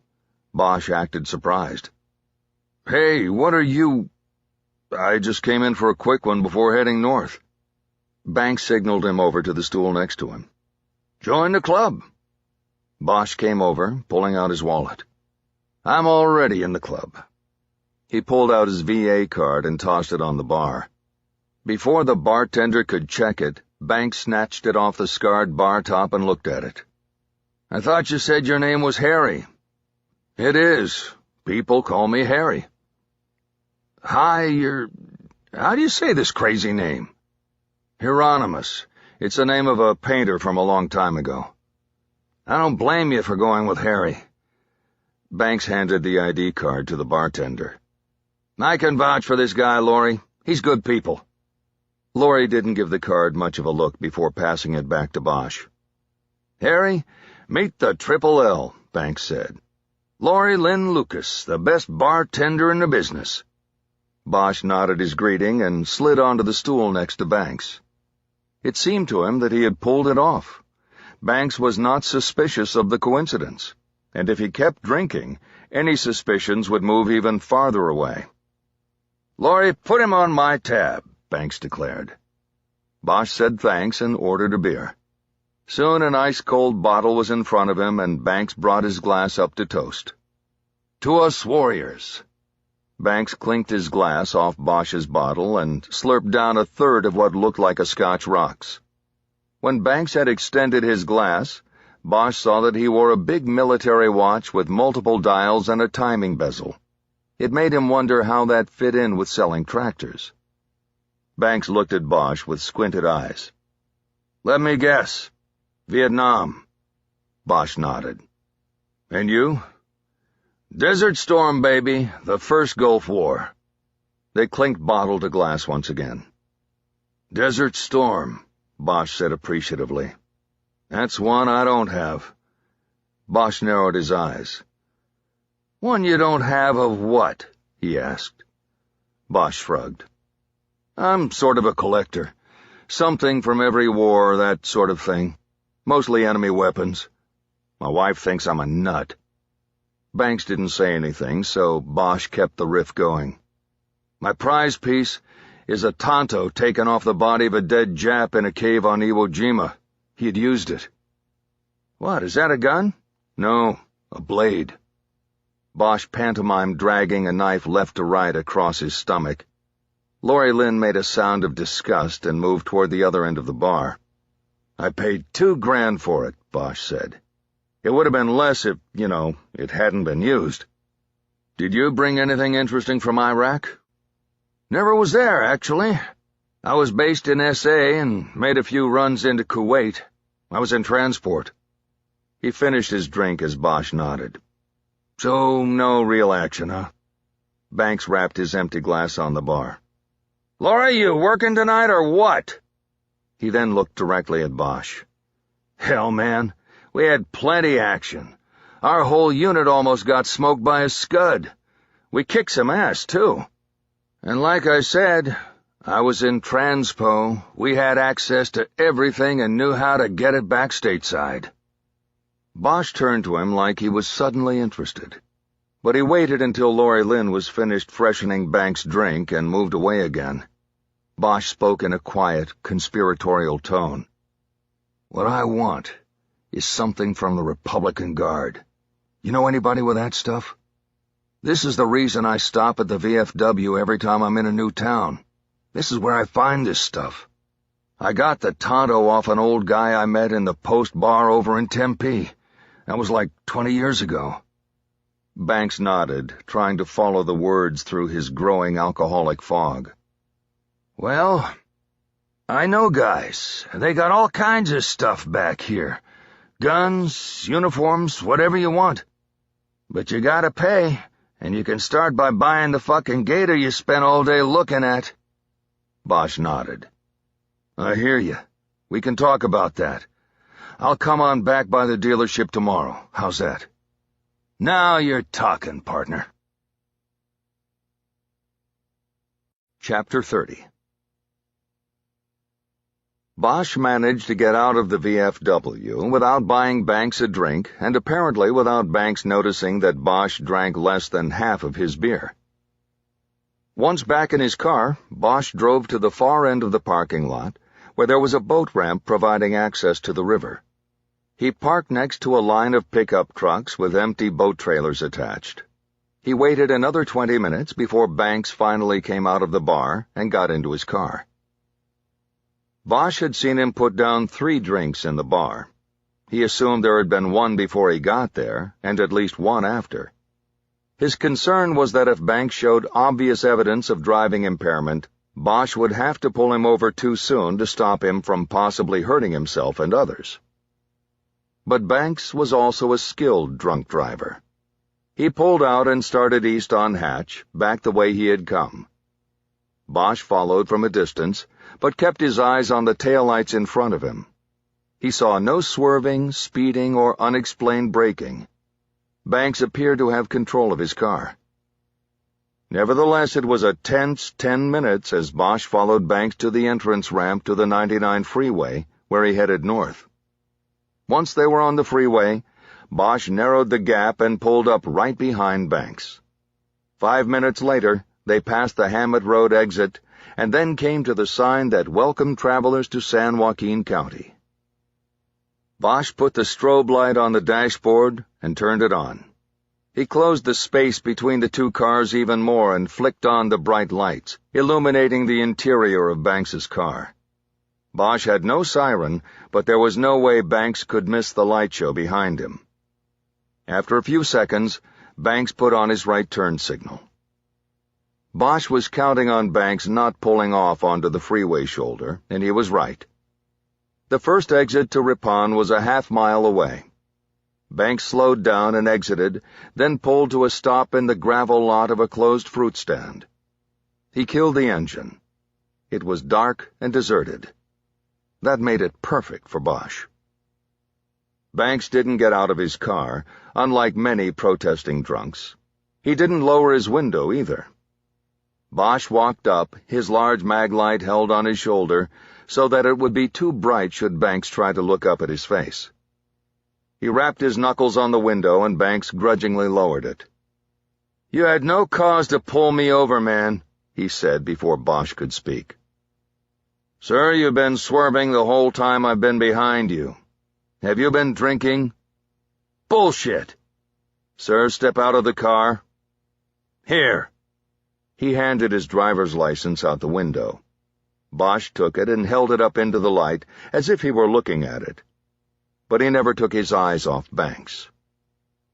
"Call it in," Banks said, a clear challenge in his voice. "Call it in to Sheriff Drummond, and he'll tell you to go back to your undercover car and get the fuck out of here." "I don't need to call Sheriff Drummond," Bosch said. "You better, buddy, 'cause your job's on the line here. Take a hint from me. Make the fucking call."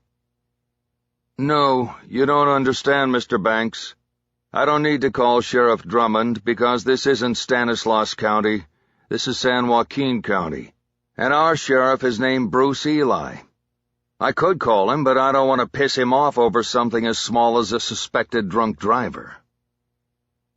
Bosch saw Banks drop his head down as he realized he had crossed the county line and gone from protected to unprotected territory. "Step out of the car," Bosch said. "I won't ask you again." Banks shot his right hand to the ignition and tried to start the car, but Bosch was ready for it. He dropped the mag light and quickly reached into the car, prying Banks's hand off the ignition before he could get the car started. He then held Banks by the wrist with one hand while he used the other to open the door. He pulled Banks out of the car and spun him around, pushing his chest against the side of the car. "You are under arrest, Mr. Banks, for resisting an officer on suspicion of drunk driving." Banks struggled as Bosch pulled his arms behind his back to cuff him. He managed to turn and look back. The driver's door was open and the interior light was on. There was enough light for him to recognize Bosch. "You?" "That's right." Bosch managed to finish cuffing Banks's wrists together. "What the fuck is this?" "This is you being arrested. Now we're going to walk to the back door of my car, and if you struggle with me again, you are going to trip and fall right on your face, you understand? You'll be spitting out gravel, Banks. You want that?" "No. I just want a lawyer." "You get a lawyer once you're booked. Let's go." Bosch jerked him away from his car and walked him back to the Crown Vic. The strobe light was still pulsing. Bosch took him to the rear passenger side door, put him in the seat, and then buckled his seatbelt. "If you move from this spot while we're driving, you're going to get the butt end of my flashlight in your mouth. Then you'll want a dentist to go with your lawyer. Am I clear?" "Yes. I won't fight. Just take me in and get me my lawyer." Bosch slammed the door shut. He went back to Banks's car, took the keys out of the ignition and locked it up. The last thing he did was go back to his car for the out-of-gas note he had used the night before. He took it to Banks's car and clipped it under the windshield wiper. As he returned to his car, Bosch saw a car silhouetted by the lights from the freeway. The car was dark, and parked on the shoulder of the freeway exit. Bosch didn't remember passing a car parked there when he exited behind Banks. The interior of the car was too dark for Bosch to see if there was anyone in it. He opened his door and got in, killed the strobe, and dropped it into drive. He then quickly pulled out of the gravel lot and drove down the freeway frontage road. The whole way he kept his eye on the rearview mirror, half to check on Banks and half to check for the mystery car. Bosch pulled into the parking lot of the Blue Light and saw that there were only 2 other cars, and they were on the other side of the lot from Bosch's room. He backed into the slot that put the passenger side of his car closest to his room's door. "What's going on here?" Banks demanded. Bosch didn't answer. He got out and used his key to open his room's door. He then went back to the car and scanned the parking lot before getting Banks out of the back seat. He walked him quickly toward the door, his arm around him as if he were supporting a drunk being taken to his room. Inside the room, he hit the light switch, kicked the door closed behind him, and walked Banks to the chair at the table that positioned him facing the lights. "You can't do this," he protested. "You have to book me and give me a lawyer." Bosch still said nothing. He moved behind Banks, uncuffed one of his wrists, and looped the cuff and chain through the 2 bars that supported the back of the chair. He then put the cuff back on Banks's wrist, securing him to the chair. "You are gonna be so fucked," Banks said. "I don't care which county this is. You crossed the line, you fuck. Take the cuffs off." Bosch didn't answer. He walked into the kitchenette and filled a plastic cup with water from the sink. He then went to the table and sat down. He drank some of the water and put the cup on the table. "Are you fucking listening to me? I know people, powerful people in this valley, and you have so fucked yourself." Bosch stared at him without speaking. The seconds went by. Banks tensed his muscles, and Bosch heard the cuffs rattling against the chair's support bars. But the effort failed. Banks leaned forward in defeat. "Are you going to say something or not?" he yelled. Bosch took out his phone and put it down on the table. He took another drink of water and then cleared his throat. He finally spoke in a calm, matter-of-fact voice.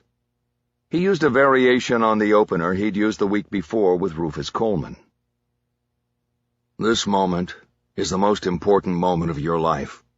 The choice you are about to make is the most important choice of your life." "I don't know what the fuck you're talking about." "Yes, you do. You know all about it. And if you want to save yourself, you will tell me everything. That is the choice. Whether to save yourself or not." Banks shook his head like he was trying to clear a dream. "Oh, man, this is so fucking crazy. You're not a cop, are you? That's it. You're some kind of nut going around doing this. If you're a cop, show me your badge. Let me see it, asshole." Bosch didn't move, except to take another drink of water. He waited. Car lights from the parking lot raked across the front window, and Banks started yelling, "Hey! Help! I'm in!" Bosch grabbed the cup and threw the rest of the water in Banks's face to shut him up. He moved quickly into the bathroom and grabbed a towel.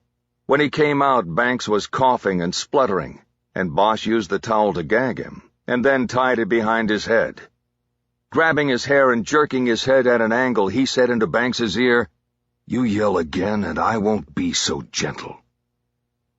Bosch walked to the window and split the blinds with a finger.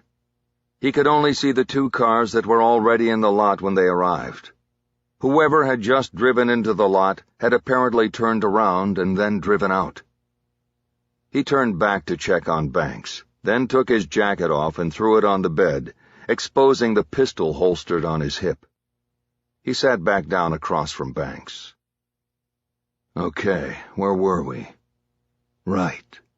The choice. You have a choice to make tonight, Reggie. The immediate choice is whether to speak to me or not, but that decision has great implications for you. It's really a choice between spending the rest of your life in prison or ameliorating your situation with your cooperation. You know what ameliorate means? It means make better." Banks shook his head, but not to say no. It was more of an, "I can't believe what is happening to me" shake of the head. "Now I'm going to take the gag off, And if you try to yell out again, then there are going to be consequences. But before I do that, I want you to concentrate on what I tell you here for the next few minutes, because I want you to really understand the position you're in. You understand?" Banks dutifully nodded and even tried to voice his agreement through the gag, but it came out as an unintelligible sound. "Good," Bosch said. "Here's the deal. You are part of a conspiracy that has lasted more than 20 years. It is a conspiracy that started on a boat called the Saudi Princess, and it has lasted until this very moment." Bosch watched Banks's eyes grow large and fearful as he processed what was said. There was now a growing look of terror in them. "You're either going to prison for a very long time, or you are going to cooperate and help us break open the conspiracy. If you cooperate, then you have a shot at some leniency, a chance to avoid spending the rest of your life in a prison. Can I take the gag away now?" Banks nodded vigorously. Bosch reached across the table and roughly pulled the towel off his head. "There," he said. Bosch and Banks stared at each other for a long moment. Then Banks spoke with unadulterated desperation in his voice. "Please, mister, I don't know what the hell you are talking about with conspiracies and shit. I sell tractors. You know that. You saw me, man. That's what I do.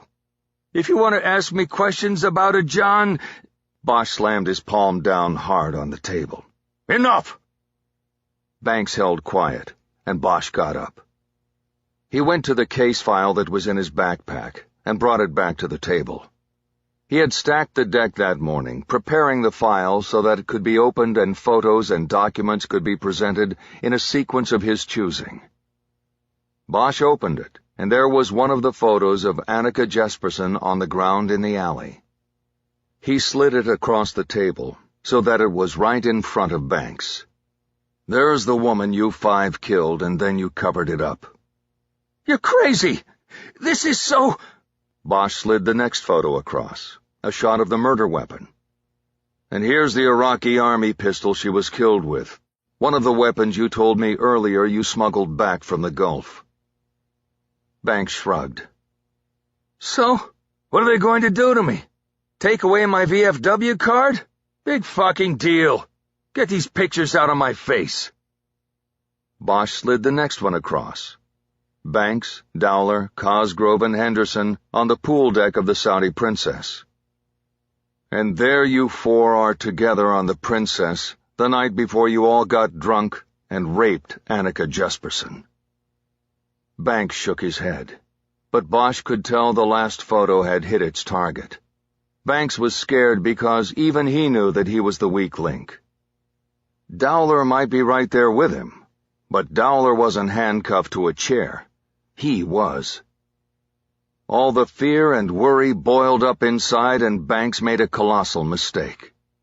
"The statute of limitations on a rape is 7 years, and you've got nothing on me. I didn't have a fucking thing to do with any of the other shit." It was a major concession on his part. All Bosch had was a conspiracy theory with no evidence to back it up. The play with Banks had only one purpose: to turn him against the others, to make him the evidence against them. But Banks didn't appear to understand what he had said, what he had given. Bosch rolled with it. "Is that what Henderson said? That you all were in the clear on the rape? Is that why he made a move on Cosgrove, wanted money for his own restaurant?" Banks didn't answer. He seemed stunned by Bosch's knowledge of things. Bosch had been reaching, but not without confidence in how all things between the men who had been on the boat were linked. "Only that move sort of backfired on him, huh?" Bosch nodded as if confirming his own statement. He saw some sort of realization come into Banks's eyes. It was what he was waiting for. "That's right," Bosch said. "We've got Dowler, and he doesn't want to go away for the rest of his life, so he's been cooperating." Banks shook his head. "That's impossible. I just talked to him on the phone, right after you left the post." That was the trouble with improvising. You never knew when your story would bump into irrefutable facts. Bosch tried to cover by smiling slyly and nodding. Of course you did. He was with us when you called him. He said exactly what we told him to say to you. And then he went back to telling us stories about you and Cosgrove and Drummond. Drummer, as you guys called him back then. Bosch saw belief enter Banks's eyes. He knew someone had to have told Bosch about Drummer. He couldn't just make it up. Bosch made a show of looking at the file in front of him, as if to check whether he had forgotten something. I don't know, Reg. When this all goes down with a grand jury and you guys all get charged with murder, rape, and conspiracy, etc., etc., who do you think Cosgrove and Drummond will come up with for lawyers? Who will you be able to get? And when they decide to throw you under the bus and say it was you and Dowler and Henderson that formed the conspiracy, who do you think the jury is going to believe? Them or you? His arms pinned behind the chair, Banks tried to lean forward but could only move a few inches. So he just hung his head forward in bitter fear and disappointment. That statute of limitations is over, he said. I can't be charged with the boat, and that's all I did. Bosch shook his head slowly. The criminal mind always amazed him in its ability to distance itself from crimes and to rationalize them. You can't even say it, can you? You call it the boat. It was rape. You guys raped her. And you don't know the law either. A criminal conspiracy surrounding the cover-up of the crime continues that crime. You can still be charged, Banks, and you're going to be. Bosch was winging it, selling the play, even if he was making it up as he went. He had to, because there was only one outcome that would work here. He had to turn Banks, make him talk, and make him willing to give testimony and evidence against the others.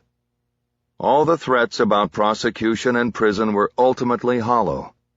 Bosch had the thinnest veil of circumstantial evidence tying Banks and the others to Annika Jesperson's murder. He had no witnesses and no physical evidence that linked them. He had the murder weapon but could not put it in any of his suspects' hands. Yes, he could put victim and suspects in close proximity in the Persian Gulf, and then a year later in South L.A., but that did not prove murder. Bosch knew it wasn't enough, and that not even the greenest deputy district attorney in L.A. would touch it.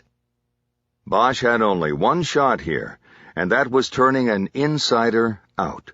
By a trick, or a play, or by any means necessary, he had to get Banks to break down and give up the story. Now Banks shook his head, but it was as if he was trying to ward off some thought or image. As though he thought if he kept his head moving, the reality of what he was facing couldn't get in. No, man, you can't. You gotta help me, he said.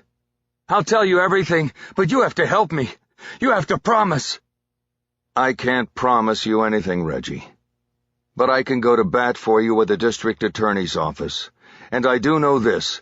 Prosecutors always take care of their key witnesses. If you want that, then you have to open up and tell me everything. Everything. And you can't tell me any lies. One lie, and it all goes away, and you go away for the rest of your life. He let him sit with that for a long moment before continuing. Bosch would make the case against the others here, or the chance would be gone, and he would never make it. So, you ready to talk to me? He finally asked. Banks nodded hesitantly. Yes, Banks said. I'll talk. Chapter 31. Bosch plugged the password into his phone and turned on the recording app. He then began the interview. He identified himself and the case the interview was concerning, and then identified Reginald Banks, including his age and address.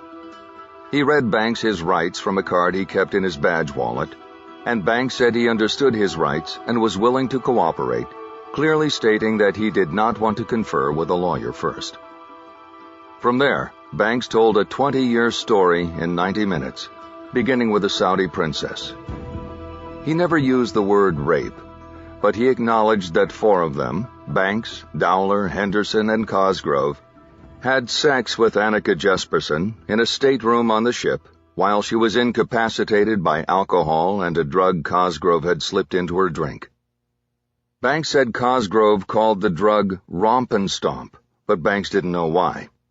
He said it was something given to cattle to calm them down before they were transported.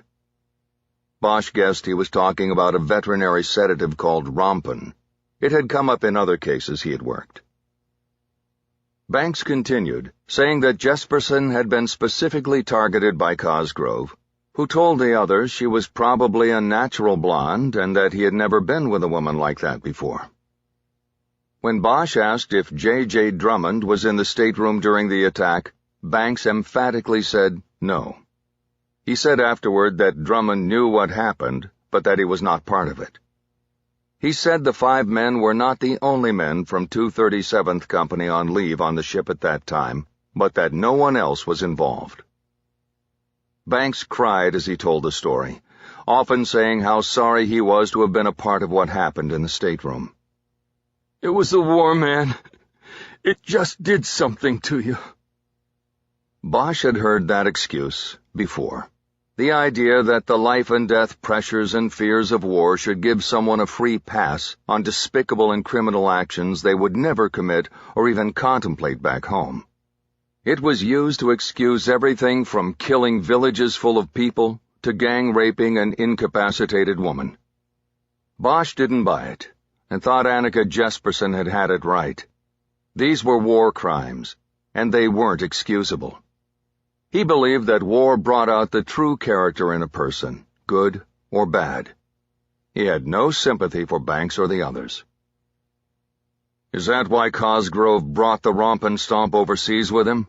In case the war did something to him? How many other women did he use it on over there? And what about before? What about in high school? You all went to school together, I bet. Something tells me you guys didn't just try it out for the first time on that boat. No, man, it wasn't me. I never used that stuff.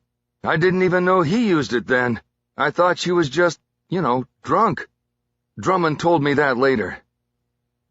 What are you talking about? You told me Drummond wasn't there. He wasn't. I'm talking about later. After we got back here. He knew what happened in that room. He knew everything. Bosch needed to know more before he could assess Drummond's role in the crimes against Annika Jesperson. Keeping Banks from comfortably spinning his story, he inexplicably jumped in time to the L.A. riots in 1992. Tell me about Crenshaw Boulevard now, he said. Banks shook his head. What? He said. I can't. What do you mean you can't? You were there. I was there, but I wasn't there. You know what I'm saying? No, I don't know. You tell me. Well, of course I was there. We were called out. But when that girl got shot, I was nowhere near that alley. They had me and Henderson checking IDs down at the roadblock at the other end of the formation. So, you're saying now, and it's on tape, that you never saw the girl, Annika Jesperson, alive or dead while you were in L.A.? The formality of the question gave Banks pause. He knew that Bosch was locking in his story. Bosch had explicitly informed him earlier that if he told the truth, there was hope for him. But he had warned him that if he lied even once, all bets were off, and any effort by Bosch to ameliorate Banks's situation would be stopped. As a cooperating witness, Banks was no longer handcuffed. He brought his hands up and ran his fingers through his hair.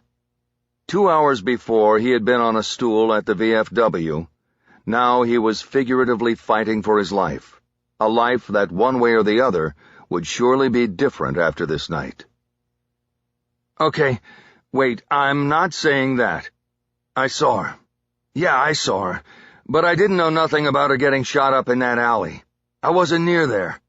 I found out it was her after we got back up here like 2 weeks later, and that's the truth." "All right, then. Tell me about seeing her."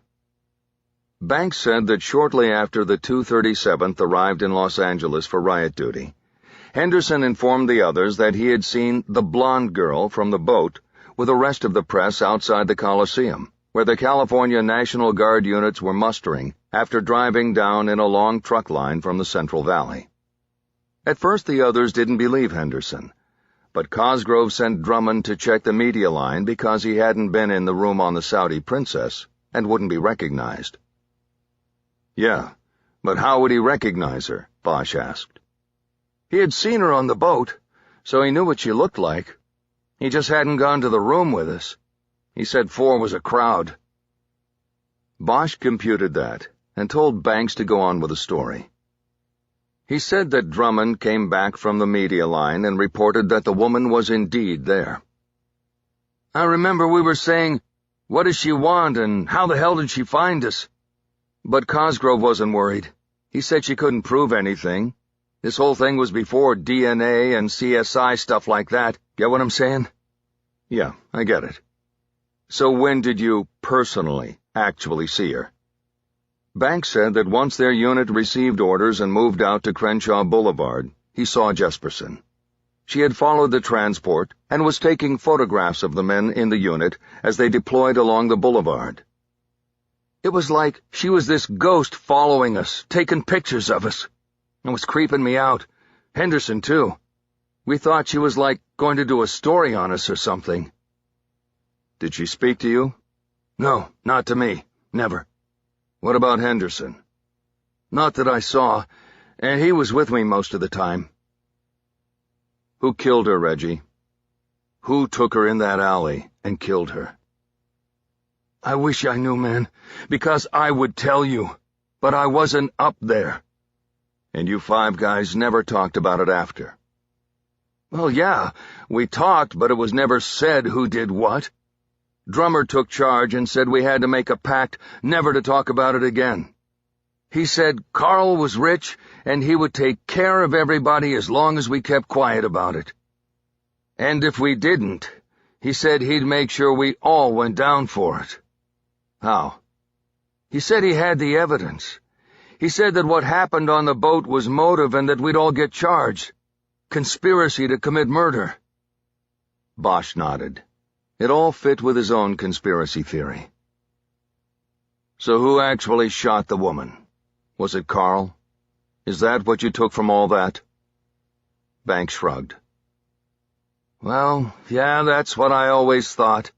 He pushed her into that alley or lured her in there, and the others kept watch for him. They were together up there, Carl, Frank, and Drummer. But me and Henderson, we weren't there, man, I'm telling you." And then that night, Frank Dowler goes into the alley to take a leak and just happens to discover the body. Banks just nodded. "Why? Why'd he bother? Why didn't they just leave the body there? It probably wouldn't have been found for at least a few days." "I don't know. I think they thought that if they found it during the riots, the investigation would be all messed up. You know, like it would be hurried. Drummer was a deputy up here, and he knew about cop stuff. We were hearing stories about how nothing was being done about anything. It was crazy out there." Bosch stared at him for a long moment. "Yeah, well, they were right about that," he said. Bosch paused there, as he tried to consider what he still needed to ask. Sometimes when a witness opened up, there were so many aspects of a case or a crime to cover that it was hard to keep track. He remembered that what had brought him to this moment with Banks was the gun. Follow the gun, he reminded himself. "Whose gun was used to kill her?" he asked. "I don't know. Not mine. Mine's at home in a safe." "You all had Berettas from Iraq?" Banks nodded and told a story about their unit driving truckloads of seized Iraqi weapons out to a hole dug in the ground in the Saudi desert so that they could be blown apart and buried. Almost all the members of the unit working the operation cadged handguns from the trucks, including the 5 men who would later be on the Saudi Princess at the same time as Annika Jesperson. The weapons were then shipped home, hidden by Banks, the company's inventory officer, in the bottom of the company's equipment cartons. "It was like the fox guarding the hen house," Banks said. "We were a transportation company, and I was one of the guys in charge of breaking everything down and putting it in cartons. Getting those guns home was easy." "And then you distributed them when you got back here." "That's right. And all I know is that I still got mine at home in the safe, so that proves I wasn't the one who killed her." "Were you all carrying them in L.A.? "I don't know. I wasn't. You'd have to hide the thing the whole time." "But you were going to a city that you saw on TV was totally out of control. You didn't want to bring something extra just in case?" "I don't know. I didn't." "Who did?" "I don't know, man. We weren't that tight anymore, you know? After Desert Storm, we came back and we all did our own thing. And then when we got called back up for L.A., we were back together, but nobody asked nobody who was bringing their extra gun with them." "All right. But one more thing about those guns. Who removed the serial numbers from them?" Banks looked confused. "What do you mean?" "Nobody, as far as I know." "You sure about that? The gun that killed that woman in that alley had the serial number removed. None of you guys did that? You never filed down the numbers?" "No. Why would we? I mean, I didn't. The guns were sort of like souvenirs from being over there, like a keepsake." Bosch would have to think about Banks's answer.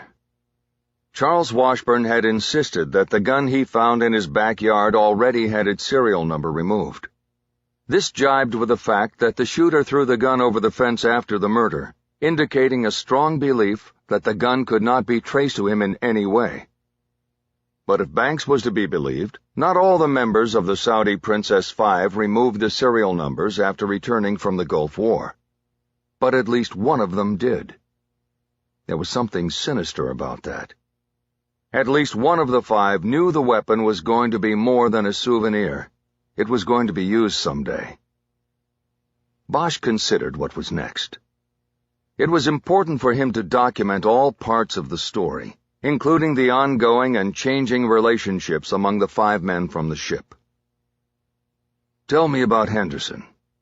What do you think happened to him?" "Somebody killed him, that's what happened." "Who?" "I don't know, man.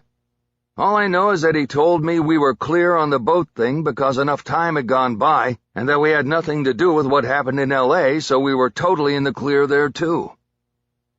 Banks said that he never had another conversation with Henderson. A month later, he was murdered in the robbery at the restaurant he managed. "The restaurant that was owned by Cosgrove," Bosch said. "That's right. It said in a newspaper story at the time that he was starting to get his own restaurant going. Do you know anything about that?" "I read that too, but I didn't know about it." "Did you think the robbery was just coincidence?" "No. I thought the whole thing was a message. My take was that Chris thought he was in the clear, but that he had something he could hold over Carl. He went to him and said, 'Put me in business or else.' And then the robbery happened and he got clipped. You know, they've never caught anybody for it, and they never will." "So then who did it?" "How the fuck do I know? Carl's got tons of money. If he needs something done, it'll get done, get what I'm saying?" Bosch nodded. He got it. He picked up the file and flipped through it, looking for anything that might spring the next question into his mind. He came across a series of photos of cameras like those Annika Jesperson was known to have been carrying. The RCTF had circulated the photos to local pawn shops after the riots, without results. "What about her cameras? They were taken. Did you see anyone with the cameras?" Banks shook his head. Bosch pressed him. "What about the film? Did Cosgrove ever mention taking film out of her camera?" "Not to me. I don't know anything about what happened in that alley, man. How many times I have to tell you? I wasn't there." Bosch suddenly remembered a key area of questioning that he had not yet tapped, and silently chastised himself for almost forgetting it. He was sure he would have only this one go-round with Banks. Once the case moved forward, Banks would get an attorney. Even if he continued to cooperate under his lawyer's guidance, it was unlikely that Bosch would get another chance at a one-on-one sit-down with no lawyers in the room and him setting the rules. He had to get all he could from Banks right now. What about the girl's hotel room? Somebody went in there after she was dead and they had her key. It was pulled out of her pocket when she was murdered. Banks started shaking his head halfway through Bosch's question. Bosch read it as a tell. I don't know anything about that, Banks said. You sure? Bosch said. You hold something back on me and it's just the same as a lie. I find out, and this deal is dead, and I use everything you've said to put you in the ground. You understand that? Banks relented. Look, I don't know a lot, but when we were down there I heard that Drummer got hurt and had to go to the hospital. He had like a concussion and they kept him overnight. But Drummer told me later that the whole thing didn't happen, that he and Carl cooked it up so he would be away from the unit and be able to go to her hotel and use the key to see if she had anything that was, incriminating about the boat. Bosch already knew the public story. Drummond, the war hero, was the only one in the 237th who was injured during the call of duty in Los Angeles. It was all a fake, part of a plan to cover up a gang rape and a murder. Now, with the financial help of one of the men he covered up for, he was a 2-term sheriff looking at a run for Congress. What else did you hear? Bosch asked. What did he get from the room?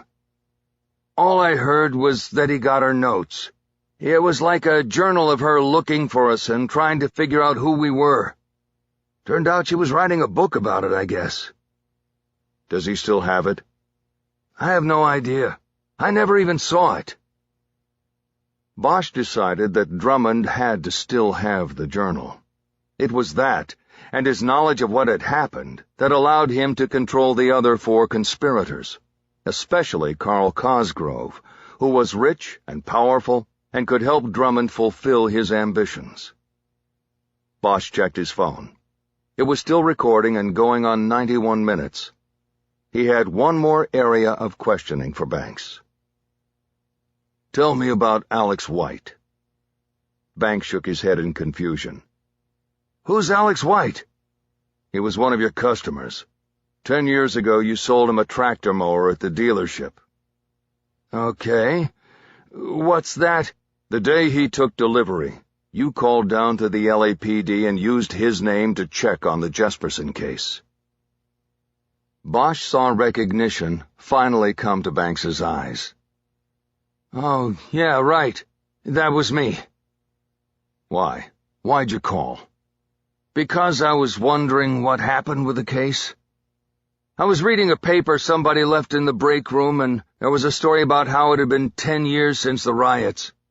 So I called down and asked about it, and I got switched around a few times, and then finally some guy talked to me. Only he said I had to give him my name or he couldn't tell me anything. So, I don't know. I saw the name on a piece of paper or something and just said I was Alex White. I mean, he didn't have my number or nothing, so I knew it wouldn't add up to anything. Bosch nodded, realizing that if Banks hadn't made the call, then he might not have connected things to Modesto, and the case would still be cold. Actually, your number was recorded, he told Banks. It's the reason I'm here. Banks nodded glumly. But there's something I don't understand, Bosch said. Why did you call? You guys were in the clear. Why risk raising suspicion? Banks shrugged and shook his head. I don't know. It was sort of spur of the moment. The newspaper made me start thinking about that girl and what happened. I was wondering if, they were still looking for anybody. Bosch checked his watch. It was 10 o'clock.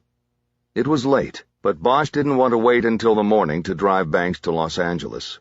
He wanted to keep his momentum. He ended the recording and saved it. Being a man who never trusted modern technology, Bosch then did a rare thing. He used the phone's email feature to send the audio file to his partner as a just-in-case measure. Just in case his phone failed, or the file was corrupted, or he dropped the phone in the toilet. He just wanted to be sure he safeguarded Banks's story. He waited until he heard the whisking sound from the phone that indicated the email had been sent, and then stood up. "Okay," he said. "We're done for now." "Are you going to take me back to my car?"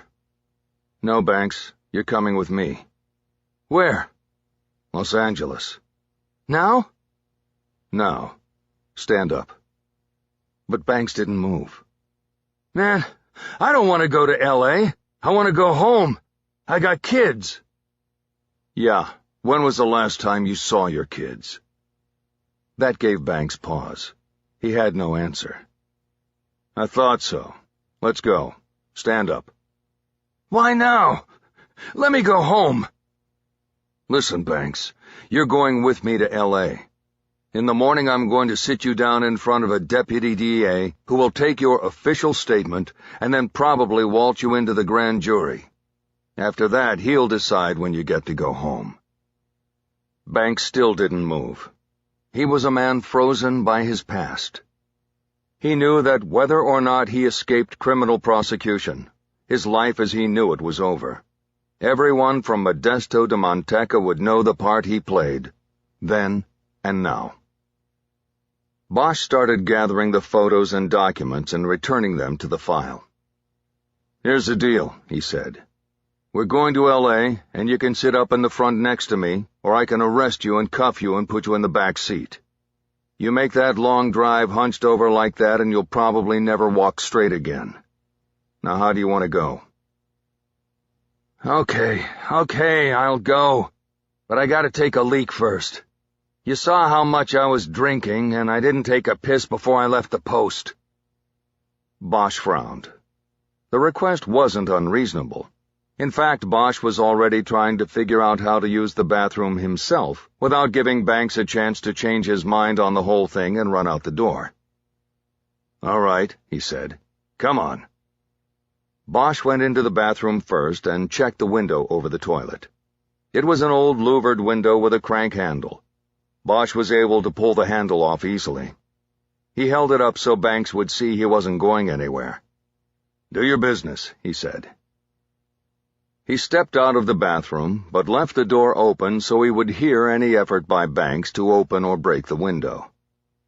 While Banks urinated, Bosch looked around for a place to cuff him so he could in turn use the bathroom before the 5-hour drive. He settled on the bars that were part of the design of the bed's headboard. Bosch hurriedly started packing, basically throwing his clothes into his suitcase without care. When Banks flushed the toilet and came out of the bathroom, Bosch walked him over to the bed and made him sit while he cuffed him to the headboard. "What the hell is this?" Banks protested. "Just making sure you don't change your mind while I'm taking a leak." Bosch was standing over the toilet and just finishing his own business when he heard the front door crash open. He quickly zipped up and ran into the bedroom, prepared to chase Banks down, when he saw that Banks was still cuffed to the headboard. His eyes moved to the open door and the man standing there with a gun. Even without the uniform or the Hitler mustache that had been drawn on his campaign poster, Bosch easily recognized J.J. Drummond, sheriff of Stanislaus County.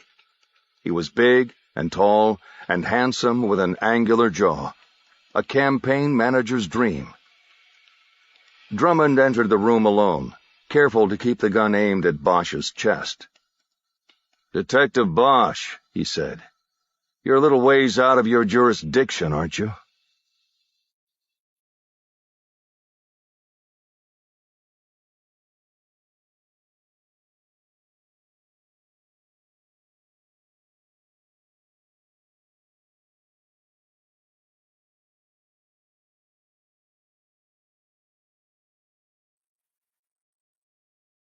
Chapter 32.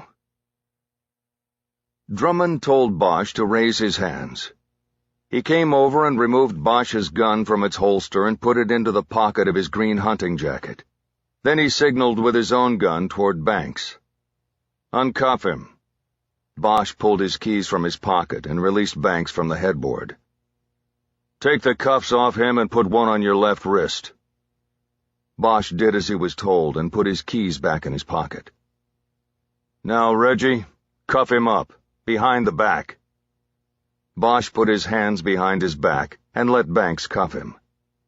Drummond walked over to him then, close enough that he could touch him with the muzzle of his gun if he wanted to. "Where's your phone, Detective?" "Right front pocket." As Drummond dug the phone out, he locked eyes with Bosch from a foot away. "Should have left things alone, Detective," he said. "Maybe," Bosch said. Drummond reached into Bosch's other pocket and took out the keys.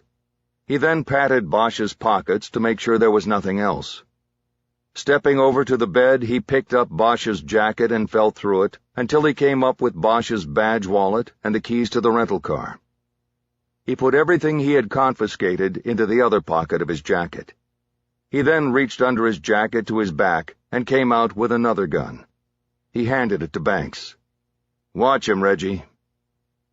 Drummond walked over to the table and flipped open the case file with a fingernail. He bent over to look down at the photographs of the camera models Annika Jesperson had carried. "So, what are we doing here, gentlemen?" he asked. Banks blurted out an answer, as if he had to get on record ahead of Bosch. "He was trying to get me to talk, Drummer. Talk about L.A. and the boat. He knows about the boat. He fucking kidnapped me, but I didn't tell him shit." Drummond nodded. "That's good, Reggie. Real good." He continued to look at the file, turning some of the pages, again just using a fingernail. Bosch knew he wasn't really looking at the file. He was trying to assess what he had walked into and what he needed to do about it. Finally, he closed the file and put it under his arm. "I think we're going to take a little ride," he said. Bosch finally spoke, making a pitch he knew wasn't going to go anywhere. "You know you don't have to do this, Sheriff. I've got nothing but my hunches, and if you put them and a buck together, you won't even be able to buy a cup of coffee at Starbucks." Drummond smiled without humor. "I don't know. I think a guy like you operates on a little more than his hunches." Bosch returned the humorless smile. "You'd be surprised sometimes." Drummond turned and surveyed the room, making sure he hadn't missed anything. "Okay, Reg, grab Detective Bosch's jacket. We're going to take that drive now. We'll use the detective's car." The parking lot was deserted when they walked Bosch out to his rented Crown Vic. Bosch was put in the back seat, and then Drummond gave Banks the keys and told him to drive. Drummond got in the back, behind Banks, and next to Bosch. "Where are we going?" Banks asked. "Hammett Road," Drummond said. Banks pulled out of the lot and headed toward the 99 entrance ramp. Bosch looked over at Drummond, who still had his gun in his hand. "How'd you know?" he asked. In the darkness, he could see Drummond's contented smirk. "You mean, how did I know you were sniffing around up here?" "Well, you made a few mistakes, Detective. First of all, you left muddy tracks across the helipad at Carl Cosgrove's place last night. He saw them this morning and called me up. He said he had a prowler, and I sent out a couple of my guys to check it out. Then I get a call from Frank Dowler tonight, telling me that our boy Reggie here is having drinks at the post with a guy looking to buy an IRG pistol, and the confluence of these things got me to thinking." "Drummer, this guy was conning me," Banks said from the front seat, his eyes looking for Drummond's in the mirror. "I didn't know, man. I thought he was legit, so I called Frank to see if he wanted to sell his gun. Last time I talked to him, he was looking for money." "I figured as much, Reggie. But Frank knows a few things you don't know. Plus he was nervous because his wife said a stranger had come by the house yesterday asking about him." He glanced at Bosch and nodded at him as if to say he knew he was the visitor. "Frank put two and two together and was wise enough to call me." Then I made some calls, and pretty soon I hear that a name I know from a night long in the past is on the registry at the Blue Light. That was another mistake, Detective Bosch, putting the room in your name."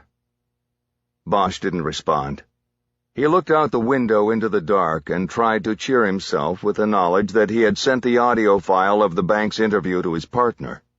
Chu would find it when he checked his email in the morning. He knew he could use that knowledge in some way now to possibly bargain for his freedom, but he felt it was too risky. He had no idea what people or connections Drummond had down in L.A. Bosch couldn't risk his partner or the recording.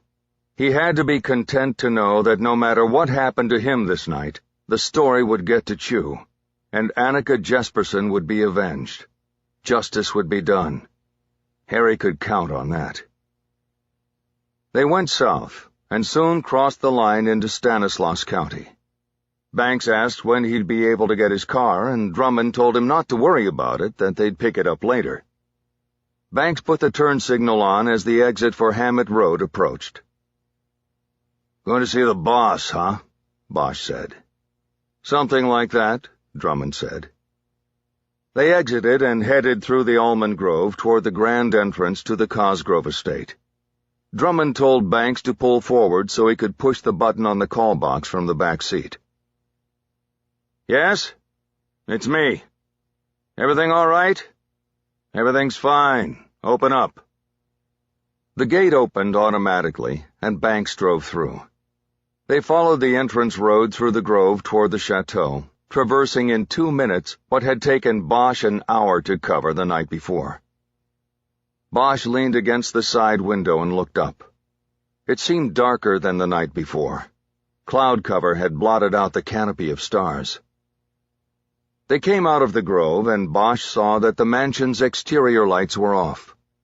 Maybe there wasn't enough wind to turn the turbine behind the house. Or maybe Cosgrove just wanted a blackout for the business at hand. The headlights washed across the black helicopter sitting on its pad, ready to go. A man was waiting in the circle in front of the chateau. Banks pulled up, and the man got in the front seat. In the overhead light, Bosch saw that it was Carl Cosgrove, big and barrel-chested with a full head of wavy gray hair. He recognized him from the photos. Drummond said nothing to him, but Banks was excited to see his old pal from the guard. "Carl, long time no see, man."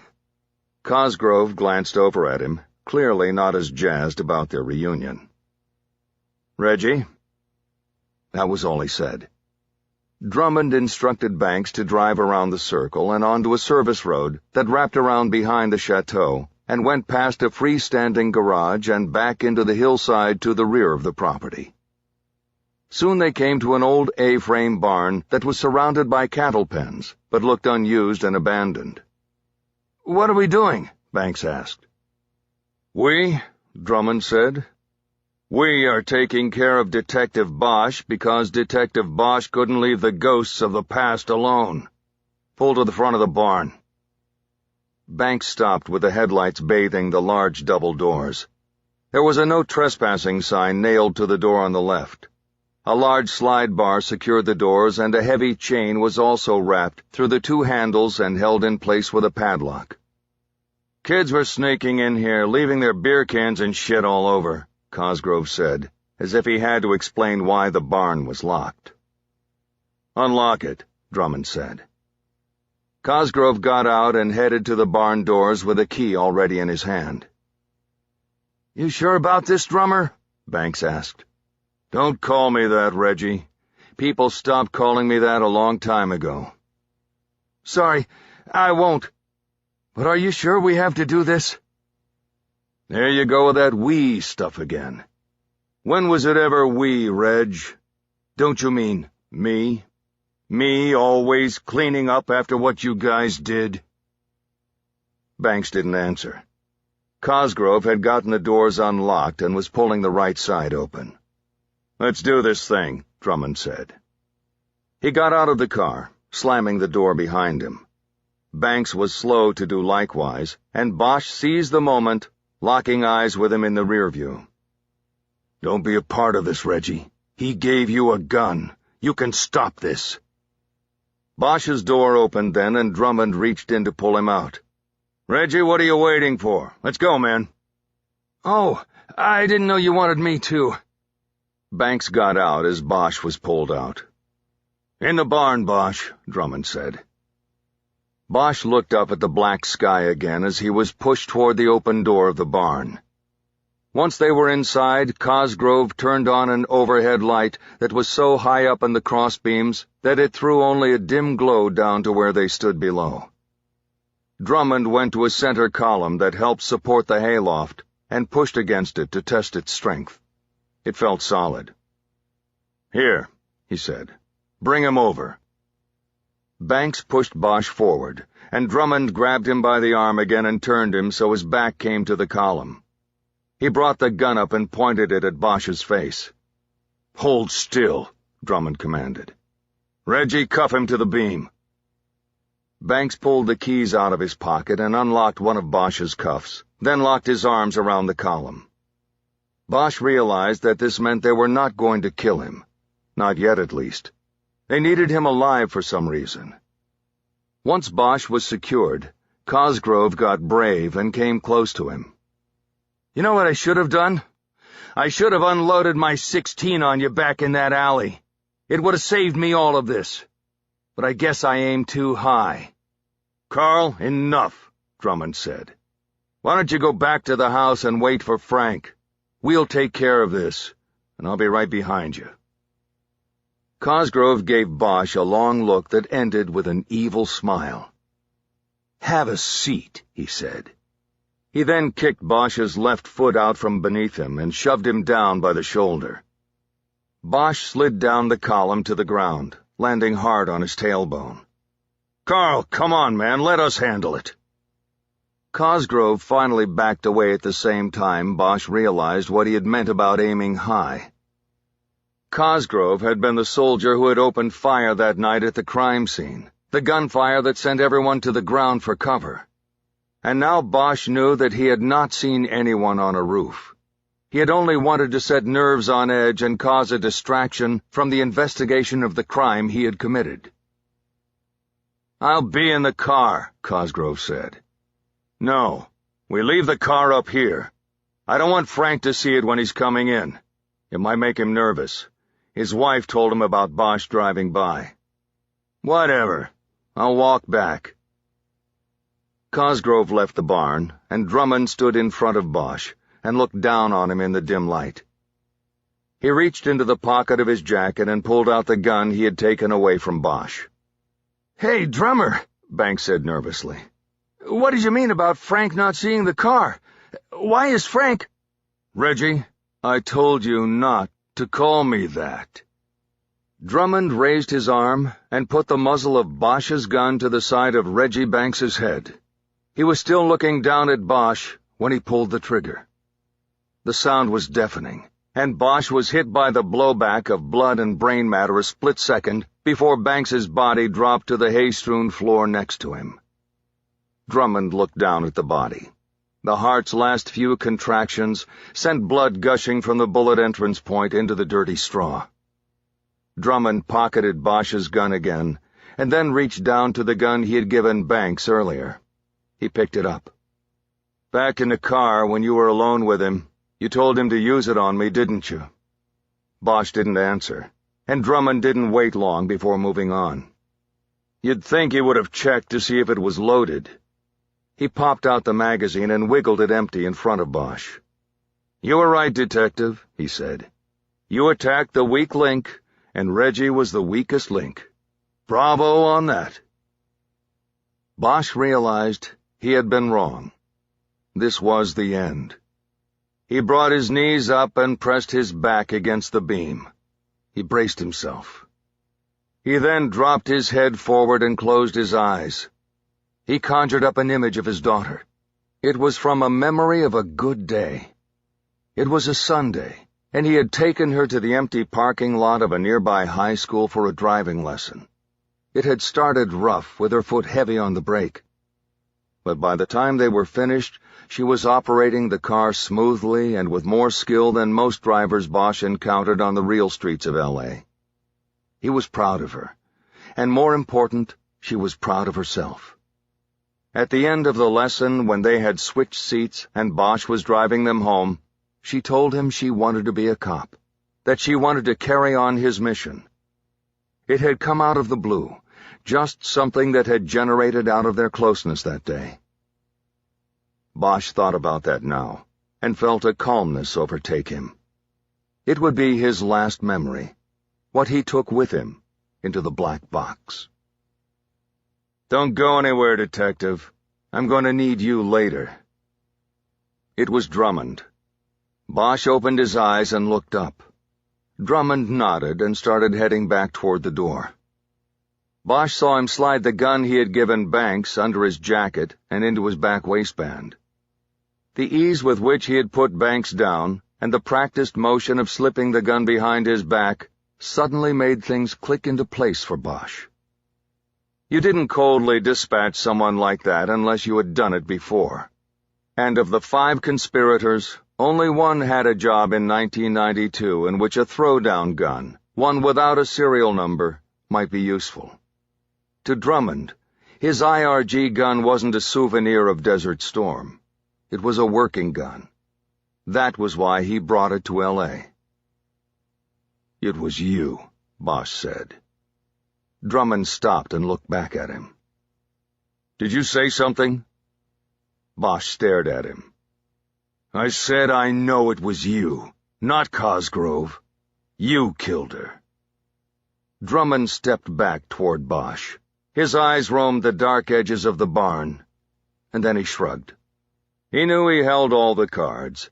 He was talking to a dead man, and dead men tell no tales. "Well," he said, "she was becoming a nuisance." He smirked, and seemed delighted to share confirmation of his crime with Bosch after 20 years. Bosch worked it. "How did you get her into the alley?" he asked. "That was the easy part. I went right up to her and told her I knew who and what she was looking for. I said I was on the boat and I heard about it. I said I would be her source, but I was scared and couldn't talk. I told her I'd meet her at 0500 in the alley, and she was dumb enough to be there." He nodded as if to say, "Done deal." "What about her cameras?" "Same as the gun. I threw all that stuff over the fences back there. I took the film out first, of course." Bosch envisioned it. A camera landing in somebody's backyard and being kept or pawned instead of turned into police. "Anything else, Detective?" asked Drummond, clearly relishing his chance to flaunt his cleverness to Bosch. "Yeah," Bosch said. "If it was you who did it, how did you keep Cosgrove and the others in line for 20 years? "That was easy. Carl Jr. would have been disowned if the old man had learned of his involvement in any of this. The others just followed along and got put down if they didn't." With that, he turned and headed toward the door. He pushed it open, but then hesitated. He looked back at Bosch with a grim smile as he reached over and turned out the overhead light. "Get some sleep, Detective." He then stepped out and closed the door behind him. Bosch heard the steel slide bar strike home as Drummond locked him in. Bosch was left in a perfect darkness, but he was alive, for now. Chapter 33. Bosch had been left in darkness before, and many of those times he was scared and knew that death was near. He also knew that if he waited, somehow he would see, that there was lost light in all places of darkness, and if he found it, it would save him. He knew he had to try to understand what had just happened and why. He shouldn't be alive. All his theories ended with him in a box, with Drummond putting a bullet in his head in the same callous manner he had executed Reggie Banks. Drummond was the ultimate fixer, the cleaner, and Bosch was part of the mess. It made no sense that he was spared, even temporarily. Bosch had to figure that out if he was to survive. The first step was to free himself. He put all of the case questions aside and concentrated on escape.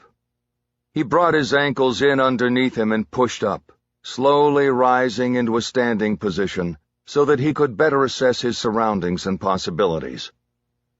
He started with the column. It was a 6x6 solid piece of timber. Hitting it with his back caused no shudder or shimmy. It only caused him pain. The beam wasn't going anywhere, so he had to work with it as a given.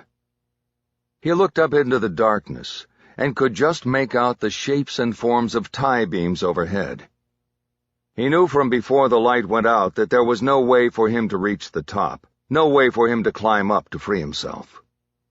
He looked down, but his feet were obscured in the dark. He knew the floor was straw on dirt, and he kicked at the bottom of the beam with his heel. It felt solidly anchored, but he could not tell how.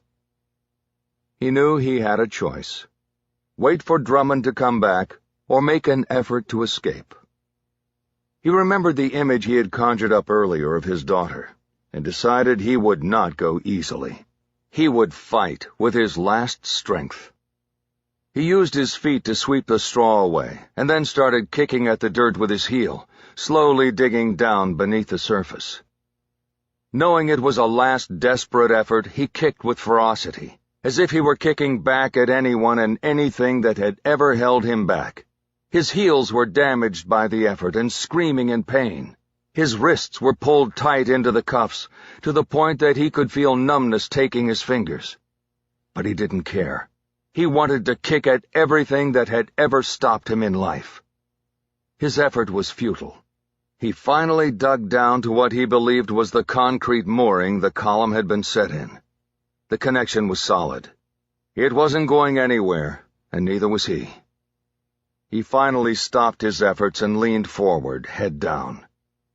He was exhausted and feeling close to defeated.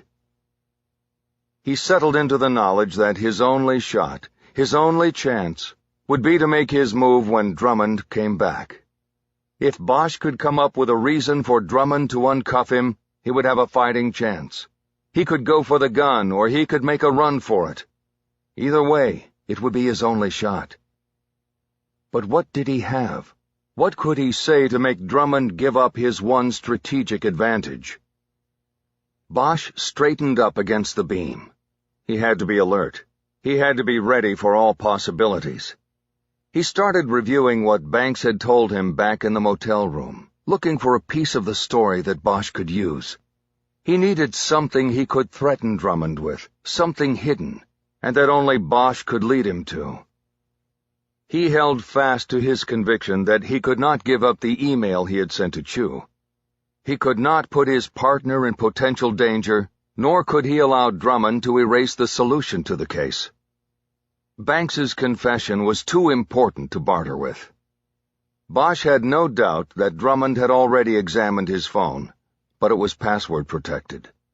The phone was set to lock after 3 failed attempts to enter the code. If Drummond kept trying after that, he would eventually trigger a data purge. That gave Bosch high confidence in the recording safely getting to Chu without Drummond knowing. Harry decided that he must do nothing that would change that. He needed something else now.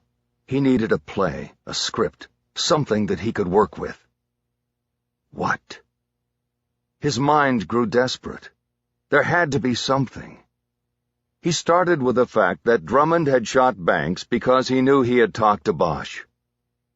Working it from there, Bosch could say Banks showed him something, some kind of evidence that he kept hidden as his ace in the hole, something with which he could turn the tables on Cosgrove and Drummond if he ever had the chance. What? Bosch suddenly thought he had something. The gun again. Follow the gun. It had been the rule of the entire investigation. There was no reason to change it now. Banks had said he was the National Guard Company's inventory officer. He was the one who packed the souvenir guns in the bottom of the equipment cartons for shipping back to the States. He was the fox guarding the hen house. Bosch would tell Drummond that the fox had made a list. Banks had kept a list of serial numbers to the weapons, and it contained the names of who got which gun. That list included the name of the soldier who got the gun that killed Annika Jesperson.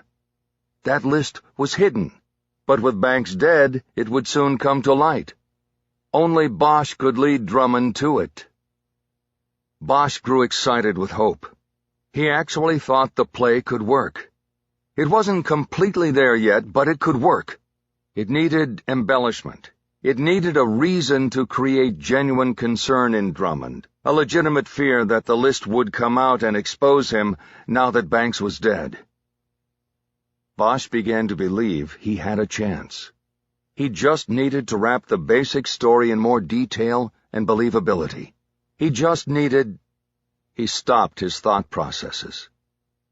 There was a light. He realized he'd had his eyes open the whole time he was working out the play with Drummond. But now he was drawn to a small greenish-white glow he saw down near his feet.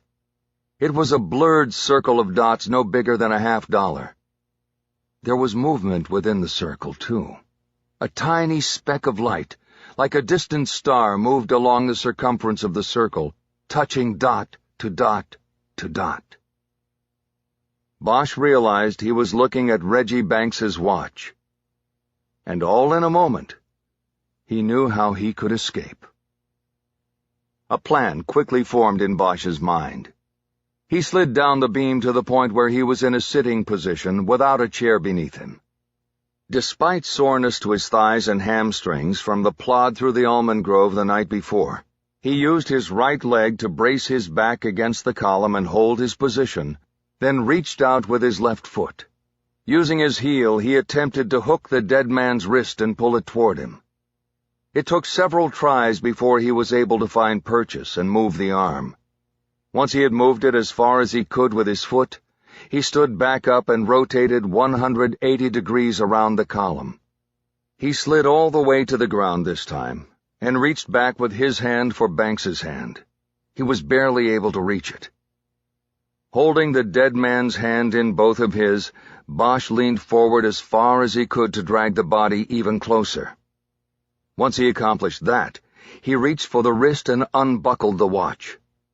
Holding it in his left hand, he flipped the buckle back so the prong extended free. He then twisted his wrist so he could work the small steel pin into the keyhole on the right handcuff. As he worked, Bosch visualized the process.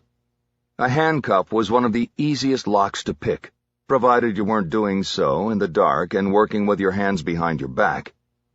The key was basically a single-notched pin. The key was universal because in law enforcement, cuffs were often moved with prisoners from officer to officer, or from bench to bench.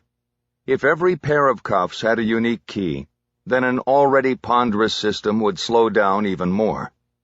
Bosch was counting on that as he worked with the watch buckle's pin.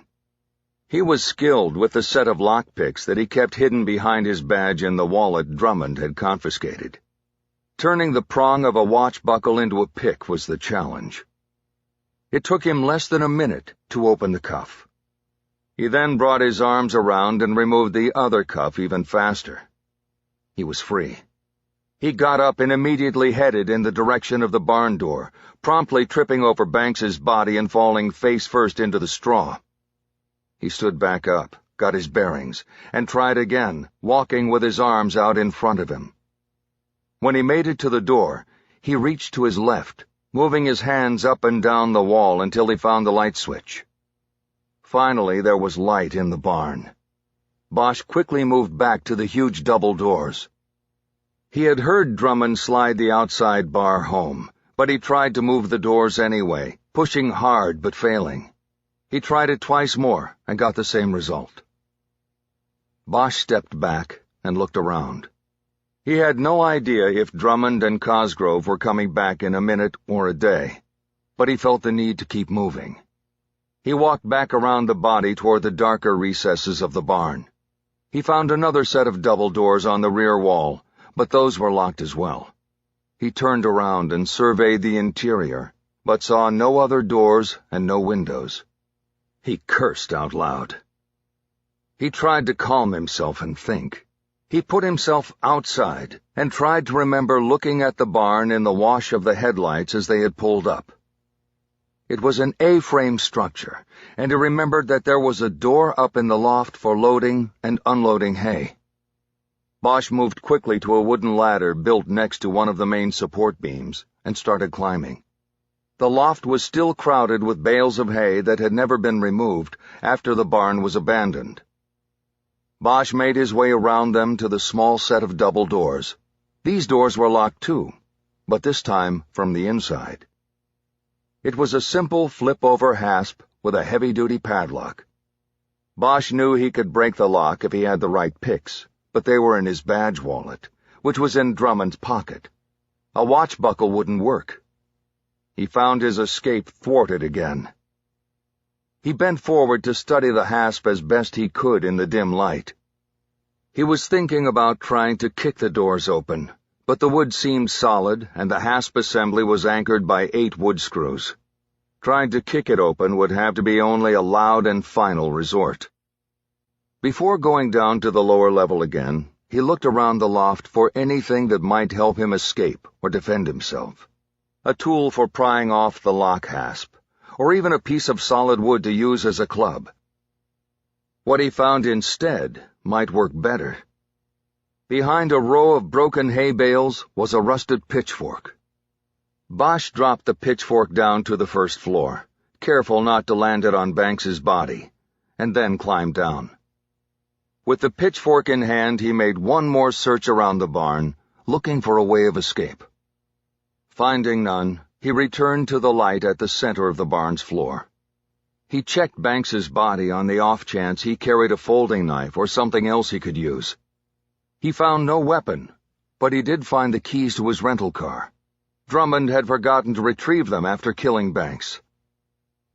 Bosch moved to the front doors of the barn and pushed one more time, even though he knew they would not part. He was less than 15 feet away from his car, but couldn't get to it. He knew that in the trunk, beneath the cardboard boxes of equipment that he had transferred, there was another box that he had moved from his work car to the rental. It was the box that held his second gun, the Kimber Ultra Carry 45, loaded with 7 bullets in the magazine, plus 1 more jacked into the chamber for good luck. "Shit," he whispered. Bosch knew he had no choice but to wait. He had to surprise and overpower 2 armed men when they returned. He reached over and switched off the light, dropping the barn back into darkness. He now had the pitchfork and the darkness and the element of surprise. He decided that he liked his chances. Chapter 34. Bosch didn't have to wait long. No more than 10 minutes after he turned off the light, he heard the scraping sound of metal on metal as the slide bar outside was moved. This was done slowly, and Bosch thought maybe Drummond was trying to surprise him. The door slowly came open. From his angle, Bosch could see the outside darkness. He could feel the rush of cooler air into the barn, and he could just make out the shadow of a single figure entering. Bosch braced himself and raised the pitchfork. He was standing near the light switch. This is where one of them would go first, to turn on the light. His plan was to thrust from shoulder level and drive the weapon through the body. Take out the first one, go for his gun. Then it would be down to one-on-one. But the lone figure did not move toward the light switch. He stood stock still in the door's opening, as if letting his eyes adjust to the dark. He then moved forward 3 steps into the barn. Bosch wasn't ready for this. His attack position was on the switch. He was now too far away from his target. A light suddenly came on in the barn, but it was not from overhead.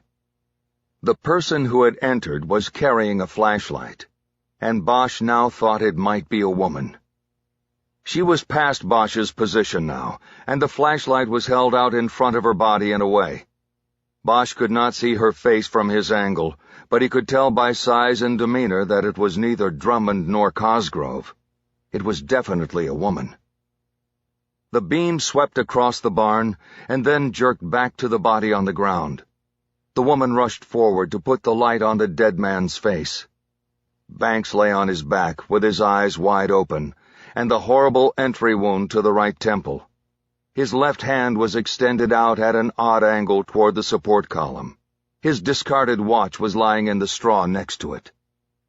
The woman crouched next to Banks and shifted the light as she played it across his body. In doing so, she revealed first the gun in her other hand, and then her face. Bosch lowered the pitchfork and stepped out of cover. "Detective Mendenhall." Mendenhall swiveled right and brought the gun's bead on Bosch. He raised his hands, still holding the pitchfork. "It's me." He realized he must appear to her as some sort of send-up of the famous American Gothic painting, with a pitchfork-carrying farmer and his wife, minus the wife. He let go of the pitchfork and let it drop to the straw. Mendenhall lowered her weapon and stood up. "Bosch, what's going on here?" Bosch noted that she had dispensed with her own demand for rank and respect. Rather than answer, he moved toward the door and looked out. He could see the lights of the chateau through the trees, but no sign of Cosgrove or Drummond. He stepped out and went to his rental car, using the key fob to pop the trunk. Mendenhall followed him out. "Detective Bosch, I said, what is going on?" Bosch lifted one of the cardboard boxes out of the trunk and lowered it to the ground. "Keep your voice down," he said. "What are you doing here? You followed me up here over O'Toole's complaint?" Bosch found the gun box and opened it. "Not exactly." "Then why?" He retrieved the Kimber and checked its action. "I wanted to know something." "Know what?" He holstered the gun, then took the extra magazine out of the box and put it in his pocket. "What you were doing, for one thing. I had a feeling you weren't going on vacation." Bosch closed the trunk quietly and looked around to get his bearings. He then looked at Mendenhall. "Where's your car? How did you get in here?" "I parked where you parked last night. I got in the same way."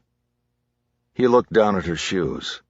They were caked in mud from the almond grove. "You've been following me, and you're alone. Does anyone even know where you are?"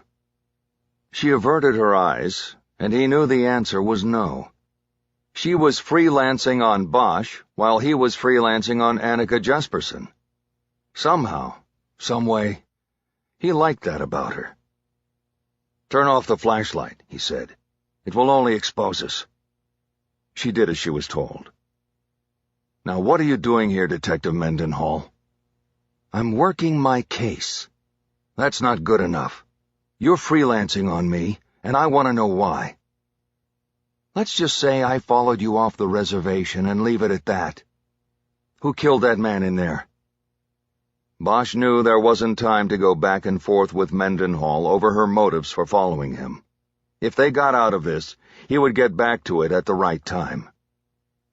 "Sheriff J.J. Drummond," he answered. "In cold blood, right in front of me, without missing a beat. Did you see him when you were sneaking in here?" "I saw two men. They both went into the house." "Did you see anybody else? A third man arrive?" She shook her head. "No, just the two." "Can you please just tell me what is going on? I saw you taken here. Now there's a man in there dead, and you were locked in like—" "Look, we don't have a lot of time. There is going to be more killing if we don't stop it. The shorthand is that this is where my cold case has led. The case I told you about and that I went to San Quentin on. It's here. This is where it ends. Get in." Bosch continued in a whisper as he moved toward the driver's side door. "My victim was Annika Jesperson from Denmark. She was a war correspondent. 4 National Guard soldiers drugged and raped her on an R&R leave during Desert Storm in '91. She came over here the next year looking for them. I don't know if she was going to write a story or a book or what, but she followed them to L.A. during the riots, and they used the cover of the riots to murder her. Bosch got in, put the key in the ignition, and started the car, keeping his foot as light on the gas as possible. Mendenhall got in the passenger side. My investigation has caused the conspiracy that binds them to unravel. Banks was a loose end, so they killed him. They mentioned that another man was coming, and I think they're going to kill him too. Who? A guy named Frank Dowler. He put the car in reverse and started backing away from the barn. He left the lights off. Why didn't they kill you? Mendenhall asked. Why only Banks? Because they need me alive, for the moment. Drummond has a plan. What plan? This is crazy. Bosch had run everything through his databanks while waiting in the darkness with a pitchfork. He had finally come to understand J.J. Drummond's plan. T.O.D., he said. He needs me alive because of time of death. The plan is to lay it all on me. They'll say I became obsessed with the case, had set out to avenge the victim. I killed Banks and then Dowler, but before I could get to Cosgrove, the sheriff got to me. Drummond plans to put me down as soon as he's done with Dowler. I'm sure the story will cast him as the fearless lawman, going up against the mad dog cop to save one of the valley's best and brightest citizens, Cosgrove. After that, Drummond will ride into Congress a hero. Did I mention he's running for Congress? Bosch started down the hill to the chateau. The exterior lights were still off, and a mist was coming in off the grove, cloaking the place in further darkness. I don't understand how Drummond is even involved in this. He's the sheriff, for God's sake. He's the sheriff because Cosgrove made him the sheriff, just like he'll put him in Congress. Drummond knows all the secrets. He was in the 237th with them. He was there on the ship during Desert Storm, and he was there in L.A. during the riots. He's the one who killed Annika Jesperson, and that's how he kept a hold on Cosgrove all these— Bosch stopped as he realized something. He slowed the car to a halt. His mind hit playback to one of the last things Drummond had said before leaving the barn. Carl Jr. would have been disowned if the old man had learned of his involvement. He's going to kill Cosgrove, too. Why? Because Cosgrove's old man is dead. Drummond can no longer control him. As if to punctuate Bosch's conclusion, the sound of gunfire came from the direction of the chateau. Bosch pinned the accelerator, and they quickly came around the side of the mansion and into the turnaround. There was a motorcycle leaning on its stand 20 feet from the front door. Bosch recognized its metallic blue gas tank. "That's Dowler's," he said. They heard another shot from the house, and then another. "We're too late." Chapter 35. The front door was unlocked. Bosch and Mendenhall entered, covering the angles from both sides of the frame. They came into a circular entry room with a thick oval of glass sitting atop a 3-foot-high stump of cypress. There was nothing else in the room, just the table for keys and mail and packages. From there, they started down the main hallway, clearing first a dining room with a table long enough to seat 12, and then a living room that had to have been at least 2,000 square feet, with twin fireplaces at opposite ends. They moved back into the hall, which jogged around a grand staircase and into a smaller back hallway that led to the kitchen. On the floor here was the dog that had charged toward Bosch the night before, Cosmo. He had been shot behind the left ear. They hesitated in front of the dog, and almost immediately the kitchen lights went out. Bosch knew what was coming. "Get down!" He threw himself forward to the floor, coming up behind the dog's body. A figure appeared in the darkness of the kitchen doorway, and Bosch saw the gunpowder flashes before he heard the shots. He felt the dog's body jerk with the impact of shots meant for him, and he returned fire, putting 4 shots through the doorway into the dark. He heard glass shattering and wood splintering. Then he heard a door opening and the sound of footsteps running away. No shots followed his volley. He looked around and saw Mendenhall huddled next to a bookcase that stood against the right wall filled with cookbooks. "Okay," he whispered. "Fine," she responded. He turned and looked down the hallway behind them. They had left the front door open. The shooter could be circling the house to come in on them from behind.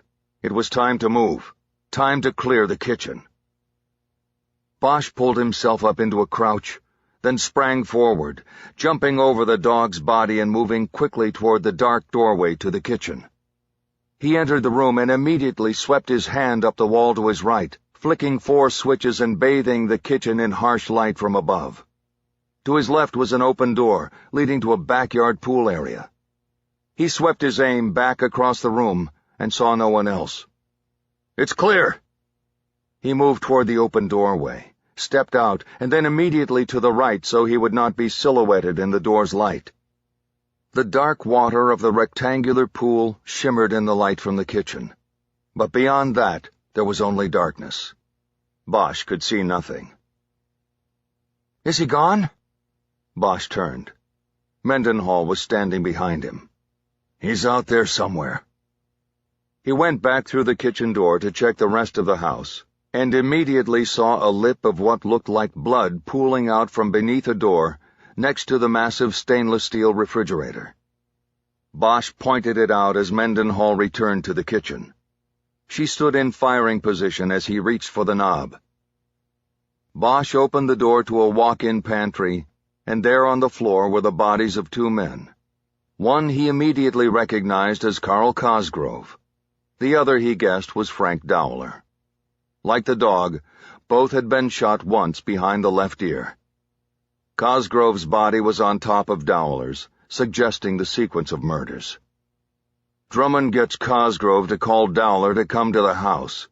He pops Dowler in here. That was the first shot.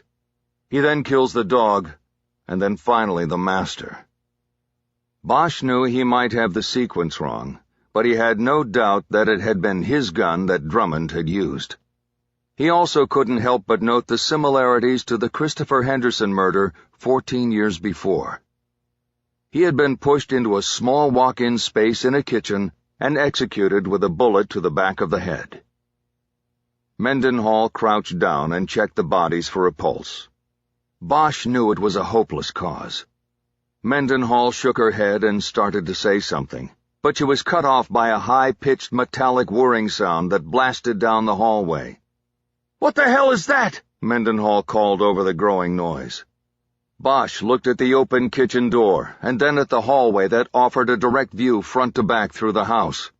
"Cosgrove's helicopter!" he yelled as he headed into the hallway. "Drummond's a pilot!" Bosch ran down the hallway and charged through the open front door, Mendenhall just a few steps behind him. Almost immediately they were met with a volley of shots that exploded into the plaster and wood framing around the door. Once more Bosch dropped and rolled forward, this time finding cover behind one of the concrete planters that lined the turnaround and the front walkway. He looked up over the edge and saw the helicopter still sitting on its concrete pad, the rotors turning and gathering speed for lift. He looked back at the front door, lit from within, and saw Mendenhall rolling on the floor just inside the threshold, her hand clamped to her left eye. "Mendenhall!" he yelled. "Get inside! Are you hit?" Mendenhall didn't respond. She rolled herself farther inside the door toward cover. Bosch looked back over the edge of the planter at the chopper.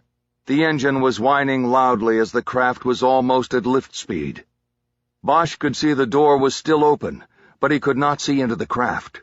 He knew it had to be Drummond. His plan destroyed by Bosch's escape, he was simply trying to escape himself. Bosch jumped from cover and fired repeatedly at the helicopter. After 4 shots, his gun was dry and he ran back to the front door. He crouched next to Mendenhall as he ejected his gun's magazine. "Detective, are you hit?" He slapped the second magazine into the gun and racked one bullet into the chamber. "Mendenhall, are you hit?" "No, I don't know. Something hit my eye." He grasped her arm to pull her hand from her eye. She resisted. "Let me look." She gave way and he pulled her hand back. He looked closely into her eye but could not see anything. "You're not hit, Mendenhall. You must have caught a splinter or some of the plaster dust." She pulled her hand back over the eye. Outside, the revving turbine hit critical speed, and Bosch knew Drummond was taking off. He got up and started back toward the front door. "Just let him go," Mendenhall called. "He won't be able to hide." Bosch ignored her and ran back out, moving into the middle of the turnaround just as the helicopter started to rise from the pad. Bosch was 200 feet away, with the helicopter moving right to left along the tree line as it rose. He extended the gun in a two-armed grip and aimed for the turbine housing. He knew he had 7 shots to bring the chopper down. "Bosch, you can't shoot at him!" Mendenhall had come out of the house and was behind him. "The hell I can't! He shot at us!" "It's not in policy!" She had now come up next to him.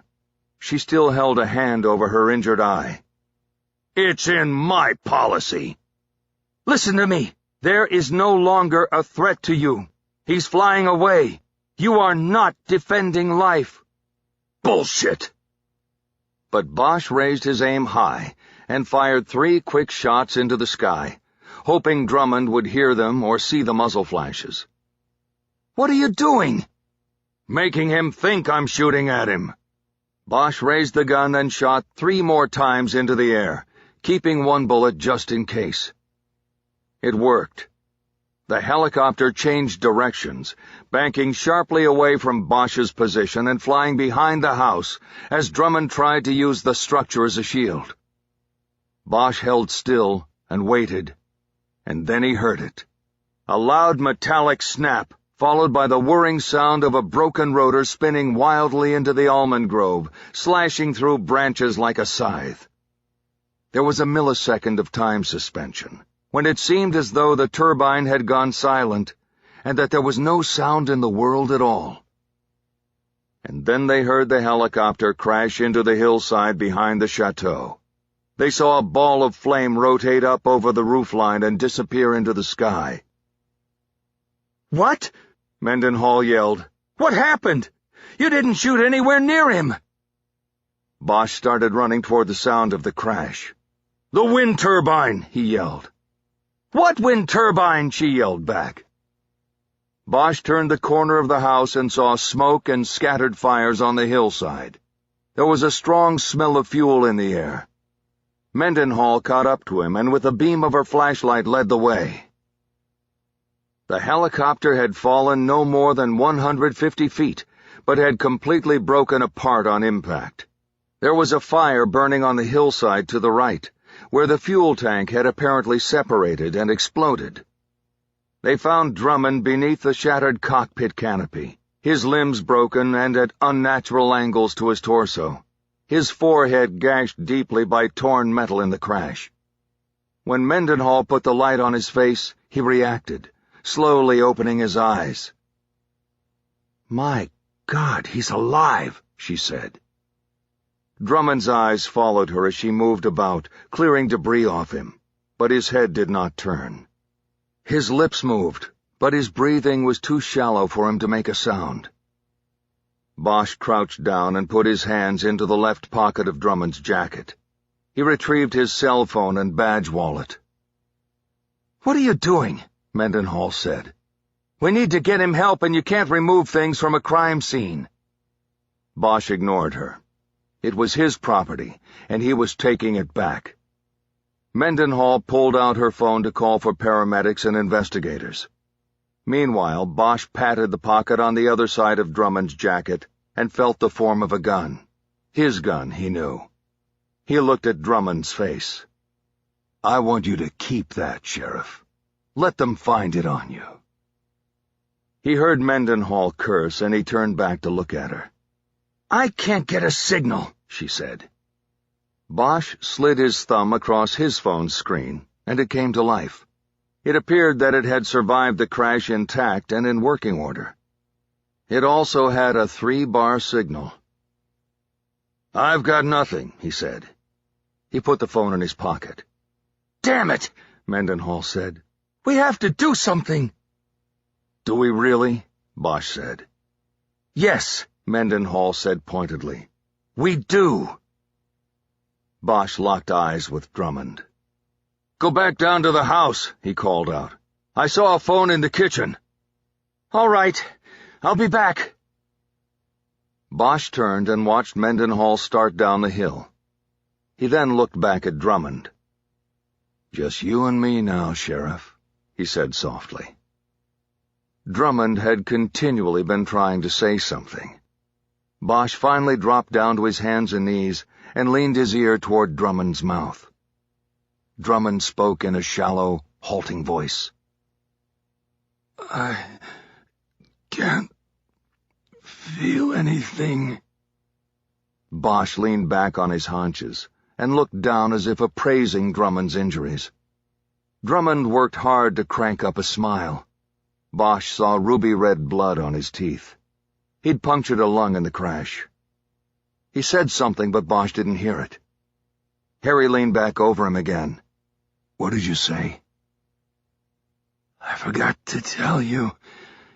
In the alley, I put her down on her knees, and then I made her beg." Bosch pulled back as the fury racked through his body. He stood up and turned away from Drummond and looked down toward the chateau. Mendenhall was nowhere in sight. He turned back to Drummond. Bosch's face was a mask of anger. Vengeance clawed at him from every nerve ending. He dropped to his knees and gathered the front of Drummond's shirt in his fist. He leaned down and spoke through clenched teeth. "I know what you want, but I'm not going to give it to you, Drummond. I hope you live a long and painful life, in a prison, in a bed, in a place that stinks of shit and piss, breathing through a tube, eating through a tube. And I hope that every day you want to die, but can't do a fucking thing about it." Bosch released his grip and pulled back. Drummond was no longer smiling. He was staring into his own bleak future.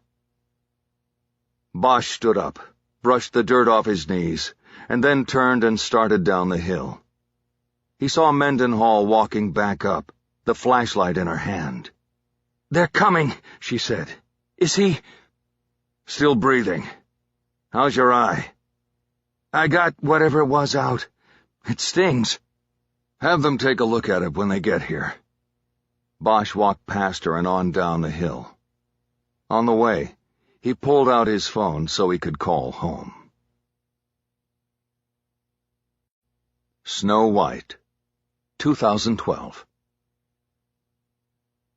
It was 7 p.m. in Copenhagen when Bosch made the call. It was picked up promptly by Henrik Jespersen at his home. "Henrik, it's Harry Bosch in L.A. "Detective Bosch, how are you? Do you have news on Annika?" Bosch paused. It seemed like an odd phrasing for the question.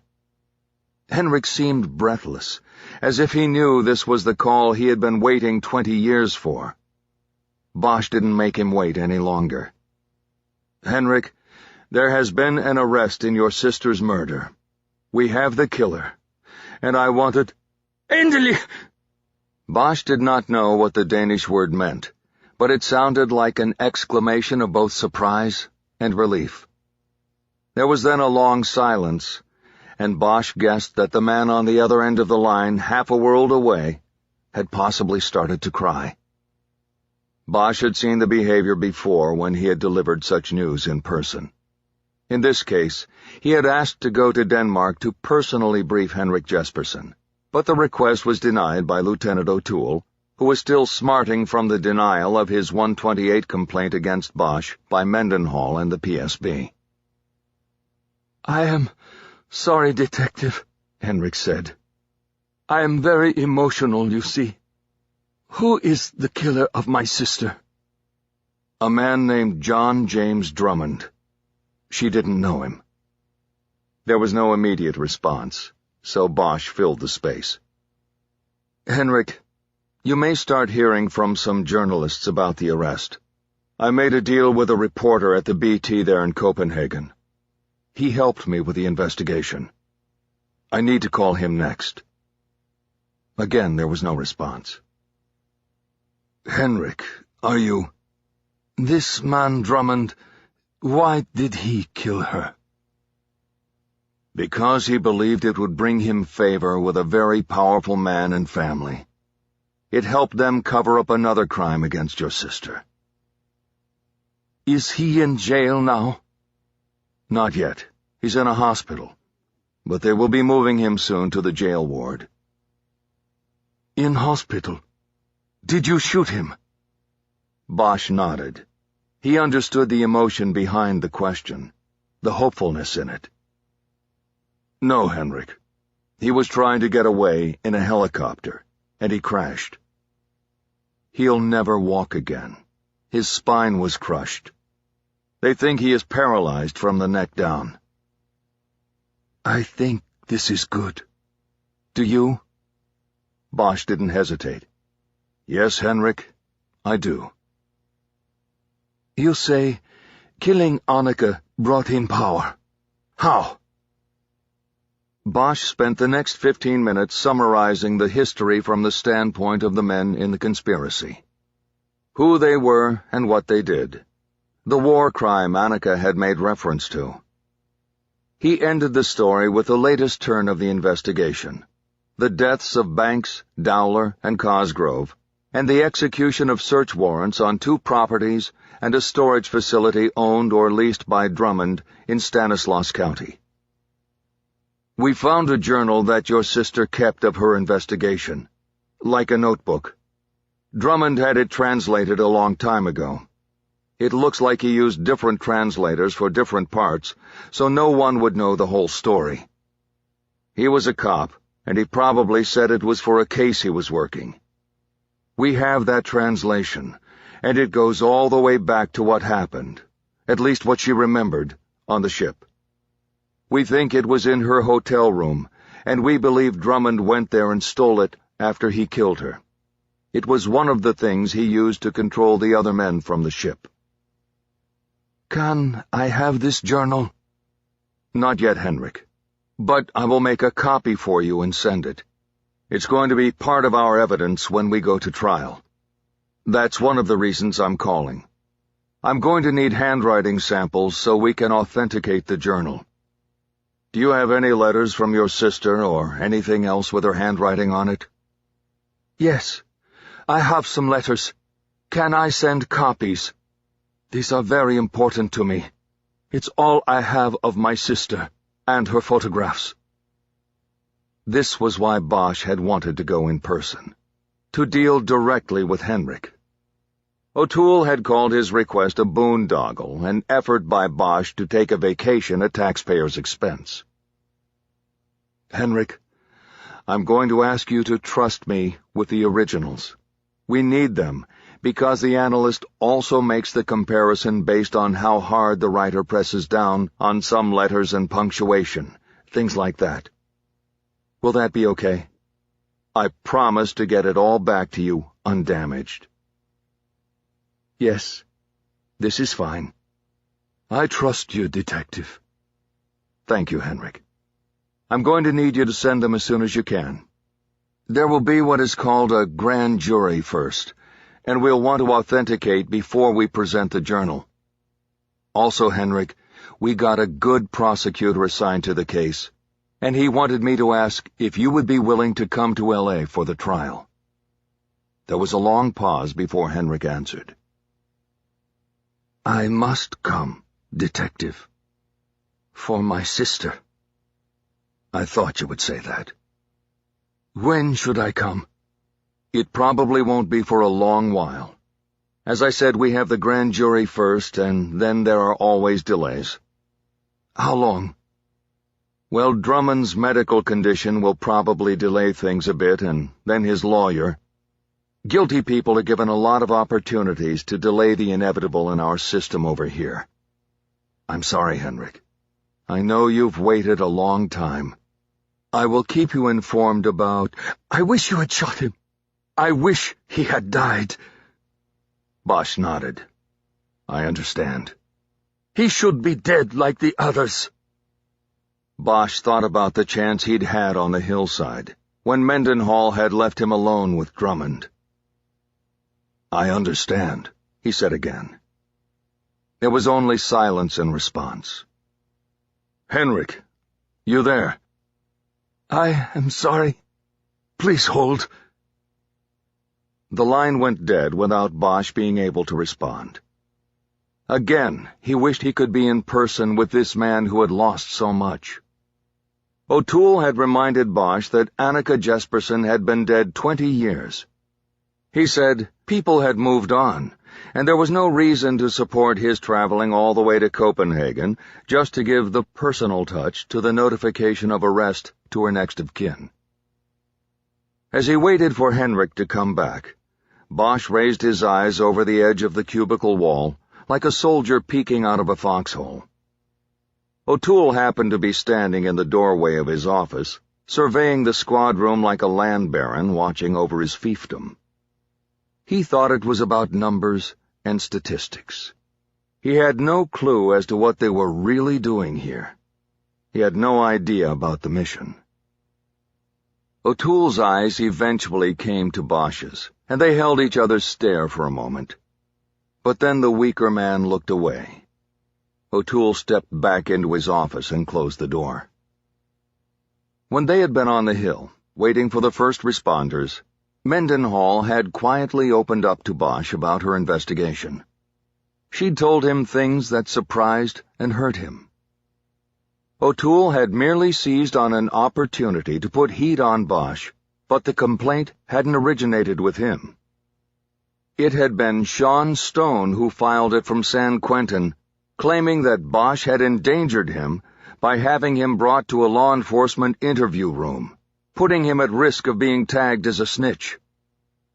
Mendenhall said her conclusion after interviewing all parties was that Stone was more concerned about losing his mother's attention to Bosch than with getting hit with a snitch jacket.